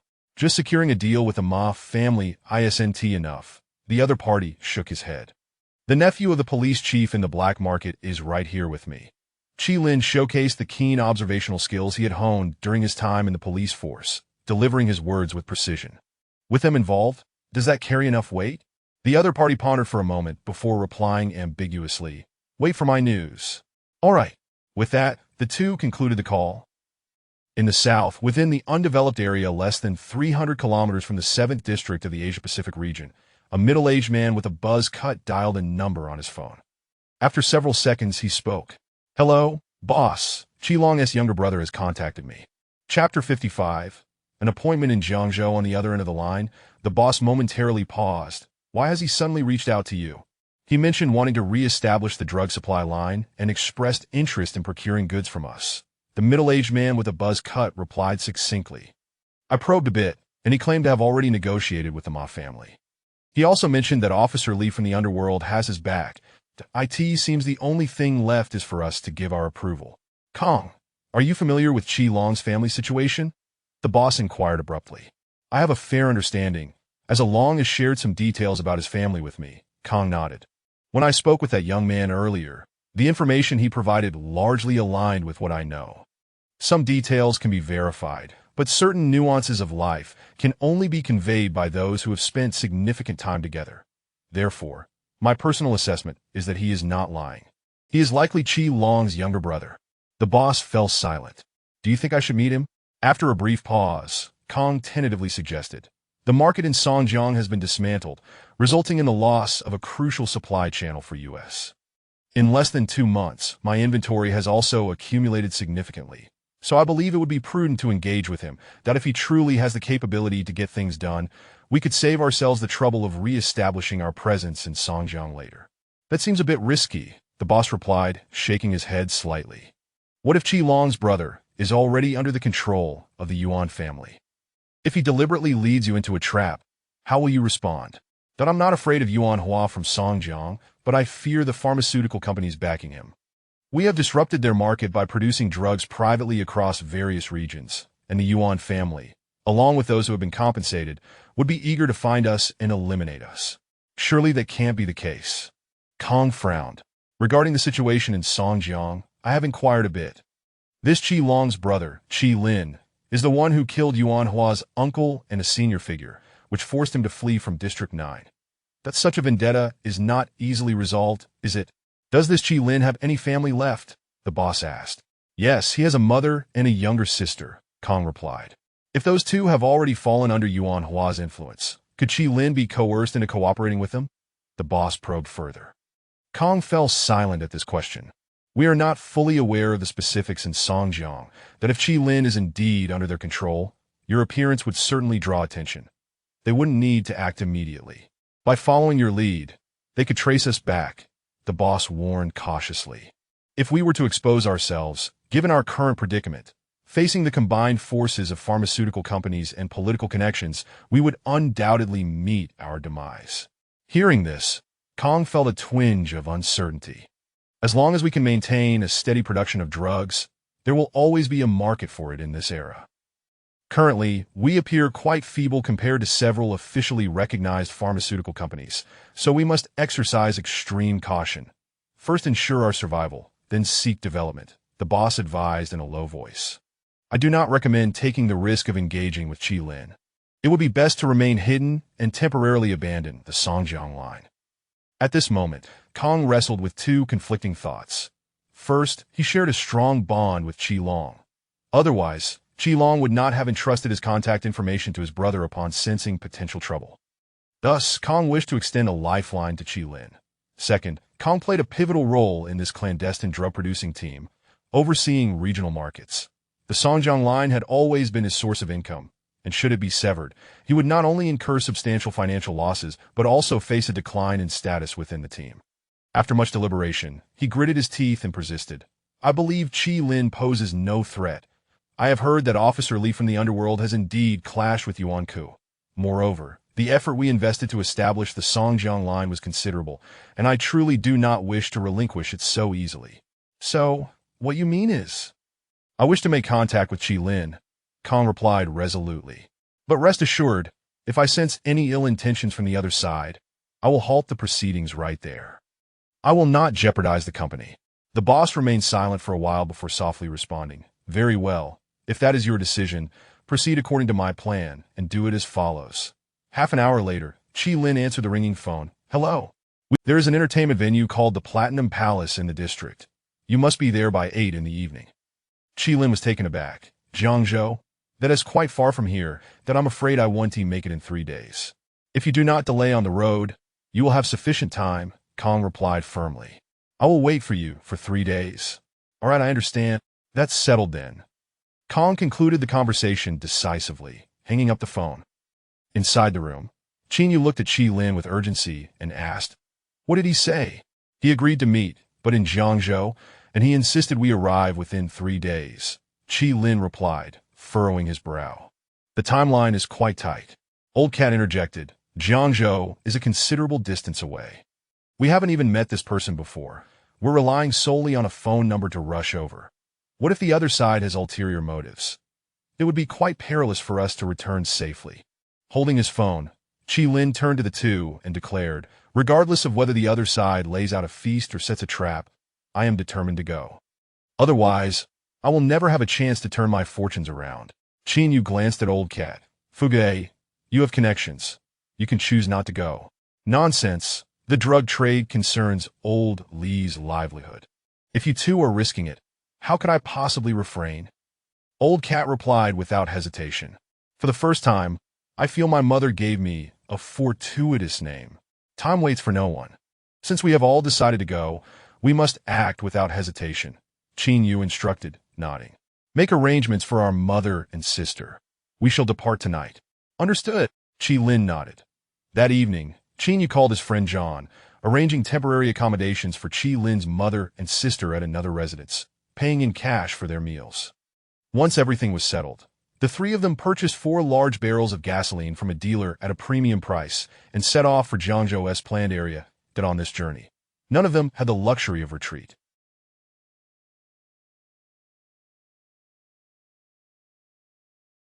Each of their lives and fortunes hinged on the success of connecting with the drug supplier, that in an era of chaos. With District 9 fragmented and the rise of lawless factions, 3 brothers, united in their dire circumstances, embarked on their true journey from that day forth. Chapter 56. A 3-day dash to Lin's residence is situated approximately over 800 kilometers from Jiangzhou. That in the past, this journey could have been completed in just 20 hours by car.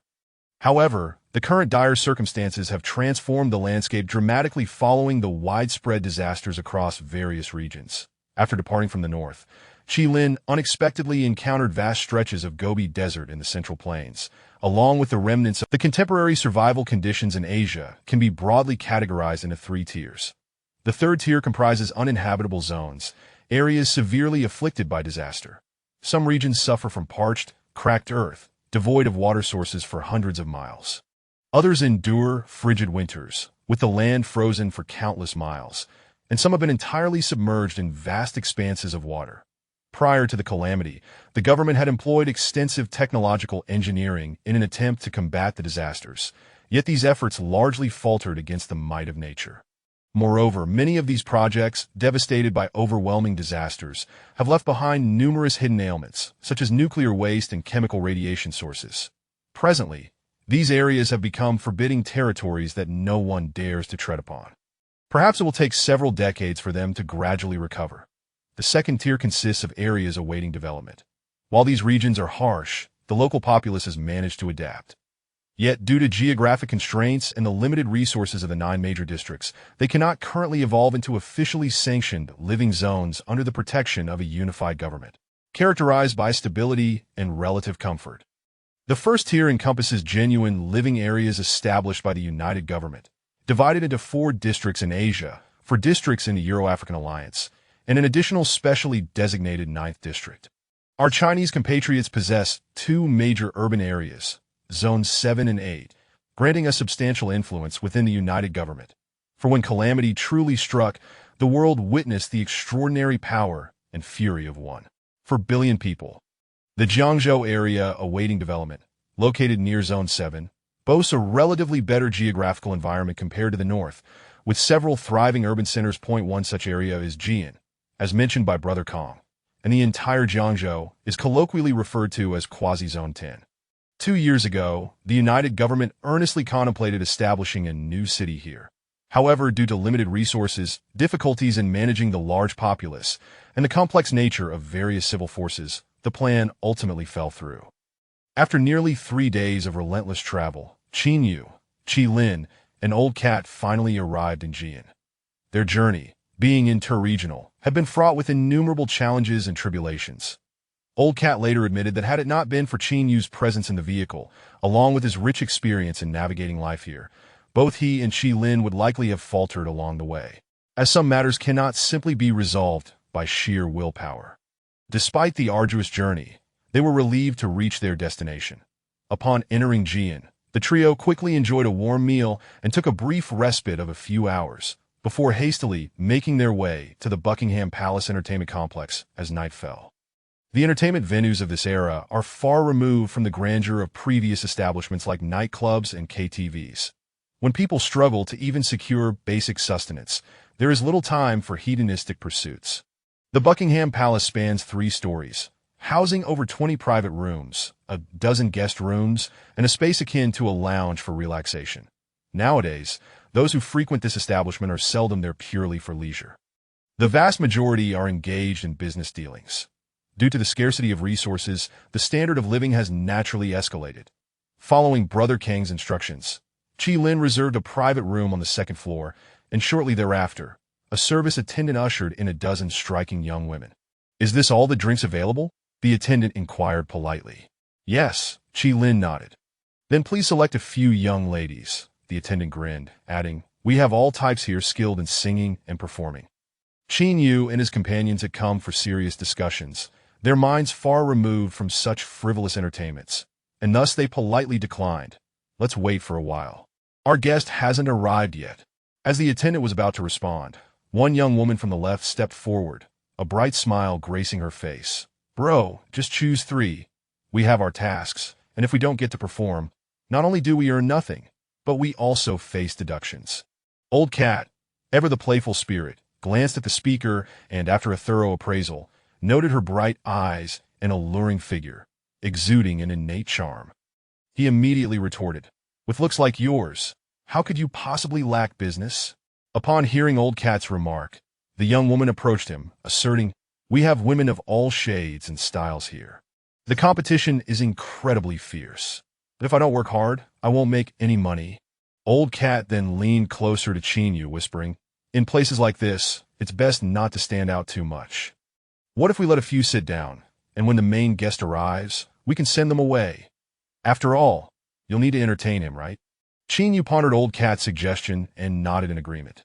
"Then let's keep 3. What should we call the young lady?" Old Cat turned to her. "Coco," she replied. "Let us have 2 of your friends join you," Old Cat casually suggested. Coco paused momentarily, then, regaining her composure, pointed to 2 other girls on her left. "You 2 come sit down." As they settled beside Chi Lin and Qin Yu, the service attendant bowed politely. "Enjoy yourselves, esteemed guests." After exchanging pleasantries, the remaining staff departed. Bored and idle, Old Cat glanced at Coco's long legs, inadvertently reaching out to touch them. "You've got quite a bit of spring to you." "Bro, you're quite the flirt," she responded. "Not a flirt, merely a man of taste." Chi Lin, overhearing, felt a headache coming on and leaned closer to Qin Yu. "His heart is truly vast." Coco, crossing her legs, instinctively removed Old Cat's hand from her thigh, commenting, "Your hands are rather nice." Downstairs, a middle-aged man with a buzz cut entered the lobby alone. The service attendant rushed over. "Sir, are you alone or meeting friends? Do you have a reservation?" "My surname is Kong. I've reserved a suite on the 3rd floor for a meeting." The man surveyed the surroundings. "Very well, please follow me," the attendant replied, stepping aside with a smile to lead the way. Chapter 57. The long coat and the ponytail under the arrangements of his underlings. Brother Kong entered the 3-story suite. After casting a quick glance around, he bent down and sat on the bed, retrieving his phone to send a text message. "Boss, I've arrived and am ready to make contact with them." The reply came swiftly. Only upon receiving the confirmation did Brother Kong dial Chi Lin's number. "Hello." "Greetings, Brother Kong." Chi Lin, having learned the other's name through prior encounters, replied, "We have arrived at Buckingham Palace." "Where are you?" Brother Kong inquired. "In the private room on the 2nd floor," Chi Lin responded honestly. Brother Kong licked his lips, paused for a moment in the dimly lit room, and finally replied, "Come to Suite 09 on the 3rd floor." "Understood." After concluding their communication, Brother Kong strode to the door of the room and peered through the peephole at Suite 09 diagonally opposite. Inside the private room on the 2nd floor, Chi Lin tucked his phone away and turned to Qin Yu and Old Cat, announcing, "The person has arrived and they are on the 3rd floor. Did we not agree to meet in this private room? Why has he suddenly gone to the 3rd floor?" Old Cat frowned, replying, "Is this old fellow up to something?" Before he could finish his thought, Qin Yu swiftly pinched Old Cat's wrist and turned to the 3 young women, instructing, "You all go outside first." Old Cat fell silent at the sound.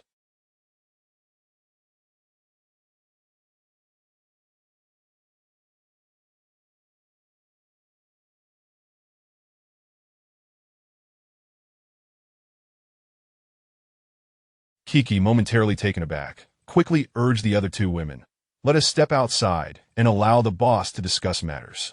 Once Kiki and the others had departed, Chinyu, sitting on the sofa, adopted a serious expression and remarked, "We too have rushed here without a clear understanding of the situation.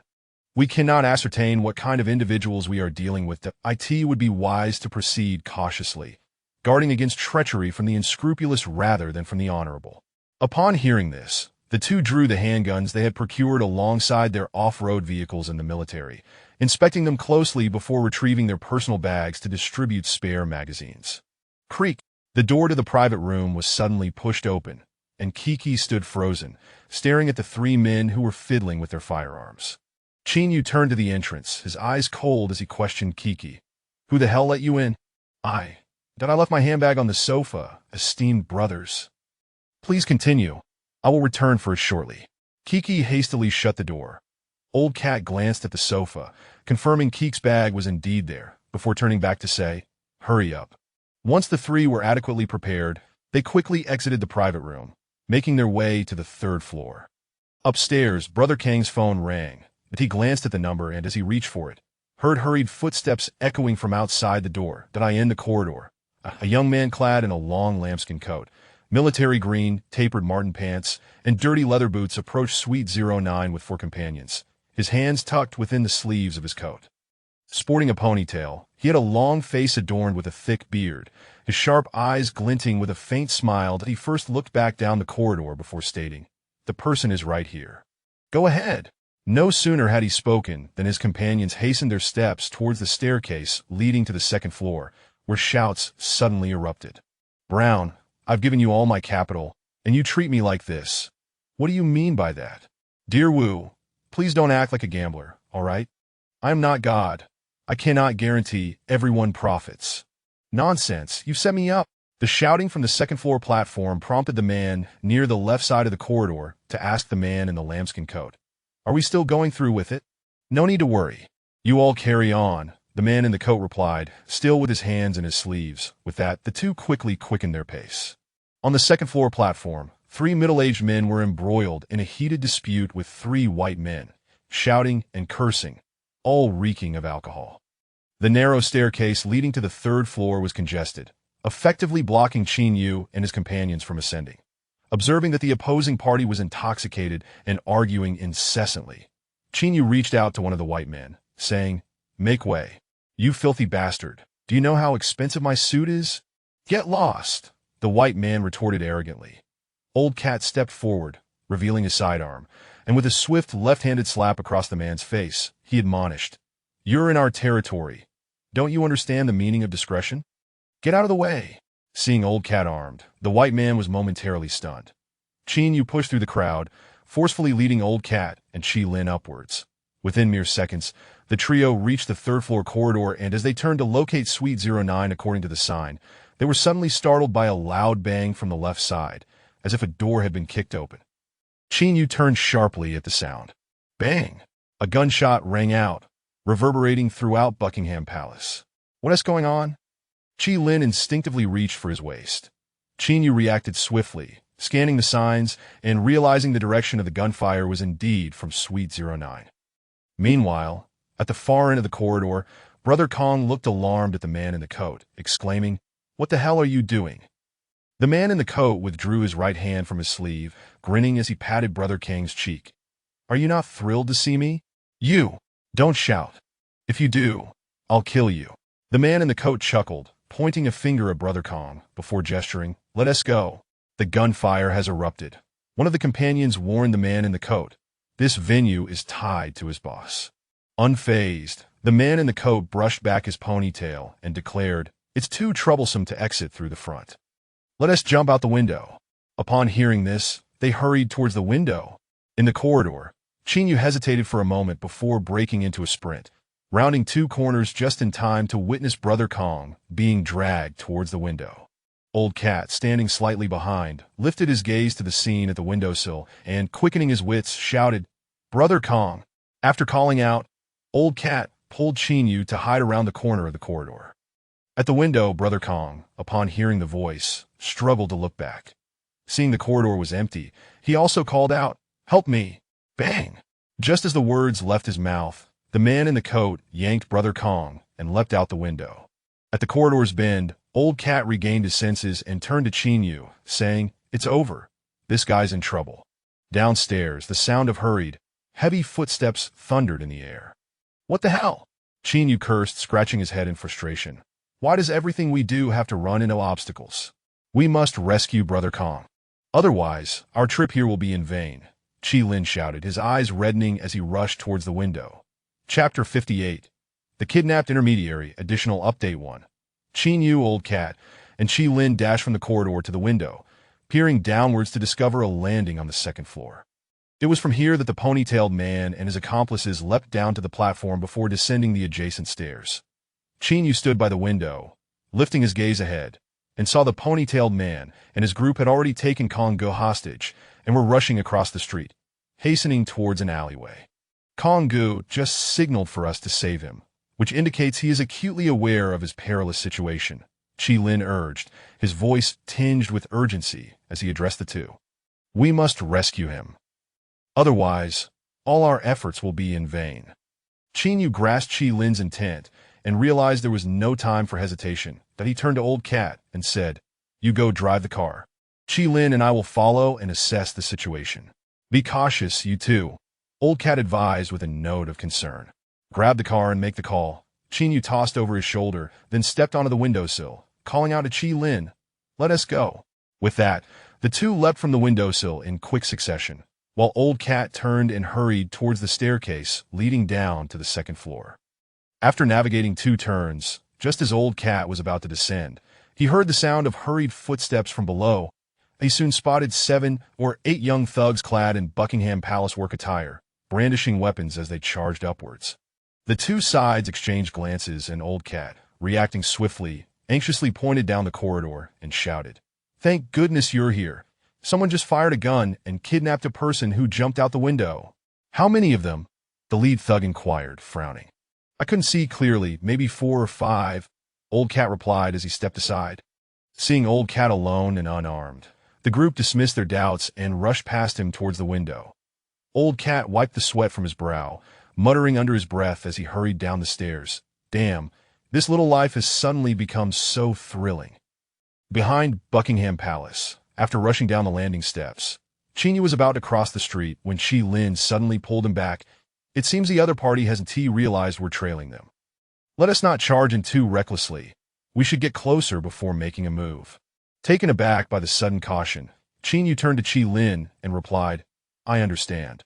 After a brief exchange, the two hastily crossed the street and entered the alleyway. The power supply in the planned area was notoriously poor, and after 10 p.m., most residential zones plunged into darkness, let alone this neglected alleyway.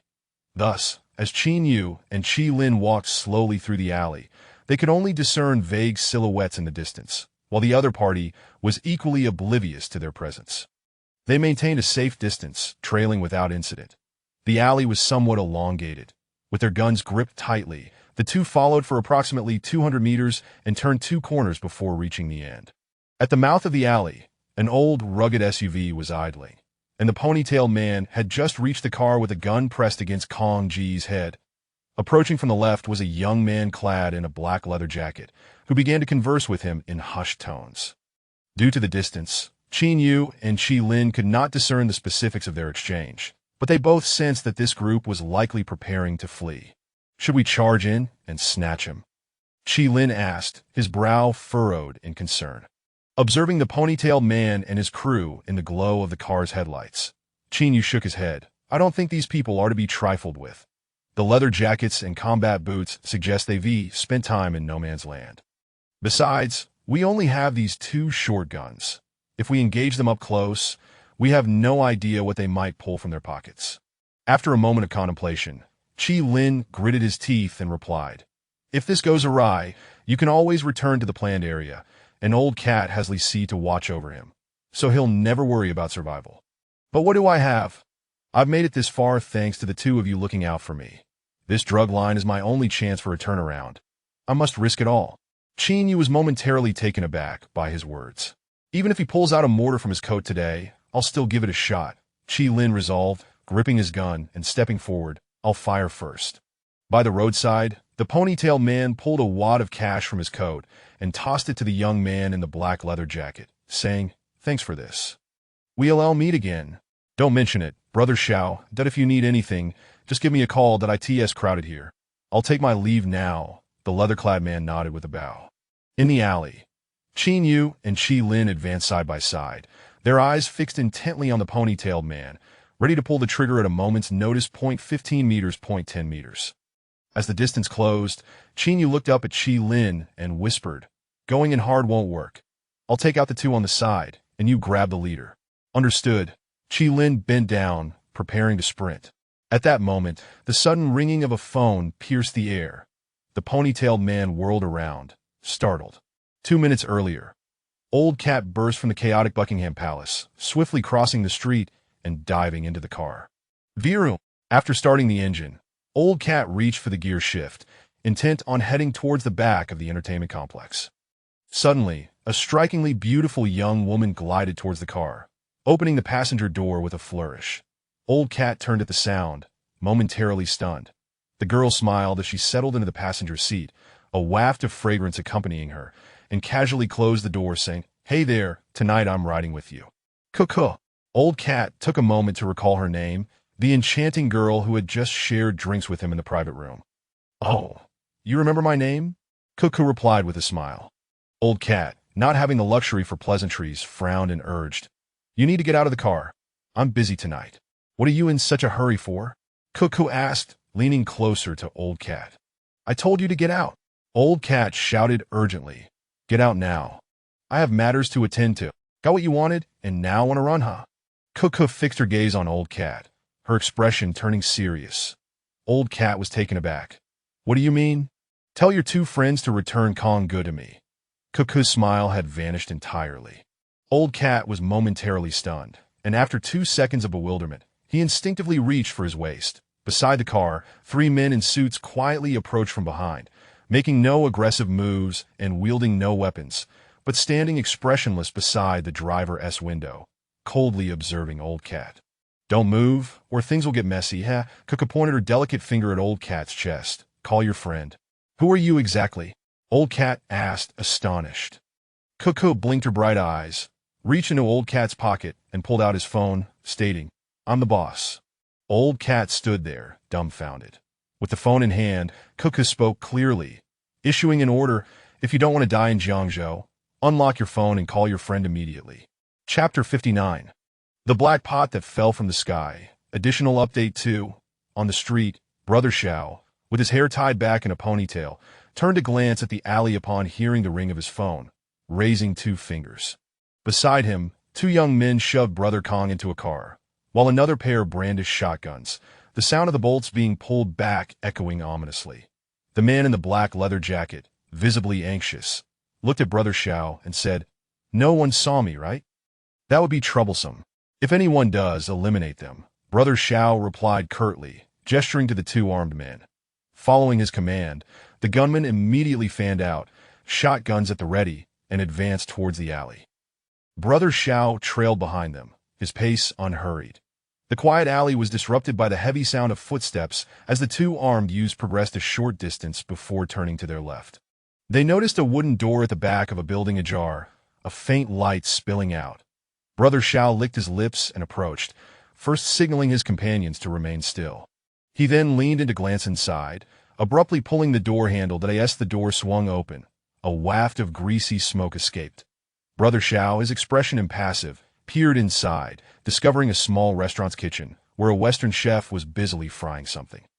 The chef turned at the noise, a jovial smile on his round face. "The main entrance is at the front." Brother Xiao took a fleeting look at the chef, hesitated for a moment, then nodded. "I took a wrong turn." The chef, hearing this, turned back to his cooking. Brother Xiao surveyed the room one last time, and, finding nothing amiss, closed the door and departed with his 2 brothers. Just as they left, the storage room door in the kitchen swung open, and Chi Lin, with a gun pointed at another chef, threatened with a fierce glare. Do your job well, or you'll pay the price. Understood, understood. The chef at the stove nodded repeatedly. Use the front door. Qin Yu urged Chi Lin, stowing his gun. At the street corner, Brother Xiao climbed into a vehicle and turned to the young man in the black jacket, saying that was the back kitchen of a restaurant, that IT seems one of the staff stepped out to make a call. Nothing to worry about. Oh, that's a relief. The young man in the black jacket exhaled, visibly relieved. Feel free to make any calls you need, Brother Xiao remarked before shutting the car door and commanding, let us go. The driver shifted gears and accelerated away. Once the vehicle vanished from sight, the young man, eyes gleaming with excitement, pulled out the money Brother Xiao had given him, counting it with his thumb as he walked along, spitting occasionally. At the main entrance, Qin Yu walked briskly, muttering, these people must have an inside man. Otherwise, they wouldn't execute their plans so efficiently. That guy in the black jacket, Chi Lin quickly interjected. Could he be one of the restaurant staff?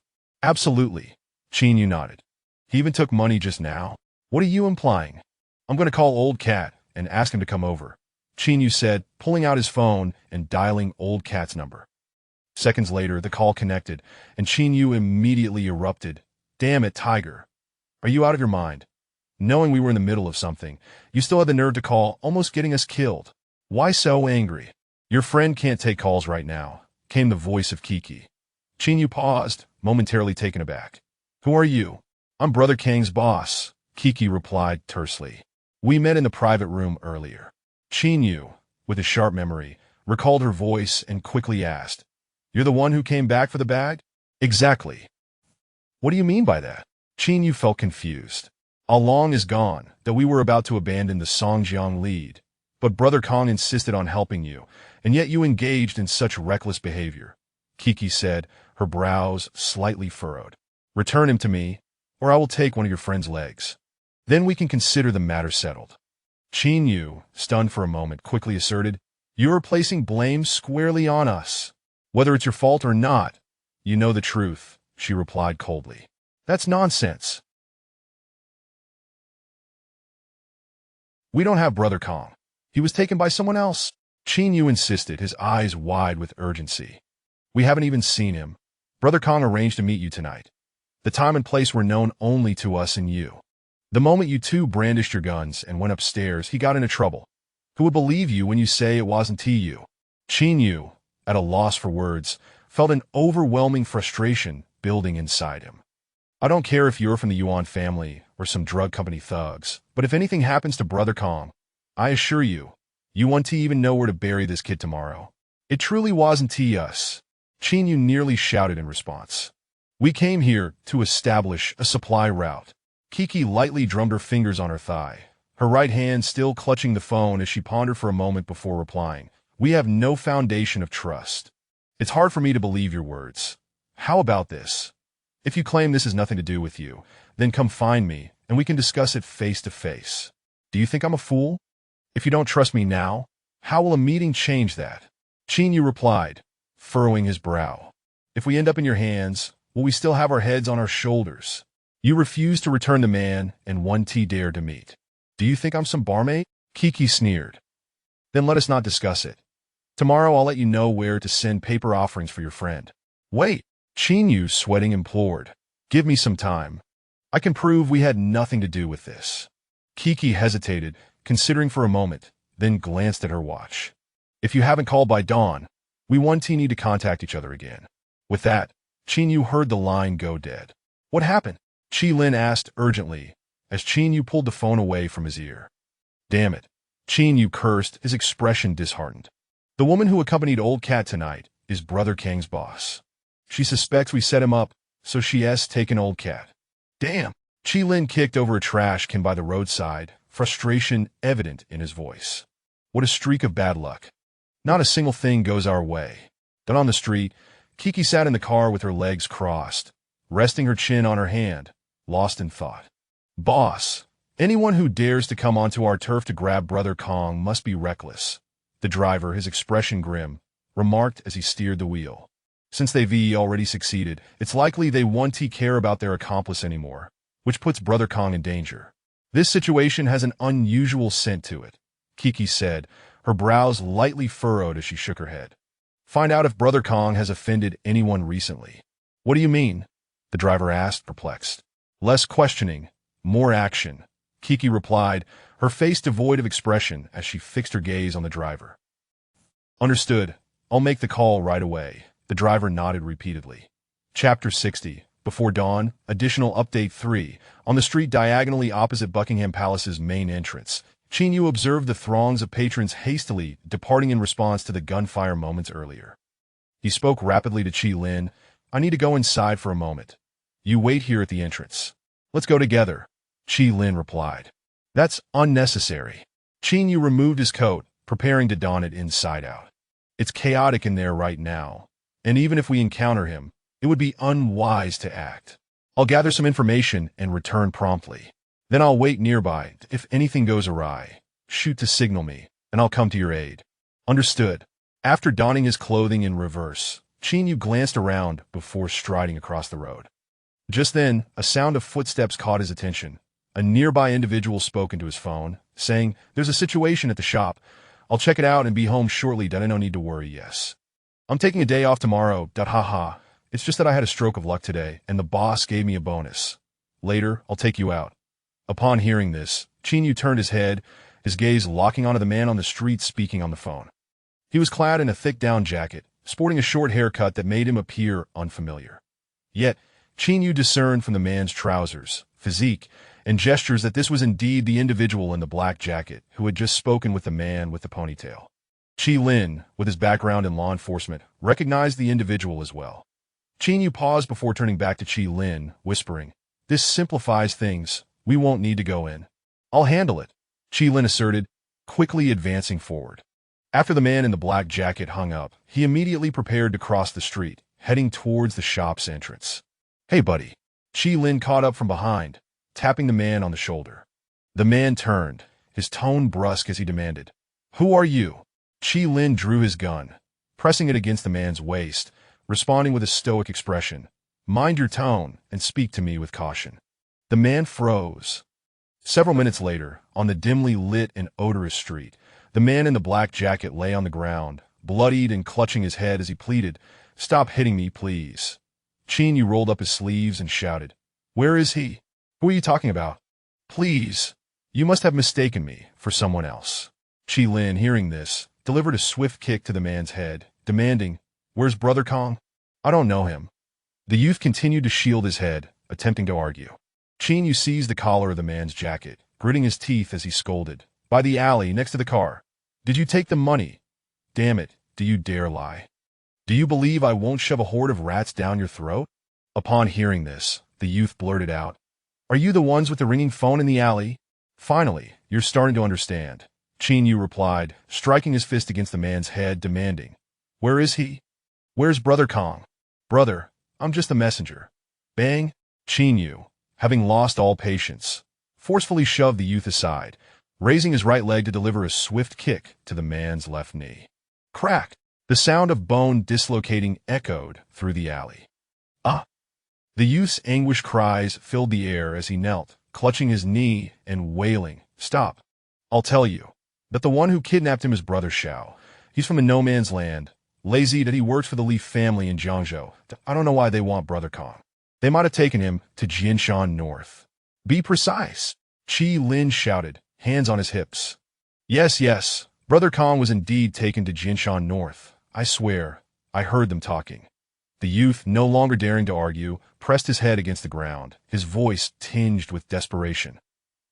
In a certain warehouse on Zhongxing Street in Jianshan, Old Cat sat on the edge of a chair, grinning widely at Kiki as he said, Sister, there has been a misunderstanding. We're here for business, not to kidnap anyone. To be honest, I'm a police officer, a respectable person. How could I possibly engage in such underhanded work as kidnapping? Respectable? Kiki retorted, removing the hair tie from her wrist, allowing her hair to cascade elegantly. You certainly didn't appear that way in the private room. At that moment, I was indeed a bit indecorous, but I never considered you as part of the service industry. Before he could finish, Kiki grasped Old Cat's chin, looking down at him and commanding, "Do not attempt to sweet-talk me or delay." "I'm not. Tell me the truth. Are you here for Brother Kong?" "Absolutely not. We came to make friends," Old Cat replied, eyes wide in disbelief. "My brother Chi Lin's elder brother is in the hands of the Yuan family. Do you honestly think we would deliberately set a trap for Brother Kong? There is nothing to gain from that. Whether Long died at whose hands is irrelevant. What matters is who can ensure Chi Lin lives a better life," Kiki said coldly. "And the Yuan family possesses the means to guarantee his survival." Old Cat fell silent at her words. "I will wait until dawn. If your friend does not return, then you and your foul mouth will remain in Jiangzhou for good." Kiki released Old Cat's chin and turned to shout. The fact that they managed to abduct Brother Kong so effortlessly suggests that Buckingham Palace may have an insider among them. "Identify and eliminate them." "Understood, boss." The driver nodded and departed. After Kiki finished speaking, she ascended the stairs. Old Cat watched her retreating figure, an inexplicable chill creeping over him. That in these times, even a 5-foot-tall man struggles to survive. For a frail woman to rise to prominence as a boss speaks volumes. She is certainly not one to show mercy or hesitation. On the road, Qin Yu gripped the youth, inquiring softly, "How far is Jinshan north from here?" "About 10 kilometers, the youth replied, limping along, nodding and bowing. Chi Lin furrowed his brow and asked, "What are they planning to do with Brother Kong?" "I'm not sure." The youth shook his head. "I don't pry into such matters. Asking too many questions is not beneficial for me. Brother Kong is in danger," Qin Yu stated briefly. "That guy with the little braid dared to flaunt money in front of Brother Kong, which indicates they do not intend for him to return alive." Chi Lin felt a jolt in his heart at this revelation. 10 kilometers is too far, and we've lost our vehicle. By the time we walk there, it will be too late. Qin Yu lowered his gaze to his wristwatch. "We need to find a way to get there quickly." Upon hearing this, Chi Lin scanned the sides of the street. After a moment of hesitation, he suddenly approached a restaurant and shouted, "Is the owner here?" "What's the matter?" The owner inquired from behind the counter. "Is the motorcycle out front for sale?" "Are you crazy?" "It's not for sale," the owner replied dismissively, returning to his seat. Qin Yu entered, pulling out 1,000 yuan from his pocket. "Is it for sale?" The owner was taken aback, then propped his legs up, smiling as he said, "If you add another 1,000, I'll sell it. Ha ha. Bang." Qin Yu slammed his gun on the table. "The money is gone." "Will this suffice for the motorcycle?" The owner recoiled in shock. Several minutes later, the cold wind howled. Chi Lin, Qin Yu, and the youth sat on a small motorcycle, speeding towards Jinshan North. Chapter 61. The Nonchalant Brother Xiao, Edition 4. In the dead of night, within a building on a street in Jinshanbai, Brother Xiao sat at a dining table, leisurely savoring exquisite dishes while sipping on potent white liquor.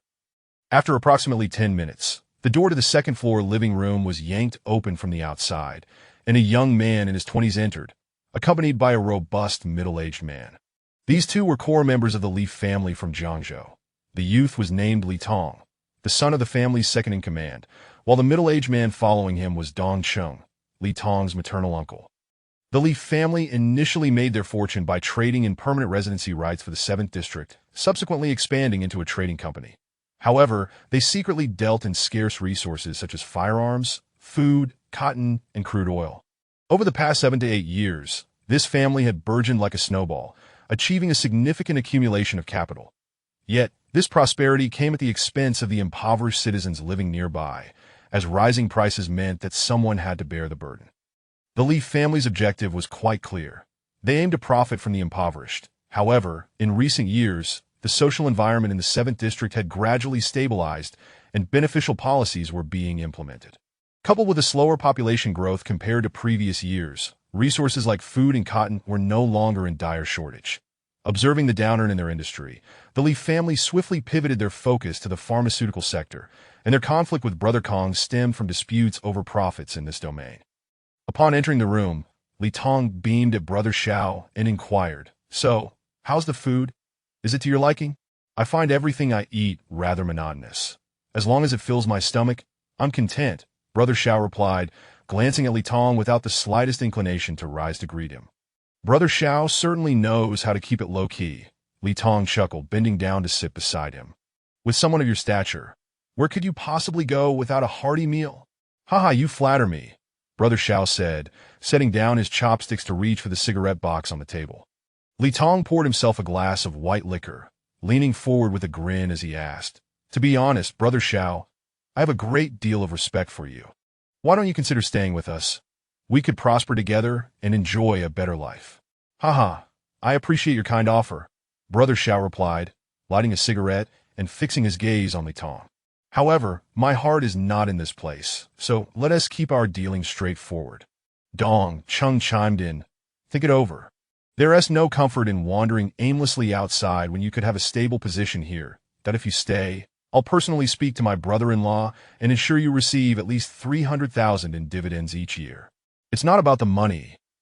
I intend to go to the 9th district." Brother Xiao waved his hand dismissively.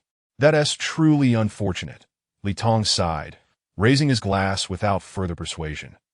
"Brother Xiao, if you wish to leave, I shall not keep you. Should you need anything in the future, just call out. You know what sort of person I am. We can handle matters when the time comes." "Fair enough," Brother Xiao said, crossing his legs and raising his glass to clink with Li Tong's before downing it in one go. "Uncle, hand Brother Xiao his money," Li Tong commanded, setting down his glass. Dongqing nodded and walked into the inner room. Less than 3 minutes later, he emerged with 10 bundles of cash, placing them on the table. Brother Xiao was taken aback. "Wasn't it agreed upon to be 50,000? The remaining 50,000 is my personal contribution for your travel expenses," Li Tong replied with a smile. "Don't be shy. Just take it. Your generosity makes me somewhat uneasy," Brother Xiao chuckled, weighing the 5 bundles of cash in his hands. "Haha, little brother, I appreciate the goodwill, but this 50,000 is what I am owed. The other 50,000 is a favor. Money is easily spent, but favors require repayment, but I'm used to living freely and am not accustomed to owing anyone anything to owe. When we meet again, dinner is on me." Li Tong was momentarily taken aback. "Brother Xiao, you're being too formal.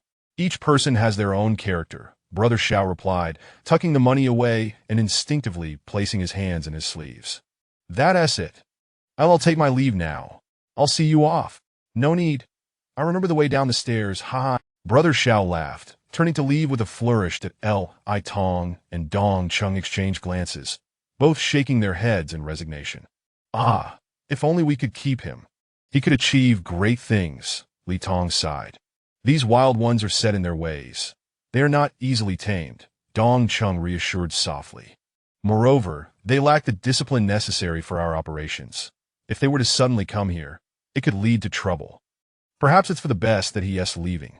Has the situation with Kong been resolved?" Li Tong shifted the topic. "His resolve is quite strong. He refuses to divulge who supplied him with goods from Feng Bei," Dongqing remarked with a smile. "But we've been fortunate. I found some information in his phone records that I'll send someone to verify it in Feng Bei, and we should be able to get things in order. That scoundrel has stolen our large order in Feng Bei," Li Tong said, hands on his hips, his expression darkening.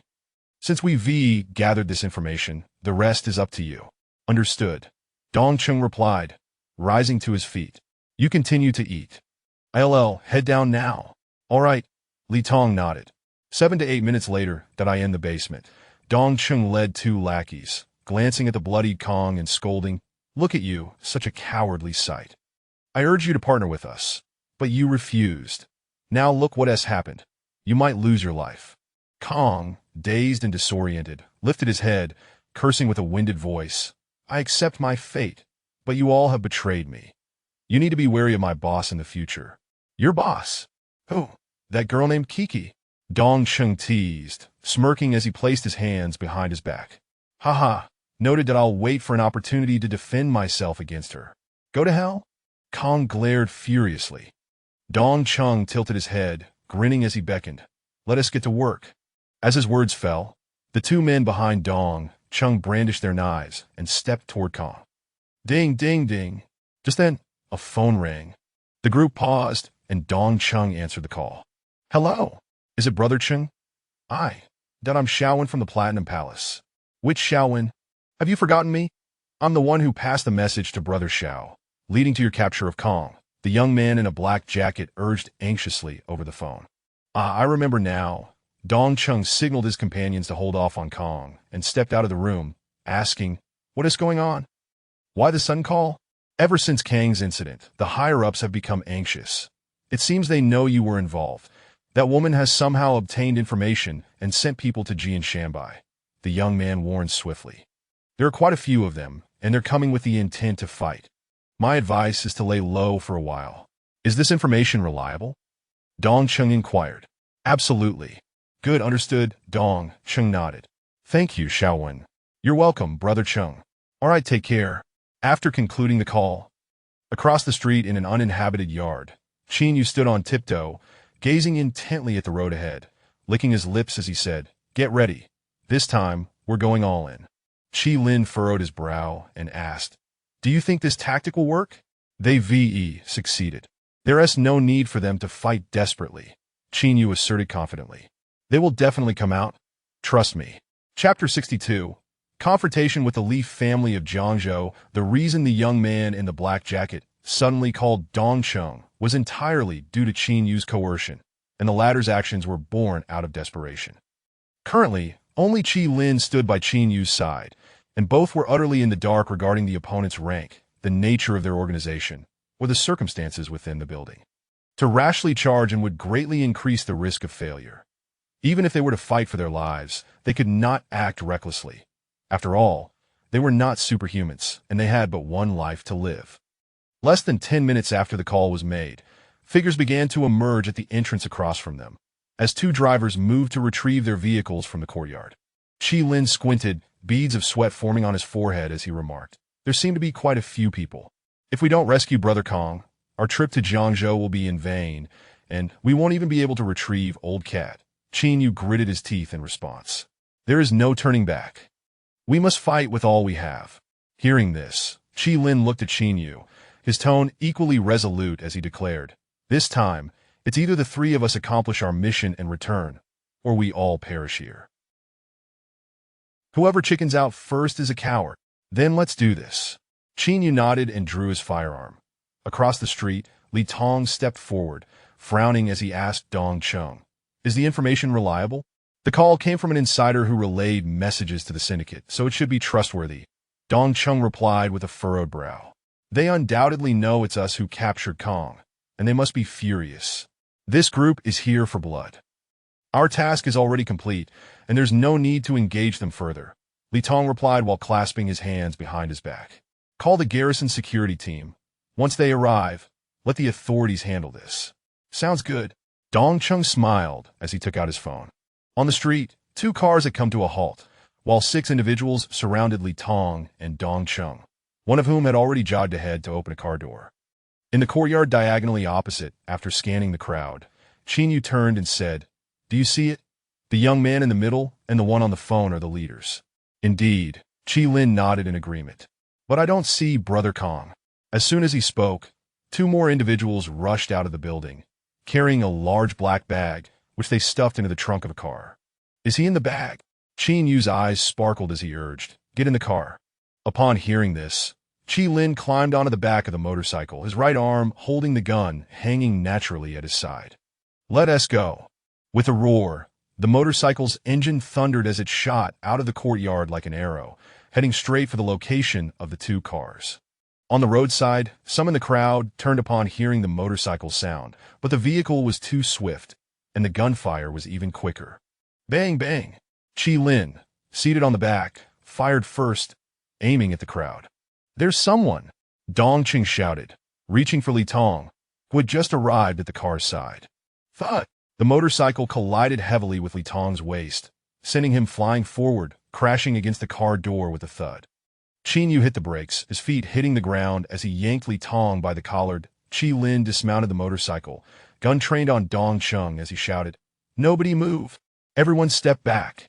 The sudden turn of events left everyone bewildered, instinctively reaching for their weapons that Li Tong, having been struck by the motorcycle, felt intense pain in his lower back and, sweating profusely, leaned against the car door, his expression contorted in agony. Qin Yu dismounted the motorcycle, holding Li Tong in front of him for protection with his right hand while pulling a green fuse from his pocket with his left, shouting, "I have explosives on me. Anyone who steps forward will go down with me." Seeing the fuse, 7 or 8 individuals immediately retreated a few steps, dispersing their formation to Li Tong, supporting his lower back with his right hand, turned to Qin Yu and said, "Is it less than a few from the Yu family?" "We have no connections with the Yu family," Qin Yu replied, beads of sweat forming on his forehead. "However, Brother Kong has been taken by you, and we brothers inadvertently have taken the blame. We brought explosives to find you, intending to clear our names. Are you here for Shao Kong?" "Yes," Qin Yu nodded. "If Shao Kong comes with us, there won't be any explosions, and we won't need to risk our lives." Qi Lin, pointing his gun at Dong Chung, shouted at the crowd, "Can't you understand human language? Step back and raise your hands." "Ha ha." Leaning against the car, Li Tong suddenly laughed, his eyes fixed on Qin Yu. "Brother, you really have to take the blame for this." Qin Yu was momentarily taken aback by the remark. "You're too late. Shao Kong is gone," Li Tong added nonchalantly. "You're talking nonsense." Qin Yu felt a chill run down his spine, his face paling as he retorted, "Don't try to play tricks on me. If I can't clear my name, then I'll have to take 2 of you down with me. Do you still not believe me?" Li Tong glanced at Qi Lin before tersely responding, "He's in the trunk." Upon hearing this, an ominous premonition surged within Qin Yu.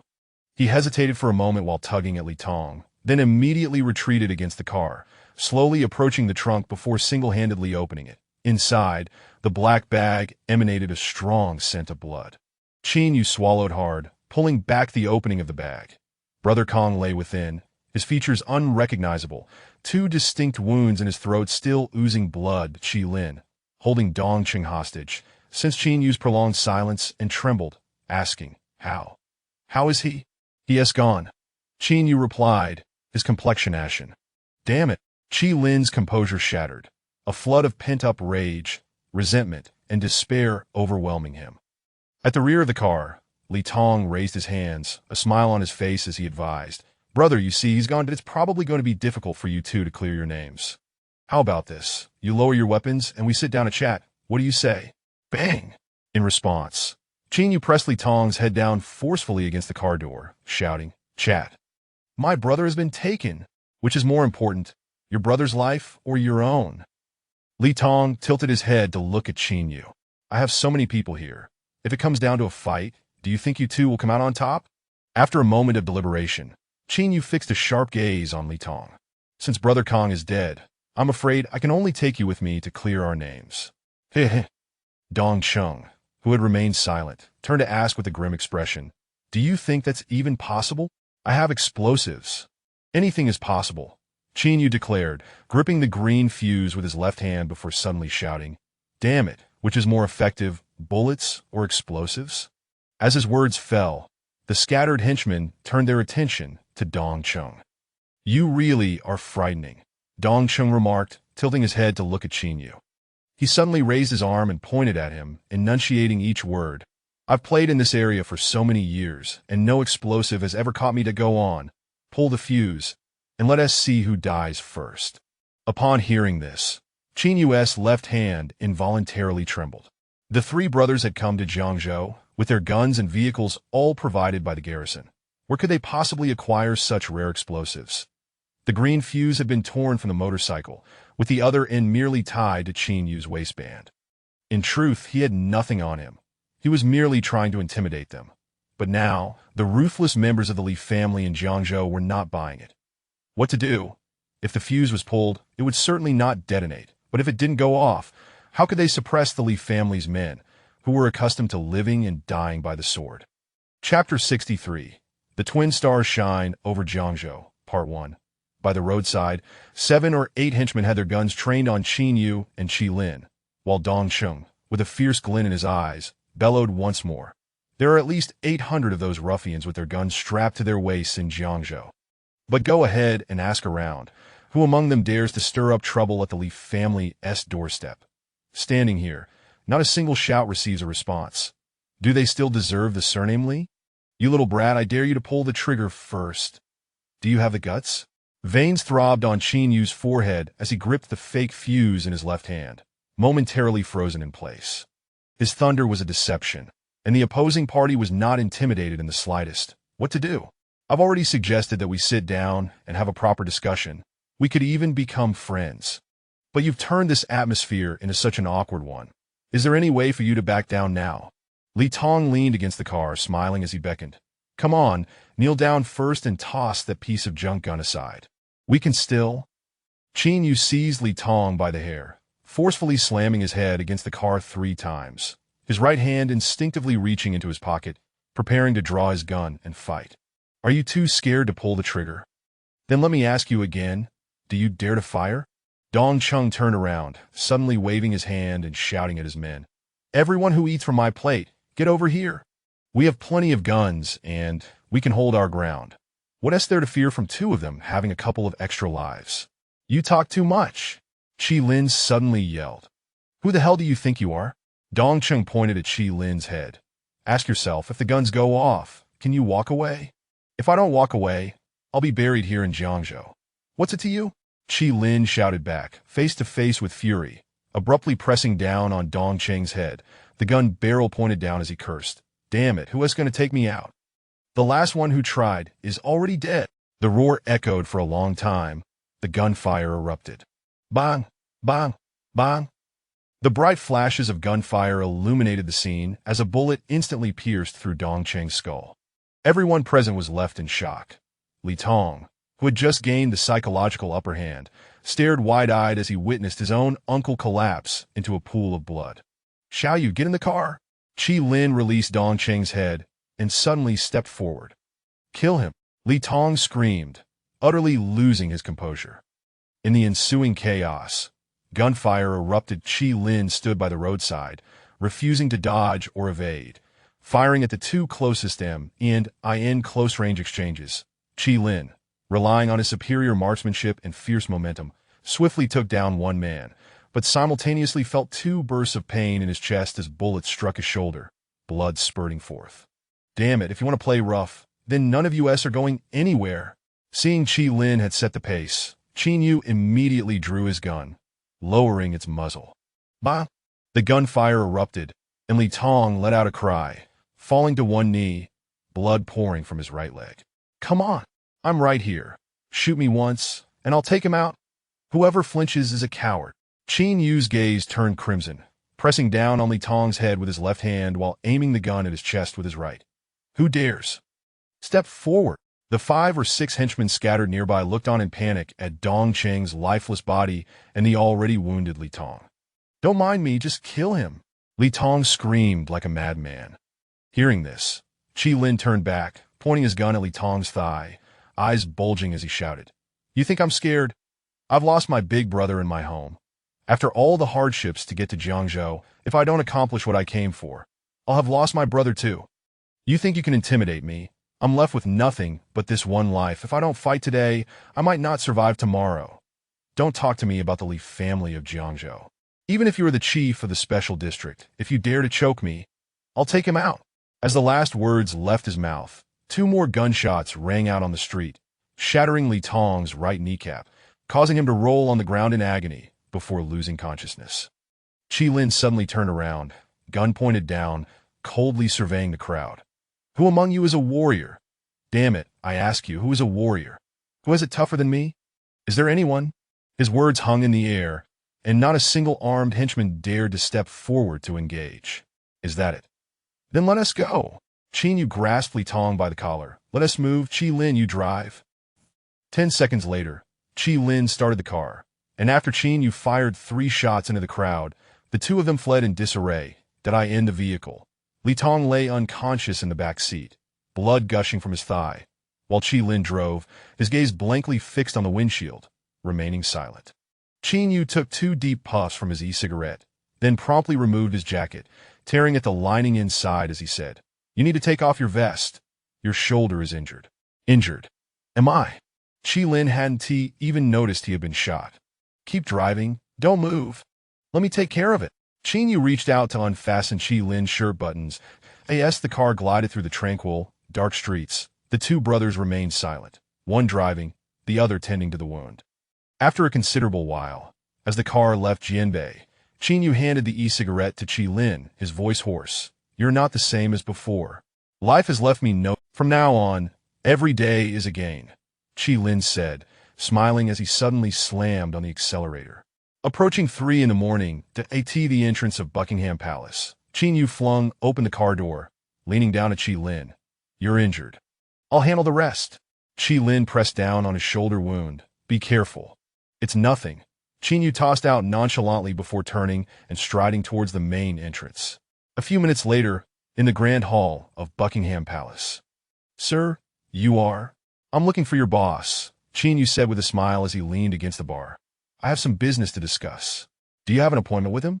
No, just tell him I'm from District 9. Understood. Please hold on. The other party nodded. After a brief wait, Qin Yu was led into the top-floor office by 3 henchmen that in the spacious lounge. A man in his 40s, dressed in a check shirt, sat on the sofa watching a streamed program. Without looking up, he asked, From Songjiang? I don't recall having any business with that place. Qin Yu swaggered over, plopping down beside the man and said, Call Coco and tell him you found out who captured Brother Kong. The man paused upon hearing this. Who exactly are you? Slap. Qin Yu delivered a resounding slap. I told you to make the call. Damn it. The man cursed, and the 3 young men beside the sofa advanced, ready to retaliate. Qin Yu leisurely raised his arm, pointing at the man. If you lay a finger on me, Brother Kong will die immediately. Chapter 64. The Twin Stars Shine upon Jiangzhou, Part 2. The middle-aged man observed Qin Yu for a while with a cold gaze before bowing his head to retrieve his mobile phone. Around 4 o'clock in the morning, 2 hybrid vehicles came to a halt in front of Buckingham Palace. Coco, adorned in a woolen trench coat that accentuated her alluring figure, alighted and made her way towards the main entrance, holding her phone and speaking urgently. Yes, it was Old Bai who called me. He said he has clarified Kong Ji's whereabouts. I've arrived. I'll meet him shortly. All right, we'll talk in a bit. As she ended the call and was about to lead her companions up the steps, Qin Yu emerged from the inner door, pulling her close by the neck. Beauty, fancy seeing you again? Coco looked at Qin Yu, her expression one of surprise. The call was my suggestion. Qin Yu indicated towards the boss, continuing, Don't blame him. I used Kong Ge to coerce him. What do you intend to do? Coco asked, her face calm and composed, devoid of panic. Talking on your turf makes me uneasy too. Shall we find another place to discuss matters? Qin Yu asked with a playful grin. Coco pondered for a moment. What if I choose not to go? Then Kong Ge would be lost. If Kong Ge is lost, so is your friend. I still have leverage, Qin Yu replied, wrapping his arm around Coco's neck and whispering in her ear. I have a young man from the Li family in Jiangzhou. Coco was taken aback. I captured him under your banner. Qin Yu chuckled.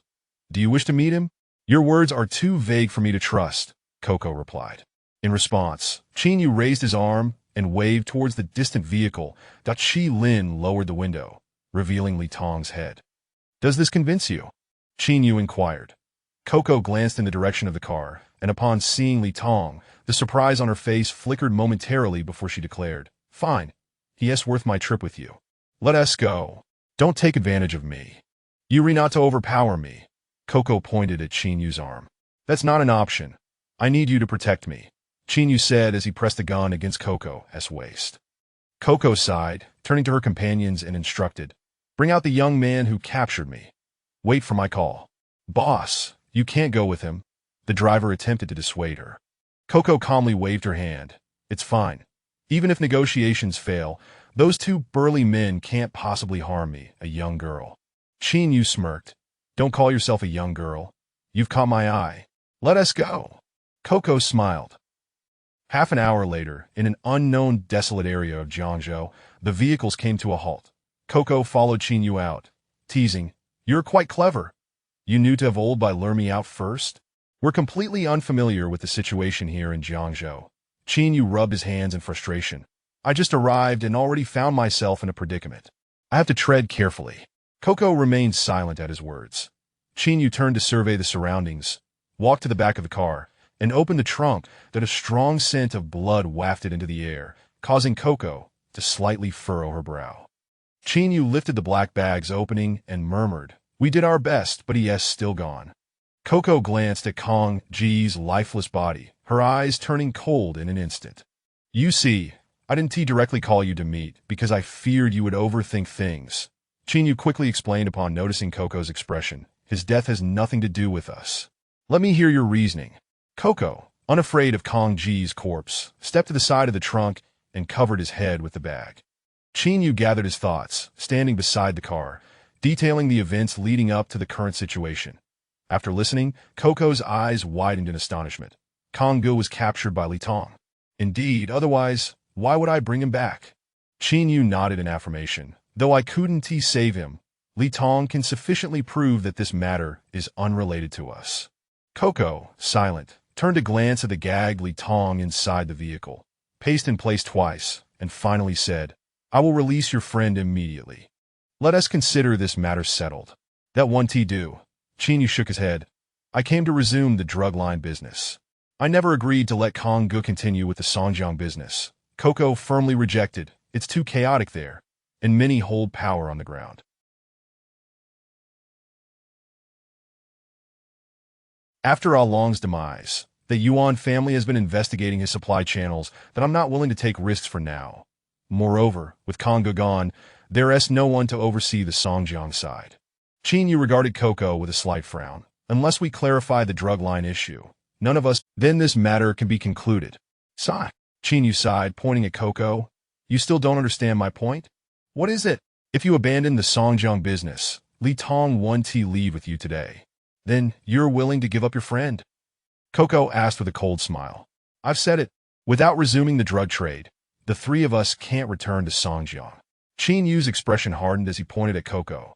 If you plan to discard me after the work is done, I'll take Li Tong and leave immediately.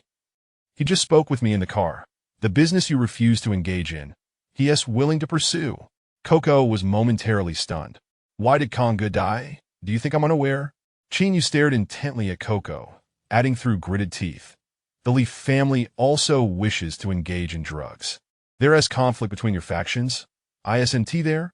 Coco remained silent. If you don't operate in the Songjiang market, it will be seized by the Li family. Chin Yu pressed further. Now I need your answer. Will you allow us to proceed with the drugs?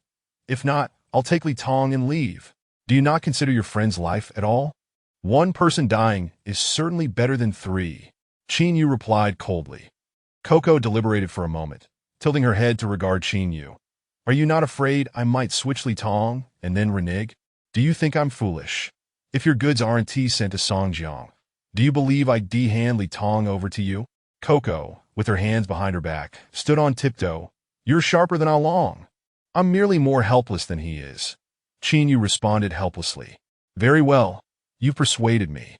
Coco extended her delicate finger, pointing at Chin Yu's chest. However, my agreement is not born of fear that the Li family will seize our market.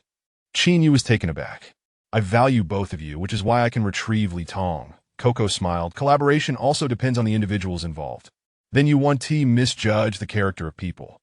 At this moment, Chin Yu realized that Coco had likely contemplated agreeing to the drug line matter even before arriving.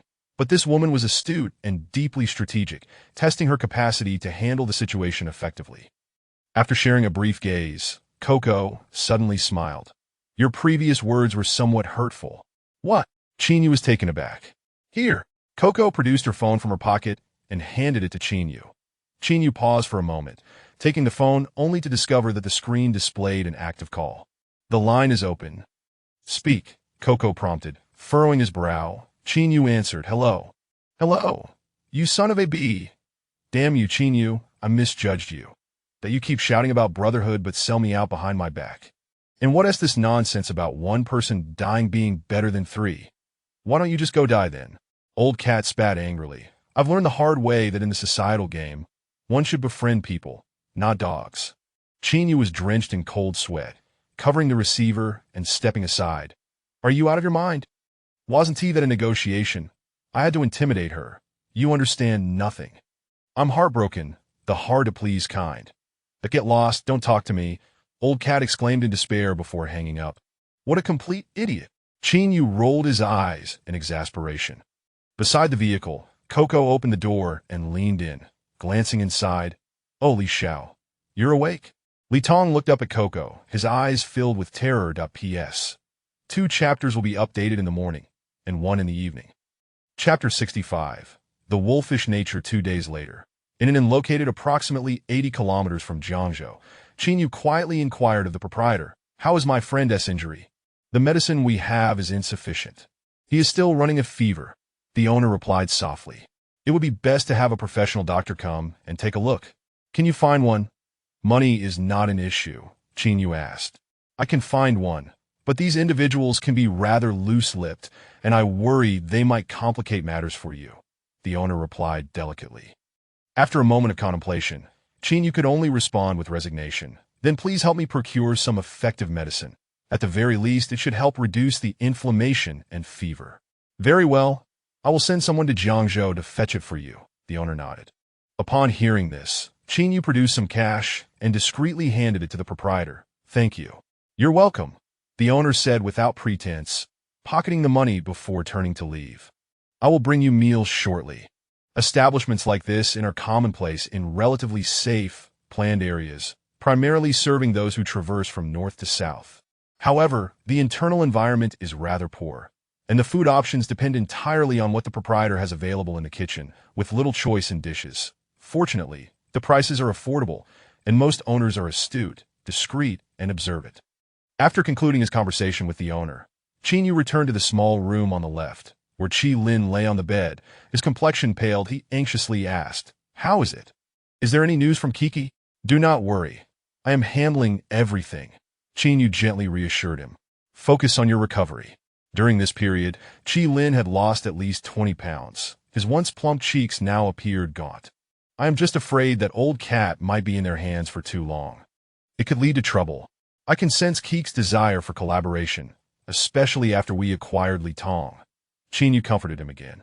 "I can reach old Cat at any time. Everything will be fine." "That's good to hear," Qi Lin nodded. "Just bear with it a little longer. I have already informed the owner to fetch the medicine." Qinyu grinned. "If your fever does not subside, I will have to call Kiki to send a reliable doctor. I can hold on." Qi Lin coughed twice, his gaze fixed on Qinyu, his expression slightly hesitant. Qinyu, perceptive to his unspoken thoughts, casually picked up an e-cigarette and asked with a smile, "Is there something on your mind?" Qi Lin scratched his head. Hee. Qinyu took a puff and, with a steady gaze on Qi Lin, stated candidly, "We have risked our lives together more than once. Surely you can speak freely with me? All right, then I will speak my mind. Make it quick. I would like to discuss the possibility of me taking charge of the supply line once it is reestablished, running back and forth."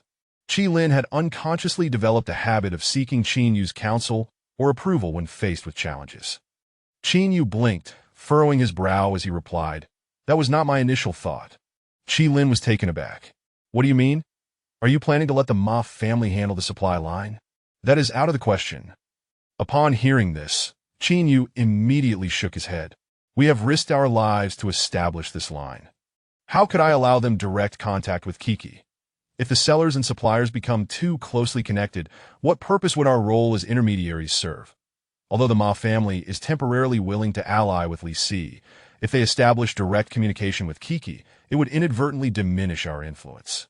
Qi Lin had not anticipated that Qinyu had already considered this aspect, and he nodded in agreement. "You make a valid point. I had intended for you to monitor the goods on Keek's side while I acted as the intermediary," Qinyu explained while smoking. "This task is perilous, requiring frequent travel between Jiangzhou and Songjiang, and you have your mother and younger sister to care for. If anything were to happen, it would be catastrophic. Moreover, the intermediary must maintain frequent contact with the Ma family and Kiki, and you need to be able to exert pressure and manage situations." After a few seconds of silence, Qi Lin once again sought to assert, "Xiaoyu, I want to try."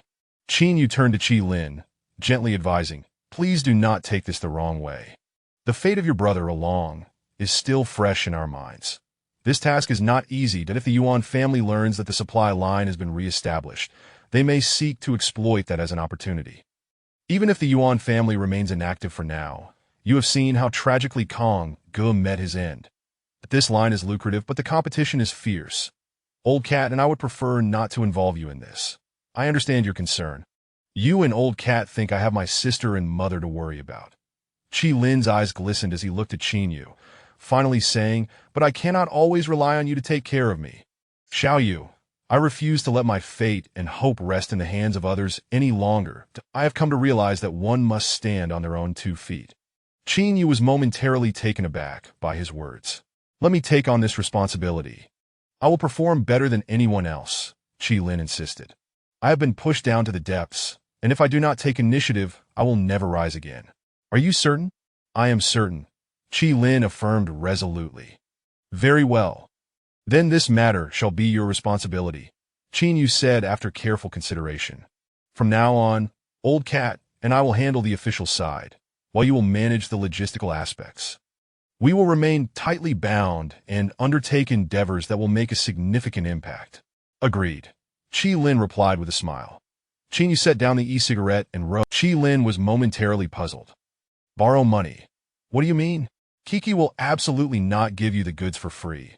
If we want to acquire the first batch, we must pay for it," Qin Yu explained, raising his hands. "But who among us has money? Who can afford the payment?" Upon hearing this, Qi Lin felt even more confused. "Surely Old Ma will cover the payment, and I believe he would be willing to do so that if worst comes to worst, we can directly call Li Si.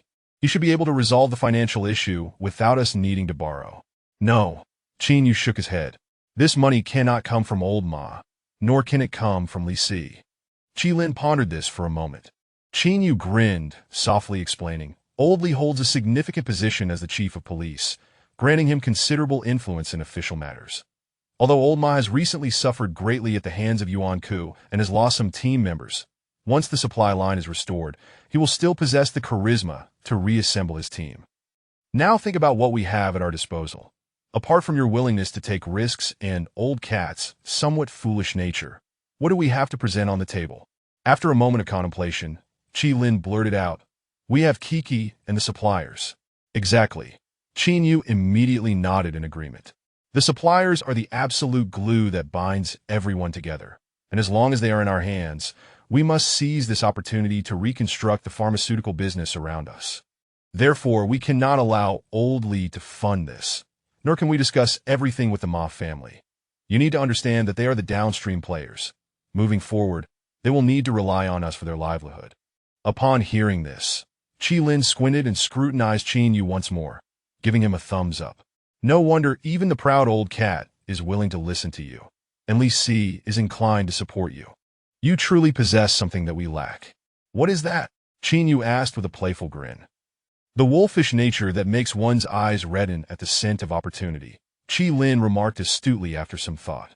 Qin Yu flashed a seemingly innocent smile and dialed Old Ma's number.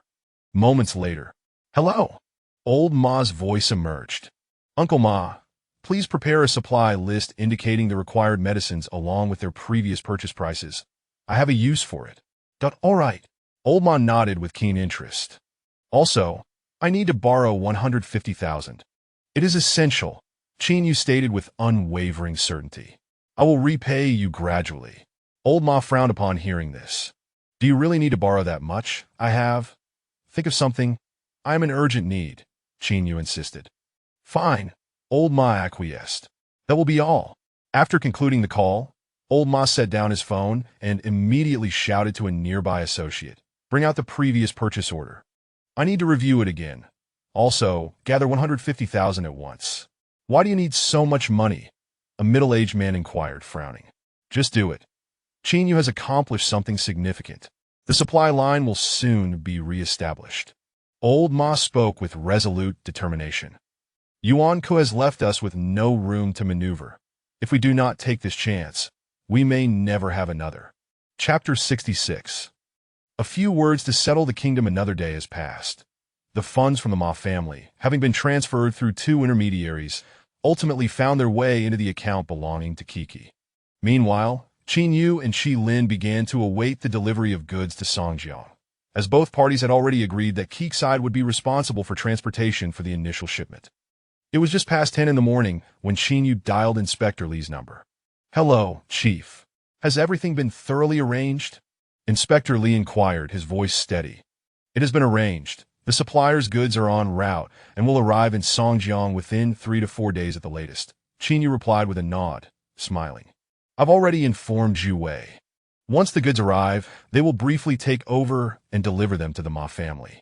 With such a large quantity of goods, isn't it a bit risky for Zhu Wei to take charge? Inspector Li asked, his concern evident.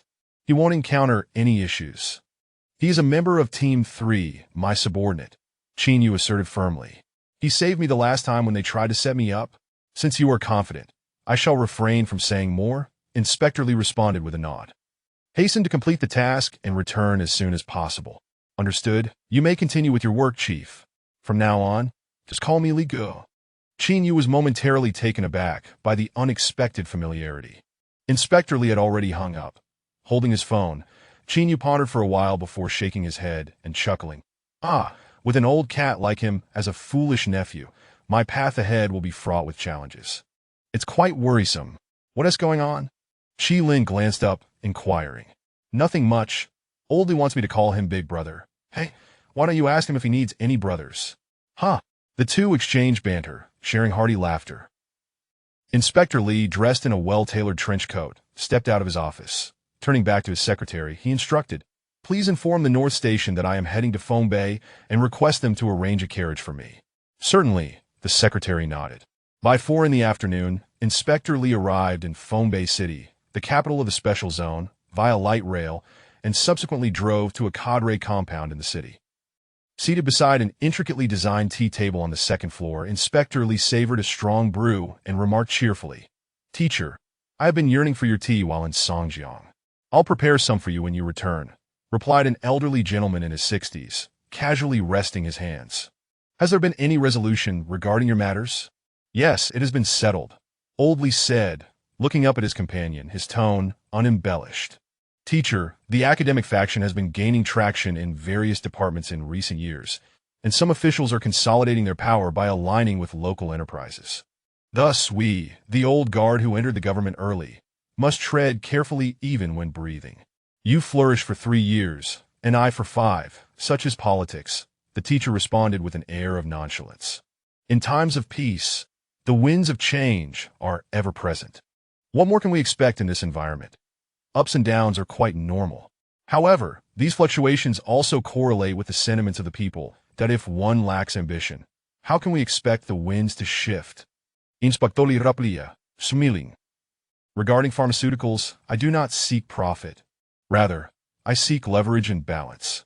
"Indeed," the teacher nodded. "You should pursue your endeavors. If necessary, I will speak on your behalf to the higher-ups. Make it a point to visit Feng Bay more often. I am getting old.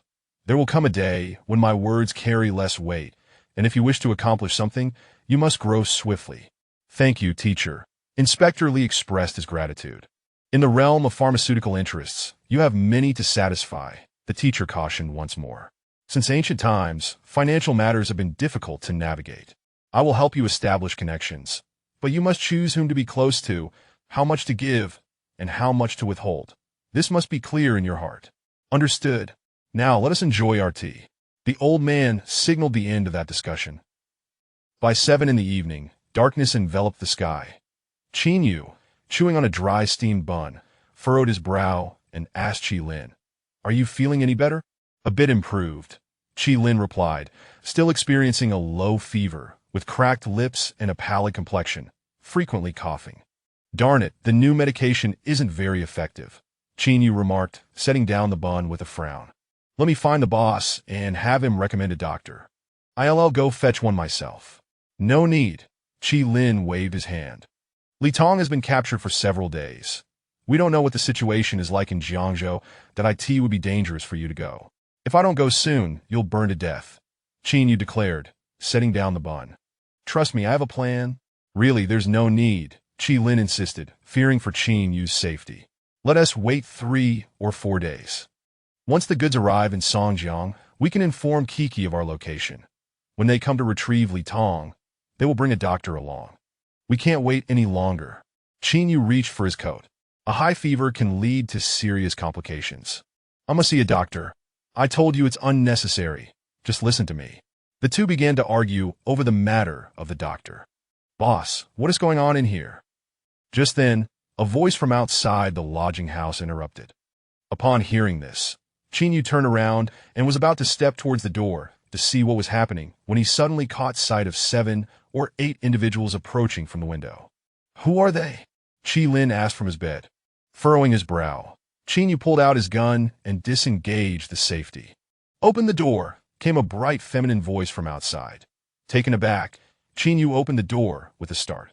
Outside stood Kiki, clad in a black trench coat, her legs adorned with over-the-knee boots, her long hair cascading over her shoulders, exuding an alluring charm. "What brings you here?" Qin Yu asked, clearly surprised. "Just felt like visiting," Kiki replied playfully as she stepped inside. Qin Yu scrutinized Kiki's figure, frowning as he queried, "How did you know we were staying here?"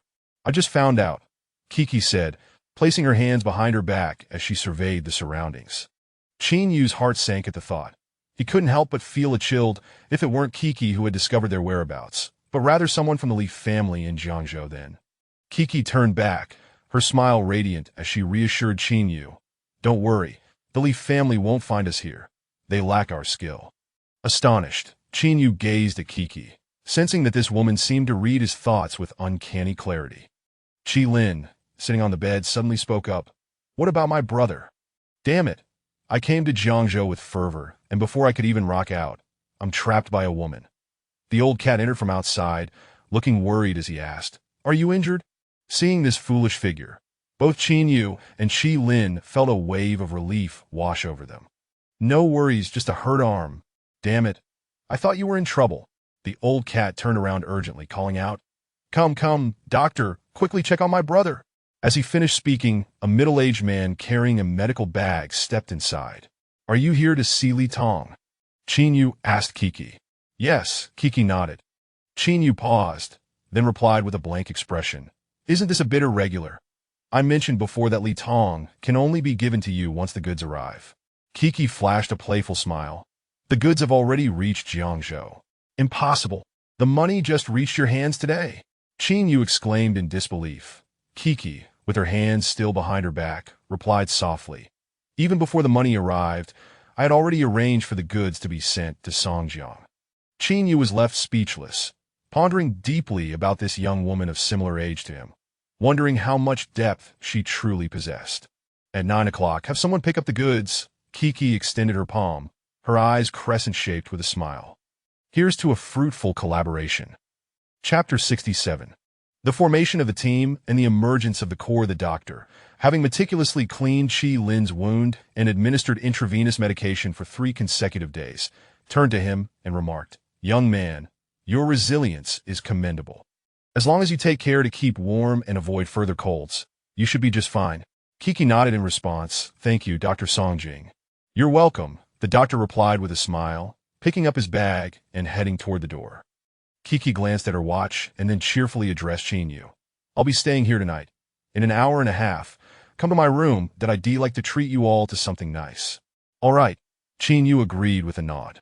"Let us go," Kiki called to her companions before stepping out of the room. Qin Yu closed the door behind them and, lifting his leg, playfully kicked the old cat's rear. "So, how was it? Did you suffer over there? What do you expect from someone like me?" "How could I let a woman take care of me?" the old cat retorted with a smirk. "They captured me, but when they hesitated to act, I immediately realized you two must have had some leverage.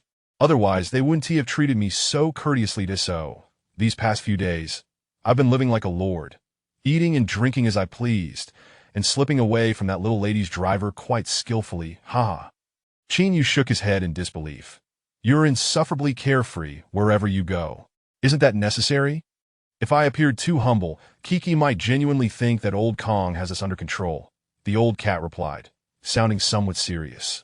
Despite his seemingly brash demeanor, he possessed a calmness when faced with challenges, a trait shaped by his privileged background that allowed him to remain unflustered in tense situations.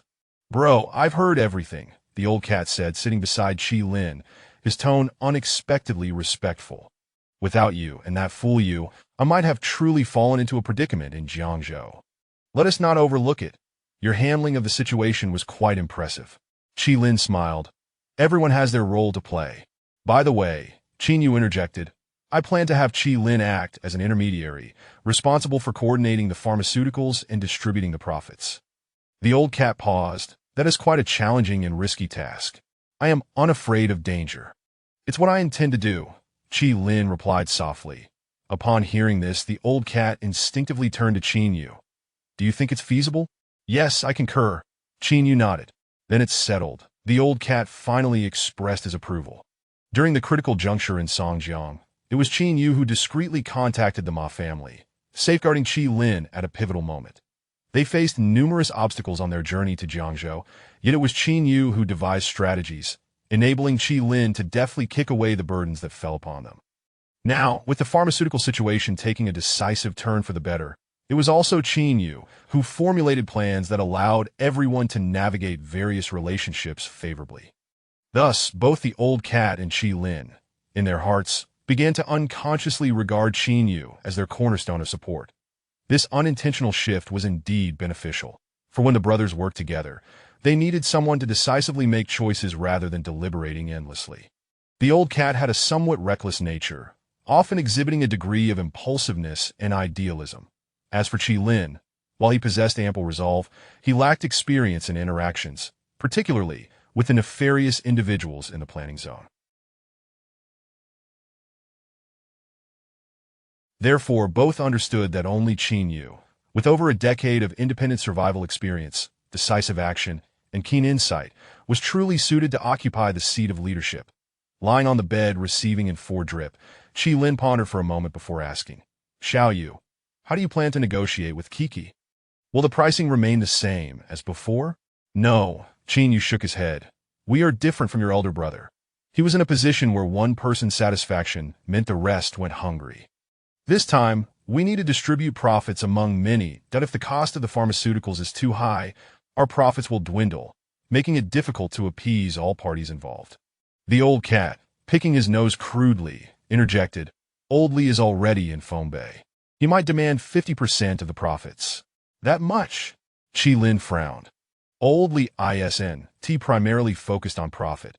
He's aiming to suppress the Yuan family while simultaneously creating some space for himself, the old cat explained softly. This 50% will largely go to the upper echelons. He won't take much for himself. Even so, that is still quite a bit. Qi Lin turned to Qin Yu. The Ma family will want to share as well. 50% is understandable, Qin Yu replied with a smile. The key to this business lies in Old Li's connections. If he can ensure the pharmaceuticals are sold smoothly, while our initial profits may be modest, their stability is invaluable, that if we can't make a significant profit in the short term, we'll rely on time to accumulate capital. There's no need to rush. We'll all take it slow. Agreed, Qi Lin nodded. The three brothers continued their discussion while keeping an eye on the time. An hour and a half later, Qi Lin finally removed the 4-needle and stepped out with Qin Yu and the old cat to the diagonally opposite room. Inside Keek's room, the aroma of meat wafted through the air, with a weathered copper pot on the table simmering with bubbling broth, and several plates of frozen lamb cut into thin, alternating red and white rolls, evoking an insatiable appetite in this era. I brought the lamb and vegetables. The broth was prepared by the boss. Kiki, clad in a high-necked, loose sweater, waved her hand invitingly. Come, sit down and eat together. Then I want tea hold back, the old cat declared, his appetite evident as he stepped forward, scooping a hefty portion of meat and tossing it into the pot. The last time I had hot pot was 2 or 3 years ago. We, who dine on the government's provisions, can't enjoy the freedom that you residents of the planning zone do. Kiki chuckled, turning to the old cat. With your old Li sitting in that position, do you really lack for hot pot? Upon hearing this, the old cat immediately put on airs. You don't understand. I am a man of ambition. Though I am related to Old Li, my pride won't allow me to depend on him for survival. Just shut up and eat. Qin Yu interjected, nearly exasperated. Why? Is what I said not the truth? The old cat asked with a sidelong glance. More like a blatant exaggeration, Qin Yu muttered in agreement. Come on, everyone take a seat, Kiki graciously encouraged. At her urging, they settled around the round table, while Kiki's driver and others refrained from joining, opting to dine separately in the adjacent room. After pouring drinks for the three, Kiki raised her glass and boldly proclaimed, Firstly, let us toast to a successful partnership in the future. Secondly, for capturing Li Tong, bringing relief to Brother Kong, and avenging our grievances. And thirdly, for allowing me to profit from our business dealings, for which I owe you my gratitude. I shall drink 3 cups in tribute." The old cat, gazing at the striking Kiki, blinked his eyes mischievously. "This woman has quite the drinking capacity. It's a shame she is not performing at the Buckingham Palace." "Shut your mouth," Chinyu said, reaching out to ruffle the old cat's head. Chapter 68. This young lady is named Eugenian at the dining table. Coco commenced the evening by consuming nearly 5 taels of fine liquor, yet the young lady remained unfazed, her composure unruffled. Observing her remarkable fortitude, Chinyu felt compelled to join in, and thus he and old cat downed 3 cups in camaraderie. Meanwhile, Lin, unable to partake due to an injury, could only sit idly by, abstaining from the festivities. As the evening progressed with drinks flowing and dishes served, everyone began to feel a gentle intoxication. With a smile, Chinyu inquired, "Coco, what is your full name?" "My name is Eugenian," Coco replied briskly, wiping the grease from her red lips. Chinyu paused, taken aback. "That sounds rather like a boy's name. It is quite melodious, but perhaps a tad unconventional for a girl," old cat remarked. "It exudes an overt brilliance which may not be ideal." "You know nothing," Coco rolled her eyes. In ancient times, Jean was used to describe exquisite jade. When applied to a name, it conveys elegance and simplicity, imbued with positive connotations. "He's rather uneducated. Don't stoop to his level," Lin interjected. "I can see he has quite the ignoramus," Coco nodded. "How could I possibly allow you access to the facility?" Coco firmly declined. "Then how am I to ascertain the quality of the products?" Chinyu pressed. Coco replied in a calm tone, "After 2 shipments, you will understand. My name, Eugenian, is synonymous with quality. Merely words won't suffice." Chinyu blinked, baring his teeth. "How about this? You need not show us the facility. When we return for the 2nd shipment, I will provide you with a portion of the upfront payment, and then once the goods are sold, I will settle the remainder." "Oh dear, you seem robust and sturdy, yet you conduct business with such cunning," Coco inquired with wide eyes. "Are you perhaps facing financial difficulties? Afraid that stockpiled goods might overwhelm you, hence concocting an excuse to inspect the facility?" Chinyu was momentarily taken aback, then shamelessly responded, "I simply believe this arrangement would ensure mutual security." Coco paused, her chopsticks poised. "The upfront payment must exceed 50% for me to release the goods. Let us reconsider." Chinyu attempted to negotiate further. "Do not be greedy. My terms are already quite generous," Coco swiftly interrupted. Seeing that negotiations were at an impasse, Chinyu conceded, "Then let us do this. Please reduce the purchase price for me. You are aware that Songjiang has the Yuan family, and soon there may be the Li family as well. Without a competitive price, it will be challenging to compete." "That is impossible. The price will remain as previously agreed upon. The IT is already quite low." Coco reiterated her refusal. Chinyu furrowed his brow, leaning in to offer further persuasion. "These times are not like those of yore. When a long-supplied old ma, there were far fewer competitors and no one had torn their masks off. Consider this. If you cannot maintain your foothold in the Songjiang market, not only will you lose profits, but you will also be paving the way for the other 2 families." Coco regarded Chinyu. "You are indeed quite shrewd. Offer us a better price, and we are genuinely eager to establish a partnership," old cat interjected. "To be frank, in this industry, every connection must be carefully managed, and the meat that reaches our mouths is but a mere morsel. How you allocate your profits is of no concern to me." Coco turned back to him. "My goods are already reasonably priced. If I were to offer further discounts, how would we survive? I believe you would not want to witness the Yuan and Li families encroaching upon your market share." Chinyu countered, producing an electronic cigarette. "By establishing initial channels and gathering clientele, it is a sound strategy for us all to earn a little less." Coco observed the two, a subtle smile gracing her features, yet she remained silent. "Do not try to entice me. We are conducting serious business here. Why are you casting those flirtatious glances?" Old cat remarked cheekily. Coco chuckled. "The very fact that we are seated here discussing indicates you have accepted my pricing, correct?" Chinyu was momentarily speechless. "Do not invoke the market as a bargaining tool. We all understand that the Yu family must indeed compete with the other 2 factions, but it is merely a matter of market share. However, you are different. You rely on this matter for your survival, correct?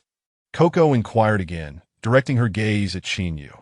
Chinyu, affected by her words, felt a headache coming on, realizing that this young woman was truly astute. Sitting down for a meal is intended to facilitate a fruitful discussion. I want to utter the cliché that this is the price, and you can take it or leave it, but neither should you push your luck. After a moment of contemplation, Coco succinctly stated, "Let us each take a step back. I will offer you a 10% reduction on the drug prices, provided that your monthly orders exceed 200,000 yuan. If you fall short by even a fraction, I will revert to the previous pricing." Upon hearing this, Old Cat's tone turned animated as he exclaimed, "You are exceptionally skilled in business. 200,000 worth of goods each month. You are pushing us to compete fiercely against the other two families. That was your suggestion. I am merely accommodating you with a better price, so you can seize the market. If it were otherwise, what reason would I have to offer you a discount?" Coco replied with a smile. Old Cat fell silent for a moment, then raised his thumb in admiration. "If you were a man, you would have already outmaneuvered the Leaf family." Coco, lifting her cup of warm wine, declared with confidence, "The elimination of the Leaf family is merely a matter of time." As Chinyu observed Coco, he felt a burgeoning respect and an inexplicable confidence in their future collaboration. Initially, he considered that despite her astuteness, she was still a woman that in the realm of business, or in this era, she would surely lag behind those seasoned gentlemen.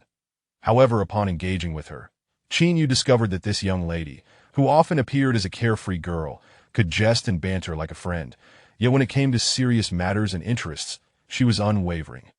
Her thoughts were lucid, her words concise, often cutting through the superfluous chatter of men with directness and precision that as the formalities of business concluded and the banquet neared its end, Chinyu was about to retreat to his quarters to arrange matters with Li Tong, when Coco suddenly called out to him, "I have a favor to ask. I'm afraid I can accept the partnership, but I cannot serve a female boss. That is my bottom line." Chinyu turned back, responding with a smile. Old Cat immediately raised his hand. "I have no such restrictions. I am willing to serve. Just tell me what you need." Chapter 69. "I want to drink with you at night." Kiki looked at the two of them in exasperation and said, "Can't you two just leave?" Just tell us what you need." Chinyu replied with a grin, baring his teeth. "I need some skincare products.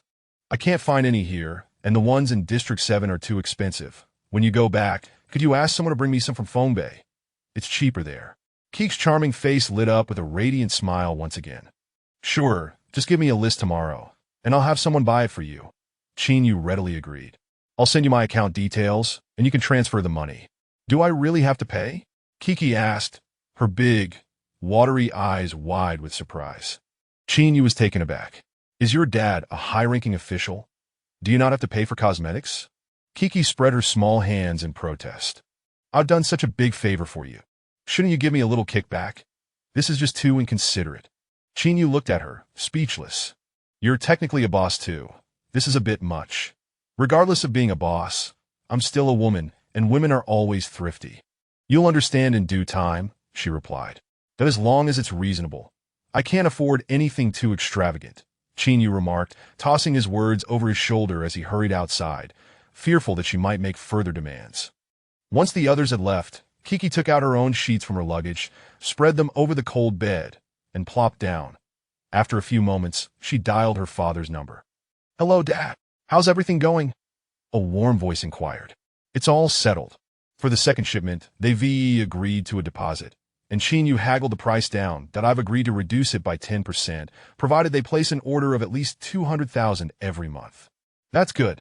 It's better than I expected," he replied, clearly satisfied. "Have you returned?" "Not yet, that I'm staying here tonight." Kiki shook her head. "Why don't you come back? The conditions there are terrible," her father urged. "Oh, I've lived in worse places. You don't need to worry that I'll head back tomorrow," Kiki said cheerfully. "Just tell my brother to hurry up with the second batch of goods." "All right, I'll remind him. Now I'll freshen up and get some sleep." "Yes, rest early. Take care of your health, and don't overexert yourself." Her father expressed his concern for her well-being. In the adjacent room, Lao Mao sat in a chair, reeking of alcohol, and asked, "With just a 2-meter bed, how are we supposed to sleep?" Come on, big brother. Can you stop being so picky? Chi Lin responded in disbelief. In this kind of environment, having a place to stay is already fortunate. The three of us can squeeze in together. I'm not used to squeezing, Lao Mao replied as he took a puff from his e-cigarette. Qin Yu carelessly stripped off his clothes and flopped onto the bed, cursing, "You're such a pretentious show-off. And it's not like you have to share a bed with me. Forget it, I won't squeeze with you guys. I'll find another place," Lao Mao declared, rising unsteadily due to the influence of alcohol. "Where are you going?" Chi Lin asked curiously. "Where will you find a place? Didn't you notice? Kiki is a bit tipsy, and she seems lonely that I'll get some drinks and cheer her up." Lao Mao felt an uncontrollable surge of enthusiasm. "Just give it up," Qin Yu said, lying on the bed in annoyance. "Stop being so desperate, all right? Besides, didn't you say you liked Lin Yinlei? Who doesn't T have someone they like?" Chi Lin commented dryly. "Go ahead and sleep, Lao Mao said, adjusting his pants and leaving the room.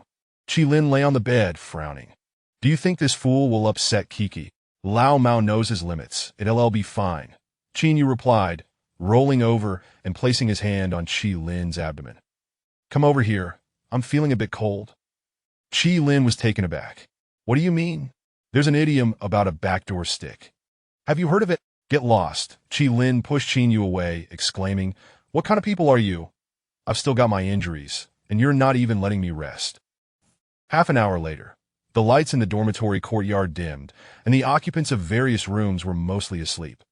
Lao Mao knocked lightly on Kik's door, asking, "Are you asleep?" After a moment, Kiki, with a pink towel wrapped around her head and clad in a thick nightgown, opened the door, her expression dazed. "What do you want?"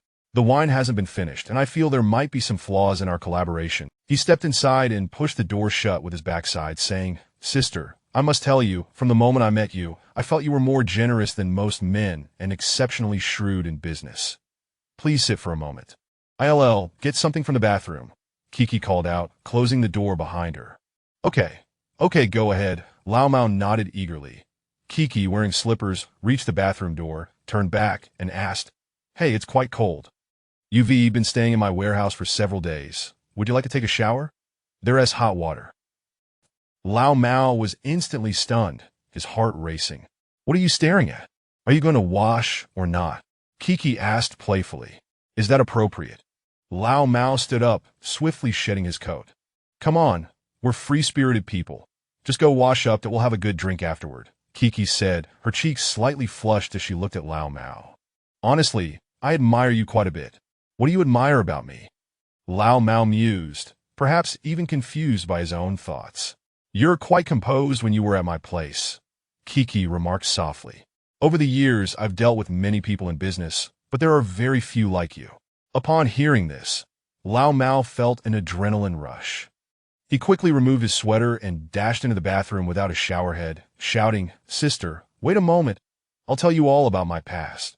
Kiki pouted slightly and settled onto the worn-out sofa, lowering her head to read a book.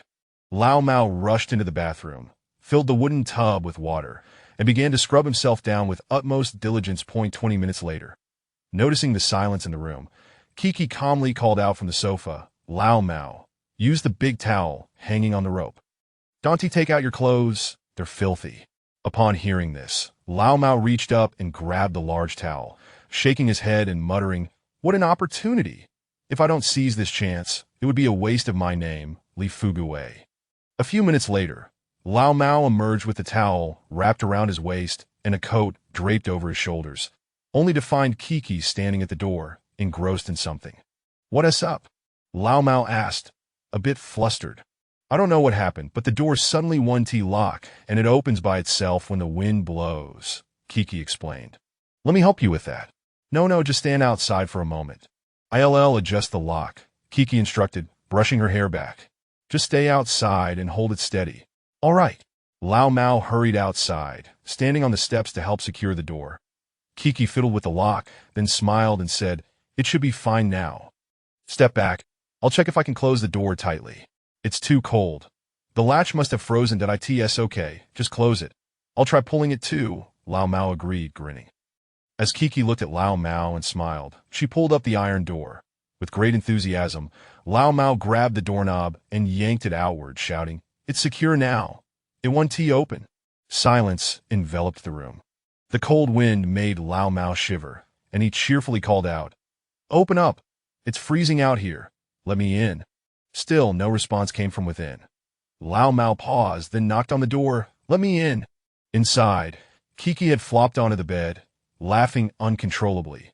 "You're not respecting me enough. I want you to cool off for a bit." Lao Mao stood there with his mouth agape, letting the cold wind rush in as he yelled, "It's windy outside. Speak louder. I can't hear you." Kiki chuckled again and casually turned off the lights. Lao Mao knocked on the door for a good 2 or 3 minutes before he finally realized he had been tricked. He shouted, "Sister, this is a bit excessive. You're not drinking, and you're not giving me my clothes back. How am I supposed to go back like this? Damn it, it's too cold outside." Kiki continued to ignore him. "I swear, the most poisonous heart belongs to a woman." Lao Mao gritted his teeth in frustration and glanced around. A sudden gust of cold wind hit him, causing goosebumps to rise all over his body, and he instinctively hugged his shoulders. However, as he turned, the towel wrapped around his waist fell to the ground with a loud slap. The chill in the air made Lao Mao's face turn pale as he bent down to retrieve the towel. Creak! The small door next to him swung open, and the innkeeper, holding a flashlight after checking the courtyard, turned to see the bare Lao Mao, frozen in shock. Lao Mao was equally stunned. After a long pause, the innkeeper, bewildered, asked, "Brother, what kind of practice are you doing? Can you not be so noisy? Do you have any clothes?" Lao Mao asked as he picked up the towel. The innkeeper stood there for a long while, his face turning bright red. "Do you have any decency at all?" Chapter 70. The journey home early the next morning, in the lodging courtyard, Chinyu was having breakfast when he cast a sidelong glance at the old cat and inquired, "Where did you sleep last night?" "Where else could I possibly sleep? I spent the entire night in the front hall dealing with the boss." The old cat spat, his teeth clenched in anger. "That woman is truly vicious. When you fail to handle serious matters, she resorts to stripping me of my dignity. You deserve to be taught a lesson." Chinyu laughed heartily, rebuking him. "Just think about it. Who do you think she is? She's the daughter of the supplier's boss, and quite clever at that. How could she possibly engage in something frivolous with you? Is that realistic? I thought she was subtly hinting at me at the dinner table. You know?" The old cat replied with a sidelong glance. "I imagined it would be a tale of kindling and flames. Do you understand?" Unexpectedly, it turned out to be a story of worms and cold winds, did it? Chi Lin interjected. "How excessive. Can we even eat this meal?" "What do you mean by that?" the old cat exclaimed in exasperation. "Ha ha!" Chi Lin and Chin Yu laughed uproariously, both giving the old cat a thumbs up in a gesture of respect. As the three continued their banter after breakfast, Kiki breezed in with a radiant smile. Upon seeing her, the old cat immediately ground his teeth. "Oh, quite early, aren't you?" "Indeed," Kiki replied cheerfully, nodding and turning to the old cat. "You seem to be in good health. Despite the cold, you haven't caught a cold. There's no way to communicate." "I'm stepping out for a smoke," the old cat announced, rising to leave. Kiki giggled. "I asked the boss to help wash your clothes, and I covered the cost." The old cat was taken aback. "Well, at least you have a semblance of humanity." Kiki turned to Chinyu and said, "Today, I'm taking Li Tong with me." "Yes, the goods have been collected. We're heading back as well." Chinyu extended his hand. "Let us keep in touch." Kiki, upon hearing this, lost her playful demeanor and shook hands with Chinyu, stating, "The prices I offered were intentionally low to capture some market share. I hope you take this endeavor seriously, so that everyone can benefit." "Certainly." "Then let us dispense with the pleasantries. I wish you all safe travels." "All right." Chinyu waved his hand. "I'll see you off." "Oh, wait," Kiki suddenly exclaimed as she reached the door, slapping her pristine forehead. "How could I forget the important matter? Hanakasen, come here." After calling twice, a burly man approached from a distance, carrying some items. Kiki swiftly took them from him and turned to Chi Lin, saying, "Here is some money, some medicine for the elderly, and clothes I bought for your sister. Please accept them." Chi Lin gazed at Kiki in astonishment. This is... I regret that Along had an incident in Songjiang. Although I hardly knew him, He helped us greatly and never betrayed us in our direst moments.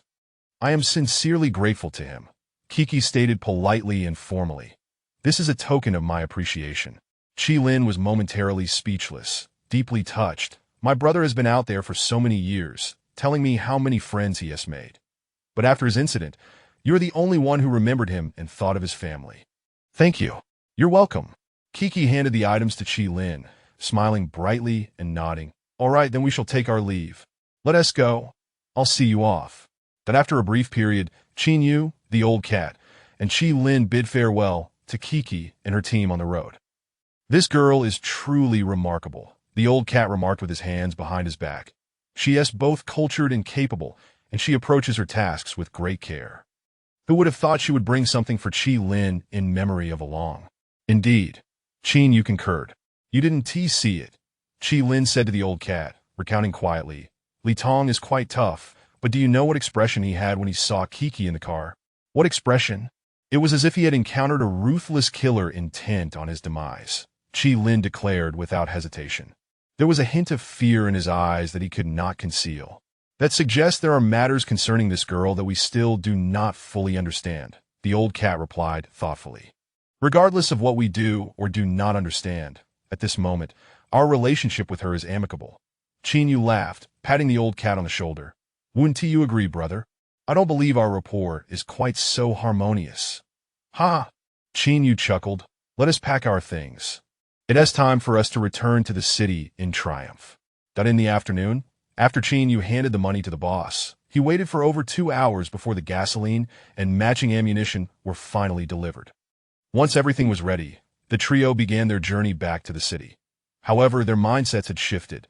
Where they once felt suppressed and anxious, they now returned with hearts full of joy and boundless ambitions. Their expedition to Jiangzhou had enabled them to secure a foothold in Songjiang, finally granting them the capital to establish themselves thoroughly. That night, in a certain office building belonging to the Yu family in Jiangzhou, Kiki sat on the sofa sipping her self-made lemon tea, gazing at Li Tong, and asked, Have you considered the consequences of trying to kill me? Li Tong feigned calmness, smirking as he replied, You wouldn't dare touch me. If we were to sever ties now, you wouldn't farewell either. Are you so confident? Kiki set down her teacup and inquired. As for this matter, I admit my defeat. I want to do anything or say anything, just waiting for my family to communicate with you. Li Tong knew very well that his father and uncles were already in contact with the Yu family. You're quite arrogant, Kiki remarked with a smile. You killed Brother Kong, and you don't even utter a soft word. Competition on the streets. Isn't it normal for someone to die? Li Tong responded softly. Kiki stood up, hands behind her back, and looked at Li Tong. Are you truly unafraid of me, or are you just putting on a brave front? Li Tong clenched his fists tightly. I'm no street thug. I have a Li family backing me. Oh, Kiki nodded, suddenly turning to shout, Hannock hasten. The door opened, and the burly man in a black t-shirt bent down and called out, Boss, teach the young master of the Li family how to speak to me. Kiki threw out the command before turning to leave. Hannock hasten drew his gun, expressionless, aiming the barrel at Li Tong's knees. Kiki, you're playing with fire. The two families will soon be at odds. Bang! 2 gunshots rang out, shattering Li Tong's kneecaps. Ah! Li Tong cried out in pain, falling backward and overturning a chair. Kiki turned around, hands behind her back, glaring at Li Tong as she scolded. He is merely a distant relative of the Li family. What pretense are you putting on? Is it worth it for the Li family to sever ties with us over you? Hannock hasten. Take him to Brother Kong's memorial. Don't treat his wounds. Let the bullets remain lodged in his bones as he kneels for the night. Understood. Hannock hasten nodded. An hour later, the eldest brother of the Yu family called, his tone slightly reproachful as he said, Kiki, what are you doing with Li Tong? We've completed our negotiations here. Are you foolish? With Li Tong in our hands, his uncle's death will certainly fall half on us. Since we've already severed ties, why should we let him swagger back? Kiki frowned slightly and said, The people below are working hard to earn money for us. If someone of Brother Kong's stature faces trouble and I show no reaction, one tea that discourage everyone else. Chapter 71. A daily act of kindness in the early hours of the morning, just past 3 o'clock, on the highway. After a brief slumber, the old cat, still bleary-eyed, glanced out the window and inquired, "Where are we?" "We've been out of Zhangzhou for a while," Qingyu replied with a yawn, "but we have a long way to go. Pull over ahead. I need to relieve myself and grab a bite to eat." "You can take a rest while I drive," the old cat said, rubbing his face. "All right." Responding to the request, Qingyu drove for another couple of kilometers before stopping the vehicle in a vacant area. The old cat swiftly retrieved some provisions from the back of the car and draped a thick military coat over the already slumbering Qi Lin before he began to eat. Qingyu stepped out to smoke a couple of cigarettes, then turned back to the car to grab some tissue. "Go ahead and eat. I need to take care of business. Do you have no sense of decorum? I'm trying to enjoy my meal. I'm attending to my needs while you indulge in yours. It's not a problem." With a chuckle, Qingyu took the tissue and walked towards the more secluded part of the field, seeking a spot with favorable feng shui, where he squatted down. Inside the car, the old cat paired some cured meat with a steamed bun and, after consuming 2 bottles of water, exited to unfasten his belt and relieve himself as well. From the field, Qingyu shouted, "Hey, I'm not finished yet. Have you already devoured everything? You eat like a pig. Shut it." The old cat retorted while fastening his belt. "Hurry up, or I'll take the car and leave without you." "Just a moment. I am almost done."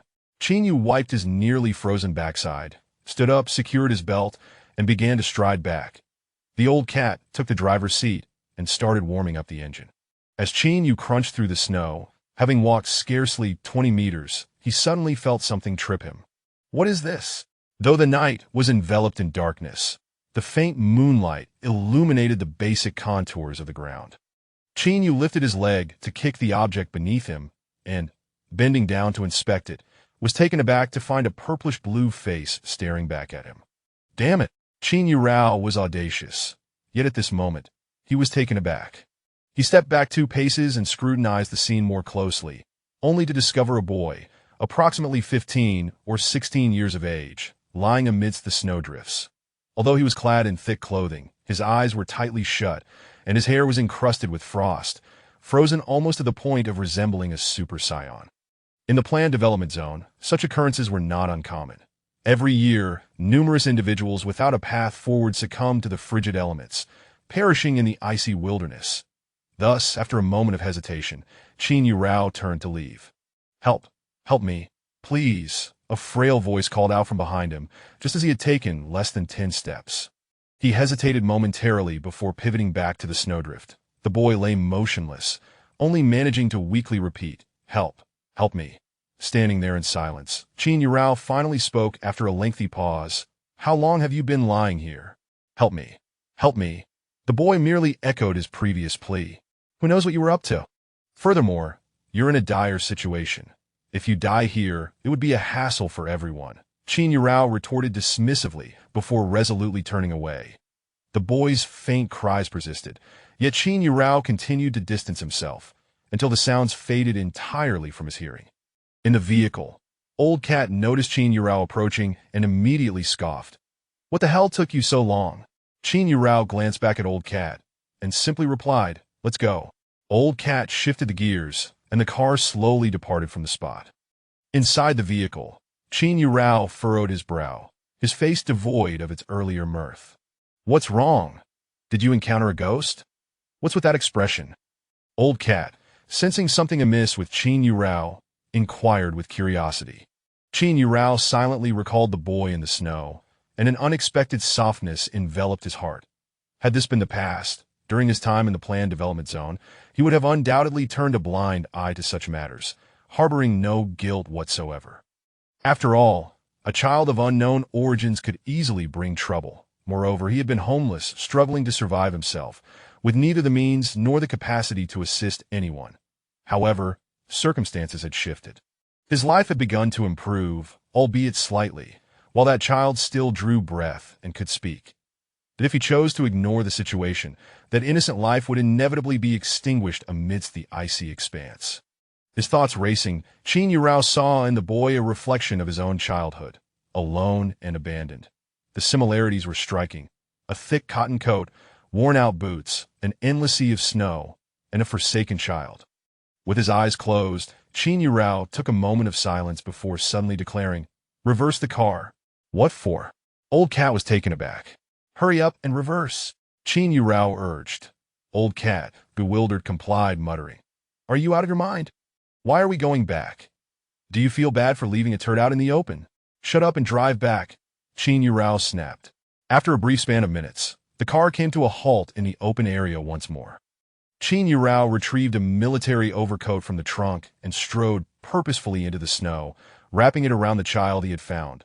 Old Cat, standing at the roadside, gazed in astonishment and asked, Where did you pull this person from? Encountered him while taking a dump? Qin Yurao panted, And he is still alive. What the hell, how old is he? Is he even of age? Old Cat remarked, glancing at the boy. His face is already turning purple. Cradling the child, Qin Yurao quickly instructed, You need to fetch the heater and light it. Place it in the open space. Understood. Old Cat, being warm-hearted, rushed to the vehicle and retrieved the heater from the trunk. Qin Yurao laid the child on the ground and turned to inquire, Is there any alcohol in the car? Not much left, but we need it for the heater, Old Cat replied, carrying the heater. Qin Yurao surveyed the surroundings and promptly stated, You need to remove his clothing, but be very gentle. His body is frozen stiff, and any sudden movement could injure him. What kind of weather is this to be stripping someone? If you don't understand, then stop talking, Qin Yurao retorted as he dashed into the snow, scooping handfuls of white powder before returning. Old Cat ignited the heater and cautiously began to remove the child's clothing. Qin Yurao, holding the snow, exerted all his strength to rub it against the boy's back and chest. Initially, the snow merely clung to the child without melting, but after several minutes of diligent effort, the snow began to yield water. After laboring for a full half-hour, Qin Yurao was drenched in sweat as he pressed against the child's chest and shouted, Can you hear me? If you can, open your eyes. Otherwise, I might just toss you aside. After calling out 6 or 7 times, the boy suddenly murmured, Help, help me. There's a response. Qi Lin, who had just exited the vehicle, shouted from the side. Qin Yurao sighed in relief. Whether he survives now depends on him. Shall we take him back? Old Cat inquired. He's undoubtedly a child without anyone to care for him. If we save him, we must take him back, Qin Yurao affirmed. Lift him into the car. After rescuing the child along the way, the 3 brothers hastily continued their journey to Songjiang. A day later, Qi Lin exited the vehicle to return home, while Qin Yurao and Old Cat drove for several more hours before finally reaching Songjiang. Once more did I in the back seat. The child, who had been lying there for 2 days, began to regain color in his cheeks and started to call out with awareness, Is there anything to eat? Give me a little. Old Cat was taken aback by this remark. Little master, what kind of attitude does this child have? We saved him out of kindness, and he is acting like a lord. Chapter 72. From covert struggles to open confrontations upon returning to Songjiang, Qin Yu and the Old Cat drove back to courtyard number 88, accompanied by the child they had picked up along the way. Inside the house, Qin Yu removed the child's already foul-smelling clothes and casually tossed them at the entrance before bowing his head to splash some cold water on his face. What are your plans for this child? Are you going to let him stay here indefinitely? The Old Cat inquired casually. Wiping his cheeks with a towel, Qin Yu shook his head in response. I hardly have the time to look after him. Once he recovers, I'll ask Zhu Wei if he can arrange some small tasks for him in Songjiang, just enough for him to get by. Finding him a small job might work, but he lacks residency rights. Being undocumented, he could be expelled at any moment, the Old Cat pondered for a moment. Forget it. I'll help you look into it later. I know some vehicle owners who operate both within and outside the district. Although they don't venture deep into the planned area, they come and go frequently, and he could potentially obtain a temporary residency permit every 30 days. That sounds feasible. Since we've taken him in, you might as well lend a hand. Qin Yu nodded. Shall we head back to the precinct? Old Li is still waiting for us, the Old Cat suggested. All right, let us go. After a brief discussion, they locked the door and departed from courtyard number 88. Then in the afternoon, within the office of the precinct chief, Chief Li gazed at Qin Yu with satisfaction and gestured for him to sit. Take a seat. Qin Yu grinned and settled into the chair opposite him. Uncle Li, did you just return from Feng Bei? Indeed, Chief Li replied, tossing Qin Yu a cigarette, his voice steady as he continued. I've concluded discussions regarding matters in Feng Bei. However, you must relay to the Ma family that they ought to remain discreet in their operations. The higher-ups have indicated that the goods should be set aside for now to assess profits, rather than diving headfirst into complications. I understand. Chinyu nodded and quietly asked, now that the drug line has been re-established, do you think we can proceed with Malu's case? Chief Li contemplated for a moment before responding. Yes, you may proceed, but ensure that no flaws can be pointed out in the process. For the foreseeable future, Yuanko may scrutinize your work closely. Understood. I'll be mindful, Chinyu agreed. Taking a drag from his cigarette, Chief Li brightly opened a drawer and produced 2 certificates along with corresponding shoulder and arm insignia. Take a look at these. Chinyu was momentarily taken aback as he reached for the items handed to him. After a cursory glance, he exclaimed, "Oh, thank you, Chief. I've been promoted to second-level officer so swiftly. Effective today, your Team 3 is officially transferred to Squad 4, and you will assume the role of team leader for Squad 3. Make sure to coordinate with Yuan Ko for the handover," Chief Li said with a smile. "Once you've settled in Squad 4 for a while, I'll have the squad leader reassigned, and you'll become the acting leader, gradually transitioning into the official role." Chinyu realized that his smooth ascent was not merely due to connections with the old cat or Chief Li's favoritism, but rather the result of his and Qi Lin's relentless efforts in Jiangzhou. It was at this moment that Chinyu distinctly felt a sense of backing and influence. "Thank you, Uncle Li," Chinyu expressed sincerely. "No need for thanks. This is what you deserve." Chief Li waved his hand dismissively. "Now, go on, and I'll have the office prepare the handover documents for you. As for the dormitory reassignment, consult with Sister Wen from logistics." Chinyu rose and nodded. "Got it. Work hard. Your path is only going to get broader," Chief Li said with a beaming smile as he continued to smoke. He understood. Chinyu grinned, nodding before turning to leave. Half an hour later, in the dormitory of Squad 3, Chinyu sat on his bed, perusing Malara's case file, while speaking on the phone. "Yes, Chief Li has already briefed me. Proceed according to my guidance, and have Demin handle everything. Malar should keep his mouth shut. You don't need to worry about the prosecution. Chief Li will handle that. Right? Demin is facing charges for illegal possession, so he won't face death, but he should be prepared for around 15 years. No, don't have the lawyer contact me. Just let him meet with Demin directly. All right, handle it as discussed." As he concluded the call, Guanqi stormed in with a scowl. "Why is that fool Lao San acting like he has lost his mother? I really want to scrub that mouth of his with a steel ball." The handover of duties was initially supposed to be Qin Yu's responsibility, but he had been reluctant to engage with Yuan Ku and the others, which was why he sent Guanqi to handle it. He anticipated that Guanqi would encounter issues. "What is going on?" Qin Yu inquired. Guanqi loosened his collar, his expression grim as he replied, "Remember the large-scale operation on Tuchao Street? Didn't you have an incident at the butcher shop? When we went to rescue, we used some of the squad's firearms and ammunition, along with 2 grenades. Lao San claims that this incident wasn't reported in advance, and after verifying on-site, he said it didn't align with our account. He is demanding a detailed report from me. Otherwise, he'll escalate the matter to the precinct. And if he escalates it to the precinct, what then?" Qin Yu, still relatively new and unfamiliar with this aspect of protocol, asked. "All equipment used during our operations, including firearms and ammunition, requires prior approval to ensure strict management," Guanqi explained quietly. "However, given the current chaotic environment, encountering unexpected situations or equipment loss during patrols is entirely normal. Yet, he is using this to stir trouble, claiming the equipment was approved for Squad 1, while we supposedly misused it, leading to discrepancies he can't justify to logistics. This person's scope of concern is limited to trivial office matters," Qin Yu muttered irritably. "Ignore him. If he wants to create problems, let him." "No, team leader," Guanqi immediately advised. "The usage of ammunition must ultimately be reported to the precinct, as it concerns whether officers might hoard critical equipment or weapons. If Lao San decides to make things difficult for us and writes falsehoods in the report, it could lead to disciplinary action against you." Furrowing his brow, Qin Yu retorted, "He is truly bothersome. Ugh, let us go see him." Then after a short while, Guanqi and Qin Yu returned to the office area of Squad 1. Lao San was lounging in his chair, legs crossed, engrossed in a live stream on his computer. Qin Yu approached with patience, tapping him on the shoulder. Third brother, busy are we? Lao San turned to glance at Qin Yu and remarked, "Oh, ISNT this team, Qin. Haha, congratulations on your promotion to second level. I'm still far behind you." Qin Yu chuckled before getting straight to the point. "I came to ask when we can finalize the handover.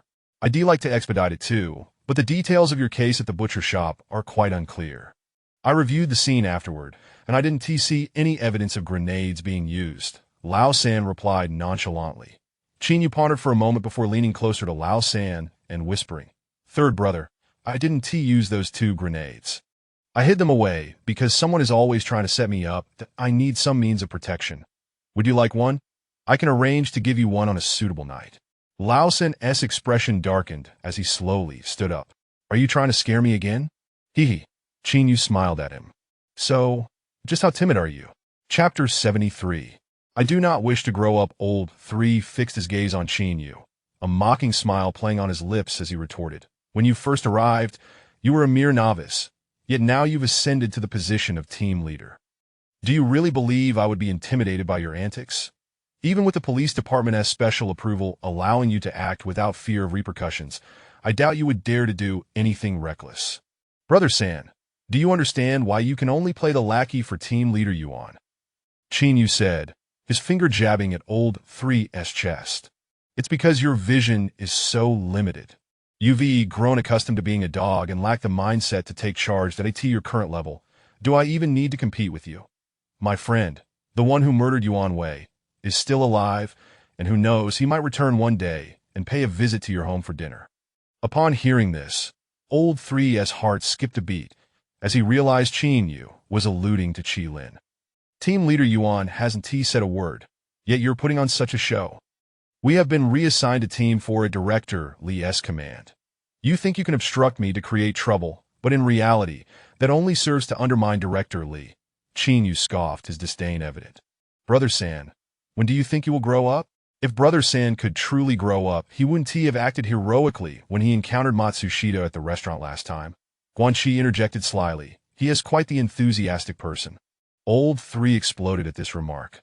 "What the hell? Are you getting a bit too cocky?" With that, he swung a fist towards Guanxi's head. "Don't hit, don't resort to violence, Brother San." Qin Yu had anticipated that old 3 would lose control and take action, so he stepped forward, wrapping his left arm around old 3's shoulder while clenching his right fist. "Brother San, listen to me. Exchanging words here is harmless, but if you resort to physical violence, it will escalate matters." Previously, old 3 had looked down upon Guanxi, but now, enraged by his taunts, he retaliated with 2 punches. Thud! Guanxi dodged, pretending to be struck in the face, and fell backward dramatically, immediately shouting, "Why are you hitting me? What gives you the right? I'm going to file a report with the police department. I will submit materials to the supervisory office, and I will sue you. Come on, get up. I'll take the blame." Old 3, infuriated, lifted his foot to kick Guanxi. Qin Yu, with his left arm still around old 3's neck, unleashed a series of punches to his chest. Initially reluctant to engage with Qin Yu, old 3's frustration boiled over after taking a couple of hits, and he turned around, grappling with Qin Yu while shouting, "Beat him." Members from other teams immediately rushed in response to old 3's command, engaging in a chaotic scuffle with Qin Yu. At that moment, there were at least 7 or 8 of them against Qin Yu, who only had Guanxi by his side. However, neither of them was one to back down easily. With cunning minds, they had already prepared themselves to take the blows without retaliating. Guanxi, still on the ground, continued to yell, "Brother San, if you don't beat me to death today, I'll sue you to the ends of the earth. I'll make you pay." Old 3 snarled, baring his yellowed teeth as he picked up a stool, preparing to smash it down. Just then, Yuanko walked in through the front door, his eyes wide as he bellowed, "What is going on? Are you all insane?" With that thunderous shout, the room fell silent. Old 3, panting, turned to Yuanko. "Team leader Yuan, don't interfere today. I'd rather strip down than not fight him." Yuanko felt a headache coming on at those words, his face darkening as he scolded, "Shut your mouth and put down the chair." Old 3, hearing this, calmed down slightly. After a long pause, he finally tossed the chair aside. Yuanko furrowed his brows and scanned the room before stepping in front of Qin Yu and asking, Oh, so you've become quite the important figure? You feel no burden when it comes to acting out, do you? Chin Yu smiled. Team leader Yuan, I'm just a poor kid. How could I be so brazen? Today, Director Li ordered us to assist Team 4, so I sent Guanxi over to handle the handover. Brother San insisted that the equipment I used during the last case at the meat shop didn't team match up. That when I came to discuss it with him, he got agitated. You see, we have surveillance in this room. If you don't believe me, we can check the footage. Upon hearing this, Yuan Ku's expression darkened further. Shao Qi, go to the surveillance room and have the clerk pull up the footage, Qin Yu quickly added. Forget it. Yuan Ku waved his hand dismissively, his expression unreadable as he instructed Old Three. Hurry up and hand over to them. They used explosives on that case, which indeed doesn't team match up. Old Three attempted to argue further. I told you to do as you're told. If it doesn't team match, figure it out yourself, Yuan Ku shouted, his eyes fierce. Old Three bit his lip, choosing not to respond. Yuan Ku turned to Qin Yu, smiling as he asked, Qin team leader, do you have any further instructions? I'll have someone take care of it for you. No, nothing at all. Qin Yu immediately waved his hand. Ah, well, if you have any requests in the future, just come and let me know, Yuan Ku said, hands behind his back. You're a favorite of Director Li. The entire police department is revolving around you now. Team leader Yuan, you're just joking. Qin Yu helped Guanxi to his feet and replied, All right, you go about your business, Yuan team leader. We're leaving now. Yuan Ku watched Qin Yu leave, still smiling as he said, Qin team leader, I wish you smooth sailing in the police department. Thank you, team leader Yuan. Qin Yu did not look back as he led Guanxi out. Inside, Yuan Ku turned back, his expression darkening as he looked at Old Three, asking, Can you actually handle this deputy team leader position? It's not that I'm lacking in understanding, but Guanxi dares to speak to me in a sarcastic tone. Old Three retorted, trying to defend himself. What exactly did he say to you? He said I haven't grown up. Old Three shot back, glaring with his bulging eyes, panting with indignation. Yuan Ku fell silent for 3 or 4 seconds, then sat down and replied, That is quite an incisive summary. Old Three felt humiliated by this remark, his face turning red as he glanced at the other officers in the room, his anger simmering as he contemplated a retort. Yuan Ku looked at Old Three, suddenly shouting, Director Li has made it clear that he intends to support Qin Yu. Why are you obstructing him over such trivial matters? Do you think you can truly undermine Team Leader Qin, or drive Director Li to frustration? You wearing the title of Deputy Team Leader, but are engaging in foolish antics. This is an office. We're here to accomplish our goals with a smile, not to act like thugs shouting and brawling at every turn. Old Three was left speechless by the scolding. If you lack the confidence to decisively deal with him, then don't provoke him over these petty issues. It will only make you appear foolish, Yuan Ku admonished, fixing his gaze on Old Three. Director Li has already chosen sides, and he is not on our team. So you can't act as you did before, thinking you can do whatever you please in the police department. Otherwise, if they catch you slipping up, you might find yourself in serious trouble. Old Three, who was older than Yuan Ku, remained silent after the tirade, simply stating, I understand. Yuan Ku, knowing Old Three's limitations, but also recognizing his loyalty to both his family and himself, took a moment to calm down and offered him an out. Tonight, you're coming back to my elder brother's place with me. Recently, there have been rumors that Old Ma's men are making moves again, which might be related to Qin Yu's disappearance during this period. All right, Old Three nodded. That evening, after Qin Yu treated his team to a meal, he returned home early to prepare for rest. Upon entering, he found Lin Yinlei seated in a chair, resting her chin on her hand as she chatted with the child he had rescued. Chapter 74 Code 3088 Qin Yu regarded the two with a peculiar gaze and inquired, Oh dear, how have you two become friends? Lin Yinlei chuckled upon hearing this. As soon as I returned from work, I saw him prying at my door. When I asked what he was doing, he claimed he wanted to borrow something to eat. Upon hearing this, Qin Yu turned his head only to spot the child seated on the bed, devouring noodles. Seriously, this is rather uncouth, isn't it? Surely you understand that a rabbit doesn't eat the grass by its own burrow. Why would you resort to stealing from a neighbor? The boy, dark-skinned with long hair and a grimy face, looked at Qin Yu defiantly and retorted, I didn't steal. I borrowed. I was hungry and couldn't find anyone, so I had to go to a familiar place to get something to eat. Is prying open someone else's door without prior notice considered borrowing? Chinyu ruffled the boy's hair. If you continue this way, don't blame me for tossing you in. I'm truly borrowing. I plan to return it tomorrow, the boy stated, stuffing his face with food and adopting a streetwise demeanor. We are all children of the rivers and lakes. Even a spit is a nail. I won't take advantage of her, and I will definitely return it. Chinyu was momentarily taken aback. What nonsense are you spouting? What do you know about being a child of the rivers and lakes? This little brother is quite amusing. We've been chatting for quite a while. Lin Yinlei, with her large eyes squinted, asked cheerfully, Hey brother, what will you return to me tomorrow? Each to their own. I'll return what I promised. Why do you, a woman, have so many unnecessary questions? The boy rolled his eyes. Chinyu too rolled his eyes at this response and turned to Lin Yinlei. He has someone I found in the snowdrift of the planning area. Probably no one is looking after him. Having been raised in the wild, it's rather normal for him to behave like a wild donkey. You have quite a kind heart, Lin Yinlei remarked, somewhat taken aback as she gazed at Chinyu. What can I do? It has just my luck to encounter him. Chinyu deftly changed the subject. Have you eaten yet? I had something at work. Lin Yinlei stretched her body. Oh, by the way, the gloves you borrowed from me are washed and ready. Just wait a moment. I'll get them for you. Did you buy gloves? Chinyu asked. Oh dear, I've been swamped lately. When would I have time to shop? Lin Yinlei pouted. I haven't been shopping in ages, and I have to return to Fongbei next month. Then you might as well keep the gloves.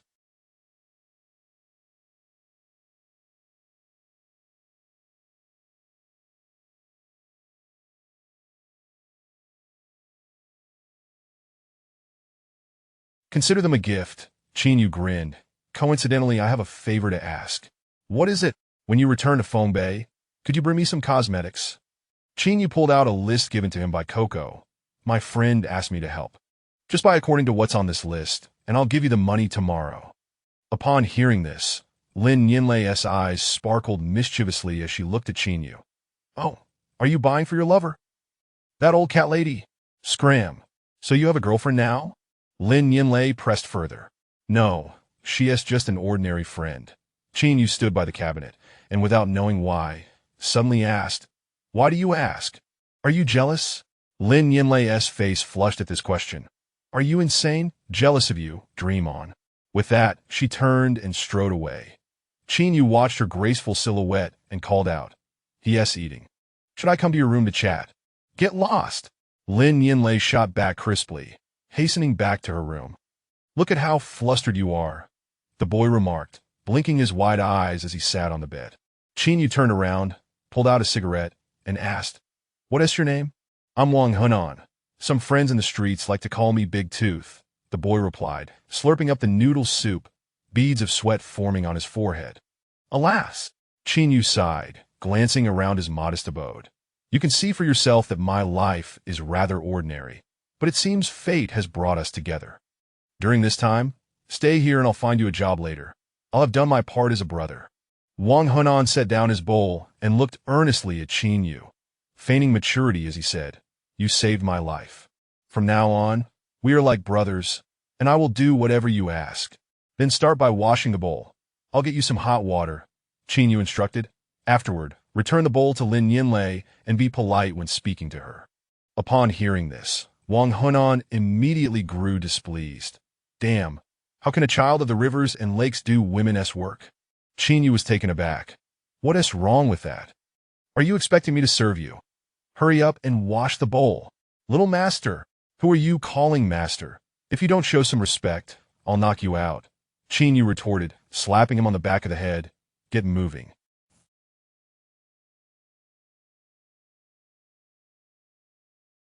An hour later, as the lights in the thousands of homes dimmed, Chinyu had given Big Tooth a bath in a wooden tub and was now using his razor to shave the boy's head.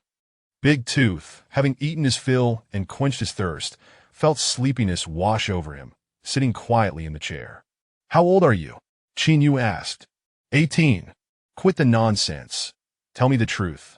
I'm actually 15. Nonsense, that makes you 15, doesn't it?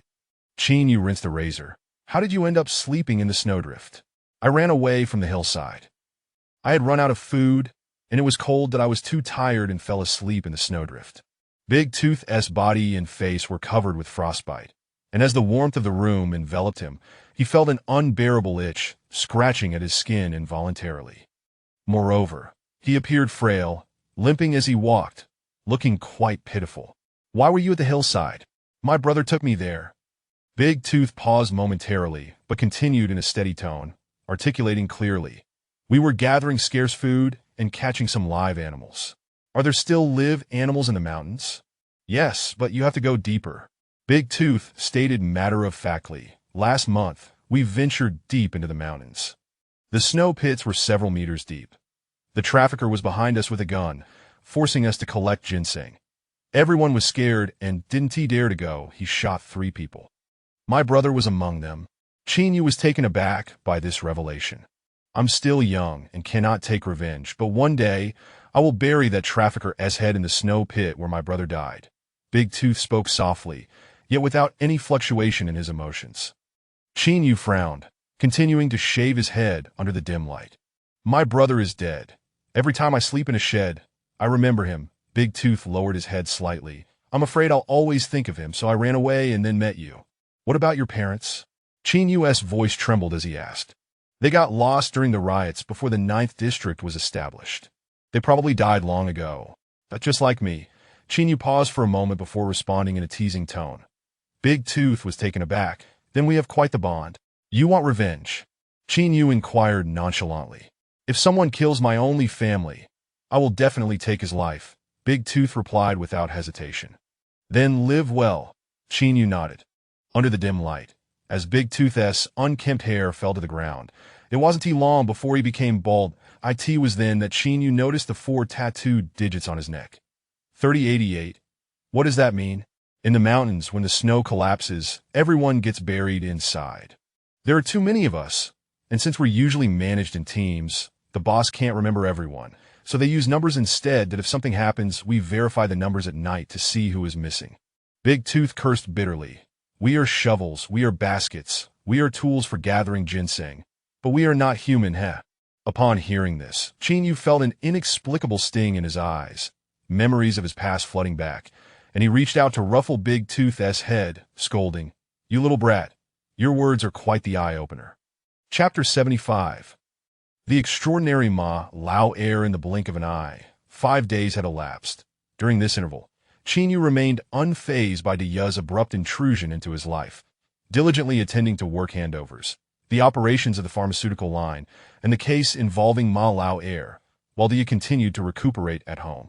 Each day, as Chinyu headed to work, he would allocate 2 yuan for Diya's lunch, with the remaining meals typically shared together. Following the public revelation of his discord with Lao San in the office, Chinyu encountered no further hindrances at work. Yuan Ku and his associates had begun to overtly disregard his presence, while the pharmaceutical business was managed by Lao Ma, yielding a modest but satisfactory profit in its initial stages. Overall, this period was marked by an unusual tranquility on the streets. Not only had confrontations among drug dealers ceased, but even other illicit enterprises had settled into a state of calm. Amidst this serene atmosphere, Ma Lao heir was finally released from prison. Lao Ma had enlisted a lawyer and, employing the subtle strategies taught by Chinyu, discreetly signaled to Demin to shoulder the burden of their predicament. Demin, valuing their friendship and with little hesitation, assumed full responsibility for the core aspects of the case. Consequently, Ma Lao heir, understanding the unspoken agreement, leveraged various connections to extricate himself from the situation. Ultimately, he was sentenced to 3 months of external supervision for aiding in the concealment of illicit drugs, required to report periodically to the police, and pay a fine of 10,000 yuan. While Ma Lao heir had regained his freedom, Demin faced a grim fate, being cast into a maximum security prison, enduring the agonizing wait for a sentence of no less than 15 years.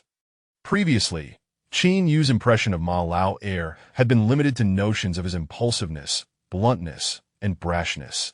He had always perceived him as someone who acted without contemplation, possessed a volatile temper, and sometimes spoke without thinking.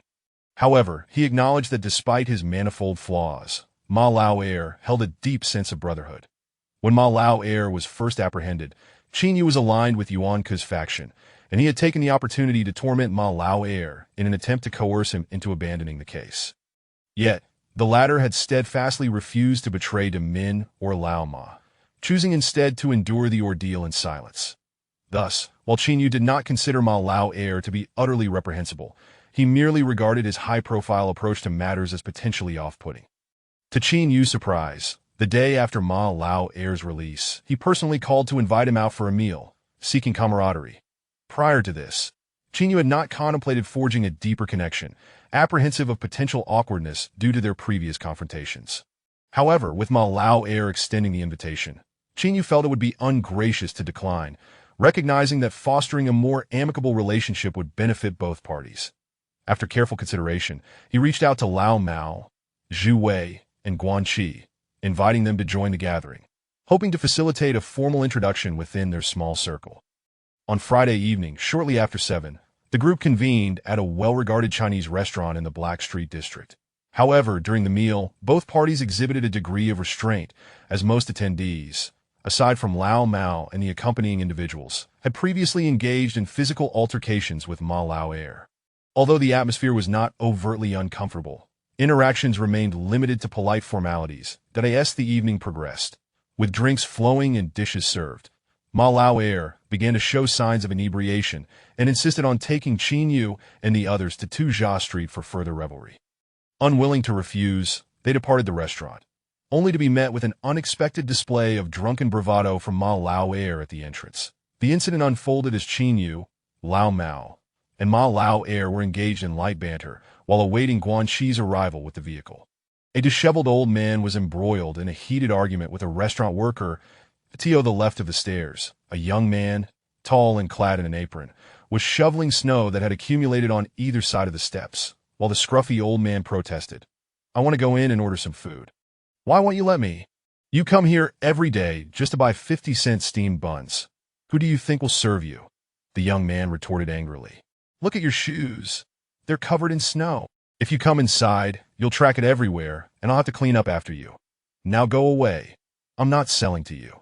The elderly man, appearing to be in his 60s, turned crimson from the young man's verbal assault and, gritting his teeth, began to walk away. The worker, raising his leg, kicked a tattered bag off the low windowsill, shouting, "Take your rubbish with you. Don't leave it on the sill. It leaks oil, and cleaning it is a hassle. If you don't want me to leave it, just say so. Is it necessary to kick it?" The old man trembled with anger. "You think I want to be a nuisance? I still have to live, you know. Why do you have so much to say? I told you to get lost. Can't you understand?" The worker glared. "If you keep yapping, I'll knock you out." With clenched teeth, the old man sighed and bent down to retrieve his tattered bag, brushing off the snow. At that moment, Ma Lao Air, who had been conversing with Qin Yu, suddenly turned and slapped the young worker on the head. "What's wrong with you? Didn't your parents teach you how to talk to the elderly?" The worker, stunned, replied, "What is my fault? I've been listening to you for ages, and you haven't spoken a single decent word." Ma Lao Air grasped the worker by the collar. "You think you're some big shot just because you serve tea? Tell me, what makes you superior to anyone else? That old man comes here every day just to buy 50-cent buns, and he is filthy, with snow all over his feet. I am just trying to maintain a decent environment for everyone. Go to hell." Ma Lao Air, infuriated, delivered 2 swift slaps. "Apologize now." The worker, intimidated and with a meek disposition, nearly in tears after being struck, pleaded, "Brother, I only said a couple of words to him. I said apologize." Ma Lao Air shouted, pointing at the old man. The worker swallowed hard, turning to the elderly gentleman and murmuring, "I'm sorry, sir. Everyone will grow old someday." The old man replied calmly, "A Lao Air," with his prominent brow and eyes, sporting a buzz cut that gave him an intimidating appearance, glared at the worker, growing increasingly furious. Finally, he yanked on the worker's collar and barked, "Go inside and set a table for me. Order 4 dishes. I'm treating this gentleman to a meal. You miserable wretch, better grab a mop and follow him to clean the floor. If it's not spotless, you'll regret it." "Sir, thank you, but I won't buy any buns today." The old man interjected with a smile. A Lao Air raised an eyebrow in surprise. "What's this, sir?"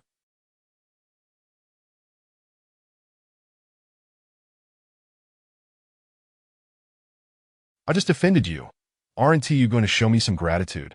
Thank you for your kindness, but I can't afford to eat at this restaurant every day, the old man replied with a smile. My grandson had his stomach cut open and can't eat anything too hard. I just wanted to buy him a couple of soft buns when I passed by. After a moment of contemplation, Ma Lao Air reached into his pocket and pulled out a wad of cash, declaring grandly to the old man, "Then today, I one tea treat you to a meal. Instead, I'll pay for your grandson's buns for a whole year." The old man was taken aback, as were Qin Yu and Lao Mao, who exchanged astonished glances. Then a Lao Air counted out 500 yuan in cash and handed it to the worker, instructing, "From now on, be ready with buns for this gentleman at this time every day. If I find out you fail to deliver, you'll be shoveling all the snow on Tuzha Street." "Why, yes, understood." The worker nodded eagerly. As the conversation concluded, Guanxi and the others arrived with the car, prompting Ma Lao Air to wave goodbye to the old man. "Take care, sir." The old man, momentarily dazed, quickly bowed in gratitude. I thank you, young man. What is there to thank? I'm young, and money comes easy." Ma Lao Air replied nonchalantly, getting into the car without further conversation. Lao Mao, having observed the entire exchange, shook his head and remarked, "This kid is quite generous." He didn't even blink when handing over 500 yuan. "This man is worth befriending," Qin Yu commented with a smile. Then on their way to Tuzha Street, Qin Yu jokingly asked, "Lao Air, that old man clearly needs money. If you wanted to do a good deed, why not just give him the cash directly?" Ma Lao Air, reeking of alcohol, pondered for a moment before delivering a classic retort. "I can afford to treat his grandson to buns for a year, but I can't save him. That's two different matters." "You truly are an intriguing individual," Qin Yu mused, a thoughtful smile spreading across his face after a brief pause. Inside a mid-range entertainment venue on Tuzha Street, several brothers under Yuan Hua were reveling in their merriment. Chapter 76. In the chaotic era, only this nonchalance is missing within the opulent three-tiered private room of Wanshur Entertainment located on Dusty Street. A row of graceful young women stood elegantly. Ma Laonyo, taking a drag from a cigarette, turned to Qin Yu and said, "Come, today you all get to choose first, and if you aren't satisfied with one, we can order 2 or 3. The expenses are on me. I want that one, yes," the one gazing at me with such longing. Old Cat was unabashed as he waved his hand, calling out, "Come here." "Good evening, Appa." A striking young lady approached with a smile, greeting Old Cat in fluent Korean. After Old Cat made his selection, Qin Yu and the other two each picked one to sit beside them, and soon after, Ma Laonyo beckoned the service staff to bring drinks and personally sang a song to liven up the atmosphere. Setting aside the trifling matters of idle chatter, it was only after the alcohol had drawn them closer in this environment that Ma Laonyo sat beside Qin Yu, raising his glass and saying, "Xiao Yu, I'm not one to be overly sentimental. Although we had our differences before, we were merely on opposing sides. That I have my reasons for not letting go of the case, and you have your reasons for occasionally giving me a beating. However, from this day forth, we shall be sharing the same table. So let's turn the page on the past, shall we?" "All right, let's turn the page," Qin Yu replied succinctly, raising his glass to clink with Ma Laonyo's and downing the drink in one go. Ma Laonyo spat out some phlegm, wiping his mouth as he addressed Qin Yu. "My uncle is getting on in years and won't be in the field much longer. Henceforth, I may take the lead in business matters. Xiao Yu, I'm straightforward by nature, so in our future interactions, feel free to speak your mind, and if I disagree, I will also explain why. But let's avoid any guessing games. They are rather pointless." "He understood." Qin Yu nodded, his gaze fixed on Ma Laonyo as he responded, "If business is handed over to you, I do have a few words of advice." "Go ahead." Ma Laonyo nodded. "When I returned, Li Si had a word with me, specifically reminding us to keep a low profile in our business dealings." Qin Yu lowered his voice. "The Yuan family has strong ties with several major pharmaceutical companies, and locally, they have established connections. We have only just begun to establish our lines, and some of Li Si's upper echelon friends are watching us closely, gauging whether we can handle the business effectively. Thus, we need to deliver results and avoid unnecessary trouble." Upon hearing this, Ma Laonyo immediately waved his hand. "Oh, we've been in the pharmaceutical game for quite some time now, so don't worry. I know what to do." To be frank, Qin Yu pulled out an electronic cigarette, continuing in a hushed tone, The suppliers have set hard targets for me, that if we want to secure lower prices for the pharmaceuticals, we must achieve a minimum sales volume of 250,000 each month. Do you understand what that implies? Though taken aback, Ma Laonyo was not foolish. Upon hearing Qin Yu's words, he immediately replied, "It means our relationship with the suppliers is rather fragile." "Exactly," Qin Yu nodded. "The suppliers also want to see if we are truly capable of collaborating. Consider this. They are producing drugs privately, which makes them a thorn in the side of several pharmaceutical companies.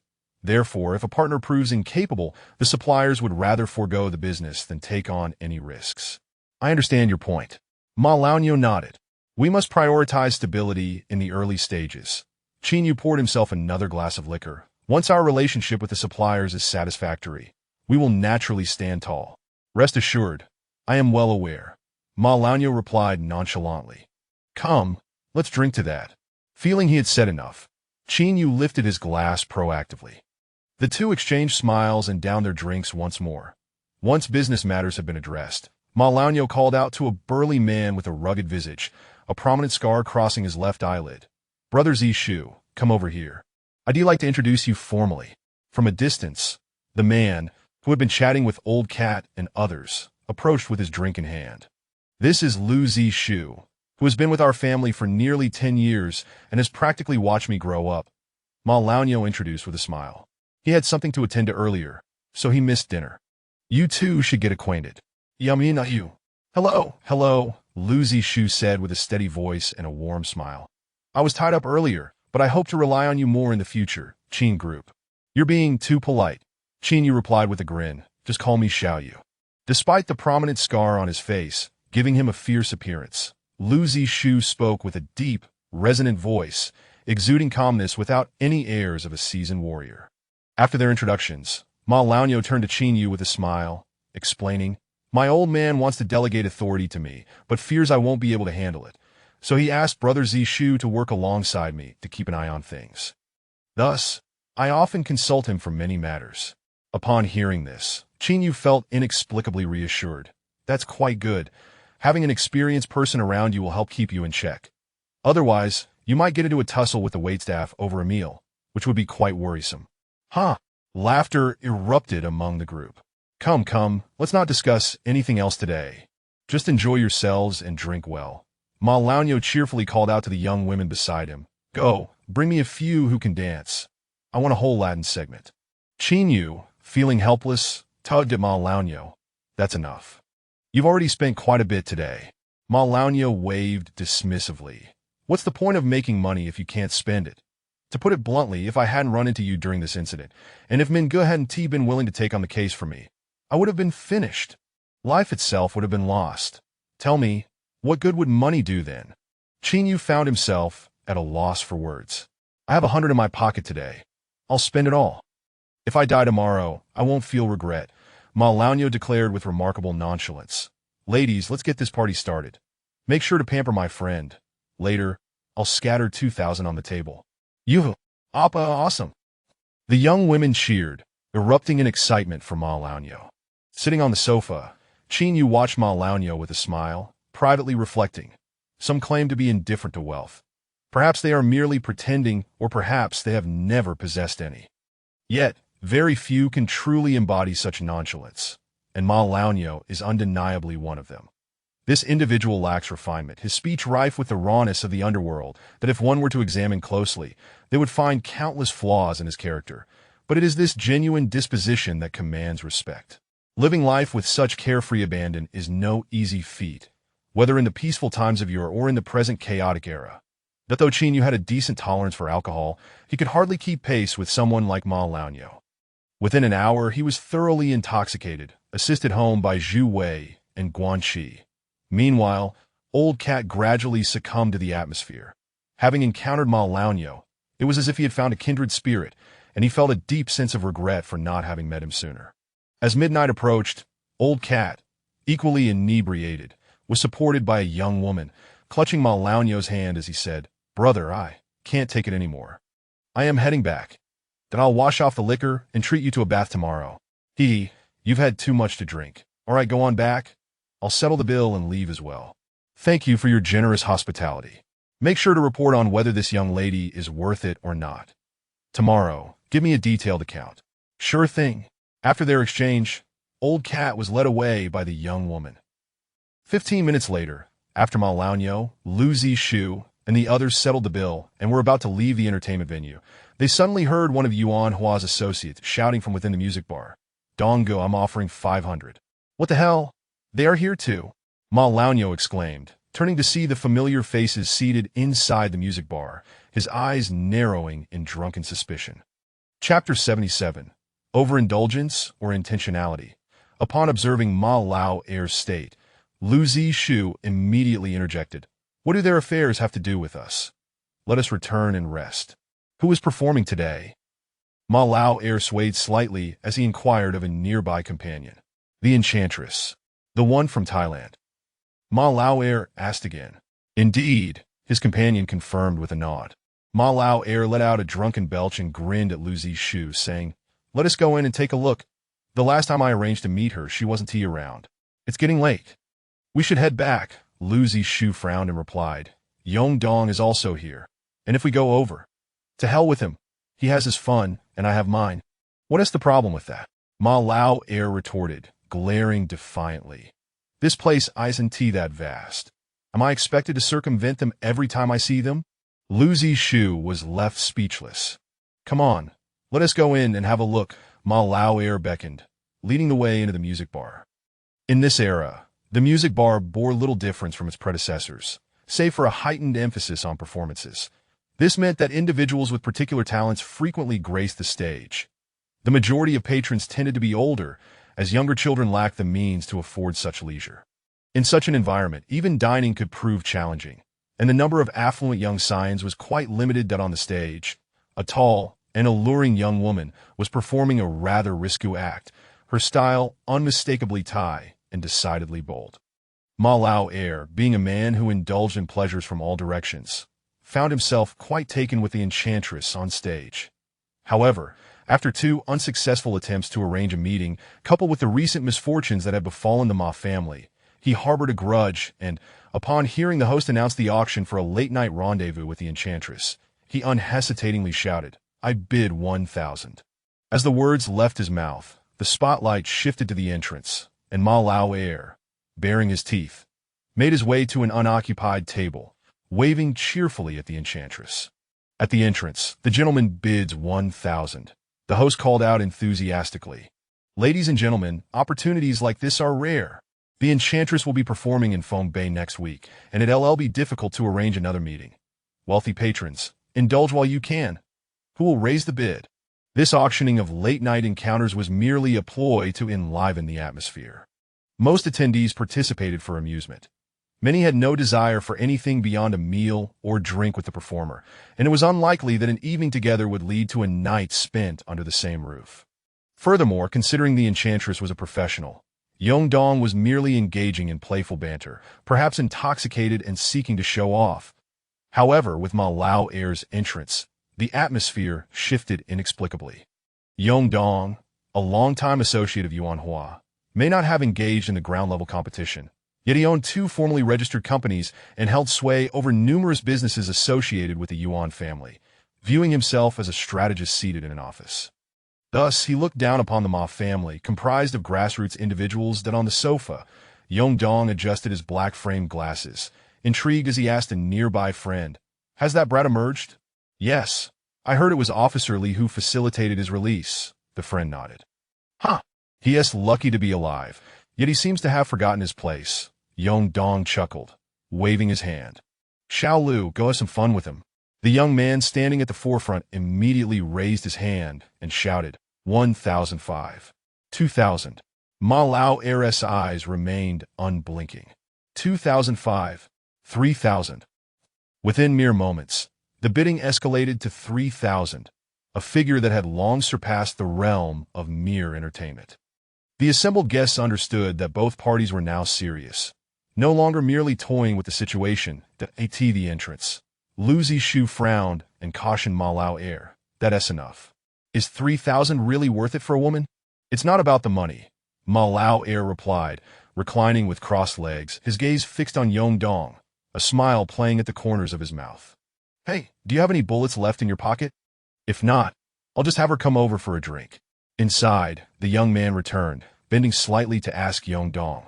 Brother, shall we continue bidding? No more bids, Yong Dong replied darkly. Let him play his little game. 3,000. Is there anyone willing to exceed that amount? The host inquired. Silence reigned in the room. Now let us invite the enchantress to toast the gentleman at the entrance. The host announced that a Lao heir stood up and turned to Lu Zishu, asking, Do you still have any money? Lu Zishu was momentarily taken aback and replied, exasperated, If you have no funds, why are you even bidding? Do you have any? Ma Lao pressed impatiently. Yes, Lu Zishu nodded. Upon hearing this, Ma Lao heir immediately pointed at Yong Dong and shouted to the host, I want tea drink. Let the girl go to their table. That guy's been shouting for a while. He must be thirsty, huh? At that moment, the room fell silent, and even the seasoned host was unsure how to respond. Yong Dong sat on the sofa, his expression dark and uncommunicative. What the hell? You were stripped of your dignity not long ago, and now you come here to play the fool? A burly man suddenly leaped from the sofa, seizing a bottle from the table and hurling it towards Ma Lao heir. Bah! The bottle shattered upon impact with the table, and an anticipated conflict erupted. 7 or 8 individuals charged forward, launching a flurry of blows at Ma Lao heir and his companions. Yong Dong shouted several times in an attempt to intervene, but to no avail. At the entrance, Ma Lao heir, already 8 parts intoxicated, despite his ferocity, found himself at a disadvantage due to being outnumbered, and with the venue staff siding with Yong Dong, he quickly suffered. 3 or 4 individuals cornered Ma Lao heir against the wall, pummeling him relentlessly. Lu Zishu struggled with 3 henchmen, managing to hold his own but ultimately becoming ensnared. The chaotic brawl persisted for approximately 7 to 8 minutes, culminating in Ma Lao heir receiving a thorough beating. The entertainment manager hurriedly arrived to separate the 2 factions, addressing Ma Lao heir. What do you think you're doing? We all know each other. Causing trouble here only embarrasses me. Ma Lao heir wiped the blood from his nose, unfazed, and replied with a grin, It's nothing. Nothing at all. This has nothing to do with you, damn. A good beating is just what I needed to sober up. Do you have a car? Should we take you to the hospital? The manager inquired. No need. These minor injuries are nothing to worry about. Ma Lao heir chuckled, wiping the blood from his hand. Seemingly intoxicated, he nevertheless spoke rationally to the manager. I apologize for the trouble. I'm fine, but the boss may not be pleased. Just hurry and clean yourself up. No need, no need. I'm leaving. Ma Lao heir waved his hand dismissively and exited the entertainment venue first, and I in the car outside. Lu Zishu expressed his dissatisfaction, saying, What was the point of that? You spent money and got beaten up, but if Uncle Ma finds out, he'll surely scold you. Wasn't I just trying to stand my ground? I've had too much to drink today. Ma Lao heir crudely tore off a piece of tissue and stuffed it into his nose, declaring, Let us go home and sleep. Alas, when will you learn to avoid trouble? Lu Zishu sighed heavily.